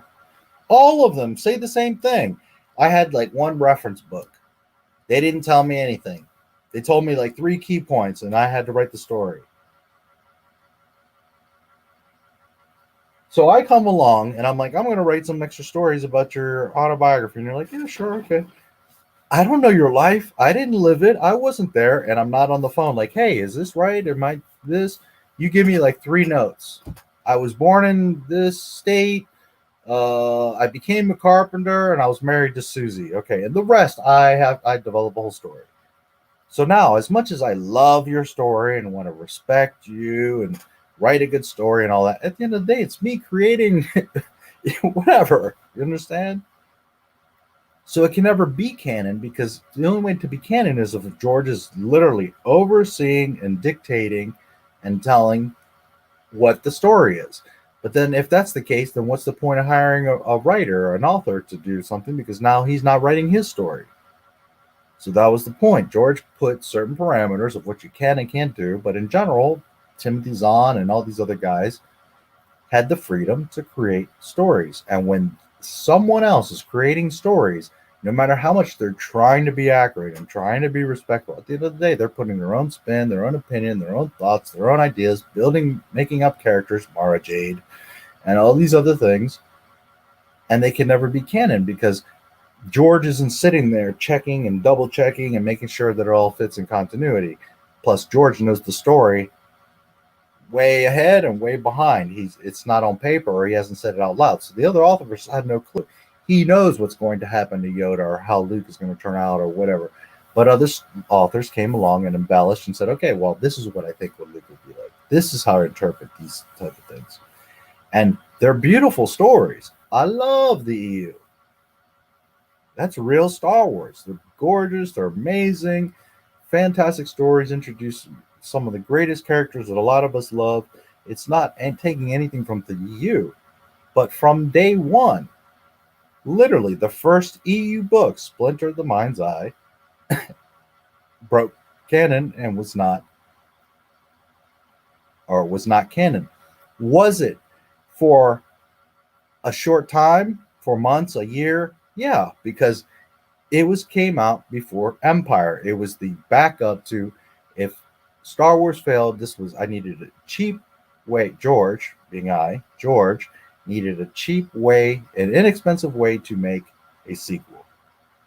So Alan Dean Foster was charged with not only creating a sequel, but something with in mind that it wouldn't be all like big planets and huge systems and flying around and going all over the place. More of an isolated, contained story, because if it were to be turned into the film, it was the original sequel to Star Wars, that it would have to fit into a restraint of a low budget. Make it so that it can be as least expensive film as possible. So Splinter of the Mind's Eye comes out, and for like 2 seconds, it's canon because there's nothing else. Understand? There's Star Wars and then Splinter. So Splinter, by default, is canon because up until something changes, that's what we know as what is the sequel to Star Wars, the continuation of what Star Wars is. May 21st, 1980, Splinter went out the window. It's non-canon because the film is the canon. It contradicts what's in Splinter. So Splinter, it doesn't get thrown in the trash. I'm not saying that. But it's not canon. It automatically got decanonized. Just like the original novel. People are like, well, that came out before the movie. Yes, but the movies are always what supersedes and is canon, and the TV shows. So for a short while, the Star Wars novel was the canon. Guess what? The movie, May 25th, 1977, came out, and that went out the window. The novel is now non-canon. Why? Because the novel is not directly 100% accurate to the film. The film is what supersedes. So because the original novel contradicts, even if it's just one or two little contradictions, contradicts what is in the film, it's non-canon. So Splinter was the first. The novel is not EU. The novel was intended to be the actual novel, the novelization of the film. So that wasn't ever considered EU. The first actual EU novel was Splinter of the Mind's Eye. And that was also the first, well, I guess second thing to be decanonized. But again, that's the first EU to be decanonized. Not because George was being a dick, not because it take any credit or love away from it. It's just that it's not Empire. And if it deviates from the film, then it's not canon.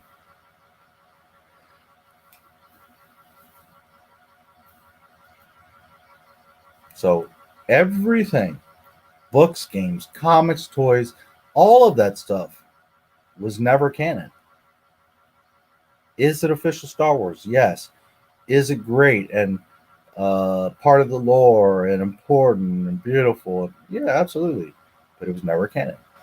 Ever.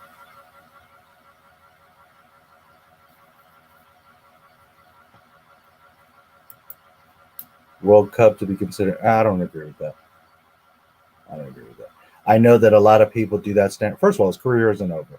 Second of all, you have to remember that he alone cannot win the World Cup. I don't agree with that. And I know that a lot of people, that's their standard. I get it. But I can't agree with that. You can't blame him for 11 people on the pitch.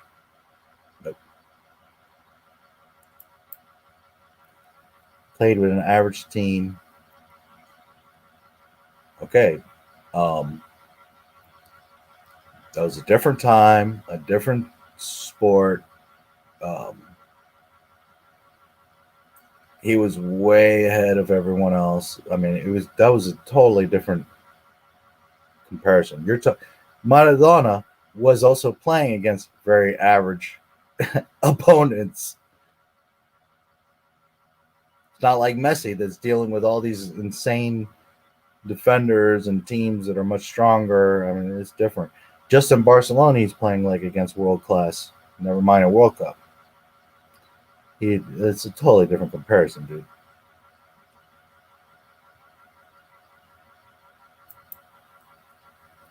some hardcore EU fans that for some reason want Star Wars movies to be like the EU, but without the films, you don't have your EU. Yeah. Yeah, that's the one problem with EU guys sometimes. They get so caught up in, but this is lore, this is a fact, this is what it is, it's canon. And it was never canon. You created a story. I come along and I start writing side stories, and I'm gonna assume that my shit is official. No, it's not how it works. Because I'm not in your head. I didn't live your life. I didn't write the actual story. I'm just giving my interpretation to expand upon your story. Can what I write be amazing? Sure. Can it be used? Sure. Could it be actually pulled into and made canon? By all means. Is it worthy? Is it Star Wars? Is it great? Yeah. But me telling your story or a short story based off of your story is never going to be canon. Unless you're like right there with me and like double checking all my stuff and everything. You're like, okay, yes, this all fits fine. Yes, we will make this official canon. No, it's you give me a couple little details, I go off for a year, I write a book, and then you guys publish it, and that's it. Just because Lucasfilm published it doesn't make it canon. Just because you love certain characters or stories doesn't make it canon because you want it to be. That's not how it works. Canon is continuity. Anything that contradicts, doesn't matter if it's a toy, a novel, a visual guide, any of that stuff, or an EU book, if it deviates in the least, it's not canon. And guess what? All that shit deviates and is non-canon. And that's why George said it many times. My films 1 through 6 are the canon.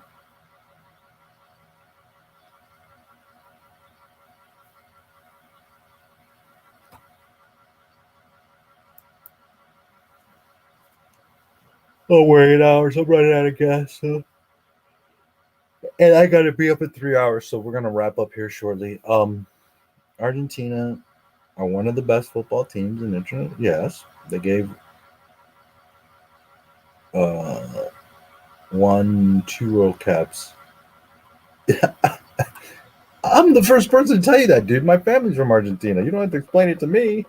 That shit's, you were born with that in our blood. I'm not saying they are, but that doesn't mean that Messi has the right team around him. It's not. I'm not belittling Argentine players. No, every world-class team in the world, everyone has an Argentine, if not two or three of them on the team. Believe me, I know that more than you do. Trust me. But that doesn't mean that Messi has the right team around him.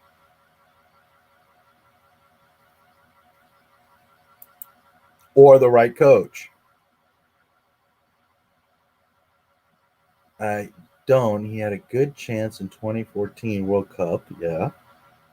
Final and lost to Germany. Yeah. And go back and watch that. And holy fucking paid off refs. Holy shit.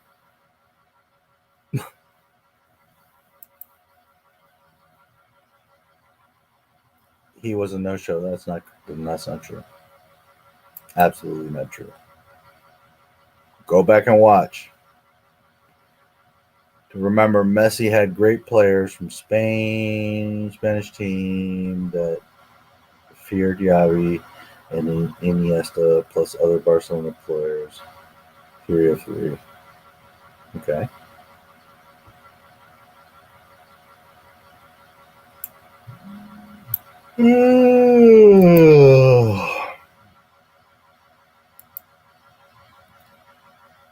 Competitions, World Cup, some coincidence that was. I guess we're gonna have to do this on one of the YouNow streams, where we're gonna have to pull out all the stats. That was Messi, most successful time with Barco because he played the most successful Spanish players, even in Spain.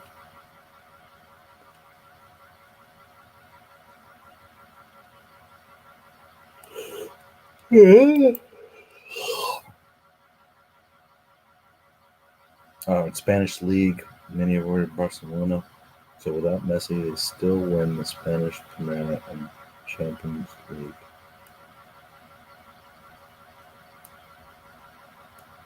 You kind of lost me there. He played the most successful Spanish players ever in Spanish league, many of which were Barcelona. So without Messi, they still 70s, 80s, 90s, there were tougher times, tackles and defenders. Yeah. So I disagree. If anything, if it would have been hard, it might have been hard to get through those. The game was rougher and looser, but that doesn't mean that the skill level of the players he was playing against was there. Maradona's not playing against the people that Messi's playing against. Be real.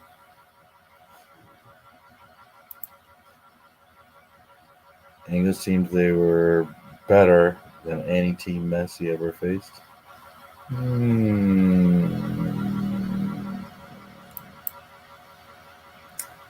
Messi helped Argentina get 2014 and lost. Anytime you make it to the big one and lost. No. Football is a wide and spread out game. Absolutely not. Is there anybody setting him up?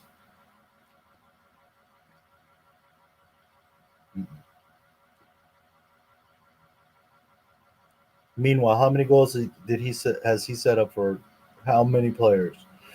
And if they can't come through, that's not on Messi. It's on his teammates. Because Messi did his part. More than did his part.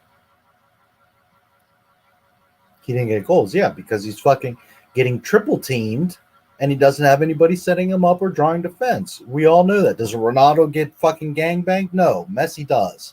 All the time. Short little guy has like 3 guys up his freaking nose.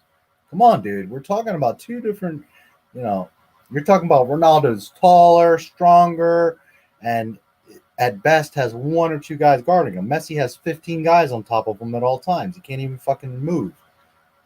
You're not being real. You can't expect to be, under 6 feet, surrounded by 3 players, entire 90 minutes, and, it's your fault because you're not scoring goals when you can't even fucking dribble 3 feet without being tripped up. Come on, dude, be real. And why does that happen? 1, because Messi is the greatest player, so everybody knows you got to swarm him, or else he's going to chew your ass.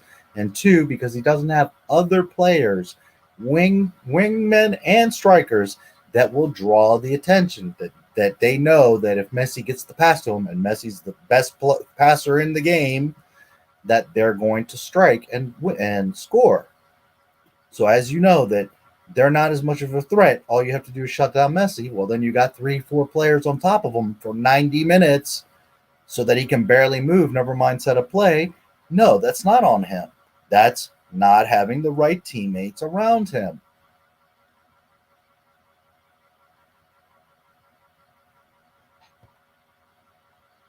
You gotta be realistic. You gotta keep it real. It's not on him. It's a team sport of 11 people.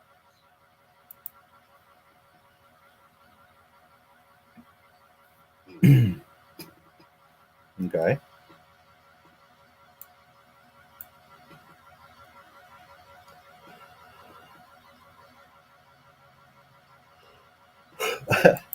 You don't do that.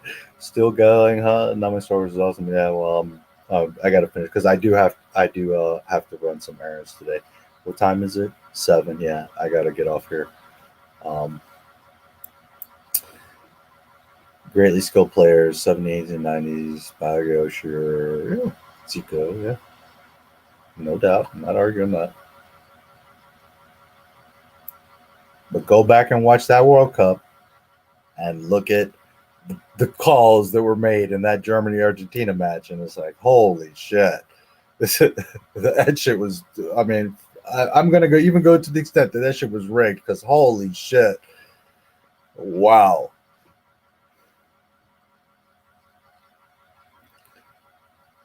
That's why I say it's okay to have great stories like Clone Wars that isn't canon. Just because it doesn't fit in the time, it doesn't mean it's thrown away. Yeah, I never said that you know, Clone Wars or other stuff can't be enjoyed or can't be fun or that you shouldn't like it, by all means, I don't know. All I ever stress to you guys is canon. That to me is what matters. Canon. And if it doesn't matter to you, that's your choice. I think that's foolish because that's the point is you must, it's like you've dated a girl for 15 years and then one day she decides to just completely change her attitude and acts differently. Are you going to have a problem with that? Or you're going to be like, it's cool. No, you are used to and want that consistency. You want to know that you can count on her, that she's telling you the truth, that when you expect her to do something or act a certain way, she's going to do so. Not because she's a robot, but because you know her and she's consistent. And it's the same thing. You can't be loosey-goosey all over the place, acting different every day and be like, oh, yeah, that's my girl. I trust her. When you don't even know what she's going to say from 5 minutes ago, never mind yesterday. And that's what Disney Star Wars has become. It's all over the fucking place. Now, me personally, I don't like the mess. I don't like the canon breaking. That to me is insulting and disrespectful, and it's just a big waste of everyone's time. It just gets people all confused, and then they're arguing, but this is canon, and that's this. And so to me, I just would erase it all, wipe it all out, and start from October 31st, 2012, and make correct, proper, canon-maintaining Star Wars as it should have been. Doesn't matter if it's a comic book or cartoon or whatever. It all should line up and fit perfectly with canon. Not contradict, not change, not bend, not stretch. There should be none of that. George maintained perfect canon through 6 movies. I expect anyone else around Star Wars to do the same. He set that standard. Now, just because something's not canon doesn't mean you can't like it or it's not a good story or any of that. That's not the point. Some people get all excited. Oh, well, you're saying it's not canon, sir. And that's all I'm saying is that it's not canon. I didn't say that it's not fun or interesting or you can't like it. I didn't say any of that. All I'm saying is, at the end of the day, the only official, real Star Wars is 1 through 6, canon. Everything else is hearsay, fantasy, fan fiction, addition, expansion, interpretation, perception. So while the EU is gorgeous, fantastic, for the most part respected lore, and can be called real Star Wars, it's not official Star Wars because at the end of the day, those stories can be bent, broken, changed. 1 through 6 cannot.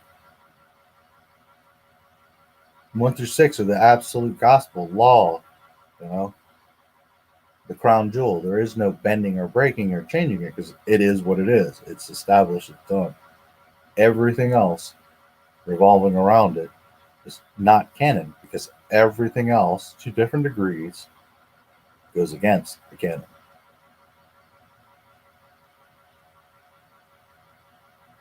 But never would I propose throwing away the EU. On the contrary, if I owned Disney Lucasfilm, I would be pulling as much of that and making as much of it as possible canon. That would be my primary fountain, my primary source of, well, my primary source would first be George and any kind of outlines, notes that he had. Second, EU, directly. Not even thinking about it.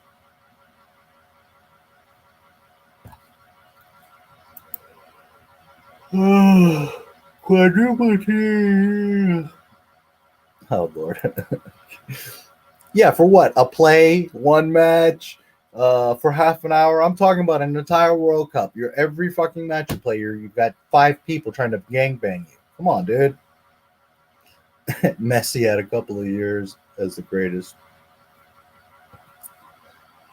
He's the best to ever play the sport and will always be the greatest to ever play the sport. Sorry. Football, yes.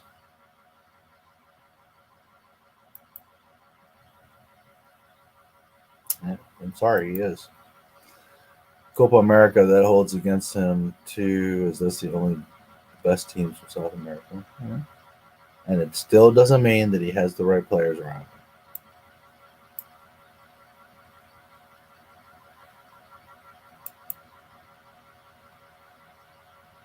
Messi, Maradona did the same thing in the World Cup. Yeah, he basically juked around like all 10 players. Yes, I know. They can 86. They can that the greatest World Cup history. Call that ever against England. Yeah, some people do refer to that as the greatest. And once again, what did I say? The two greatest players, Diego Maradona and then Lionel Messi. And they're both from where, by the way? It's in our blood, dude. It's not a game. It's not something we like or do or hobby or sport. It's life. It's in our blood. It's in our DNA. It's automatic. Everyone else is playing football. We are football. And England and other. I'm not saying we're the only ones, but just saying that, you know, Argentina it's not a sport. It's life. Brazilian Ronaldo got triple teamed every game. Watch his highlights. Boo. Has done shit without Javi and Iniesta. Oh boy. Anyone could win the Champions League titles without. That's not true. It sounds good on paper, but that's not true. You're see, the thing is you're taking for granted is chemistry, timing, age, size. There's so many other factors. Listen, you could put 5 Michael Jordans on the floor, and guess what? You're going to lose every game. They're going to be bumping into each other, and every one of them is going to want the ball, and they're going to. On paper, you say, "Hey, I've got Michael Jordan, 5 of them in every position, and we're going to just run 82-0." The NBA, and no, you wouldn't win a damn game because they literally would be running into each other. They would all be hogging and fighting for the ball and demanding the ball, and I'm running this play, and it would be a huge fucking problem. And I'm not saying that Michael Jordan was selfish. On the contrary, he was the greatest player on many levels, not just physical skill, but leadership, teamwork, work ethic, unselfishness. There was a lot of reasons why Michael Jordan was the greatest and made others around him great. But on paper, 5 Michael Jordan sounds great. Wouldn't work. On paper, Michael Jordan with 4 Scottie Pippen sounds amazing. Wouldn't work.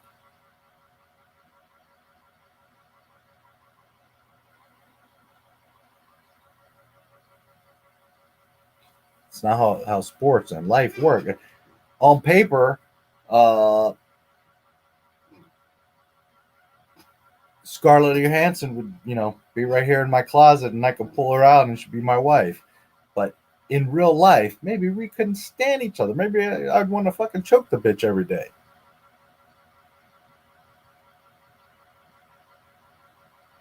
So you can't assume because this player has all these stats and did all these things, and he's the best midfielder in Europe and blah blah blah, that if Messi plays with him automatically. No, that's not how it works, dude. That's not how life works, relationships work, teams work. This is not how it works. On paper, yeah, it sounds real good. That's not how it works. That's why you had in the World Cup, Argentina, yeah, these players on the best teams in the world. I know, believe me, I know. And also locally, best players in River Plate and Boca, but that doesn't mean that they get around around Messi and on a team in the World Cup and they'll just click and play together. Not to mention they all play a couple months together before they have to play the World Cup. They're not playing their whole career or all the time together.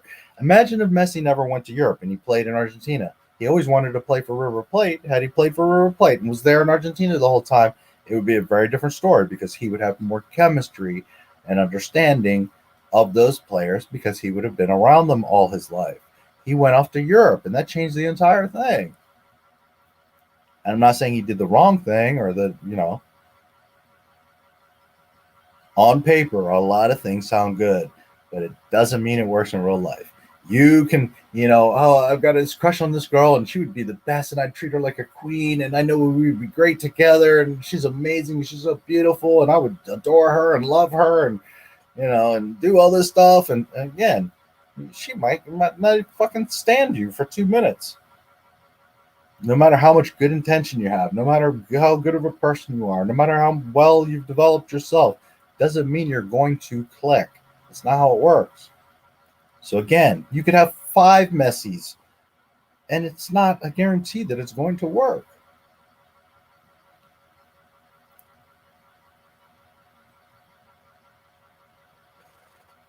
On paper, a lot of things sound real good. In real life, not so much.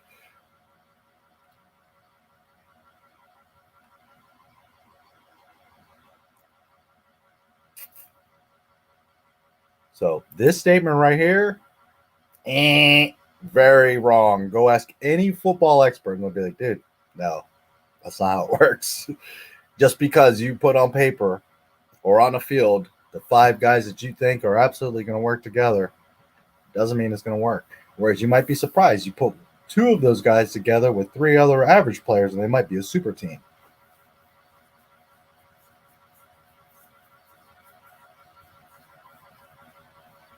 Ron Harper was nowhere on the level of Scottie Pippen, Michael Jordan.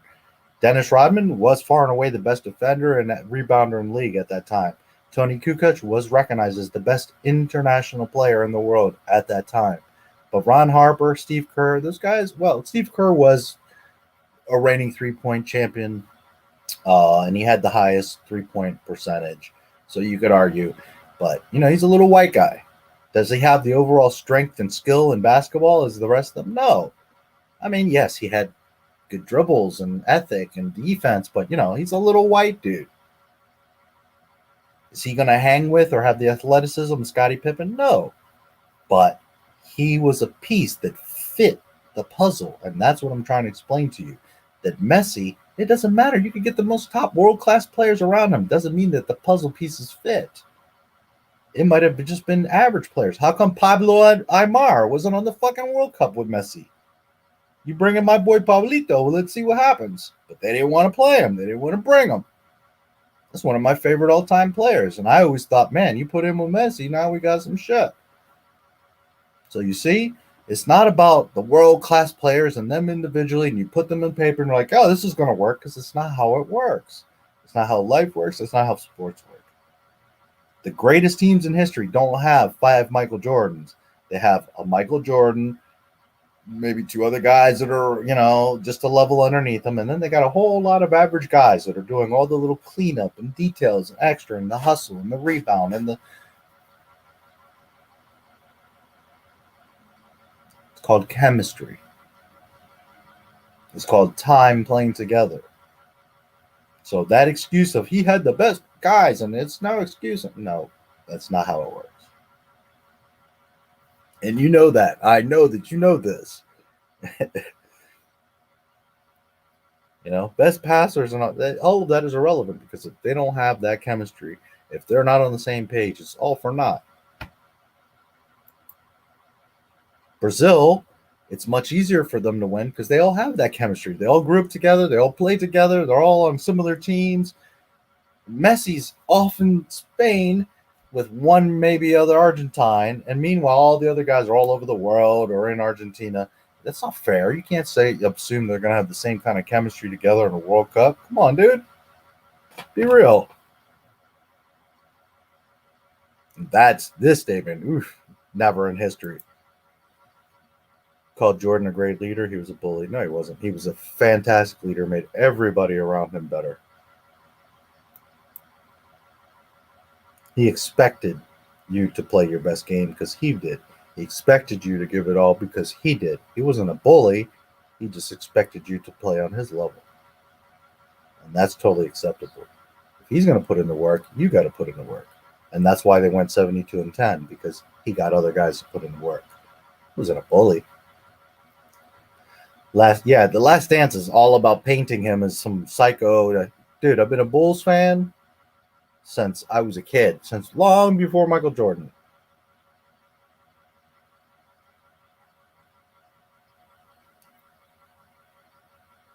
So I know all about Michael's career, what he did, and how that worked. I saw him in several games in real life. I know all about it. I've read all the Rare Air, and it had a whole huge basketball collection. I know all about Michael Jordan. And that Last Dance is a very skewed painting of who he was. Was he tough at times? Yes. Did he get in arguments? Yes. Did he exceed people to perform at their best? Absolutely. I would too if I were him. But a bully? No. Punching teammate one time because one guy was dicking around. Context. Good team owner for yes, Reindorf was a fat fucking pig. Krause and oh man, those guys isolating as a atomic. Why did Isaiah get isolated out? First of all, Michael Jordan didn't do that on his own. The entire Dream Team did that. Why? Ask yourself why that happened.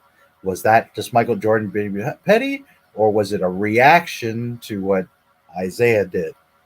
You see, you do stuff, there are consequences. Isaiah did that to himself. And Michael Jordan didn't have the power to just by himself make that happen. That was a team decision. You see, but how the Last Dance paints that shit.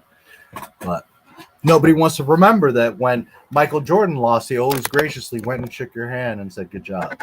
When the Pistons lost, they like little bitches went off the court and didn't even acknowledge the people, never mind shook their hands. You don't want to talk about that part of the story, right? On paper, 5 Darth Vaders could work. Well, that's true. Might work in real life too. Hey, Deck. You're the greatest player, in my opinion. Well, I don't know about that. Sup? Messi to be the best player ever in my book, he would have to win. Okay, and I understand that. A lot of people, that is the definition. I appreciate and understand that, but I just need to stress to you, dude, it's not on him alone. Football is a very stretched out, large game with many factors. Not to mention the FIFA's been known to be rigged for a long time. If you know football, we also, I haven't even gone there yet. FIFA's been known to be a rigged thing for a long time, for decades, if not centuries. FIFA's been a whole fucking thing. But we'll just put that aside. We'll put that under the rug for right now. Okay, it's a very wide sport with a lot of moving parts, and no, one player cannot just take over like that. Can he have a moment where he dominates for 5 minutes and controls the field? Sure, but it's not basketball where you're in this little contained spot and you can catch on fire, and next thing you know, you're dropping 30 and nobody can stop you. That's totally different, dude. And I will repeat, on paper, you could put 5 Michael Jordans together. In reality, if the chemistry is not there, it's not going to work. It's not going to happen. Randy Brown, like, I don't know how much you all know about the Bulls or basketball, so I'm throwing out names. Little Randy Brown, who is, okay, I mean, he's a decent player. If you're in the NBA, you're a decent player. You're better than the average person, but not really anything. He was like 5 feet and not anything special, but he was one of those little components, those pieces, that chemistry, that they worked, that as a puzzle being, he locked right in, and he became a valuable asset. Randy Brown, anywhere else, is just this short guy that doesn't do much of anything.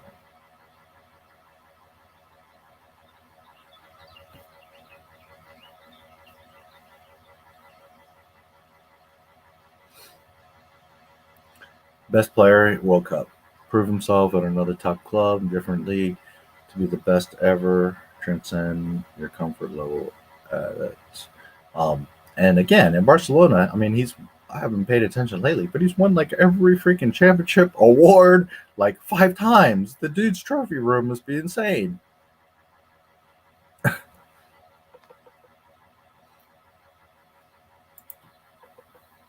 Pablo, avoid the guys like Bobby. Yes. Oh, too funny.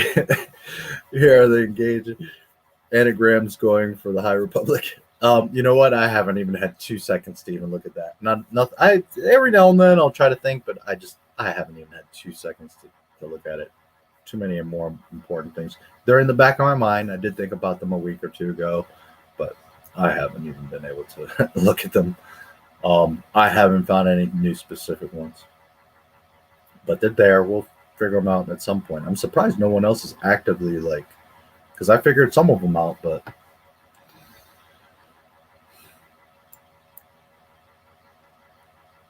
same club with great players. Transcend your comfort level at same club with great players. Good with art. Calling team owner fat isn't bullying. No, he's fat. He's fat and an asshole. Why did the Bulls break up? Because of that dumbass. Why did the Bulls have all kinds of adversity and problems throughout their building the team? Because the fucking fat boy. So yes, it's not a bully. That's fact. That's reality. He didn't isolate anybody out of teams. Isaiah Thomas did that to his dumb ass self.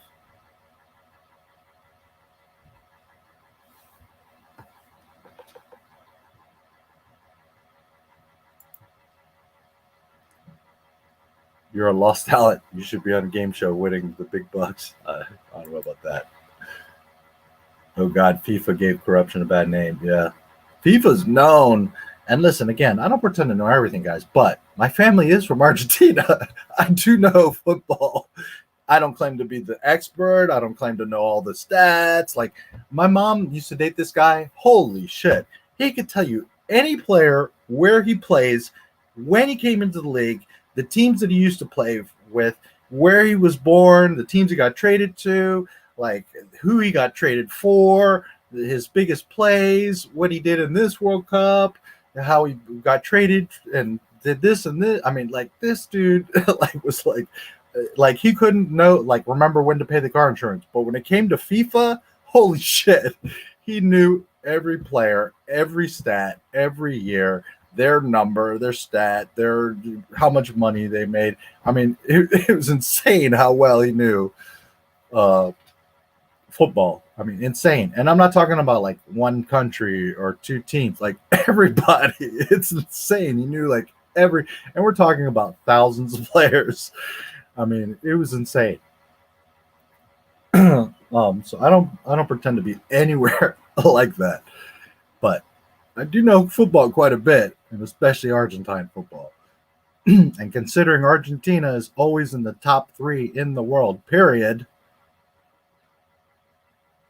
When it comes on a world scale level, doesn't matter if we won this World Cup or this one or the other. When you do the rankings of Argentina, automatically top 10. And realistically, they're always in the top 3. It's it's in our blood. It's like not even an option. We're there, period. You must contest with us. What happens in the end? Okay, whatever. But you already know, you go into a World Cup, you're going to contest with Argentina. It's not even a conversation. So, and yes, FIFA, holy corruption gate. Just like winning titles, Barcelona isn't all of Messi accomplishment on his own. Well, no, of course not. It's team. I said the Barcelona one, not just him. But has he not, on the individual level, won every award like 5 times over? Forget about the World Cup. Forget about team club stuff. Individual accomplishments. Messi has won everything consecutively like 15 times over. I mean, it's not even close, dude.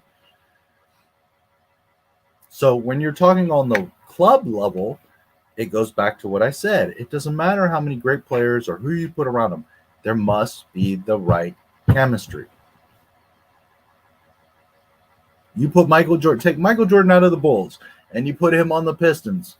It ain't going to work. You put him on the Knicks. That ain't going to work. And I'm talking about those teams at that time. You put him on pretty much any one of those other teams, it ain't going to work. Is Michael Jordan still going to get his 30 points? Yes. Is that team going to win? No, probably not. The Bulls dominated and did 72-10 because of the chemistry, not so much the talent. The talent was huge. They had the best coach in history, Phil Jackson, no doubt. The amazing fans. There were so many things in their favor, which they earned and built, but there were so many things in their favor. But that doesn't mean just automatically, oh, put Michael Jordan with any good buddy and it's going to work. It's not, no.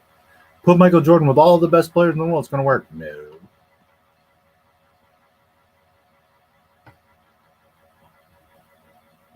And the dream team doesn't count because those guys were like a whole other planet from the rest of the world. That's not even. But I tell you this, the 72-10 Bulls would beat the dream team. Why? Because of that very thing I've been talking about.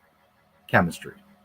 You've got a team that knows themselves inside and out and rely on each other, know all the plays, coordinate, and they have the chemistry. As opposed to the dream team. One, obviously, because U.S. players were on a whole other level of the rest of the world. And then you get all the best U.S. players on one team. So obviously, they're going to blow through every team by 30 points. But if they had to play an organized chemistry team, the 72-10 Bulls would wipe the floor with the dream team.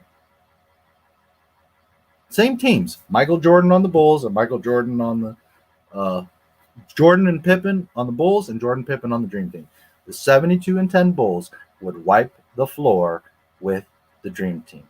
Why? Chemistry. Teamwork. Knowledge of plays.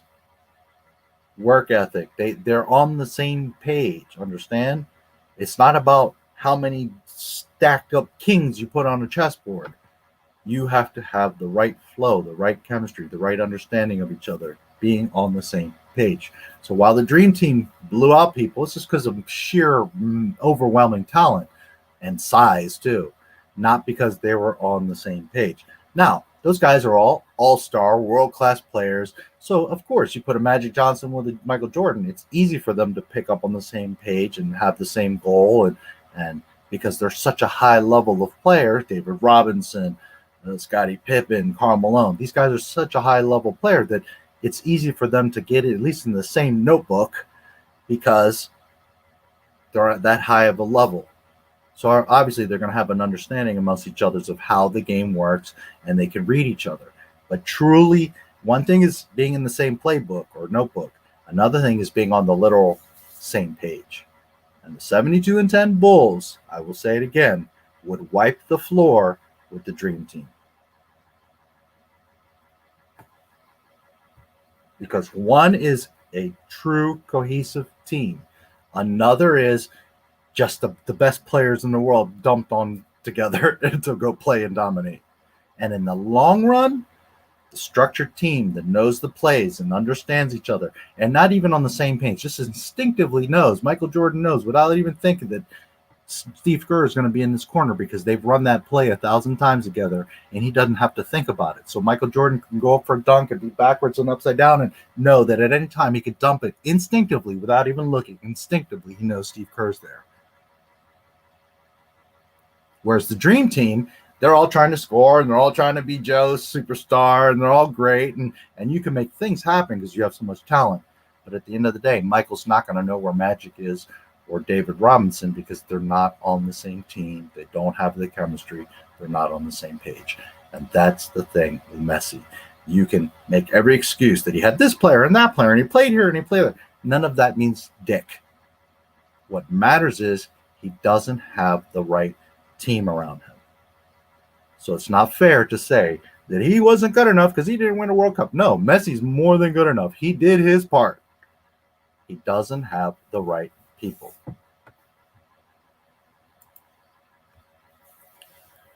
Won a lot of awards too, and all different teams too, because he has to learn a new system wherever he goes. Success follows him, give him credit. I'm not taking anything from him. He's a world-class player, but he ain't Lionel Messi. It's just that simple. Magic Johnson, Larry Bird, Dr. J. There are tons and tons of great players. And here's Messi, and here's Michael Jordan, and here's everyone else. Not taking anything from Ronaldo. He's just not Messi. That's all.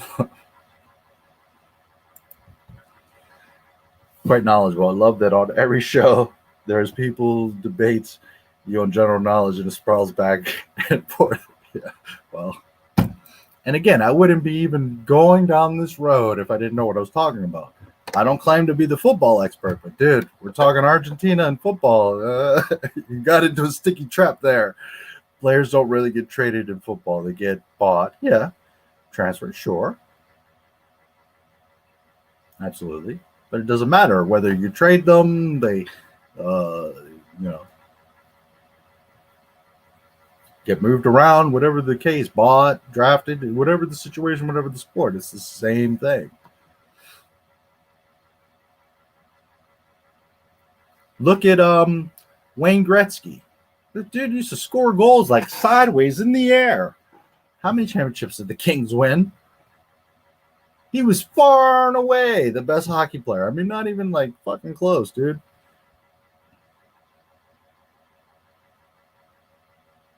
Team. These are team sports. Now, if we were talking skateboarding, okay, then you can have a debate, because now it's like, okay, individually, now you got no bars, and that conversation is Tony Hawk and Rodney Mullen. And even Tony Hawk himself says that the best skater to ever live was Rodney Mullen, and you can't really argue that. Not only aside from Tony's opinion, but Tony himself says the shit. So that's a totally different thing. That you can put a finger on and be like, yep, that's all on him. But a huge pitch with 11 dudes. What if your goalie's total ass? So now you have to fight to make 3 goals, and the other team easily puts in 5. So now you're a shit player, or your goalie sucks. Understand?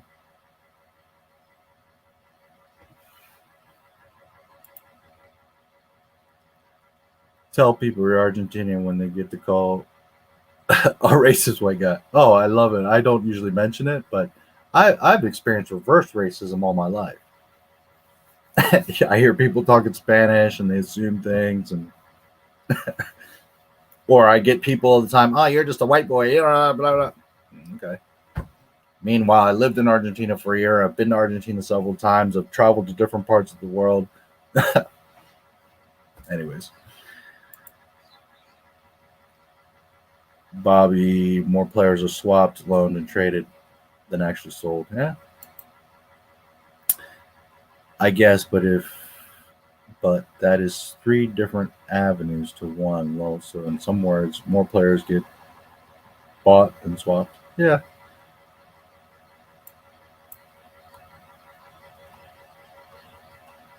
They would wipe the fucking floor with the Dream Team. They would wipe the floor.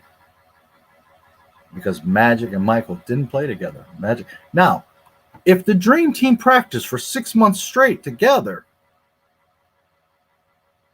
okay, that's totally different. What I'm talking about, you take the Bulls from Chicago to a game, even a series of games. Let's say a 7-game championship, and you just took the Dream Team like they did. They just all of a sudden all went to Barcelona and played together. They would wipe the shit out of the Dream Team. Now, if the Dream Team played together for a whole season, 6 months, they practiced, they hung out in the locker room, they got to know each other, they had dinner together, they understood each other's mentality and quirks and ran plays together, that's a totally different conversation, because now you're building the chemistry. Now you're building the understanding and getting on the same page. Now that's a different conversation. But if you just took the Dream Team that went to Barcelona and you sent them to Chicago Stadium, oh, fuck, are they going to get their asses chewed? By like 30.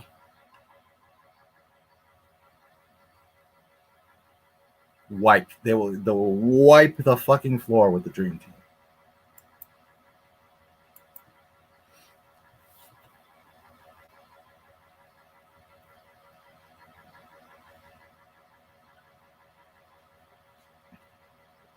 Remember the three-peat Lakers that added Malone? Okay, but what does that mean?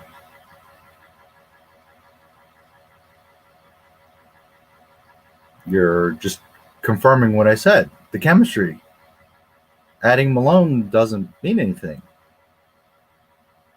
You're literally confirming what I'm saying. Just because you put talent with other talent doesn't mean anything's going to happen. On the contrary, it often backfires. That's not a good example. What does Malone going there getting beat mean?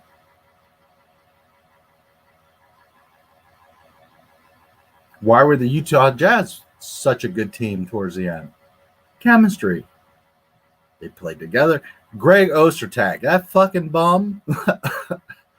But because he had chemistry and they all knew each other and they all played together and they had an understanding and were on the same page, he was able to do something. He was able to be somewhat as effective, because outside of that, Greg Ostertag is fucking bum sauce.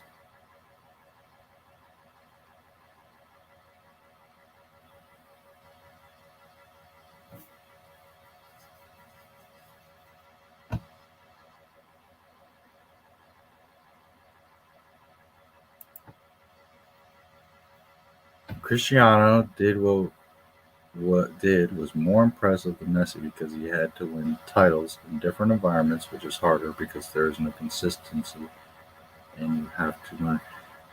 But that's not totally true. If you are put in the right situation and you have good chemistry, it's just like you meet a new girl.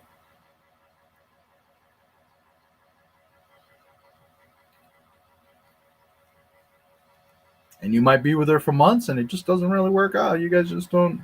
Or you might meet somebody and instantly, like, that's your wife. You're with her for the rest of your life. It has nothing to do with newness, dude.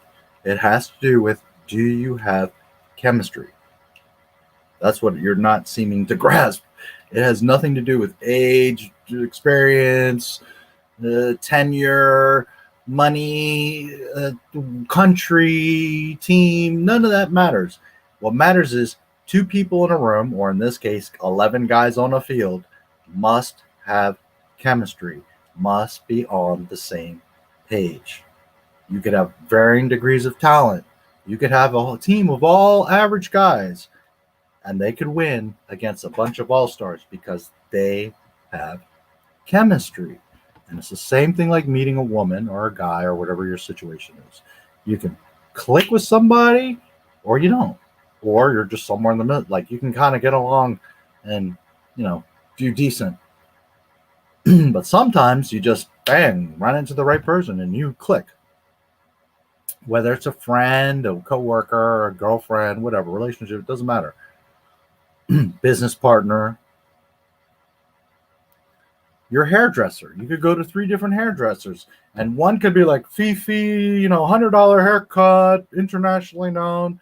And you just don't get along. He's a jackass. You just don't have good conversations. You don't click. You could go to somebody else for $15 and boom, you click. They're a great cutter. You have a great conversation. You have a great time. Everything in life is chemistry. You're trying to look too much on the surface of, well, but this player's ranked this, and this player played with him, and this player was great ranked here. None of that means a goddamn thing. Take them away from the club. Take them away from what they've accomplished and what they know and what they've won and their status and none of that means a damn thing. Take them, put them in the middle of some fucking mud field in the middle of nowhere. And that's where you're going to see if they have chemistry. That's all that matters at the end. Chemistry. And that goes for any relationship, but especially a team sport where you have to work with each other every day. One thing is an office environment. Chemistry doesn't matter. You go in and you do your specific job. I type. I do the photocopier. I make coffee. Right? KK makes great coffee, but she ain't got no chemistry, does she? But on the sport, same thing with sex. You can meet the baddest, amazing body. She's awesome. Her voice is cool. She smells great. She's funny. She loves Star Wars. You're like, and you guys could just have the worst freaking sex ever. Whereas you might meet somebody that you wouldn't think, and you have this just electric fire chemistry, and you just, without thinking or trying, you move the same way, you feel the same way, things come naturally, the way you hug, you hold, you kiss, you touch. Whereas you could get the 5 baddest bitches on earth, and you might not get anywhere with any of them because you just don't have chemistry. I win. What do you think about Filoni ranking up? He didn't. That was a year ago. When is the baloney dude gonna be recognized for the hack he is? I knew it a long time ago. I don't know what to tell you. People, I think, are slowly figuring it out, but that's the team where the Messi just stayed with the one team, same players, and they just added more great players every now and again, like Villa, Henry, and Ibrahimovic. Yeah. They wouldn't, and for the record, I think LeBron is a better. Oh Lord! Now I know you're lost. LeBron isn't even half. Michael Jordan would fucking destroy. Are you? Go look at this. Seriously, go to NBA.com and look at the stats. Are you serious? LeBron's a fucking child compared to what Michael Jordan did. Are you serious, dude? What? Now you are crazy.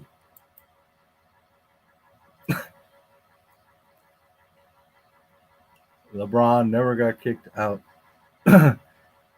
Yeah, and you know what? Kobe Bryant won a championship his rookie year. And guess what? He rode the bench. Oh, fucking rookie year. Asterisk. So when you're surrounded by a winning team, and when you have the right... and by the way, what do you mean never got kicked at the first round? He didn't even make it to the first round for how many seasons? Get the fuck out of here, dude. You're talking nonsense now. Shanks, unfortunately, as long as people are desperate for new Star Wars, Filoni will be set on pedestal. Yeah. So not only would the Dream Team win the world, the win would be by 30. Oh yeah, you take the Dream Team, just fresh, got to Barcelona and start scrimmaging together, and you send them to the United Center, they will lose by 30 points against the 72-10 Bulls with their eyes closed. They will wipe the floor with the Dream Team. Go ask any NBA coach, and he's gonna be like, "He's right, dude." You have to. It's a team sport. You have to be on the same page. You must have chemistry and understanding, and the Dream Team didn't have that. Now again, they play together for 6 months, an entire season. Now that's a totally different story. Which at the end of the day, maybe they don't have the chemistry, but they're all top-notch players. They all understand about winning and being unselfish. And if they all ran the plays and understood how each other's behavior was and little nuances of their games, yeah, absolutely. I'm not denying that they're going to, But you take that team that arrived in Barcelona and you send them to the United Center,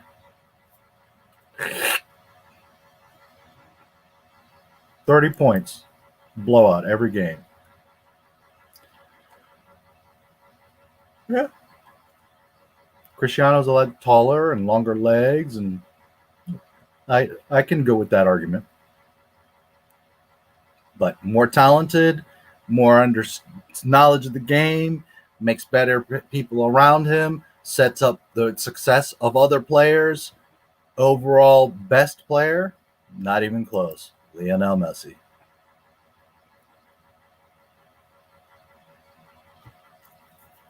But that's irrelevant. The teams that he was on, did he have chemistry or not? That is the point. And Messi, every time he plays the World Cup, while there is some chemistry and there's certainly a lot of love and they're all Argentine and blah, blah, blah, blah, blah, They do not have the right players around Messi. On the field, they do not have the right chemistry. And if you sit there and go back and watch the matches, you're going to see that they're not in sync with each other. Meanwhile, these are all world-class players that play on all the best teams around the world. Anybody that knows football knows that. But you can see that they don't have chemistry together in the field, on the pitch, during the World Cup. Now, maybe if they played together for longer, they could establish that chemistry, but they don't naturally have it to where they're just going to go out there and like, oh yeah, we're Argentina, we're all good. No. And that's a big reason why they don't win, is because most of the other teams, the other players, play with each other all the time. Argentina, all the players are spread out over the world. Why? Because they're some of the greatest world-class players in the world, and they get pulled to different clubs all over the world. So they're not playing with each other for 4 years. Then they get to practice for like 6 weeks, and everybody expects them to win. No. Meanwhile, Brazilian players are always playing together on the same team. They're in the same leagues and around each other, hang out, talk to each other, practice. So by the time World Cup comes, of course, dude. Come on. You're not even making a realistic comparison against teams that already had chemistry, like Barcelona. Man, you got me into a whole football conversation. Instant success. Athleticism and talent, honestly, no, incorrect. Messi's the complete game. Early career, Messi's talent, no, yeah, not even close. Not even close. When we have time on Now or on YouNow, we're going to pull up the stats, and I'm going to shatter your little dreams, because Ronaldo ain't in the level of Lionel Messi. And everybody likes to look at, oh, but he scored like this many goals. Okay, well, we're going to look at overall career. We're going to look at what else he did. Passes, assists, penalties, time played, all the stuff. And you're going to see that Messi's away and away, way far and away. FIFA World Cup Player of the Year. Not even in the same league, dude. Early career Messi was overshadowed. No, he wasn't. Absolutely no, he was not. LeBron is the best. Remember, 2013 LeBron won everything. Do you remember that Michael Jordan went to the final 6 times, was MVP 6 times, and won 6 times? Do you remember? Do you remember that Michael Jordan won 3 in a row, and then he won 3 in a row? Do you remember? Because I remember. I was there. Good luck, LeBron. Little junior, little boy. Champion League goals ever. Chemistry. His opponents. You can't look at everything so literal, dude. You have to look at the context and the situation. As riding the coattails. Oh, come on now. Now you're just being ridiculous. Messi, 0 World Cups. Remember that. Yes, because he doesn't have the right tools around him. It's not on him. He did his part. At the end of the day, it's not like he went to the World Cup and just, he didn't do anything. No. He doesn't have the right pieces. It's not basketball, dude. You can't take over a game like that. Can you have a flash of dominance? Absolutely. Mano de Dios. Yes, it can happen. But 90 minutes back and forth on that pitch, controlling the match, that's not how football works. And you know that. You should look up who played with more players that have won more World Cups. Who played with more players that have won more World Cups?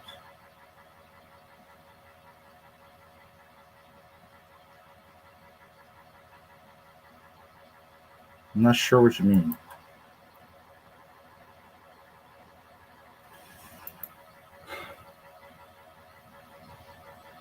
Humperdick, prayers for silence. Yomanda gameplay. Thanks for stopping in. I don't know if you're still around. Oh boy. Bobby's gonna be the death of me. All right. I do have to do a bunch of chores here in like 2 hours, so I got to take a nap. We can talk a lot more about this anyways on YouNow. So for now, probably Wednesday, early evening, I'll do some sort of conspiracy open chat. I don't know. We'll figure it out. Messi being the greatest football player of all time. So remember that it won't be on YouTube on Wednesdays or whatever the second day is.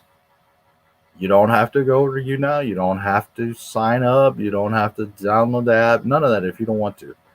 But if you're interested in other conversations and just hanging out outside of the Star Wars stuff, then most likely Wednesdays there will be, I'm guessing 2 to 4 hour streams. We'll see. I just have a lot of stuff going on.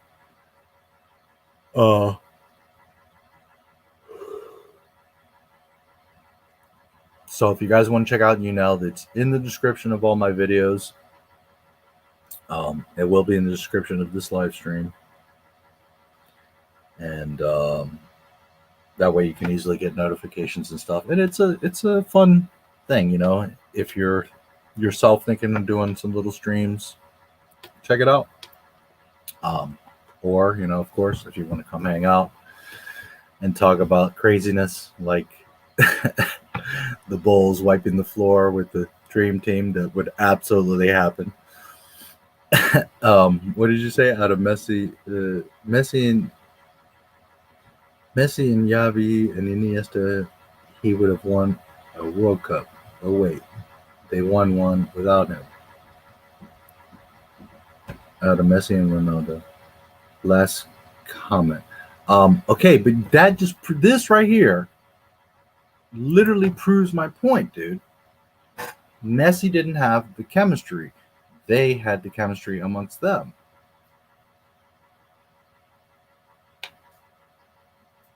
It's not that Messi sucks because he didn't win with them. That's not the case. It's that they weren't the right fit.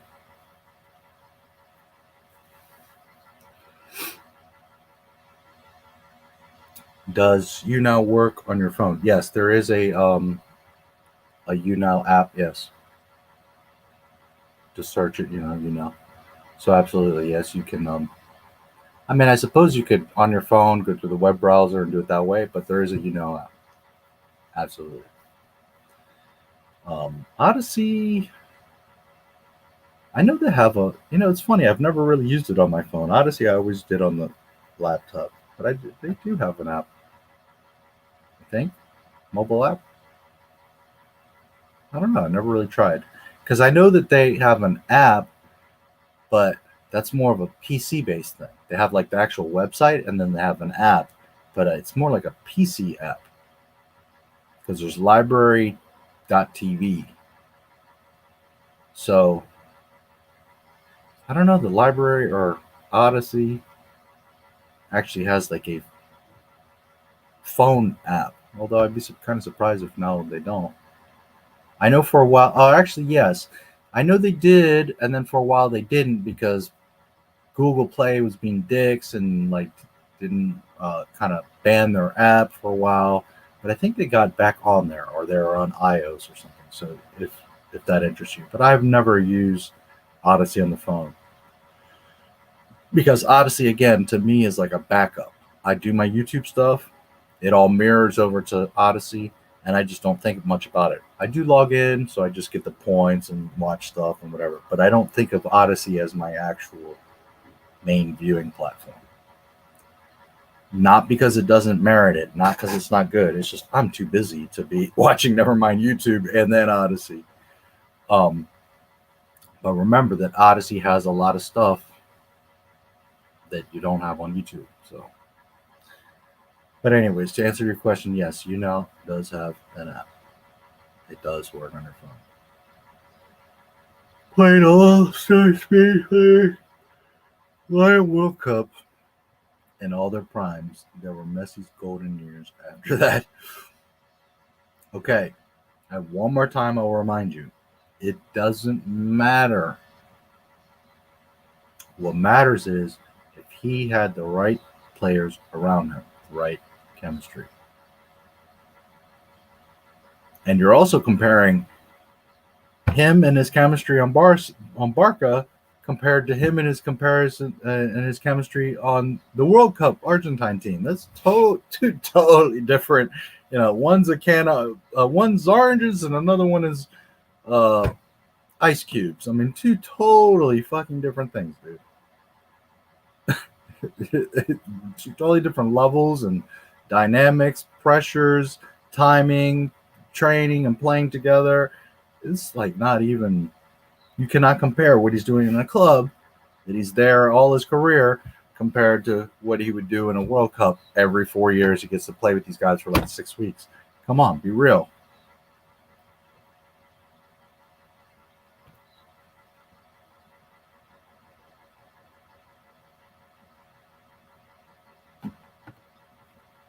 Anyways, I got to get a little bit of rest. We're on hour 9 anyhow.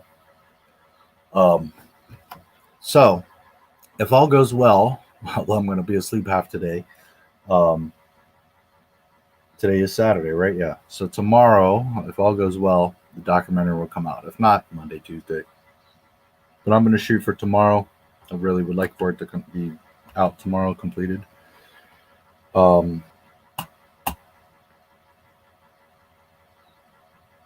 Monday, there's the JP Morgan press conference. So I'll be live there. I might do it on YouNow too, just for giggles, in case people want to see it over there. Damn, man. Tuesday is Star Wars Day, May 25th. So frack. And then Wednesday is the YouNow. So I'm gonna have to stream Monday, Tuesday, and Wednesday. God damn it. I'm not going to get shit done this week, am I? Or I'm just going to be exhausted. All right, well, we'll see. Monday, those things usually last an hour. Plus, I'll hang out and talk and whatever, so that'll probably be a 2 to 4 hour stream. Star Wars Day, that one I'm going to have to try to limit an hour or two because, man, I'm just going to be beat. And then Wednesday, if we do YouNow, well, I have to do at least half an hour, but I suppose we're going to get caught into, you know, the realities of Messi being better than Ronaldo, and that's going to take another 2 to 4 hours. And then I got to be back on Friday. So, oh man, this week is going to be madness. Anyways, probably what I'm going to have to do is a lot of little streams, but we do need to do Monday's JP Morgan. That's important. Star Wars Day, you know. If nothing else, I'll come on for a half an hour. That is important. And then Wednesday, I have to remind Bobby that Messi's the greatest player to ever play the sport of football.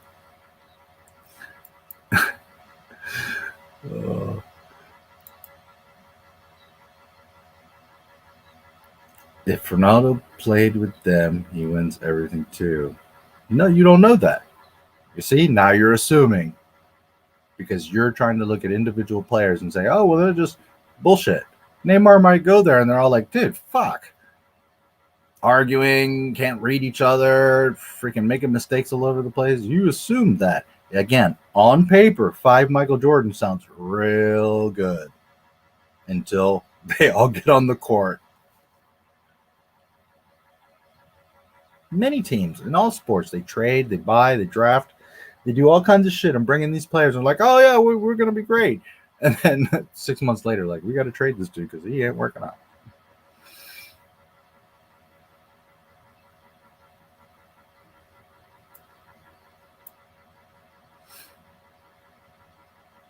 Lost the debate.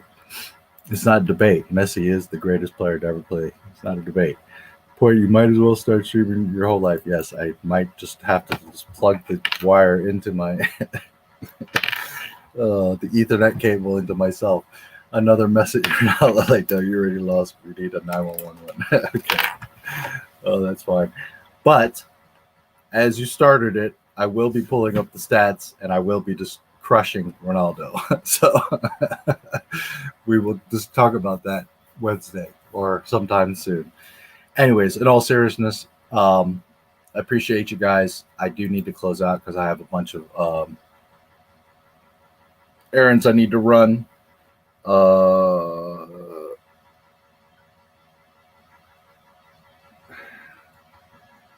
to figure out that name. Ciala World? Ciala World? Interesting. Sorry, I'm not sure how to. Ciala World? Is that right? Anyways, I think you just popped in. I'm literally I've been streaming for, does it tell you here? Yeah, 8 hours. And I have some errands to run. Anyways, for anyone new, anyone that hears this later, I appreciate you also on YouNow. Today was my first YouNow official stream, but every Friday for the past year and a half, I do a stream. Not My Star Wars, around 7 or between like 7 and 9 p.m. Eastern. I start a Star Wars stream every Friday, and it usually lasts between 8 and 12 hours. So if you're into Star Wars or that type of thing, Disney and all that kind of stuff, every Friday I will be here double streaming. YouTube is my main spot, but I will be doing stuff here as well on YouNow. Again, this is my first real stream on YouNow, so while it's a bit different and doesn't have the flexibility of YouTube, I do have a workaround, and that's doing 2 simultaneous streams next to each other. So with that said, unless anything changes, I will be here on YouNow every Friday, as well as doing my regular YouTube streams, and on Wednesdays around the same time, 7-9 p.m. I'll start a stream, maybe earlier, maybe 5. I'll see. Who knows? Maybe I'll do it during the day. Of just general kind of chat, conspiracy theories, thoughts, all kinds of stuff that we can talk about. But Fridays is always my Star Wars show, and you can expect that every Friday. Either way, I have to do at least one other stream during the week for at least half an hour. So if nothing else, I will pop in here and there and do hang out a little bit, talk. But I'm thinking Wednesdays will be my other day, and we'll have kind of an open, talk about world and life type of stream, which will be only on YouNow Wednesdays, whereas Fridays will be my big show as normal. That will be YouTube and YouNow, for what it's worth. So I appreciate any new viewers, especially the YouNow people. I've been watching a lot of your streams, and it's all very interesting, and I hope it grows. So with that said, any last words? If Ronaldo can win a title with Modric and Cruz, he wins the title. You assume that. You can't. Now, that's a good estimation. You can say that, yeah, probably, but you assume that. You don't know that. They might hate each other. They might not work out together. Yeah, you have a good day, Wes. Brazilian was the best ever. No, sorry. Messi's the best to ever played the sport. Great stream despite his heavy Messi bias. How bad Messi is. Come on now. Almost time for Monaco qualifying. Yeah. All right. Yeah, I do have to. If not, I would hang out a little bit longer, but I do have some stuff that I need to do today. So, and then I need to work on this documentary and try to get it done. So, appreciate you guys. Thanks as always for coming in. I know the stream was just kind of loose and all over the place, but we'll go back to a little more structure next week. I just wanted to make those announcements to everybody and kind of catch everybody up, and so you kind of understand where I'm coming from and the things that I'm doing, and that it makes more sense that if I'm jumping between screens and having two different conversations and this kind of things, now you kind of understand. So anyways, I hope that for supporting Not My Star Wars, but also for yourselves, especially if you are, a creator or interested in doing live stream stuff, the links are in my description. Go sign up on Odysee. Go sign up on YouNow. Those two networks are really awesome. They can help you grow, and they give you a lot of other flexibility. And some of you, might be able to have success on those that you don't have on YouTube. YouTube is difficult. So YouTube is something you have to really be on all the time, and it's a lot of work. Whereas, if you want to hang out and have, Tuesday football chat, well, then that's something that anybody can do, and you can just very comfortably, loosely get in there, have, kind of a more intimate conversation, and, there you go. So anyways, I will try to remember to post something on the community tab Wednesday if I remember, and there's a lot of stuff going on. But Twitter, it automatically does a notification. So if you follow me on Twitter, you'll definitely see when I'm going on YouNow. Facebook, I have to force share it, so I probably won't be doing it. And Discord, if you go to my Discord, apparently it's auto sharing there as well. So there's other ways that you guys can be aware of it. Naturally, the best way is go to YouNow, set up your free account. You have nothing to lose, nothing to pay, nothing like that. You just set up an account, go to my channel, become a fan, or if you follow the link, obviously that'll be easier, but you become a fan and then you'll get a notification, obviously. So, and again, being a fan doesn't cost anything. It's just you follow me, basically. So, Tuesday Star Wars Day. You need to behave. So yeah, like I always say, if you guys need to reach me, NotMyStarWars1977 at Gmail. You can DM me on Twitter, which Twitter, by the way, is NotMyStarWars77.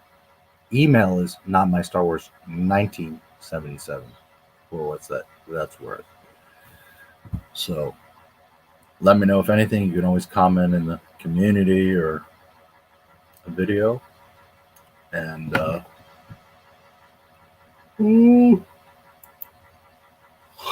Hamilton fan 2007 going to be tough finding a new driver to follow.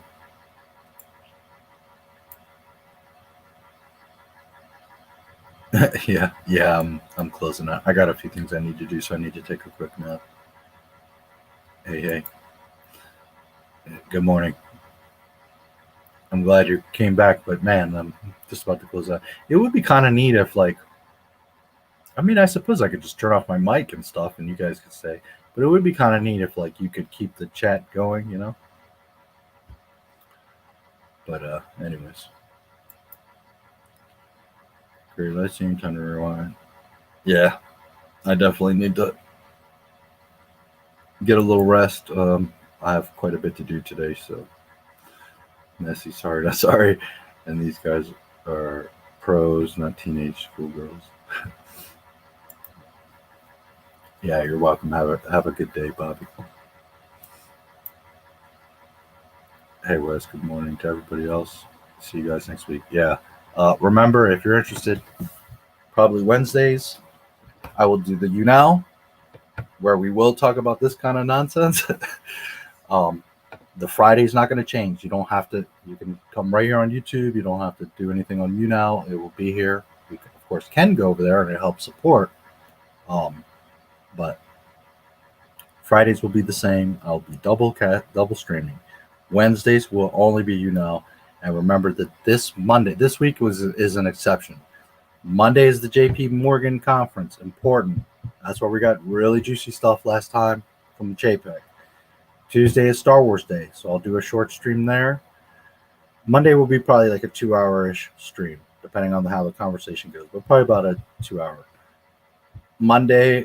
Tuesday, Star Wars Day, May 25th. I'm probably not going to do too much of a long stream because I'm exhausted. I got so much stuff going on, but we'll hang out for an hour or two, and then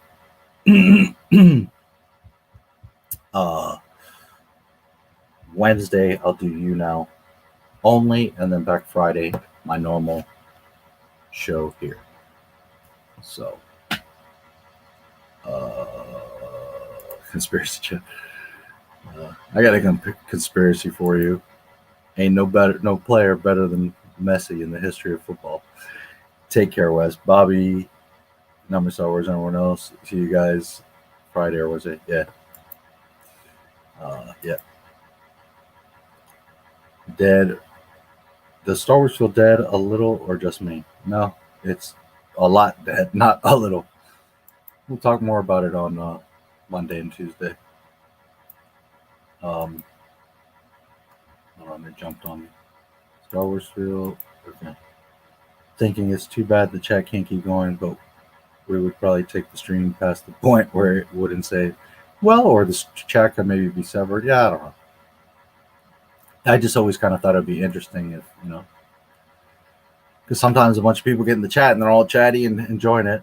But then again, I suppose for the most part, when the streamer goes off, the chat kind of that would die anyways. But maybe if it kept going for 5 minutes or something, I don't know. Just a thought. Friday at 7:36, not late as fuck. I will try my best. Today I was just insanely busy with stuff. I had to do the test stream, and I was finishing rendering. And this last month has been very hectic. I think the next month is going to be a lot more lax and organized. There's just so much going on.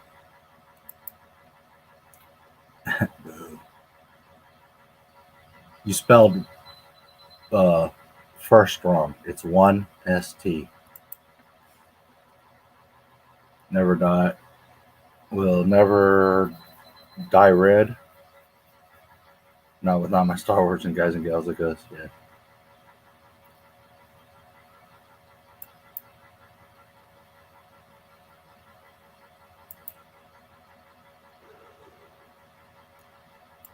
When? On the 25th? Gotta change the oil. Should watch Ronaldo and Brazilian Ronaldo so you can realize they're better. Oh boy, I've seen a lot of all those guys. And I never said that those guys aren't world class or amazing. It's just, there's God and there's the disciples. With that, I'm going to sign off. So thank you. Appreciate you guys. I hope you had fun. And I'll see you in like a day or two anyways. By the way, assuming Sunday, the doc is ready, which it should be, that will be a premiere. So I will be in the chat there. If I'm feeling froggy and I'm not totally wiped out, there's a fairly new feature that came to YouTube where at the end of a video or a live stream, you can redirect people to another video or live stream. So depending how I feel and depending on if I get it done and it comes out and all that, what I might do, man, I don't know why I'm even setting myself up for this, but what I might do is a redirect from the end of the documentary into a live stream. It doesn't force you, but it does, like when the documentary ends, it says, hey, Not My Star Wars is over here, like either to another video or, to this live stream. So one, I've been wanting to experiment and try it, but two, maybe depending how I feel, maybe after the documentary, I was thinking, hey, I'll do like an hour or two live stream just to, because I'm sure people will have some questions and want to chat about it. It's going to be pretty badass. And also because there's 13 contributors over from the UK, hopefully they are in the premiere. Some of them might want to, come and chat for a little bit and comment on the documentary. So there's a good chance that you'll see that there'll be a redirect from the end of that documentary over into a live stream. Who knows? Maybe it works out where it doesn't come out Sunday and it comes out Tuesday for Star Wars Day. We'll see. But keep an eye for that, because that's a fairly new option with YouTube, and that's something I will probably do, is some sort of little stream after the doc. All right. Enough. I'm going to bed. You all have a great day. Thank you as always.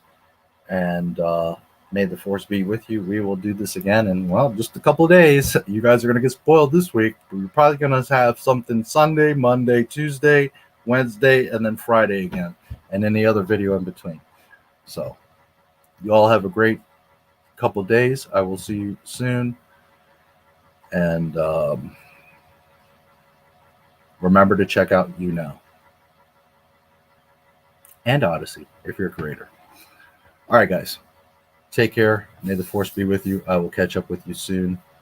And yeah, see ya. Please like, subscribe, and comment on the video. May the force be with you.